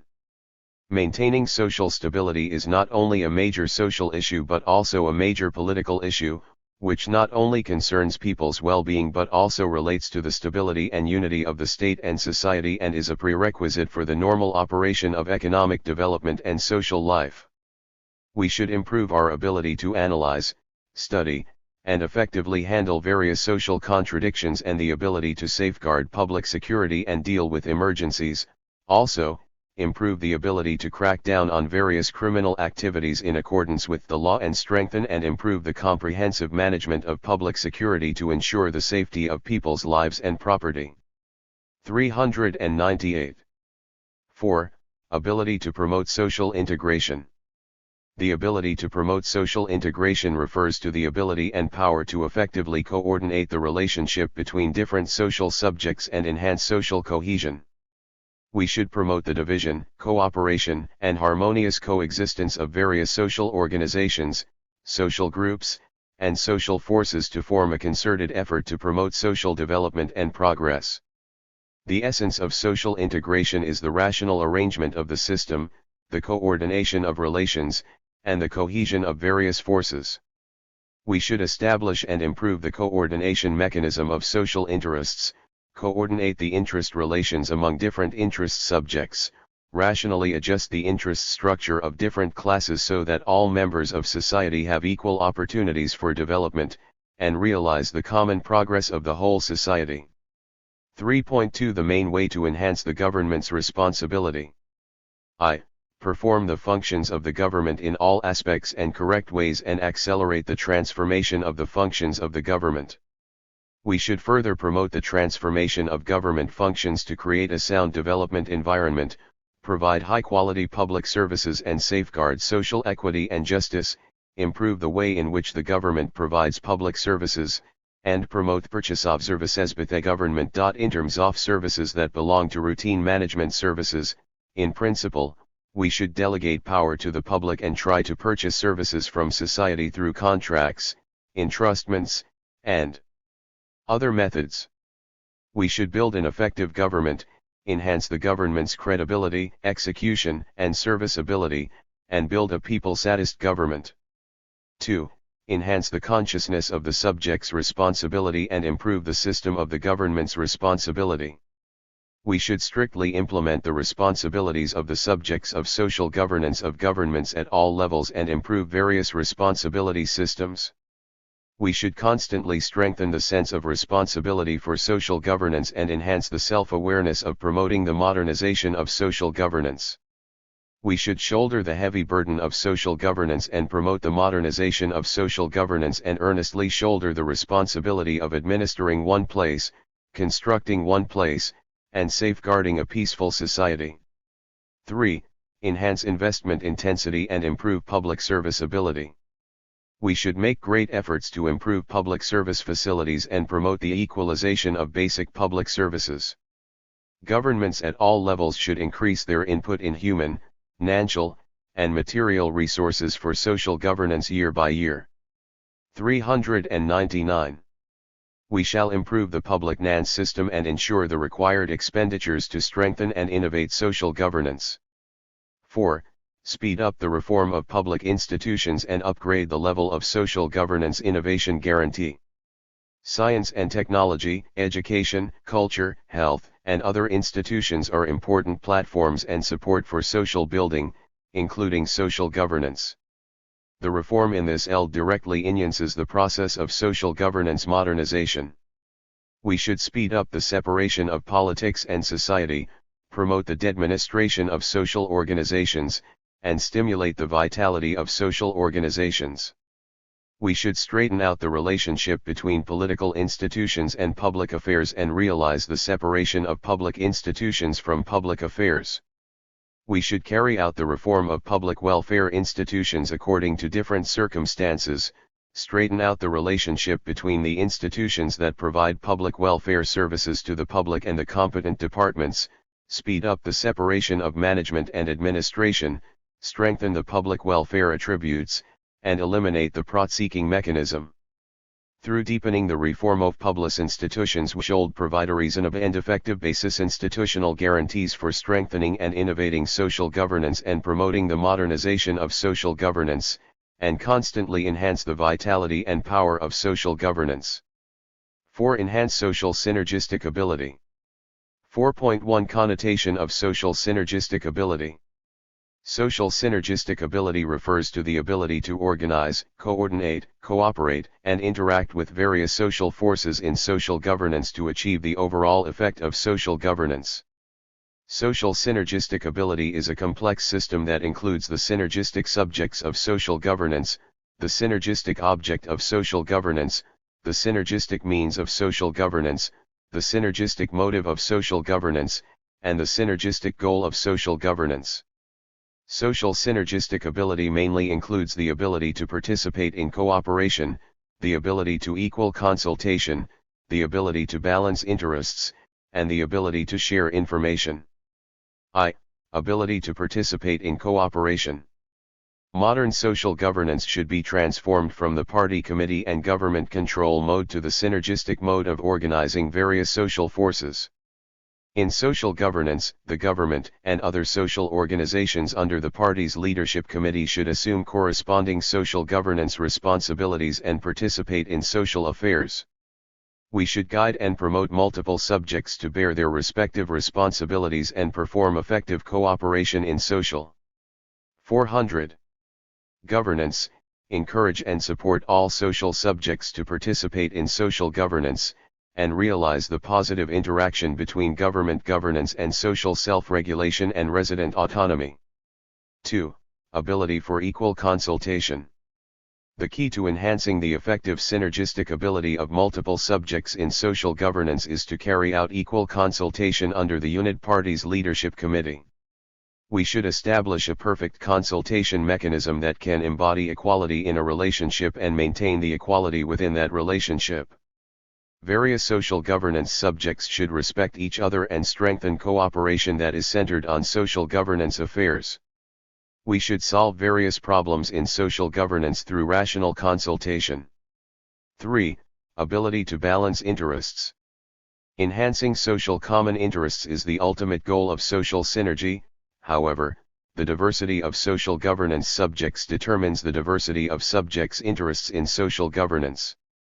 However, the scarcity of social resources leads to the inevitable conflict between different social governance subjects in the pursuit of their own interests. The important purpose of social forces' participation in social governance is to achieve the coordination and unification of social interests and their own interests through cooperation, which requires the establishment of an effective interest-balanced mechanism to ensure the smooth realization of the synergistic goal of social governance. 4. Ability to share information. Effective information interaction is the foundation of realizing social synergistic governance. The application of modern management means, such as information technology and network technology, has promoted effective communication and cooperation among the subjects of social governance, realized the integration of social governance and information resources of social buildings, and raised the efficiency of social governance. We should establish a comprehensive information platform for social governance, an information management platform for public appeals, and a joint management platform for public crisis emergencies to further promote communication and exchange among synergetic subjects and accomplish the work of social governance quickly and efficiently. The concept of synergistic governance has become the development direction of social governance in China, and increasing attention has been paid to social synergistic governance as the main mode of social governance. However, due to institutional mechanisms and the influence of traditional culture, the current practice of social synergism governance in China is not satisfactory. At present, the building of social synergistic governance is facing many difficulties. First, the concept of synergistic governance needs to be strengthened. To strengthen and innovate social governance, we should establish a scientific concept of social governance, accurately grasp the basic laws of social governance, give full 401. Play to the synergistic functions of various social governance subjects, and gradually form a good interactive pattern between the government and society in synergy cooperation. Only by giving full play to the synergistic functions of the subjects of social governance and truly realizing the complementary and benign interaction between the government and society we can create a new pattern of social governance that is more in line with the requirements of the times in the innovation of the institutional mechanism. Second, the top-level design of synergistic governance needs to be improved. Social synergistic governance is a systematic project that involves the interests and development of politics, economy, culture, and other aspects. Far-sighted strategic planning and effective top-level design are needed. If there is a lack of effective top-level design, social synergistic governance is reduced to a piece of paper, even contrary to the original intention. Third, the guarantee mechanism of synergistic governance needs to be raised. The building of the synergistic mechanism of social governance cannot be separated from the guarantee of the national system. Only under the scientific and reasonable legal and institutional framework can real social governance synergy be achieved. However, At present, the social organization registration management system lags behind, the social organization fund support system is not perfect, and the social autonomy system is also not perfect. All of these factors restrict the development of synergistic social governance. 4.2 The main path to enhance social synergistic ability. I. Motivate the spirit of participation and enhance the concept of a coordinated governance. The change of ideas plays a leading role. To construct the synergistic mechanism of social governance, we should strengthen the concept of synergy, cultivate and strengthen the participation spirit of social subjects, and give full play to the enthusiasm of each participating subject. Every unit participating in social governance should give full attention to its governance ability and shoulder social responsibility. 2. Strengthen the building mechanism of social synergistic governance. We should adhere to the principle of the party's leadership committee and the government's responsibility. Ensure the sharing of resources among the subjects of social participants and promote better mutually beneficial cooperation among the social subjects. We should promote openness and transparency of information of various social subjects, accept supervision by public opinion, let the pluralistic participants operate in the sun, and play a positive role in synergistic governance in a sound supervision mechanism. At the same time, we should give full attention to Internet technology platforms in social synergistic governance. 402. 3. Improve the guaranteed level of social synergistic governance. We should establish guaranteed conditions for the establishment of synergistic mechanisms of social governance. We should realize resource integration and synergy, promote the organic integration of resources at different levels, structures, ELDs, and regions, coordinate and cooperate with various resources, and form a joint form of social building and social governance to maximize the utilization of resources. We should realize the reasonable distribution of benefits through the proper system arrangement, construct the information sharing mechanism, reduce the cost of social synergism governance, and improve the efficiency of social governance. 4. Full attention to the function of social organizations. We should do our best to transfer the functions of public service, part of industry management, urban and rural community public service, social charity, and social public welfare that social organizations can accept well and manage well to social organizations. We should increase the purchase intensity of public services and project funding guide and pull social organizations as a platform for social resources, information, and services, and promote better participation of social organizations in social governance and public services. We should provide office space, office equipment, personnel training, policy advice, and other basic public services to social organizations as much as possible to enable them to obtain resource platforms and growth assessments, help them improve and enhance management capabilities, standardize services, improve business standards, and promote their sustained, rapid, and healthy development. 5. Enhance public participation. 5.1 Connotation of public participation. Public participation refers to the public's ability to participate in social governance actions. In social governance, we must adapt to the overall process of national modernization and earnestly improve people's ability to manage state affairs, economic, social, and cultural affairs, and various public affairs in accordance with the law. I. Ability to participate in and discuss government affairs. Public participation in the decision-making of state-related social governance can enhance the pertinence and effectiveness of social policy and social governance action. We should improve and implement the systems of information disclosure of social governance, citizens' hearing, selecting public representatives, citizens' complaints, and the system of public opinions open feedback, etc., especially carry. 403. Forward democracy at the grassroots level, and vigorously promote the implementation of the public evaluation system on the social governance behavior of relevant state departments. 2. Ability of grassroots autonomy. The innovation of social governance should be based on grassroots autonomous organizations and allow residents to directly participate in social governance through organizational mobilization. We should enhance the ability of residents to participate in autonomy, promote the realization of their right to self-management, and truly enable the people to exercise their right to know, right to participate, right to express, and right to supervise in social governance. 3.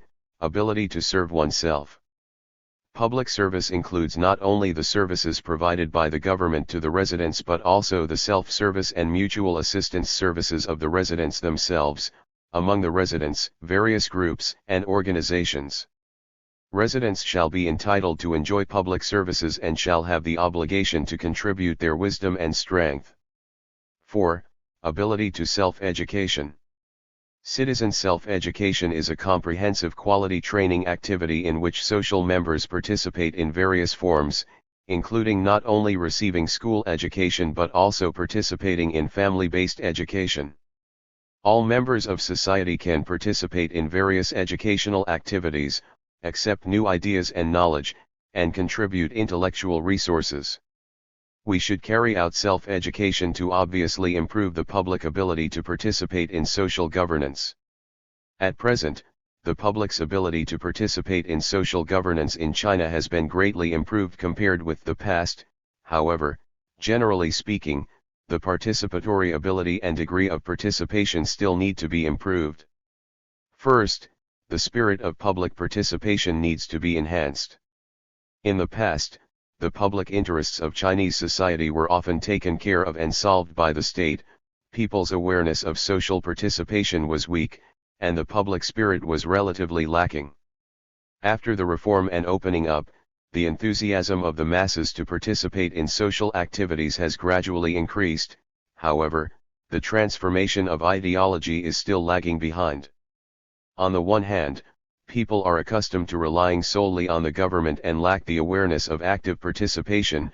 On the other hand, the government's openness to the public is still not enough, and there is still an administrative monopoly in some fields, which leads to poor participation. Second, the participation ability of the public needs to be improved. Social governance has higher requirements for the quality and ability of public participation. On the one hand, the public should have the subject consciousness of becoming the unity of real rights and obligations. On the other hand, they should have communication, democratic, advisory, and cooperation abilities, and so on to participate in social governance. At present, the people in China are weak in rights, democratic, public morality, and rule of law consciousnesses. There is still a long way to go in. 404. Expressing interest demands and communicating with the government the democratic participation ability and the requirements of participating in social governance. Third, the level of public participation in social governance needs to be improved. In recent years, the public has had an increasing number of opportunities to participate in social governance through various forms, with increasing enthusiasm. However, at the same time, due to a lack of judgment ability in the process of participating in social governance, they were often misled, leading to the occurrence of irrational phenomena. The lack of professional knowledge also limits the ability of citizens to participate, and they are often strong in will but weak in power. In addition, the legal norm of public participation in social governance has yet to be perfected, which is also an important factor for the lack of public participation, awareness, and ability. 5.2 The main path to enhance public participation. I. Actively guide and enhance the public's awareness and participation in social governance. The extensive participation of social members is the inherent requirement of social governance innovation. We should adopt means of public opinion, propaganda, educational communication, and interpersonal communication, strengthen the concept of the unity of the public state and the individual, the unity of civil rights and obligations, the unity of public interests and individual interests, strengthen the sense of social responsibility, make the public aware of the correlations between the individual and the society, and let them manifest the public spirit in the independent choice of behavior. 2. Develop democracy and expand channels for the public to participate in social governance. We should cultivate and standardize social organizations and expand channels for social organizations to participate in social governance and public service. We should improve the ways in which party committees and governments serve, expand the effective and orderly participation of the people in social governance, and ensure that the people participate in democratic elections, consultations, decision-making, management, and supervision in accordance with the law. Cadres at all levels should enhance their democratic consciousness, carry forward their democratic conduct, and accept the supervision of the people. 3. Improve communication mechanism and enhance the public's ability to participate in social governance. We should strengthen the building of democratic institutions and focus on improving the democratic governance ability of our society. In terms of major issues in social governance and important issues involving the vital interests of the masses, we should widely hear public opinion before decision-making. We should vigorously develop 405. Grassroots consultative democracy in various forms, improve such mechanisms as elections, deliberation, publicity, reporting of works, accountability, and so on at the grassroots level, and institutionalize grassroots consultation. We should establish and improve the supervision mechanism of residents and villagers and promote the self-management, self-service, self-education, and self-supervision of the masses in urban and rural community governance, grassroots public affairs, and public welfare undertakings in accordance with the law. We should improve the democratic management system of enterprises and institutions in the basic form of workers' congresses, strengthen the building of democratic mechanisms for social organizations, and guarantee the democratic rights of workers to participate in management and supervision. 6. Enhances the safeguardability of the rule of law. 6.1 Connotation of the safeguardability of the rule of law. The safeguardability of the rule of law refers to the social governance ability, which takes the rule of law as the safeguard. The law is an important tool for running a country, and the rule of law is the basic form of national governance. As an important part of national governance, social governance must be governed by the law in the process of promoting the modernization of the national governance system and governance ability. Promoting social governance with the safeguard of the rule of law is an inevitable requirement for advancing the modernization of national governance. Without the safeguard of the rule of law, there will be no good governance. Social governance guided and safeguarded by the rule of law embodies the requirements of the times and conforms to the expectations of the people. The leading ability of social governance under the rule of law. In the process of promoting the modernization of national governance, we should improve the level of the rule of law in social governance, guide social governance with the spirit of the rule of law, plan social governance with the thinking of the rule of law, regulate social relations and maintain social order with the way of rule of law, and promote various social governance in an orderly and effective way on the track of the rule of law. We should focus on governance in accordance with the rule of law, give full attention to the leading and safeguarding role of the rule of law, and actively utilize the rule of law method to solve problems in the social eld, which is an inevitable requirement and prominent symbol of promoting the modernization of social governance. 2. Behavioral normative force of the rule of law. The rule of law provides standards and norms for social governance behavior. In the social governance system, all kinds of social subjects should be based on the 406 rule of law. The law clearly defines the status, behavioral mode, and reward and punishment of the social governance subject so that the governance behavior of the social governance subject operates in accordance with scientific and reasonable procedures and ensures the normative force of the social governance behavior. 3. Interest coordination ability of the rule of law. Social relations are intricately intertwined. The problems in social governance belong to the contradiction of interest relations, and the rule of law has the nality on the adjustment of interest relations and the resolution of interest and conflicts. The rule of law regulates the interests of all parties with the legitimacy, authority, and procedure of interest adjustment. Therefore, the rule of law is an effective means of social governance in a complex and pluralistic society. 6.2 The main way to elevate the safeguardability of the rule of law. Strengthen publicity and elevate awareness of the rule of law in the whole society. Strengthening the publicity of the rule of law is the premise of enhancing the safeguardability of the rule of law in social governance. We should focus on the requirements of respecting the law, studying the law, abiding by the law and facilitating the law, give full attention to the respective advantages of the traditional media and the emerging media, adapt to the local conditions, apply differential treatment in education, facilitate the policy according to the time, fully focus on the building of the publicity positions for the rule of law such as the broadcasting of the rule of law, the network media of the rule of law, the long corridor of the rule of law, the park of the rule of law, the literature and art of the rule of law, etc., which do not only make the Law Popularization Education Act vicities being often held and updated in the party and government organs, social organizations, streets and alleys, villages and towns, but also make propaganda content of the rule of law being communicated and spreaded in microblog, WeChat, micro-LM, micro-live broadcasts so as to achieve the high integration of traditional media and emerging media on the efficiency of licity and education of the rule of law, and form a new governance that accordance the law should be transformed in micro-live broadcast. People should abide by the law, power should be determined by the law, and law-abiding makes things prosperous. 2. Legislation first and promote legislation in the field of social governance.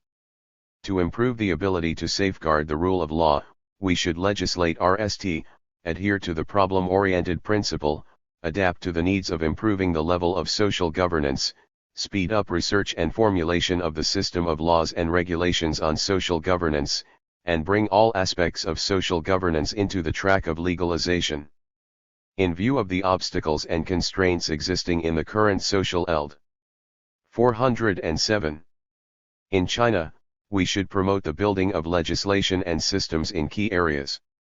We should speed up the promotion of legislation, reform, abolition, and interpretation of relevant laws, regulations and systems in the ELDs including comprehensive urban governance, municipal administration and civil appearance, demolition and resettlement of land and housing, cultivation and management of social organizations, medical and health care, food safety, targeted poverty alleviation, social security, social assistance, labor and employment, education, income distribution, voting, population and special group management services, grassroots grid management, ecological environmental protection, public security, conflict and dispute prevention and management, public legal service, social credit system, social civilization, and so on. We should further standardize the conduct of party committees, governments, social organizations, and citizens in social governance, perfect the legal system of social governance, and provide a solid legal safeguard and institutional basis for strengthening and innovating social governance. 3. Improve mechanism and guide participation in social governance and autonomy in accordance with law. Guiding social organizations and citizens to participate in social governance and autonomy in accordance with law is not only an important content of building a society under the rule of law but also an inevitable requirement for realizing the safeguard of social governance and the rule of law. We should give full attention to the role of social organizations in guiding their internal members' conduct, rule constraints and safeguarding rights and interests, and construct the mechanism of self-management, self-service, self-education, and self-supervision of social organizations in accordance with the law. We should build volunteer teams of social governance to achieve the goal that social governance serves the masses, depends on the masses, and the social governance results are shared by the masses. We should improve decision-making systems and working mechanisms such as residence meetings, deliberation and consultation and democratic hearings, unobstruct the channels of mass appeals and expression and mutual assistance among communities, guarantee citizens' right to know, participate, make decisions, manage and supervise social governance, and stimulate citizens' enthusiasm, initiative, and creativity in participating in governance and autonomy in accordance with the law. 4. Strictly enforce the law and create a fair and just environment for the rule of law. We should deepen the reform of the judicial system, focus on resolving institutional obstacles and problems, and safeguard that constrains fair justice. We should uphold justice for the people, improve the timely and effective rights and interests protection mechanism, ensure that every infringement upon right can be protected and remedied accordingly, and ensure that every illegal and criminal acts can be sanctioned and punished properly. We should adhere to the judicial convenience of the people, improve the smooth and orderly channels of appeal expression, and ensure that every citizen can obtain the necessary legal assistance and judicial assistance. We should adhere to judicial openness, respond to people's concerns and expectations. 408. For judicial justice in a timely manner, and take the initiative to accept all aspects of supervision with the help of modern network media technology to achieve judicial justice. To deepen the judicial reform, we should not only adhere to the reform in accordance with the law, pilot RST and steady advance, but also have a RM attitude, dare to gnaw hard bones, perseverance and work hard for a long time, insist on strict law enforcement and investigation of violations, strengthen the punishment of various illegal acts, and strive to form a legal environment in which people dare not to break the law, and are unwilling to break the law and cannot violate the rule of law. 7. Enhances the supportability of science and technology. 7.1 Connotation of supportability of science and technology. Supportability of science and technology refers to the ability to use the latest scientific and technological achievements to improve the efficiency of modern social governance. Science and technology are not only the means but also the driving force in social governance. The high degree of combination of scientific and technological innovation and social governance innovation will effectively promote the modernization process of social governance. Supportability of science and technology helps to improve the efficiency of social governance. With the rapid development of computer and network technology, Internet space has become an indispensable public space in human life. New governance space can be broadened through the application of new network technologies. The transformation of scientific and technological achievements, especially those of cutting-edge technologies, can reduce the cost of social governance and promote the modernization of national governance. In terms of synergy in governance, the help of cutting-edge science and technology can make it easy for the country, the market, and society to form a 3-in-1 synergy in governance patterns more easily and promote resource sharing and complementary advantages. In terms of improving the efficiency of governance, the application of cutting-edge science and technology can help optimize the allocation of resources within the societal scope, improve the utilization efficiency of governance resources, save considerable manpower and material resources by means of technological change, and improve the overall efficiency level of national governance. 2. Supportability of science and technology helps to improve the intelligence level of social governance. 409. The application of science and technology can continuously expand the form and coverage of public services, improve the precision, informationization, and socialization of social governance, effectively promote the sharing of public resources, and actively promote the coordinated and efficient operation of people, logistics, information, and capital. Promoting the innovative application of new technology in grassroots governance can improve the ability to provide early warnings and prevent social risks in all aspects to vigorously promote the intelligentization of social governance. 3. Supportability of science and technology helps expand governance space. In the information age, the development of the Internet has broadened the vision and scope of social governance. The Internet has become an important platform for people's production and life sharing, as well as an important element for social governance.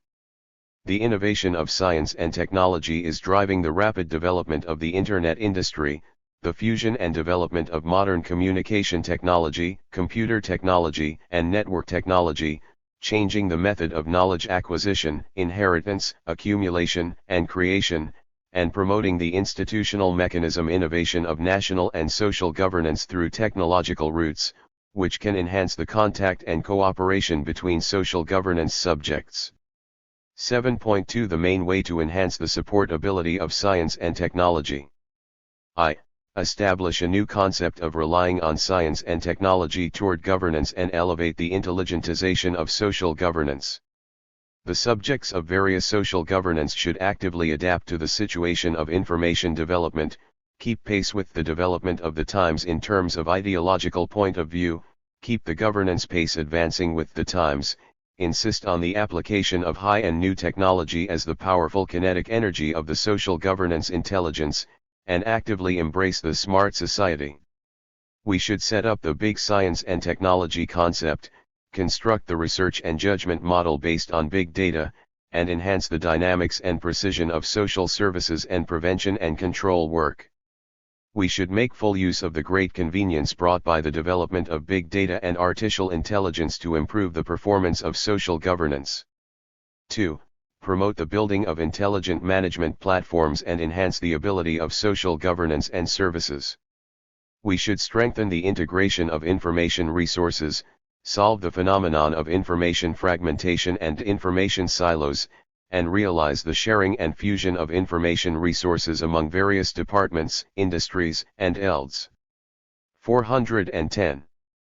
We should fully integrate and utilize existing storage, computing, and other resources and explore and build a unit cloud computing platform. Based on population, legal persons, GIs, economic operations, and other databases, we should establish intelligent management data centers, build supporting industry data sharing, update and use mechanisms, establish information security management mechanisms, promote the smooth and safe flow of data, and ensure the accuracy and real-time of intelligent management platform information. 3. Ability to apply new and high technology. We should make full use of the new media technology and construct the network for public service platforms. During the 13th 5-year plan period, the government launched the Internet Plus Thinking, with the help of Government Affairs Cloud, quickened the pace of e-government building, improved the public service function of the website, created the matrix of official service microblog and WeChat, popularized the Government Affairs app extensively so that the Government Affairs service can break through the limitation of time and space, and provided the convenient, humanized, and all-round public service for the society, and made full use of the Internet to provide more and better products and services for the public, society, and enterprises, and created the image of a responsible government, service-oriented government, and efficient government. We should focus on the goal of building a strong network country, establishing the concept of a governing network according to law, improving the layout of work, perfecting the working mechanism, and improving the technological level of network security. 8. Enhances the ability to talent building. 8.1 Connotation of ability to talent building.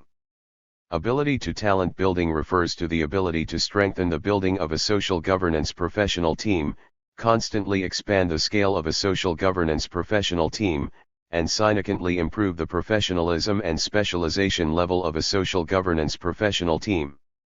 It is an important guarantee for strengthening and innovating social governance and promoting the modernization of social governance to build a professional team with a large scale, reasonable structure, and excellent quality. Ability to team talent building. Social governance professionals mainly refer to those who are distributed in the ELD of social governance, especially in the ELDs of social management and social work, as well as those who are engaged in front-line work such as community service, social welfare, and social assistance. They play an irreplaceably important role in the ELD of social governance. 411. The main task of building social governance professionals is to increase the number of talent and improve the quality of talent so that they can adapt to the improvement of the social governance level and the promotion of the modernization of social governance. We should cultivate professionals in social governance in a planned and large-scale way from the overall situation and strategic height of the national development, especially high-end professionals in the ELDs of national security, network security, public security, social management, social work, and the rule of law, etc., and fully improve the ideological and political quality and any work style of professionals in all aspects so as to form a large-scale and excellent quality professional team with excellent style of work. 2. Professionalization ability toward talented team. The degree of professionalization of social work is an important indicator to measure the level of social governance in a country or region. The professionalization of social work requires that social governance practitioners have certain knowledge and skills of social work and be able to directly provide social services.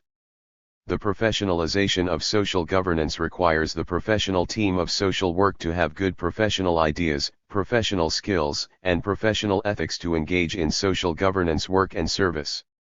Therefore, to strengthen the building of various professional talents in social governance is to improve the professional level of social work talent teams. 3. Specialized ability to talent team. Specialization refers to the professional ability and level of the social governance professional team. We should enhance the professional knowledge and ability of social administrators by means of strengthening school education, professional training, and other means. According to the actual needs of social governance posts, we should continue to deepen education and teaching reform, strengthen professional training, and improve the professional theoretical knowledge and practical working ability of social governance talent. In recent years, the building of social governance talent teams has been gradually strengthened, and some achievements have been made. However, it is still difficult to meet the requirements of strengthening and innovating social governance. They mainly include, first, the total number of specialized talents is small, and the structure is not reasonable. Compared with professional social workers in developed countries and regions, there is still a large gap in the total number of social governance professionals. At present, the number of on-the-job social workers in China is only approximately 1 million, and the number of graduates in social governance majors is only 10,000 each year, while only approximately 10% of these graduates are engaged in their major works. The contradiction between the supply and demand of social governance talent is very acute. From the perspective of personnel structure, in terms of gender, female is more than the male. Age, the middle-aged occupies the majority. The professional title, the medium-grade professional title is the majority, and academic qualification, a junior college degree is the most. 412. Second, the distribution of talented teams is unbalanced, and the loss is serious. There is a phenomenon of 3 more and 3 less in the distribution of social governance talent, that is, there are more ELDs directly held by the government and fewer ELDs of socially independent activities. There are more problem-solving ELDs and fewer normal maintenance ELDs. There are relatively more in cities and towns and relatively fewer in rural areas. The phenomenon of brain drain in the ELD of social governance is also very serious. Many graduates majoring in social governance and social work engaged in careers that were not in line with their major because they did not have suitable jobs. Third, there was a low degree of specialization of the talent team and a lack of practical experience. As a whole, current social governance workers have low academic qualifications, a low specialization degree of working ways and means, a lack of professionalism, difficulty providing individualized, diverse, and systematic professional services, and difficulty effectively dealing with complex and changeable social problems. Due to the lack of long-term and stable cooperative relationships between social work colleges and departments, the arrangement of practical activities of social work majors is not standardized, which leads to the lack of practical experience for graduates of social work majors. 8.2 The main way to enhance the ability of talent building. Expanding the social governance talent team and improving the level of professional training. We should start from the overall and long-term development needs of promoting the modernization of social governance, vigorously develop the post of social governance, and improve the post setting of social governance. In accordance with the requirements of the National Middle and Long-Term Talents Development Plan Outline, 2010 to 2020, scientifically set the name, rank, grade, quantity, and proportion of social work posts, as well as the corresponding post requirements, tasks, and objectives, and establish the post system of social governance in China in the party and government organs, people's organizations, public institutions, and public welfare social organizations involved in the work of social governance. Through the corresponding post-development procedure, recent personnel system reform should reset a number of social buildings and social posts in various ELDs of social governance and equip them with corresponding specialized social workers. 2. Increase investment in the building of talent teams for social governance and improve the incentive system for talent growth. First, We should establish and improve the training, evaluation, use, and incentive mechanism of social governance talent and establish a unit and standardized policy system of laws and policies for the building of social governance talent teams to institutionalize and standardize the building of social governance talent teams. 413. Second, we should improve the national input policy and establish a diversity input and guarantee mechanism by increasing educational funds and setting up special funds at all levels. We should support private social governance and public service institutions by means of government purchasing services and encourage and support enterprises, institutions, and social organizations to cultivate professionals for social governance. Third, we should establish an effective incentive mechanism for the growth of social governance talent. We should formulate reasonable remuneration policies, standardize the remuneration standards of employees, improve the system of rewards and incentives, increase the salary income and welfare treatment of social administrators, and elevate the social status and professional prestige. 3. Create a good policy environment and improve the volunteerism of the whole society. To build a socialized social governance talented team, we should create a good policy environment and social environment. First, we should clarify the role of the volunteer team, fully understand the important role of the volunteers in social governance, and regard it as a system and team form of social governance. We should clarify the partnership between the volunteer, the voluntary organization, and the government in the form of law and clarify the basic principles, the scope of activities, basic types, rights and obligations, relief, and compensation for volunteer participation in social governance. Second, we should provide strong support for the volunteer team. We should rationalize and integrate the management system of the departmental division and coordinate the overall use of various resources. We should set up special participation funds, rationally coordinate overall plans for funds such as national funds, multi-party assistance, donations from enterprises and individuals, and grant funds to volunteers and their organizations at different levels. Third, we should cultivate volunteerism throughout society. We should add the curriculum and practice contents of volunteer participation in the basic education stage to cultivate the consciousness of citizens' social participation and social responsibility. Extended Thinking 1. Bree, describe what social governance capabilities are. 2. Bree, describe the main connotation of social governance ability. 3. Bree, describe the main ways to improve the ability of social governance. 4. Bree, describe the necessity and main tasks of strengthening the building of social governance professionals. 414. Evolution trend of social governance. Liqun way. Overview. This chapter mainly clarifies the trend of China's economic and social development, the task of global governance, the trend of China's social governance and its contribution to global governance. Based on this chapter, readers are expected to understand the general trend of China's development and the world's development. Meanwhile, readers will have an improved understanding of the significance of building a community of shared future for mankind. 1. Development trend of socialist modernization in China. 1.1 Strategic arrangements for the construction of socialist modernization in China. The 19th National Congress of the Communist Party, held in October 2017, has made strategic arrangements for securing a decisive victory in building a moderately prosperous society in all respects and opening a new course for building a socialist modernization country in an all-round way. It is the decisive period to build a moderately prosperous society in all respects from now to 2020. Between the 19th and 20th National Congress of the Communist Party of China went the time frame soft tetwo centenarigo als converge. We should not only build a moderately prosperous society in all respects and achieve the RST of 2 centenary goals but also start the new journey of building a socialist modern country in an all-round way and march towards the second of 2 centenary goals. In this stage, we must keep abreast of the changes in the principal contradictions of our society, make efforts to promote economic, political, cultural, social, and ecological civilization construction, focus on priorities, address inadequacies, and shore up points of weakness.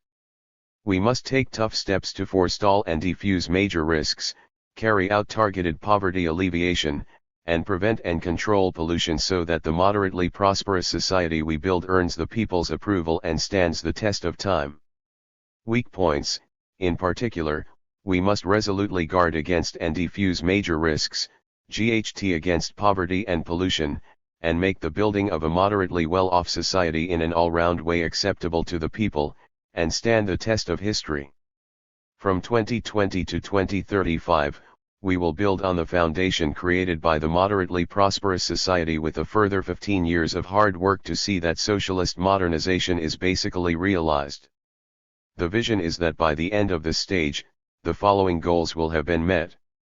China's economic and technological strength has increased significantly. China has become a global leader in innovation. The rights of the people to participate and to develop as equals are adequately protected. The rule of law for the country, the government, and society is basically in place. Institutions in all fields are further improved. The modernization of China's system and capacity for governance is basically achieved. Social etiquette and civility are significantly enhanced. China's cultural soft power has grown much stronger. Chinese culture has greater appeal. People are leading more comfortable lives, and the size of the middle-income group has grown considerably. Disparities in urban, rural development, in development between regions, and in living standards are significantly reduced. Equitable access to basic public services is basically ensured, and solid progress has been made toward prosperity for everyone. A modern social governance system has basically taken shape, and society is full of vitality, harmonious, and orderly. There is a fundamental improvement in the environment. The goal of 25 buildings in beautiful China is basically attained.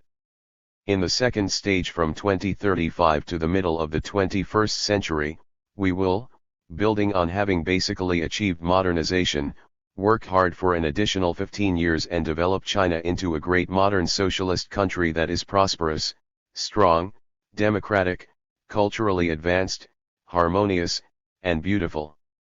By the end of this stage, the following goals will have been met. New heights are reached in every dimension of material, political, cultural and ethical, social and ecological advancement. Modernization of China's system and capacity for governance is achieved. China has become a global leader in terms of composite national strength and international influence. Common prosperity for everyone is basically achieved. The Chinese people enjoy happier, safer, and healthier lives. The Chinese nation will become a proud and active member of the community of nations. The above strategic arrangements for achieving socialist modernization are the grand blueprint for the development of China, and the stage, task, goal, and path of development are clearly visible.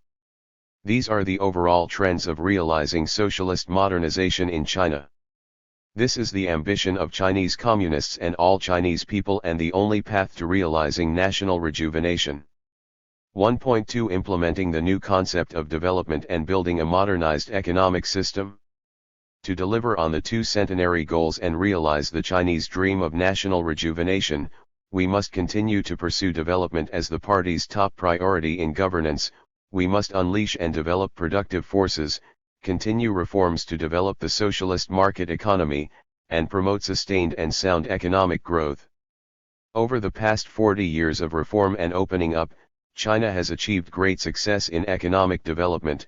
The economy has maintained a medium, high growth rate. The economic structure has seen a major transformation. The service industry has become the main driving force of economic growth. The high-tech manufacturing industry has flourished, and agricultural modernization has advanced steadily. Innovation-driven development results are abundant, and great achievements have been made in manned spacesuit, deep-sea exploration, quantum communications, and other major scientific and technological fields, and the digital economy leads the trend in the world. The new institutions of open economy have been gradually improved. The pursuit of the Belt and Road Initiative has achieved remarkable results. The scale of foreign trade and utilization of foreign capital lead the world. At present, China has entered a new normal in economic development. In general, the economy has transitioned from a phase of rapid growth to a stage of high-quality development. Developing a modernized economy is a strategic task for China's development, and we need to focus on the following VE aspects. I. Furthering the supply-side structural reform. In developing a modernized economy, we must focus economic development on the real economy and prioritize improving the quality of the supply system. Furthering supply-side structural reform is the only path to a modernized economy. Currently, China's manufacturing industry is still in the middle and low end of the international division of labor, and the problem of being large but not strong is prominent. We must work faster to build China into a manufacturer of quality, develop advanced manufacturing, promote the upgrading of manufacturing quality, and promote further integration of the Internet, big data, and artificial intelligence with the real economy. 418. We will move Chinese industries up to the medium, high end of the global value chain and foster a number of world-class advanced manufacturing clusters. 2. Implementing the innovation-driven development strategy. Innovation is the primary driving force behind development and the strategic underpinning for building a modernized economy. The foundation of revitalizing the real economy is innovation-driven development. This requires the implementation of the concept of innovation-driven development, the strategy for invigorating China through science and education, the strategy for developing a quality workforce, and the innovation-driven development strategy. China will enter the ranks of innovative countries by 2020, be a leader in innovative countries by 2035, and become a world powerhouse of science and technology by the time we celebrate the centenary of the People's Republic of China. 3. Pursuing a rural revitalization strategy. We must prioritize the development of agriculture and rural areas. To build rural areas with thriving businesses, pleasant living environments, social etiquette and civility, effective governance, and prosperity, we need to put sound systems, mechanisms, and policies in place to promote integrated urban, rural development and speed up the modernization of agriculture and rural areas. At the same time, we should implement a coordinated regional development strategy. We should create networks of cities and towns based on city clusters, enabling the coordinated development of cities of different sizes and small towns, and speed up work on granting permanent urban residency to people who move from rural to urban areas. 4. Accelerating efforts to improve the socialist market economy. We should focus on improving the property rights system and ensuring the market-based allocation of factors of production so that property rights act as effective incentives. We should ensure free use of factors, equitable prices, fair and orderly competition, and that business survival is determined by competition. We should develop new methods to improve macro-regulation. V. Building a system of opening up on all fronts. A modernized economy is inseparable from the underpinning of opening up on all fronts. Opening wider to the outside world with more emphasis given to advancing high-level and two-way opening up.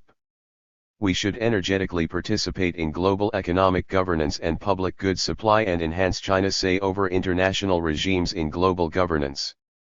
The new task of realizing the above goal of economic development will definitely put forward new requirements for strengthening and developing new approaches to social governance. The essence of the new development concept is to commit to the people-centered approach and let the gains of development benefit all people through economic development. We must ensure that development is for the people and relies on the people and that its fruits are shared among the people. In the process of supply-side structural reform, protecting workers' rights and interests and facilitating and realizing higher quality and full employment are important contents of social governance. In the implementation of an innovation-driven development strategy, combining employment with starting businesses is also an important measure for developing new forms of social governance.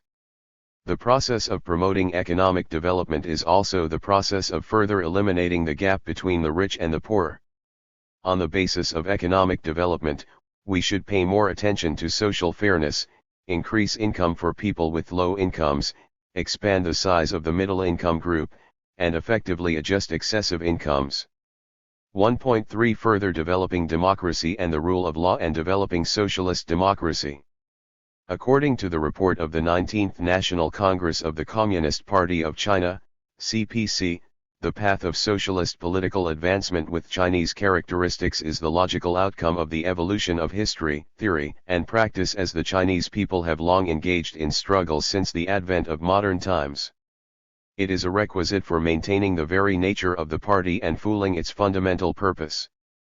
Democracy will keep developing along with the progress of socialism on the road forward. We must unswervingly follow the path of socialist political development with Chinese characteristics, strengthen the construction of democracy and the rule of law, actively develop socialist democracy, and continue to promote socialist democracy construction, which have a very important guiding significance for improving the modernization of China's system and capacity for governance, achieving the two centenary goals, and realizing the Chinese dream of national rejuvenation.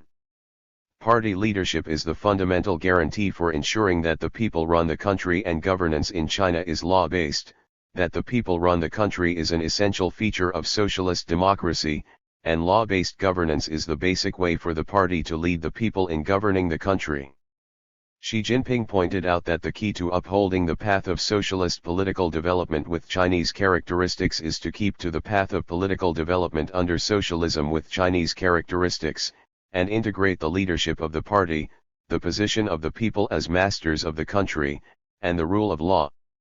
On the basis of ensuring the people's position as masters of the country, we will expand socialist democracy and develop socialist political civilization to enhance the vitality of the party and the state and arouse the initiative of the people.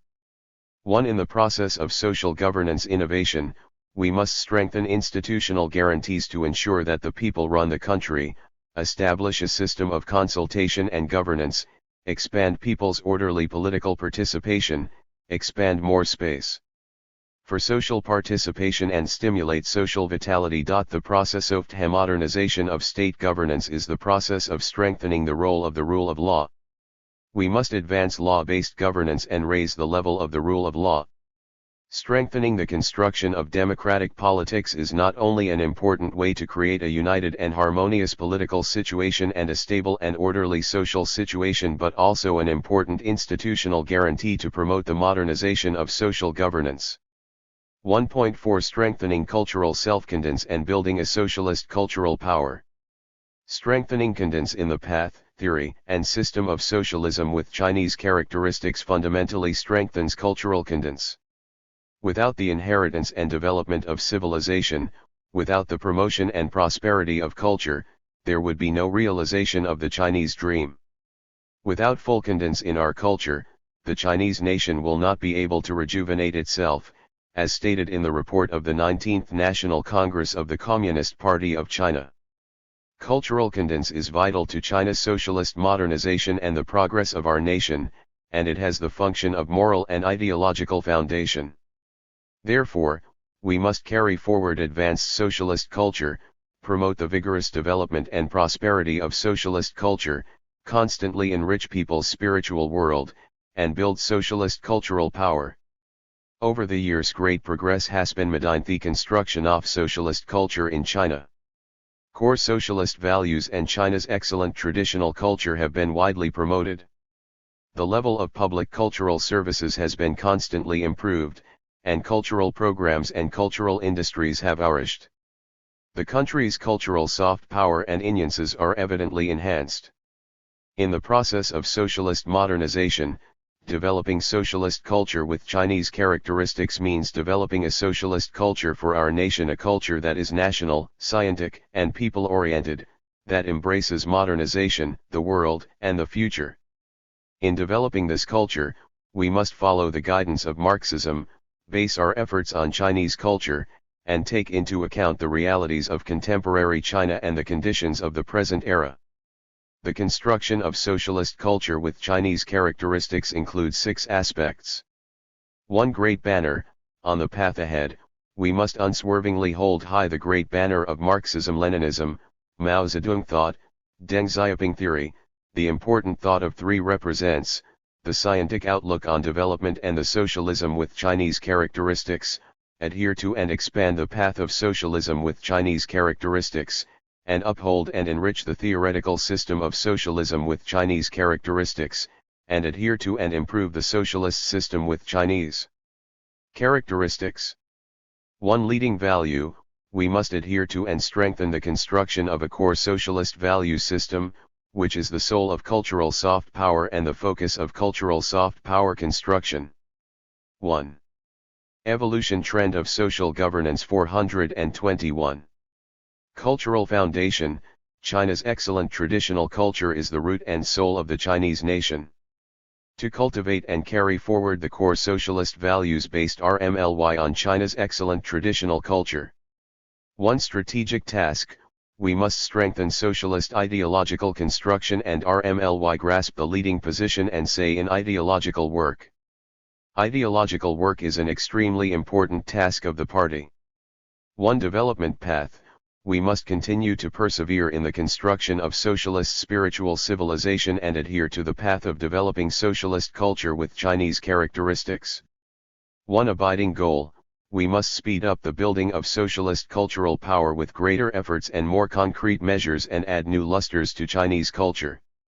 To better demonstrate the unions of the Chinese civilization, and its power to unite and ability to inspire. 2. 1.5 Continuing to improve people's livelihood and strengthening and developing new forms of social governance. Ensuring and improving people's livelihood through development is a top priority in securing a decisive victory in building a moderately prosperous society in all respects and embarking on a journey to fully build a modern socialist China.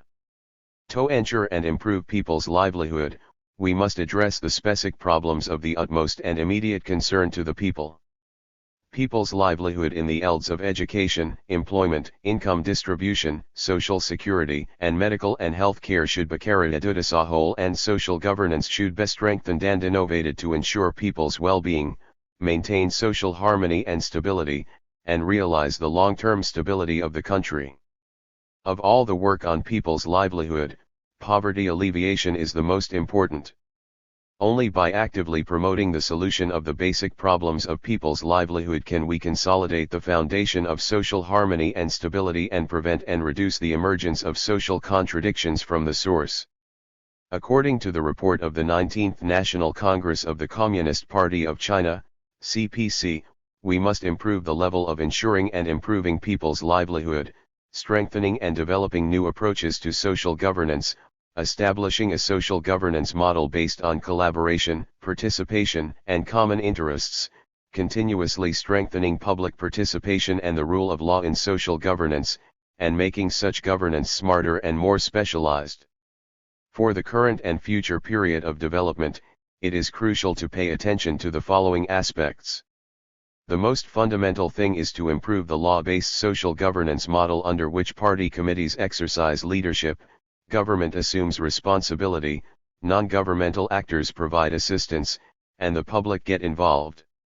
We must strengthen party leadership in an all-round way, give full play to the strength of the socialist political system with Chinese characteristics, constantly innovate and integrate the party leadership with the modern social governance system, integrate the party leadership with the government's governance arrangements, and make the party leadership a truly distinct feature and fundamental guarantee of the socialist social governance system with Chinese characteristics in the new era by improving the relevant system.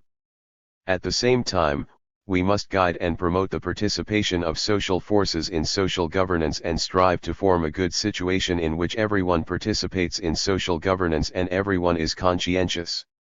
We must further innovate the ideas of social governance and encourage and guide enterprises and public institutions, social organizations, and the people to take an active part in social governance.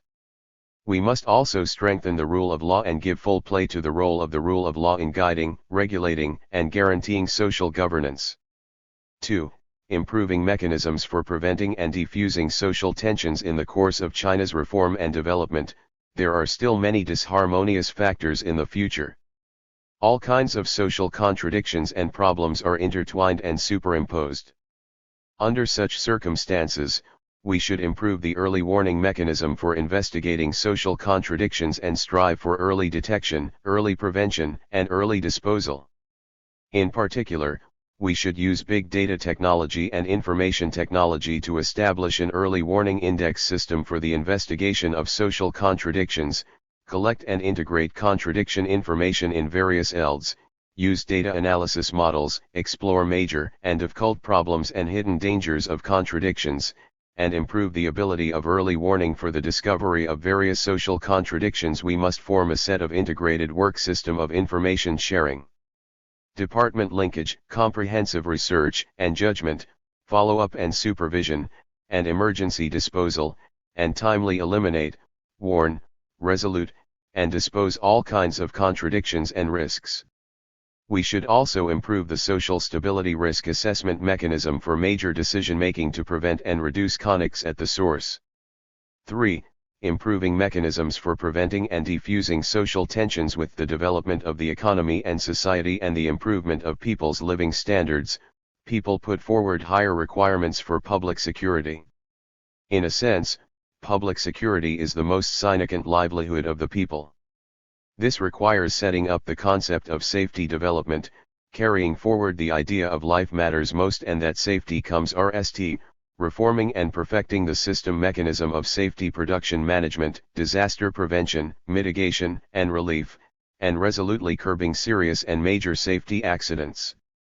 It also requires improving the public security system, strengthening early warning and prevention, establishing a risk prevention and control system for production safety accidents, resolutely curbing serious and major safety accidents, increasing input and continuously improving our capacity for disaster prevention and reduction.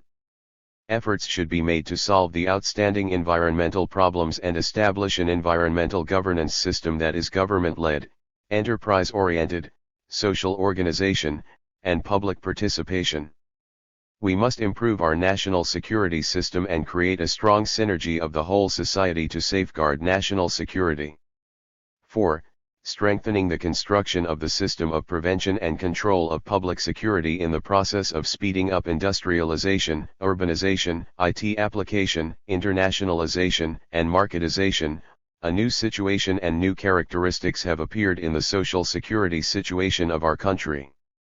We must further promote the building of a safe China, rigorously protect against and take resolute measures to combat violent and terrorist activities, carry out special campaigns to eliminate crimes in accordance with the law, and punish illegal and criminal activities such as stealing, robbing, fraud, pornography, gambling and drug abuse. We must crack down on telecommunications internet fraud, infringing on citizens' personal information, internet pyramid selling, and other outstanding problems, and earnestly protect the people's personal rights, property rights, personality rights, and safeguard national security and public security. V. Strengthening the construction of a social psychological service system. It is an important task to strengthen and innovate social governance and an important aspect of building a harmonious society to strengthen social psychological service and cultivate self-esteem, self-confidence, rationality, composure, and optimism among our people. In view of all kinds of emotional, psychological, and mental diseases that easily occur in modern society, we must attach great importance to psychological guidance and psychological intervention, carry out psychological knowledge training, guide mental health, adjust social emotion, integrate social mentality, construct a social psychological defense line, and effectively maintain social stability. At the same time, we should end the breakthrough point to solve the current social psychological problems in our country, build a social psychological comprehensive treatment work platform by relying on professional groups and professionals to construct and improve the social psychological service, guidance, and crisis intervention mechanism, and constantly improve the pertinence and effectiveness of the social psychological service. 6. Strengthening the construction of a community governance system. We should strengthen the basic work in urban and rural areas and shift the focus of social governance to the community level. In particular, we should focus on the promotion of the party's organizational strength, highlight its political functions, and let the construction of primary-level party organizations such as enterprises, rural areas, government organs, schools, street communities, and social organizations play a key role in communicating the party's propositions, carrying out the party's decisions, overseeing community-level social governance, uniting and mobilizing the people, and promoting reform and development. We should give full play to the 424. Dynamic role of social organizations, constantly improve the community governance system in urban and rural areas, and improve the primary level governance system combining self-governance rulio flawandrulio virtue. Will vigorously promote the construction of integrity and the institutionalization of voluntary services. Efforts shall be made to achieve sound interaction among government governance, social regulation, and residents' autonomy. We should expand grid management and put resources, services, and management at the primary level as much as possible so that primary level units can better provide accurate and effective service and management to the masses and strengthen the cornerstone of social governance. 7. Strengthening and improving the overall party leadership. We should exercise a full and rigorous governance over the party, continuously improve the leadership level and ruling ability of the Marxist Party, and provide a fundamental guarantee for building a new era of social governance featuring joint efforts, co-governance, and benefits sharing. We should strengthen the party's political leadership and ensure that social governance moves in the right direction. We should strengthen the party's ideological leadership, cultivate and implement the socialism core values, form the consensus of the whole society, and consolidate the ideological foundation of social governance. We should strengthen the party's organizational leadership and give full play to its core role as the party's central leadership and coordinator of the overall situation. We should strengthen the party's team construction and raise the level of the work for the masses.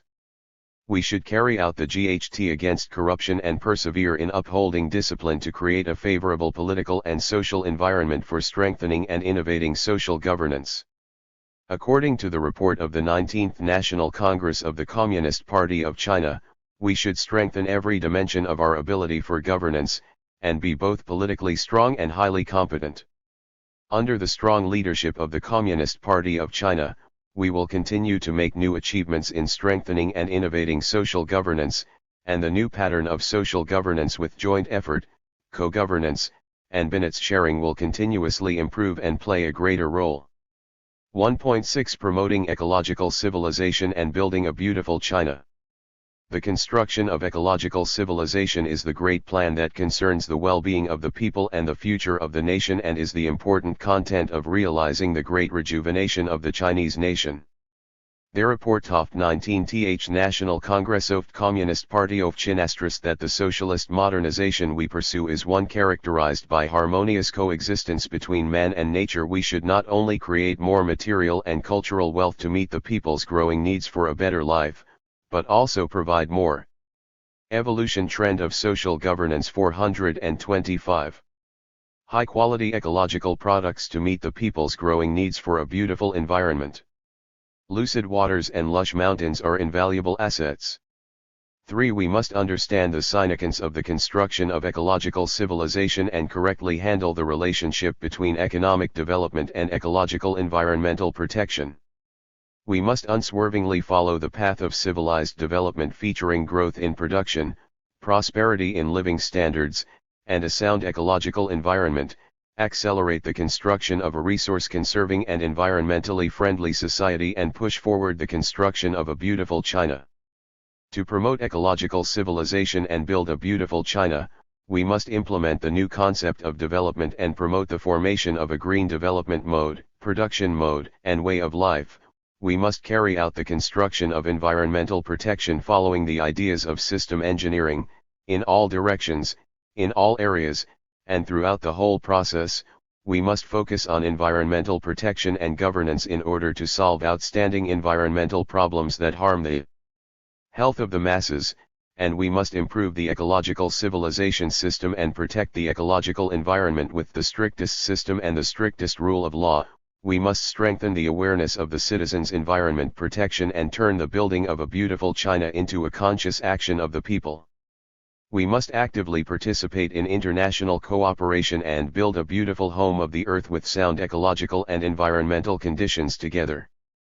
4. In the construction of socialist modernization, promoting the construction of ecological civilization and building a beautiful China have put forward new tasks and requirements for strengthening and innovating social governance, as well as new opportunities and new paths for advancing the modernization of social governance. 2. Evolution trend of global governance. The world today is a world of dramatic change. With the expansion and deepening of China's opening up to the outside world, China's status and importance in the world's economic, social, and cultural elds have increased. China has developed a new and greater interdependence with the rest of the world. To build a world of what kind and how to build it is a critical subject concerning the future and destiny of mankind, and one that must be carefully studied and faced in the process of realizing the great rejuvenation of the Chinese nation. Political multipolarization. After World War II, the bipolar pattern with the United States and the Soviet Union as the center replaced the traditional European-centered international political pattern, and the two sides launched the Cold War in the world. By the end of the 1970s, the pattern of the world showed a trend from bipolar patterns to multipolarization. Since the beginning of the 21st century, the international community has undergone sustained and sophisticated changes. The power of developed countries that have traditionally dominated is declining, and the emerging and developing countries represented by China are playing an increasingly important role. At the same time, the world's situation is still far from tranquil. Geopolitical pressures and differences are growing, and the international community and political order are evolving at an accelerated pace. The world's security situation is, on the whole, becoming increasingly complex. Generally, the world multipolarization trend is inevitable.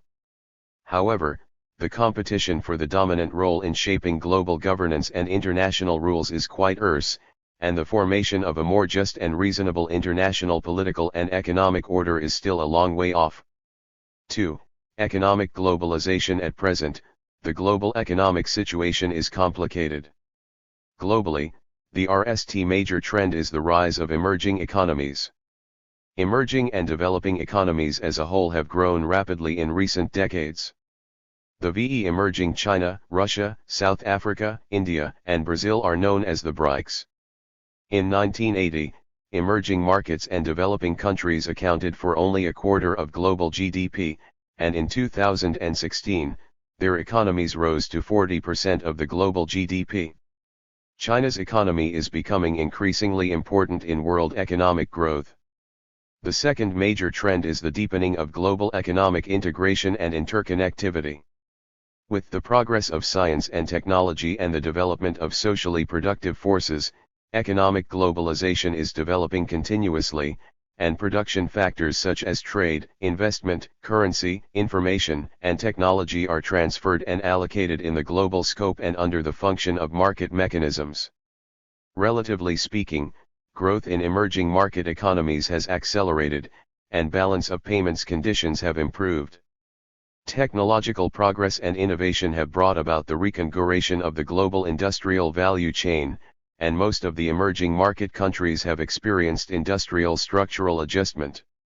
In recent years, due to the practice of trade protectionism in the United States and other countries, the anti-globalization trend has visibly risen, and economic globalization is facing significant uncertainty and challenges.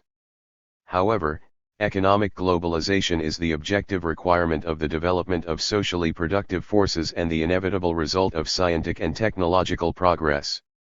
It is the trend of historical evolution trend of social governance. 427. Development and cannot be stopped by any country. At the same time, economic globalization is a double-edged sword. Especially in recent decades, economic globalization has aggravated the contradiction of world economic development. Economic globalization transformation is imperative, and the trend of economic globalization must be well guided.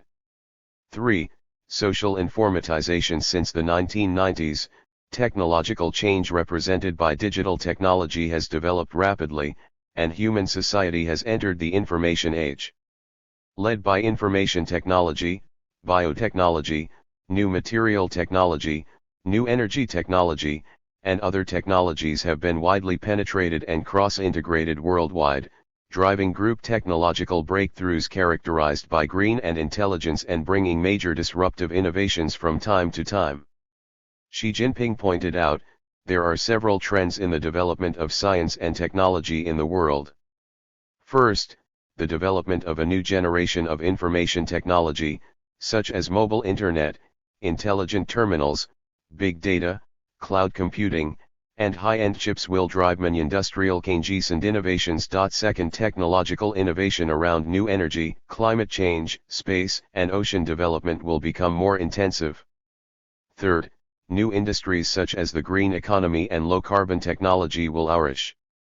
Fourth, life science and biotechnology will lead to the formation of a large number of health, modern agriculture, bioenergy, biomanufacturing, environmental protection, and other industries.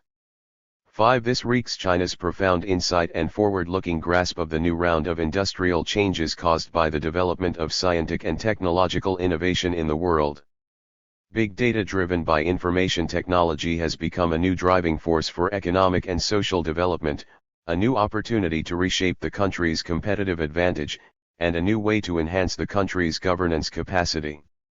Therefore, the report of the 19th National Congress of the Communist Party of China put forward that we should improve the level of socialization, legalization, intelligentization, and specialization of social governance. Utilizing the latest scientific and technological achievements to improve the efficiency of modern social governance has profoundly changed the modern social form and governance pattern. At present, new technology and new industries emerge one after another, and social contradictions and social problems are becoming more professional, complex, and relevant. The development of technology has also created new social problems. For example, there is still a huge digital divide between and within countries, and there are significant gaps in the access to and use of information and communication technologies among different groups of people, families, sectors, and regions, depending on socio-economic levels. With the advent of a highly disruptive phase of technological change, risks in the areas of decision-making, security, and regulation have. 5. CCCPC Party Literature Research Office, excerpt from Xi Jinping's dissertation on scientific and technological innovation, pages 75, Beijing, Central Party Literature Press, 2016. 428. Become increasingly serious. They have become social governance challenges facing countries and the international community. 4. Cultural diversity in today's world. People of different nationalities and different historical and cultural backgrounds have jointly created a splendid and colorful human civilization. Since the 21st century, with the development of political multipolarization and economic globalization, the trend of world cultural diversification has become increasingly prominent. It is in the common interest of people all over the world to safeguard and promote the cultural diversity of the world. It is also the common aspiration of most countries and regions. In September 2014, Xi Jinping proposed the 4 principles of respecting civilization and cultural diversity. First, the diversity of world civilization shall be safeguarded. We should safeguard the diversity of civilizations of all nations, strengthen mutual exchanges, learn from each other, and not separate, repel, and replace each other so that the garden of world civilization can flourish. Second, the civilizations of all nations shall be respected. Every country and every nation, whether strong or weak, large or small, should be recognized and respected in its ideology and culture. Third, civilization shall be correctly learned. For all kinds of civilization created by human society, we should actively absorb its beneficial elements and promote the excellent cultural spirit that transcends time, space, and countries, which is full of eternal charm and contemporary value. Fourth, cultural traditions shall be scientifically treated. We should make the past serve the present, learn from the past, and be good at integrating and closely combining the promotion of excellent traditional culture with the development of contemporary culture, to strive for the creative transformation and innovative development of traditional culture. 6. China has played a constructive role as a cultural power in UNESCO. The only way to make the world more beautiful and the people of all countries live a better life is by promoting the exchange and integration of civilizations and learning from each other. At the same time, the cultural and ideological exchange of various civilizations in the world is complex and changeable, and it is necessary to strengthen the soft power of national culture and the world unions of Chinese culture. 2.2 Challenges to global governance. Today's world is undergoing a variety of sophisticated changes, and global governance is facing a series of new challenges, which proposes a series of new significant issues. Problems facing the global governance system. In the global governance system formed after World War II, there was a clear line between domestic affairs and international affairs. In the internal governance of a sovereign state, the government occupies a dominant position, and few non-governmental subjects are directly involved in the governance of state and international affairs. In international relations, the traditional governance system has two remarkable characteristics. First is the model of state-centered governance. Sovereign states are the subject of basic governance and rely mainly on consultation, negotiation, and cooperation among states on issues involving common interests. The governance model centers on the coordination of large countries and the participation of small and medium-sized countries. Second is governance presenting a central peripheral structure. Developed countries are at the center of governance, while developing countries are at the periphery. Developed countries defend their interests by dominating the formulation and interpretation of international rules. With the deepened development of globalization, new and profound changes have taken place in the world pattern, and the traditional system of global governance has met structural challenges. First, the global market system established by capital O's has broken the concept of a nation-state. New information and communication technologies have greatly increased the speed and scope of information transmission. There is no place or no one unaffected by globalization in the world.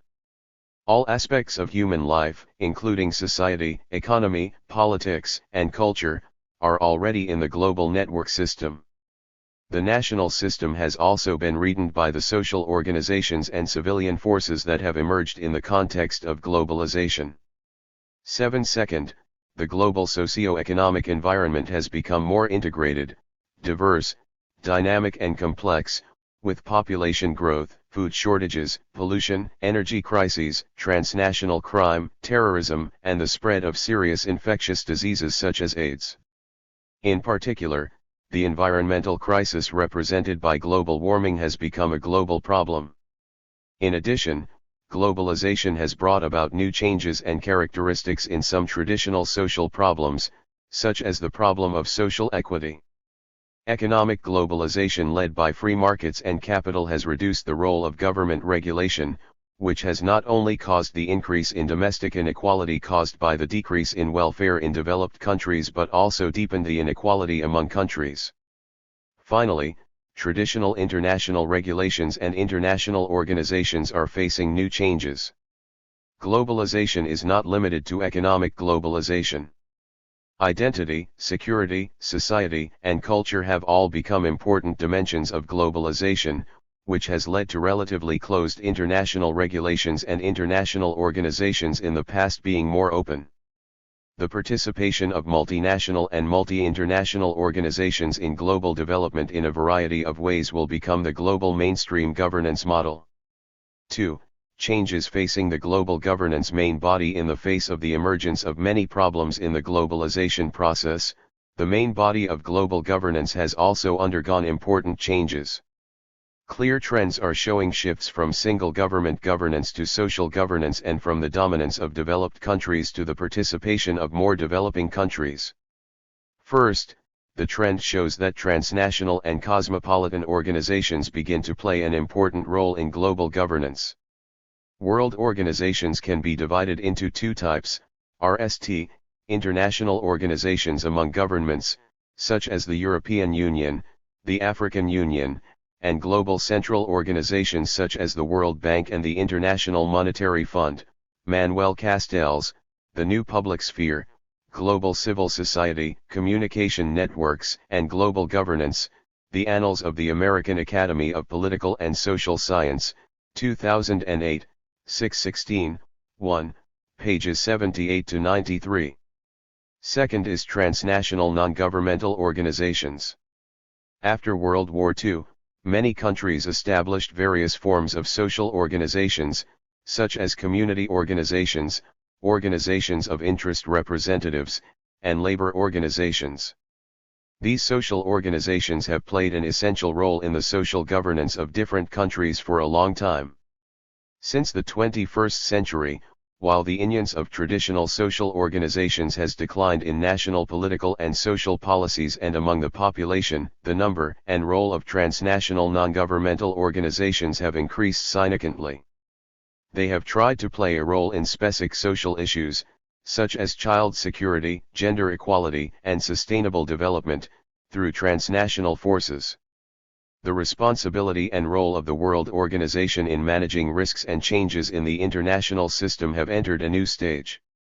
The development of economic globalization has promoted the role of non-governmental organizations in global governance, including multinational corporations, and the development of political globalization has enabled the social sectors outside the governments of many countries to participate in global governance. Non-governmental participators have become increasingly important subjects of global governance. 8. These emerging non-governmental participators include international intergovernmental organizations, transnational corporations, and even international non-governmental organizations, transnational initiative networks, and transnational social action. Before the 1990s, the involvement of non-governmental organizations in global governance was often seen as a complement to traditional global governance mechanisms. Now, non-governmental participants are beginning to play independent roles in global governance. For example, in promoting the open sharing of scientific knowledge, the community of scientists around the world has established collaborative networks to promote the sharing and dissemination of knowledge. More importantly, non-governmental participants have taken the lead and even the dominant role in some international affairs.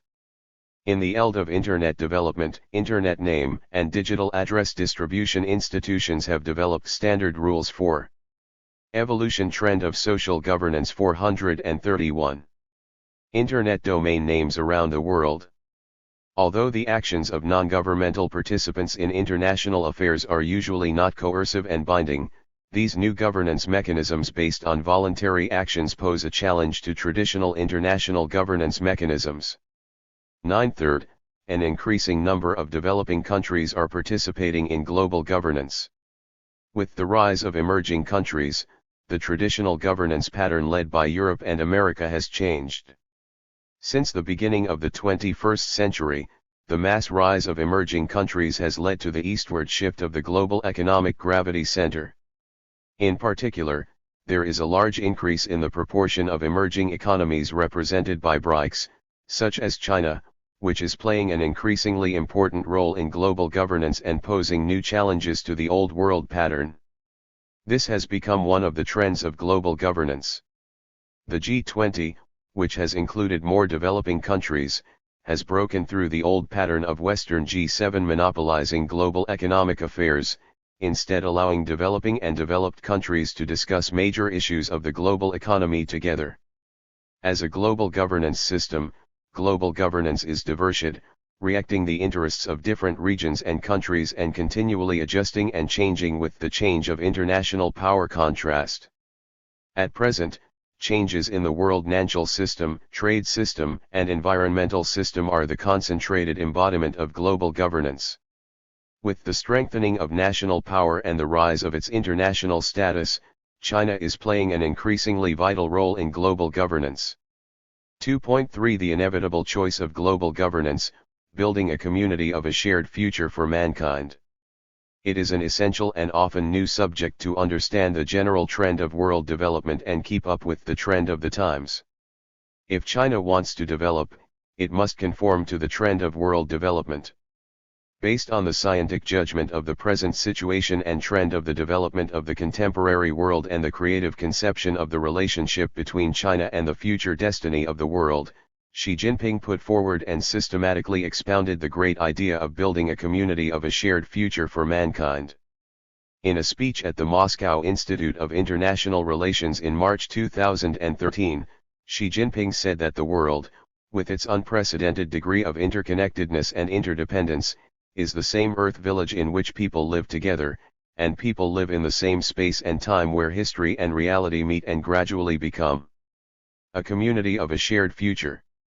For the RST time, China conveyed to the world its critical thoughts on the direction of human civilization. On September 28, 2015, Xi Jinping attended the general debate of the 70th session of the UN General Assembly and delivered an important speech, which comprehensively discussed the main connotations and general ideas of building a community of a shared future for mankind, establishing a partnership of equality, mutual consultation, and mutual understanding, building a security pattern featuring justice, fairness, joint contribution, and shared benefits, seeking open, innovative, inclusive, and mutually beneficial prospects for development, promoting inter-civilization exchanges to promote harmony, inclusiveness, and respect for difference, and constructing an ecosystem that puts Mother Nature and green development RST. On October 12, 2015, the Political Bureau of the CPC Central Committee held a group study on global governance to clarify the overall thinking of global governance. In an important speech, Xi Jinping stressed that the global governance system is at a historical turning point, pointing out that the fundamental purpose of our participation in global governance is to submit to serve the two centenary goals and the Chinese dream of the great rejuvenation of the Chinese nation. We should look at the situation, try to seize opportunities, properly respond to challenges, make overall plans for both domestic and international interests, promote the development of the global governance system in a more just and rational direction, and create more favorable conditions for China's development and world peace. This shows that with the international power contrast and the profound change of the world pattern, the existing global governance system cannot fully adapt to this change, and the reform of the global governance system must be put on the agenda. Changing China is becoming the builder of inclusive world order and taking responsibility and providing solutions for promoting a new global governance system. In celebrating the 95th anniversary of the founding of the Communist Party of China on July 1, 2016, Xi Jinping solemnly stated that China will actively participate in the construction of a global governance system, strive to contribute its wisdom to the improvement of global governance and work with the people of other countries to promote a more just and rational development of the international order and the global governance system. In the keynote speech at the opening of the G20 summit in September 2016, Xi Jinping called for a sense of a community of a shared future for mankind and a global partnership to meet the challenges. In today's economic globalization, there is no isolated island, Xi said. As the inhabitants of the global village, we need to establish a sense of building a community of a shared future for mankind. 10. The spirit of partnership is the most precious asset of the G20 and a choice for countries to jointly address global challenges. Xi Jinping proposed 4 key points, which are the RST comprehensive interpretations of the concept of global economic governance. The 4 include, with the basis of equality, the representation and voice of emerging market countries and developing countries shall be increased. The equality of rights, opportunities, and rules in international economic cooperation shall be ensured, with the orientation of openness, no exclusionary arrangements shall be done, the closure of governance mechanisms and fragmentation of rules shall be prevented, with the driving of cooperation, countries should strengthen communication and coordination, discuss cooperation rules, build co-construction mechanism, and jointly meet the challenges, with the goal of sharing. A monopoly or winner-takes-all approach shall not be set up and the goal of win-win shall be achieved. 4 key points include building a fair and efficient global financial governance pattern, an open and transparent global trade and investment governance pattern, and green and low-carbon global energy governance pattern, and an inclusive and coordinated global development governance pattern. The G20 summit has ushered in a new era of global economic governance led by China and co-governed by the great powers. On September 27, 2016, the Political Bureau of the CPC Central Committee conducted another group study on global governance, clarifying the basic principles of global governance. First, China should take an active part in global governance and take the initiative to assume international responsibilities, but it should also do the best as one can. Second, it is the responsibility of the international community to promote the reform of the global governance system. We should adhere to the principle of extensive consultation, joint contribution, and shared minutes to transform the views on the reform of the global governance system into a consensus among all parties. The principle of extensive consultation, joint contribution, and shared minutes is the core of the concept of global governance and constitutes the system chain to promote the modernization of the global governance system and governance capability. Extensive consultation is brainstorming with all the participating governance parties in the world. The joint contribution is to give play to their respective advantages and potential and continue to promote construction. Shared minutes is to make the results of the global governance system and pattern more and more equitable to benefit all the participants in the world. On September 11, 2017, the 71st General Assembly of the United Nations adopted a resolution to incorporate for the RST time the concept of global economic governance of extensive consultation, joint contribution, and shared minutes. On January 18, 2017, at the UN headquarters in Geneva, Xi Jinping attended a high-level meeting on extensive consultation and building of a community with a shared future for mankind at the Palais des Nations, delivered a keynote speech entitled Jointly Building a Community of a Shared Future for Mankind, and expounded the Chinese plan for jointly building a community of a shared future for mankind, which answered the three basic questions of why China should promote the building of a community of a shared future for mankind, what kind of community of a shared future for mankind should be built, and how to build a community of a shared future for mankind. Xi Jinping pointed out that the key to building a community of a shared future for mankind lies in action. We must adhere to dialogue and consultation to build a world of lasting peace. We must build a world of common security through joint contribution and shared minutes. We must build a world of 434 common prosperity through win cooperation.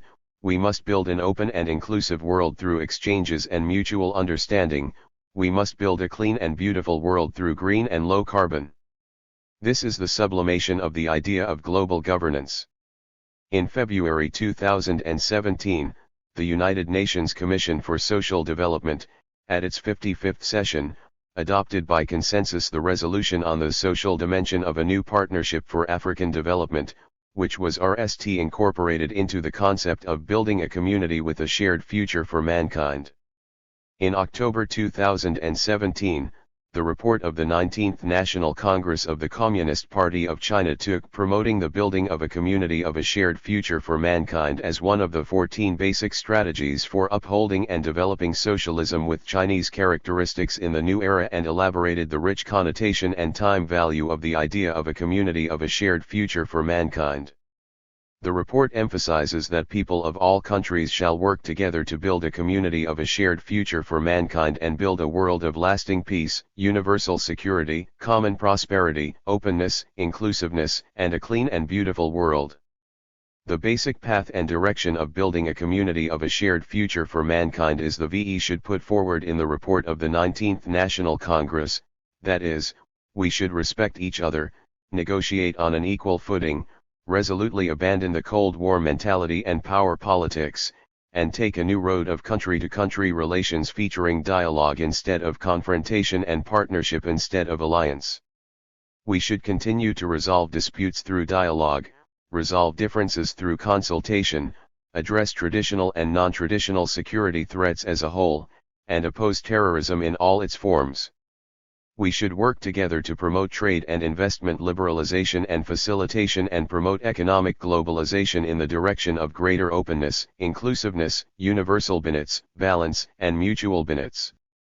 We should respect the diversity of world civilizations, transcend the barriers through civilized exchanges, transcend the conics through mutual learning of civilization, and transcend the superiority by coexistence of civilizations. We should continue to be environmentally friendly. work together to deal with climate change, and protect the home, Earth, on which mankind depends.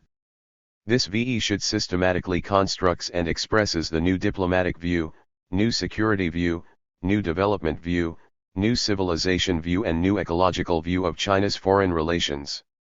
The idea of constructing a new pattern of a community of a shared future for mankind and global governance put forward by the 19th National Congress of CPC not only clarifies the foundation of the development trend of global social governance from the academic side but also enriches, develops, and deepens the ideological system of global governance and provides a systematic and feasible Chinese plan for the reform of the global governance system. In November 2017, at the 72nd session of the UN General Assembly's First Committee on Disarmament and International Security Affairs, China's concept of building a community of a shared future for mankind was incorporated into the UN resolution, indicating that this concept has been widely accepted by the international community. The community of a shared future for mankind not only is the result of the innovation of China's great power diplomatic theory but also plays a leading and driving role in the innovation of global governance in China and even in the world. Building a community of a shared future for mankind is an essential part of Xi Jinping thought on socialism with Chinese characteristics for a new era. It is a critical thought and theoretical contribution of contemporary China to the world. Its primary connotation and significance are embodied in the following VE aspects. I. The concept of a community of a shared future for mankind guides the direction of global governance reform facing the profound changes of the international situation and the objective demands of all countries around the world in the same boat.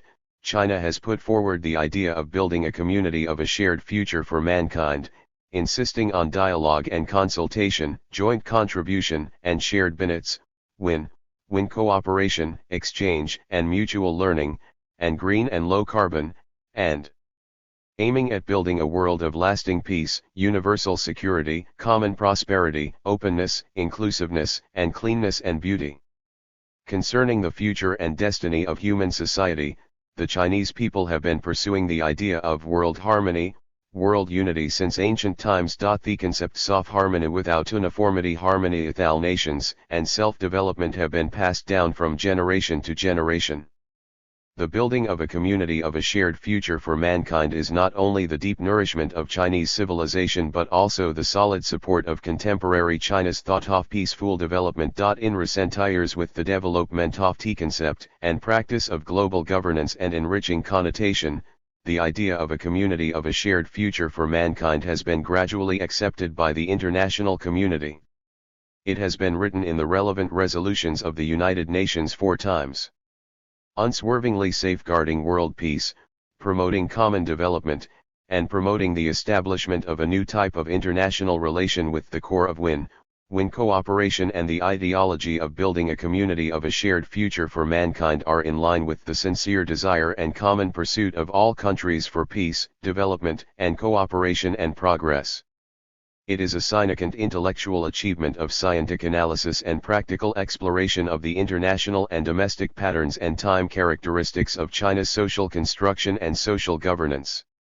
It points out a new vision of the development of human society for global governance. 2. Extensive consultation, joint contribution and shared benefits have become the basic principles of the global governance system on the question of how to establish a community of a shared future for mankind. The rules and systems put forward by China are the paths to establish a perfect global governance system. In the reform of the global governance system, no country can dominate or control the say. The formulation of any rule and the establishment of the order must be negotiated and constructed by all the governance participants, and the results of governance. 436. Should be shared fairly by all the participants. Due to the complexity of various problems in the context of globalization, there may be many mechanisms and rules to solve each problem, rather than just following the Western road. Developing countries, including China, will be more involved in rule-making and institution building. On September 22, 2015, in a written interview with the Wall Street Journal, Xi Jinping proposed that the global governance system is jointly contributed with shared benefits by the world and cannot be controlled by any country alone. China does not have such idea and will not do so. Although the relevant statements apply more to international relations, extensive consultation, joint contribution, and shared interests are also applicable in the social governance structures within individual countries. Extensive consultation, joint contribution, and shared interests are the core part of the concept of global governance, which condenses the collective wisdom of the exploration of social governance. It is not only a scientific summary of the practice of social governance in China but also a new task and goal for the innovation and development of global governance in the future. 3. Advocating the participation of social forces is the only path to innovating social governance. The concept of global governance has been accepted by countries around the world and is not limited to old soft diplomacy and international relations. With the deepened development of economic globalization, the change of global political pattern and the contradiction among population, resources, and environment, and the common challenges facing all countries in the world are increasing day by day. The global issues such as climate change, environmental pollution, aging of the population, and the reform of the international financial system have increased significantly, which have become critical factors affecting the sustainable economic development and social security and stability of all countries. These issues are more challenging to govern than traditional global governance issues.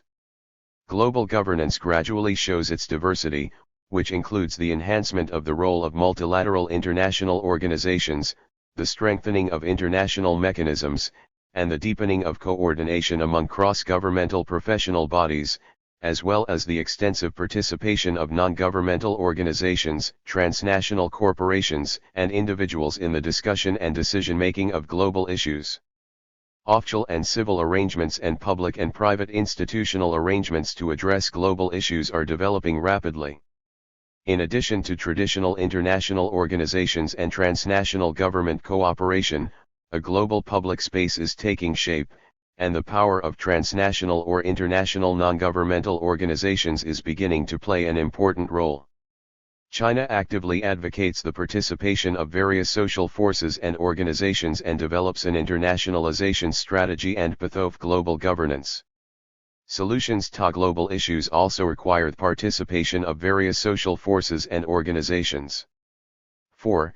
Enhancing the voice of developing countries is the strategic choice to improve global governance. Evolution trend of social governance 437. With the mass rise of emerging economies and the relative decline of developed countries, the international balance of power and the world pattern have undergone profound changes, to which some global governance patterns are not fully adapted. On October 12, 2015, Xi Jinping made it clear in his speech at the 27th Group Study Session of the Political Bureau of the Central Committee of the Communist Party of China that the reform of the global governance system is at a turning point in history. The international balance of power has undergone profound changes, emerging markets and a large number of developing countries have developed rapidly, and their international alliances have been increasing, which is the most revolutionary change in the international balance of power since modern times. However, the voice of emerging markets and developing countries in international governing bodies such as the UN Security Council, the World Bank, and the International Monetary Fund is obviously insufficient. China is playing an increasingly important role in international organizations, leading emerging markets and developing countries to increase their representation and voice in global governance. China and the world are increasingly forming a community of shared futures. On the one hand, the realization of the Chinese dream of great rejuvenation of the Chinese nation and the promotion of the modernization of the national governance system and governance capacity is inseparable from the reform of the global governance system. The process of China's reform and opening up is also a process of gradually integrating into the international community and deeply participating in global governance. On the other hand, as the largest developing country and the second largest economy in the world, China is better performing the role of advocator, coordinator, and promoter in global governance to promote the sustainable development and inclusive growth of the global economy. China is participating in global governance with a more active attitude and gradually changing from a participant of global governance to a leader. China is demonstrating the Oriental wisdom on global governance in the course of exploring the common value system of human beings in the 21st century and building a community of a shared future for mankind. The establishment of a new world economic order is the inevitable result of the establishment of global governance. We should work together to push trade and investment liberalization and facilitation and promote economic globalization in the direction of greater openness, inclusiveness, universal benefits, balance, and win-win situations. This is a new development concept that guides China's foreign relations, as well as a scientific judgment on the economic direction of the community of a shared future for humankind. In the community of a shared future for mankind, countries differ only in size, not in nobility or inferiority. There is only mutual benefit in the economy and no one-for-all and zero-sum rules in the game. This new type of international relation calls for economic globalization. We must uphold the new development concept of extensive consultation, joint contribution, and shared interests, construct a new order of fairness and justice, oppose the conservative tendency of anti-globalization. 438. And avoid an unfair trade war. Economic exchanges among countries must be based on mutual trust and mutual benefit. Any monopolistic behavior that is only in the private interests of one country will not work in the end. It is precisely with the view of guiding the healthy development of economic globalization and free trade and conscientiously carrying out the idea of the community of a shared future for mankind that China advocates and adheres to the need to strengthen coordination, improve governance, and promote the building of an open, inclusive, universally beneficial, balanced and win-win economic globalization. We should not only make a big cake but also divide the cake fairly and strive to solve problems with fairness and justice.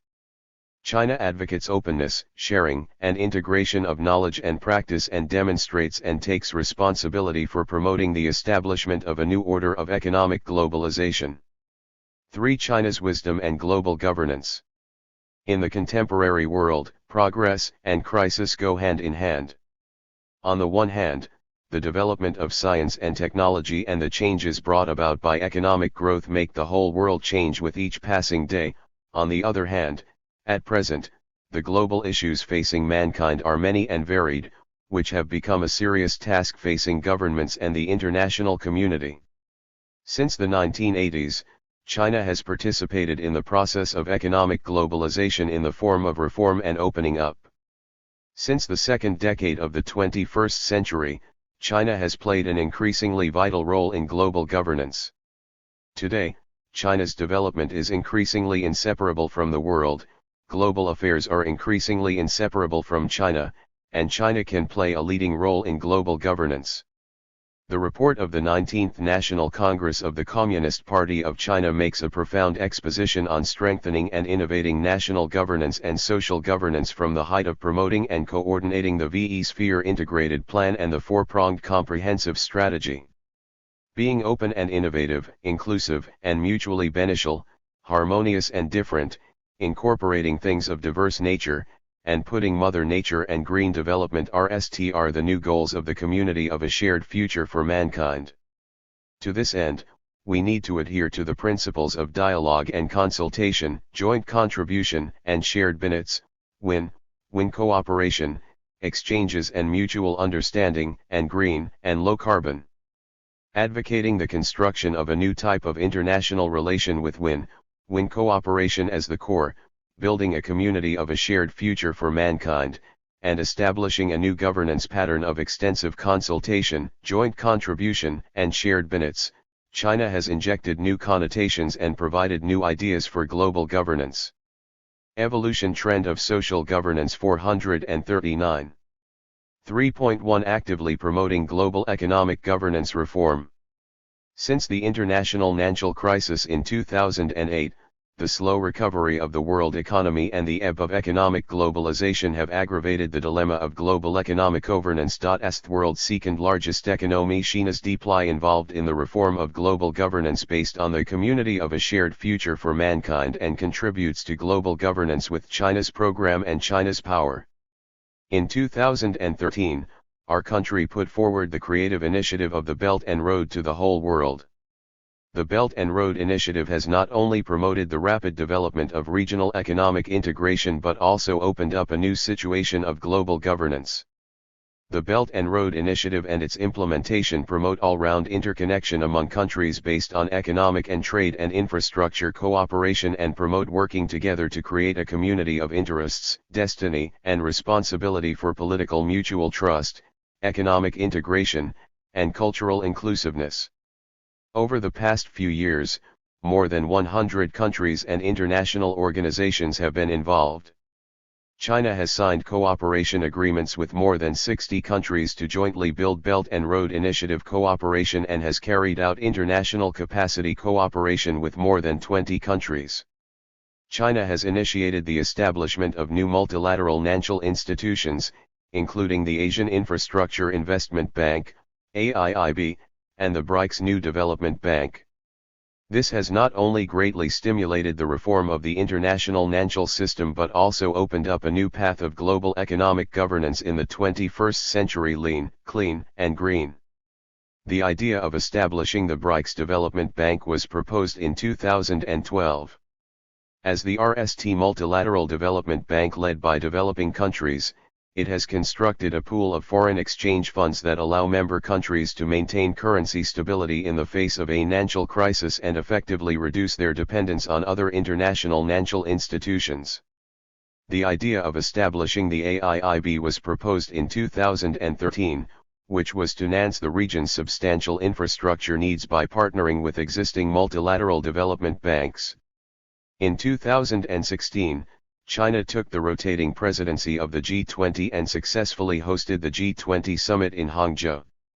At the summit, Xi Jinping, for the RST time, expounded China's view of global economic governance in an all-round way, offered a good prescription to address both the symptoms and root causes of world economic growth, promoted the G20 to transform from crisis response to long-term governance mechanism, and set forth a grand blueprint and goal for deepening international cooperation and promoting global governance. The G20 summit in Hangzhou shows that China is becoming more active in promoting cooperation among major countries to achieve coordinated global development and further promote a more equitable and rational approach to global governance. 440. The Chinese government will continue to open wider to the outside world. The main measures are as follows: RST, we will significantly relax market access, intensify opening up, speed up the opening up of the insurance industry, ease restrictions on the establishment of foreign-funded financial institutions, expand the business scope of foreign-funded financial institutions in China, and broaden the areas of cooperation between Chinese and foreign financial markets. Second, we will create a more attractive investment environment, strengthen the connection with international economic and trade rules, enhance transparency, strengthen the protection of property rights, adhere to the law, encourage competition, and oppose monopoly. Third, we will strengthen the protection of intellectual property rights, which is the most important content to improve the system of property rights protection and the biggest incentive to enhance China's economic competitiveness. Fourth, we will actively expand imports because domestic demand is the fundamental driving force for China's economic development and an inevitable requirement to meet the people's growing needs for a better life. 11. 3.2 Actively promoting the construction of a new type of international relations. International relations are the key to current global governance. In recent years, the multipolarization of world politics has advanced in twists and turns. The complexity and uncertainty of the relations between great powers have increased, and it is urgent to develop new international relations and build a stable new international order. In March 2013, Xi Jinping put forward the concept of new international relations in a speech at the Moscow Institute of International Relations in Russia. She thought and expounded systematically on how to build a new type of international relations, and made it clear that to build partnerships in which countries treat each other as equals, engage in mutual consultation, and show mutual understanding, we should not only adhere to the principle that all countries are equals and the big, strong, and rich should not bully the small, weak and poor, but also adhere to the new vision of seeking win outcomes for all. We should reject the outdated mindset that one's gain means the other's loss or that the winner shall take all. In the area of security, we should build a security architecture featuring fairness, justice, joint contribution, and shared benefits, because no country can maintain absolute security with its own effort, and no country can achieve stability out of other countries' instability. Only by fostering a new vision of common, comprehensive, cooperative, and sustainable security can we address security threats to prevent conflicts from breaking out in the first place. Building a new type of international relations with win cooperation. As its core is of great significance for dealing with interstate relations and improving global governance. China has always adhered to an independent foreign policy of peace and RMLY upheld the United Nations-centered system of international order. China, which has the largest number of peacekeepers among the permanent members of the UN Security Council, has taken an active part in escort missions in the Gulf of Aden and the waters off Somalia. Its assessed contributions to the United Nations have risen to third place, while its assessed contributions to peacekeeping missions are second, playing an important role in safeguarding world peace and security. China has actively promoted South-South cooperation to a higher and deeper level to help third world countries. At the UN's 70th anniversary summit in 2015, Xi Jinping announced that China would set up the South-South Cooperation Assistance Fund, which would provide an initial contribution of $2 billion to support developing countries in implementing the post-2015 development agenda. China will continue to increase its investment in the least developed countries to $12 billion by 2030, and so on. These practices have been positively evaluated by the international community. In the community of a shared future for humankind, countries are no longer the only actors, including the private sector, international organizations, non-governmental organizations, and even individuals will become important participants in the community of a shared future for humankind. The traditional concept of national security has been extended from the general sense of national defense and military security to a broader range of economic security, political security, cultural security, social security, energy resource security, environmental security, public security, and so on. This requires all countries to not only continue their efforts to address traditional security issues that have not yet been solved, but also attach importance to addressing the growing number of non-traditional security issues such as the increasing terrorism. As the due meaning of building a community of a shared future for mankind, China's leaders have advocated the concept of common, comprehensive, cooperative, and sustainable development on many international occasions, which has provided the right path and direction for the international community to deal with security issues. China's new security concept and China's plan for building new international relations are in line with the trend of historical development and reek the broad-mindedness embodied in the wisdom of China. 3.3 Building a community of shared future in cyberspace. With the new round of scientific and technological revolution and industrial revolution in the world, the development of the Internet is playing an increasingly critical role in promoting the progress of human civilization. At the same time, the unbalanced development, unsound rules, and unreasonable order of the Internet is an increasingly prominent global problem. Global Internet governance is an important, challenging, and innovative issue. China encourages all countries to strengthen communication, expand consensus, and deepen cooperation, and has launched and 442 hosted the World Internet Conference, which embodies its role as a large developing country. Since 2014, China has held the World Internet Conference every year, which aims to build an international platform for the connection and communication of China and the world, as well as a Chinese platform for international network sharing and co-governance, promote the establishment of a multilateral, democratic, and transparent global Internet governance system, and put forward substantial proposals for the establishment of a community of shared futures in cyberspace so that all countries can seek common ground in disputes, seek cooperation in consensus, and seek mutual benefits in cooperation.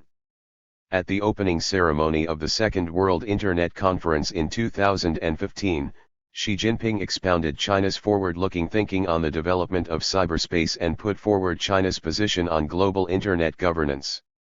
One of China's goals for global internet governance is to strengthen dialogue and cooperation on the basis of mutual respect and trust among the international community and promote the reform of the global internet governance system.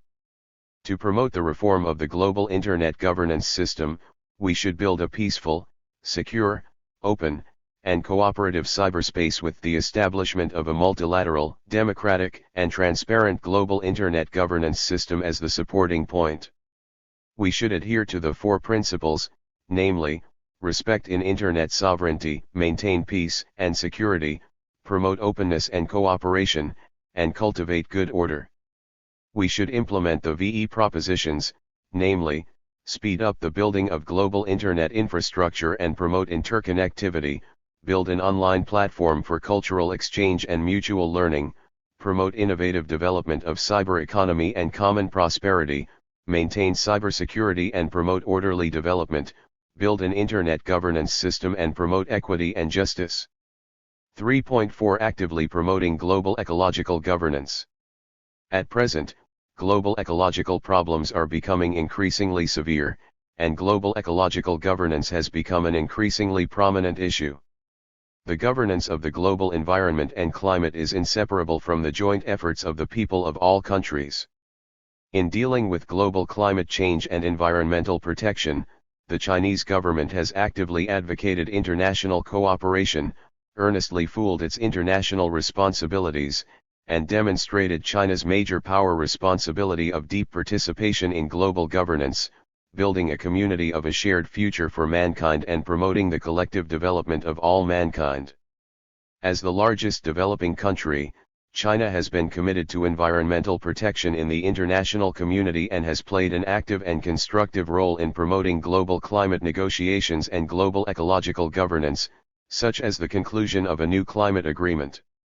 In December 2015, nearly 200 parties of the United Nations Framework Convention on Climate Change reached Evolution Trend of Social Governance 443. The Paris Agreement at the Paris Conference on Climate Change. This is the second legally binding climate agreement after the Kyoto Protocol, which sets the direction for global cooperation on tackling climate change after 2020 and marks the establishment of a win-win, just, and rational global climate governance system. The Paris Agreement is a milestone in the history of global climate governance. China initiated the G20 to issue the RST Presidential Statement on Climate Change and has been actively participating in, promoting, and signing the Paris Agreement. This shows China's responsibility to build a community of a shared future for mankind. By 2018, China ratified more than 50 multilateral conventions and protocols relating to the ecological environment. In addition, China has made great efforts to promote South-South cooperation on climate change.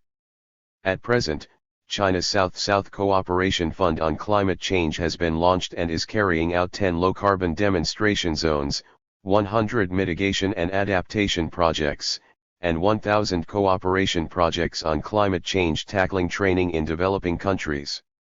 The China South-South Cooperation Team has collaborated with approximately 30 countries to help them improve their capacity for adaptation and mitigation together with management and financing. Taking green as a global development concept and leading the international community to promote green awareness in development is also a fundamental direction of China's efforts to protect the common homeland for the survival of mankind through cooperation. China's visions and practices in global ecological governance have been unanimously affirmed by the international community. The basic idea and action plan for building and formulating a community of a shared future for mankind are deeply rooted in the valuable experience accumulated in the great practice of China's reform and opening up and embody the essence of China's distinctive traditional culture and profound Chinese philosophy. Innovation, coordination, green development, openness, and sharing is the fundamental value choice and action program of China's modernization of national governance and social governance, as well as the great wisdom of China's contribution to global governance and the building of a community of a shared future for mankind. A just cause should be pursued for the common good. China is becoming a major participant, promoter, and builder in global governance system reform. China's plans, proposals, and responsibility for global governance will provide new possibilities, new opportunities, and a new impetus for world development. The modernization construction of China's governance system and capacity, as well as the modernization construction of China's social governance, will continue to contribute new and creative wisdom to promoting global governance and building a community of a shared future for mankind. Extended Thinking 1. Explain the concept and connotation of a community of a shared future for mankind. 2. What do you think is the trend of social governance in China? Why? 3. What is China's role in global governance? 4. Discuss how to build a community of a shared future for mankind. Postscript. The compilation of General Theory of Social Governance in China, hereinafter referred to as General Theory, is a practical action to implement General Secretary Xi Jinping's directive on speeding up the construction of the social science system and teaching material system with Chinese characteristics. At the same time, it is also an essential task for the construction of a national high-end think tank and a new discipline of Beijing Normal University. The China Academy of Social Management/School of Sociology was established by Beijing Normal University to meet the needs of the party and the state in strengthening and innovating the strategy of social governance. To do the compilation of this book in a perfect manner, in April 2016, the compilation group of General Theory was set up with Wei Liqun, former director of the Research Office of the State Council and Dean of China Academy of Social Management/School of Sociology of Beijing Normal University, as the chief editor. He proposed that under the guidance of Xi Jinping and thought on socialism with Chinese characteristics for the new era, we should accurately grasp the nature, function, and characteristics of general theory, and all the people who participated in the compilation should write carefully with a high sense of responsibility. He has organized many discussions on the purpose of writing, the main lines of the book, the framework, and the contents of the chapters, presided over the overall manuscript work, reviewed all the manuscripts, and poured a great deal of effort and wisdom. November 2018.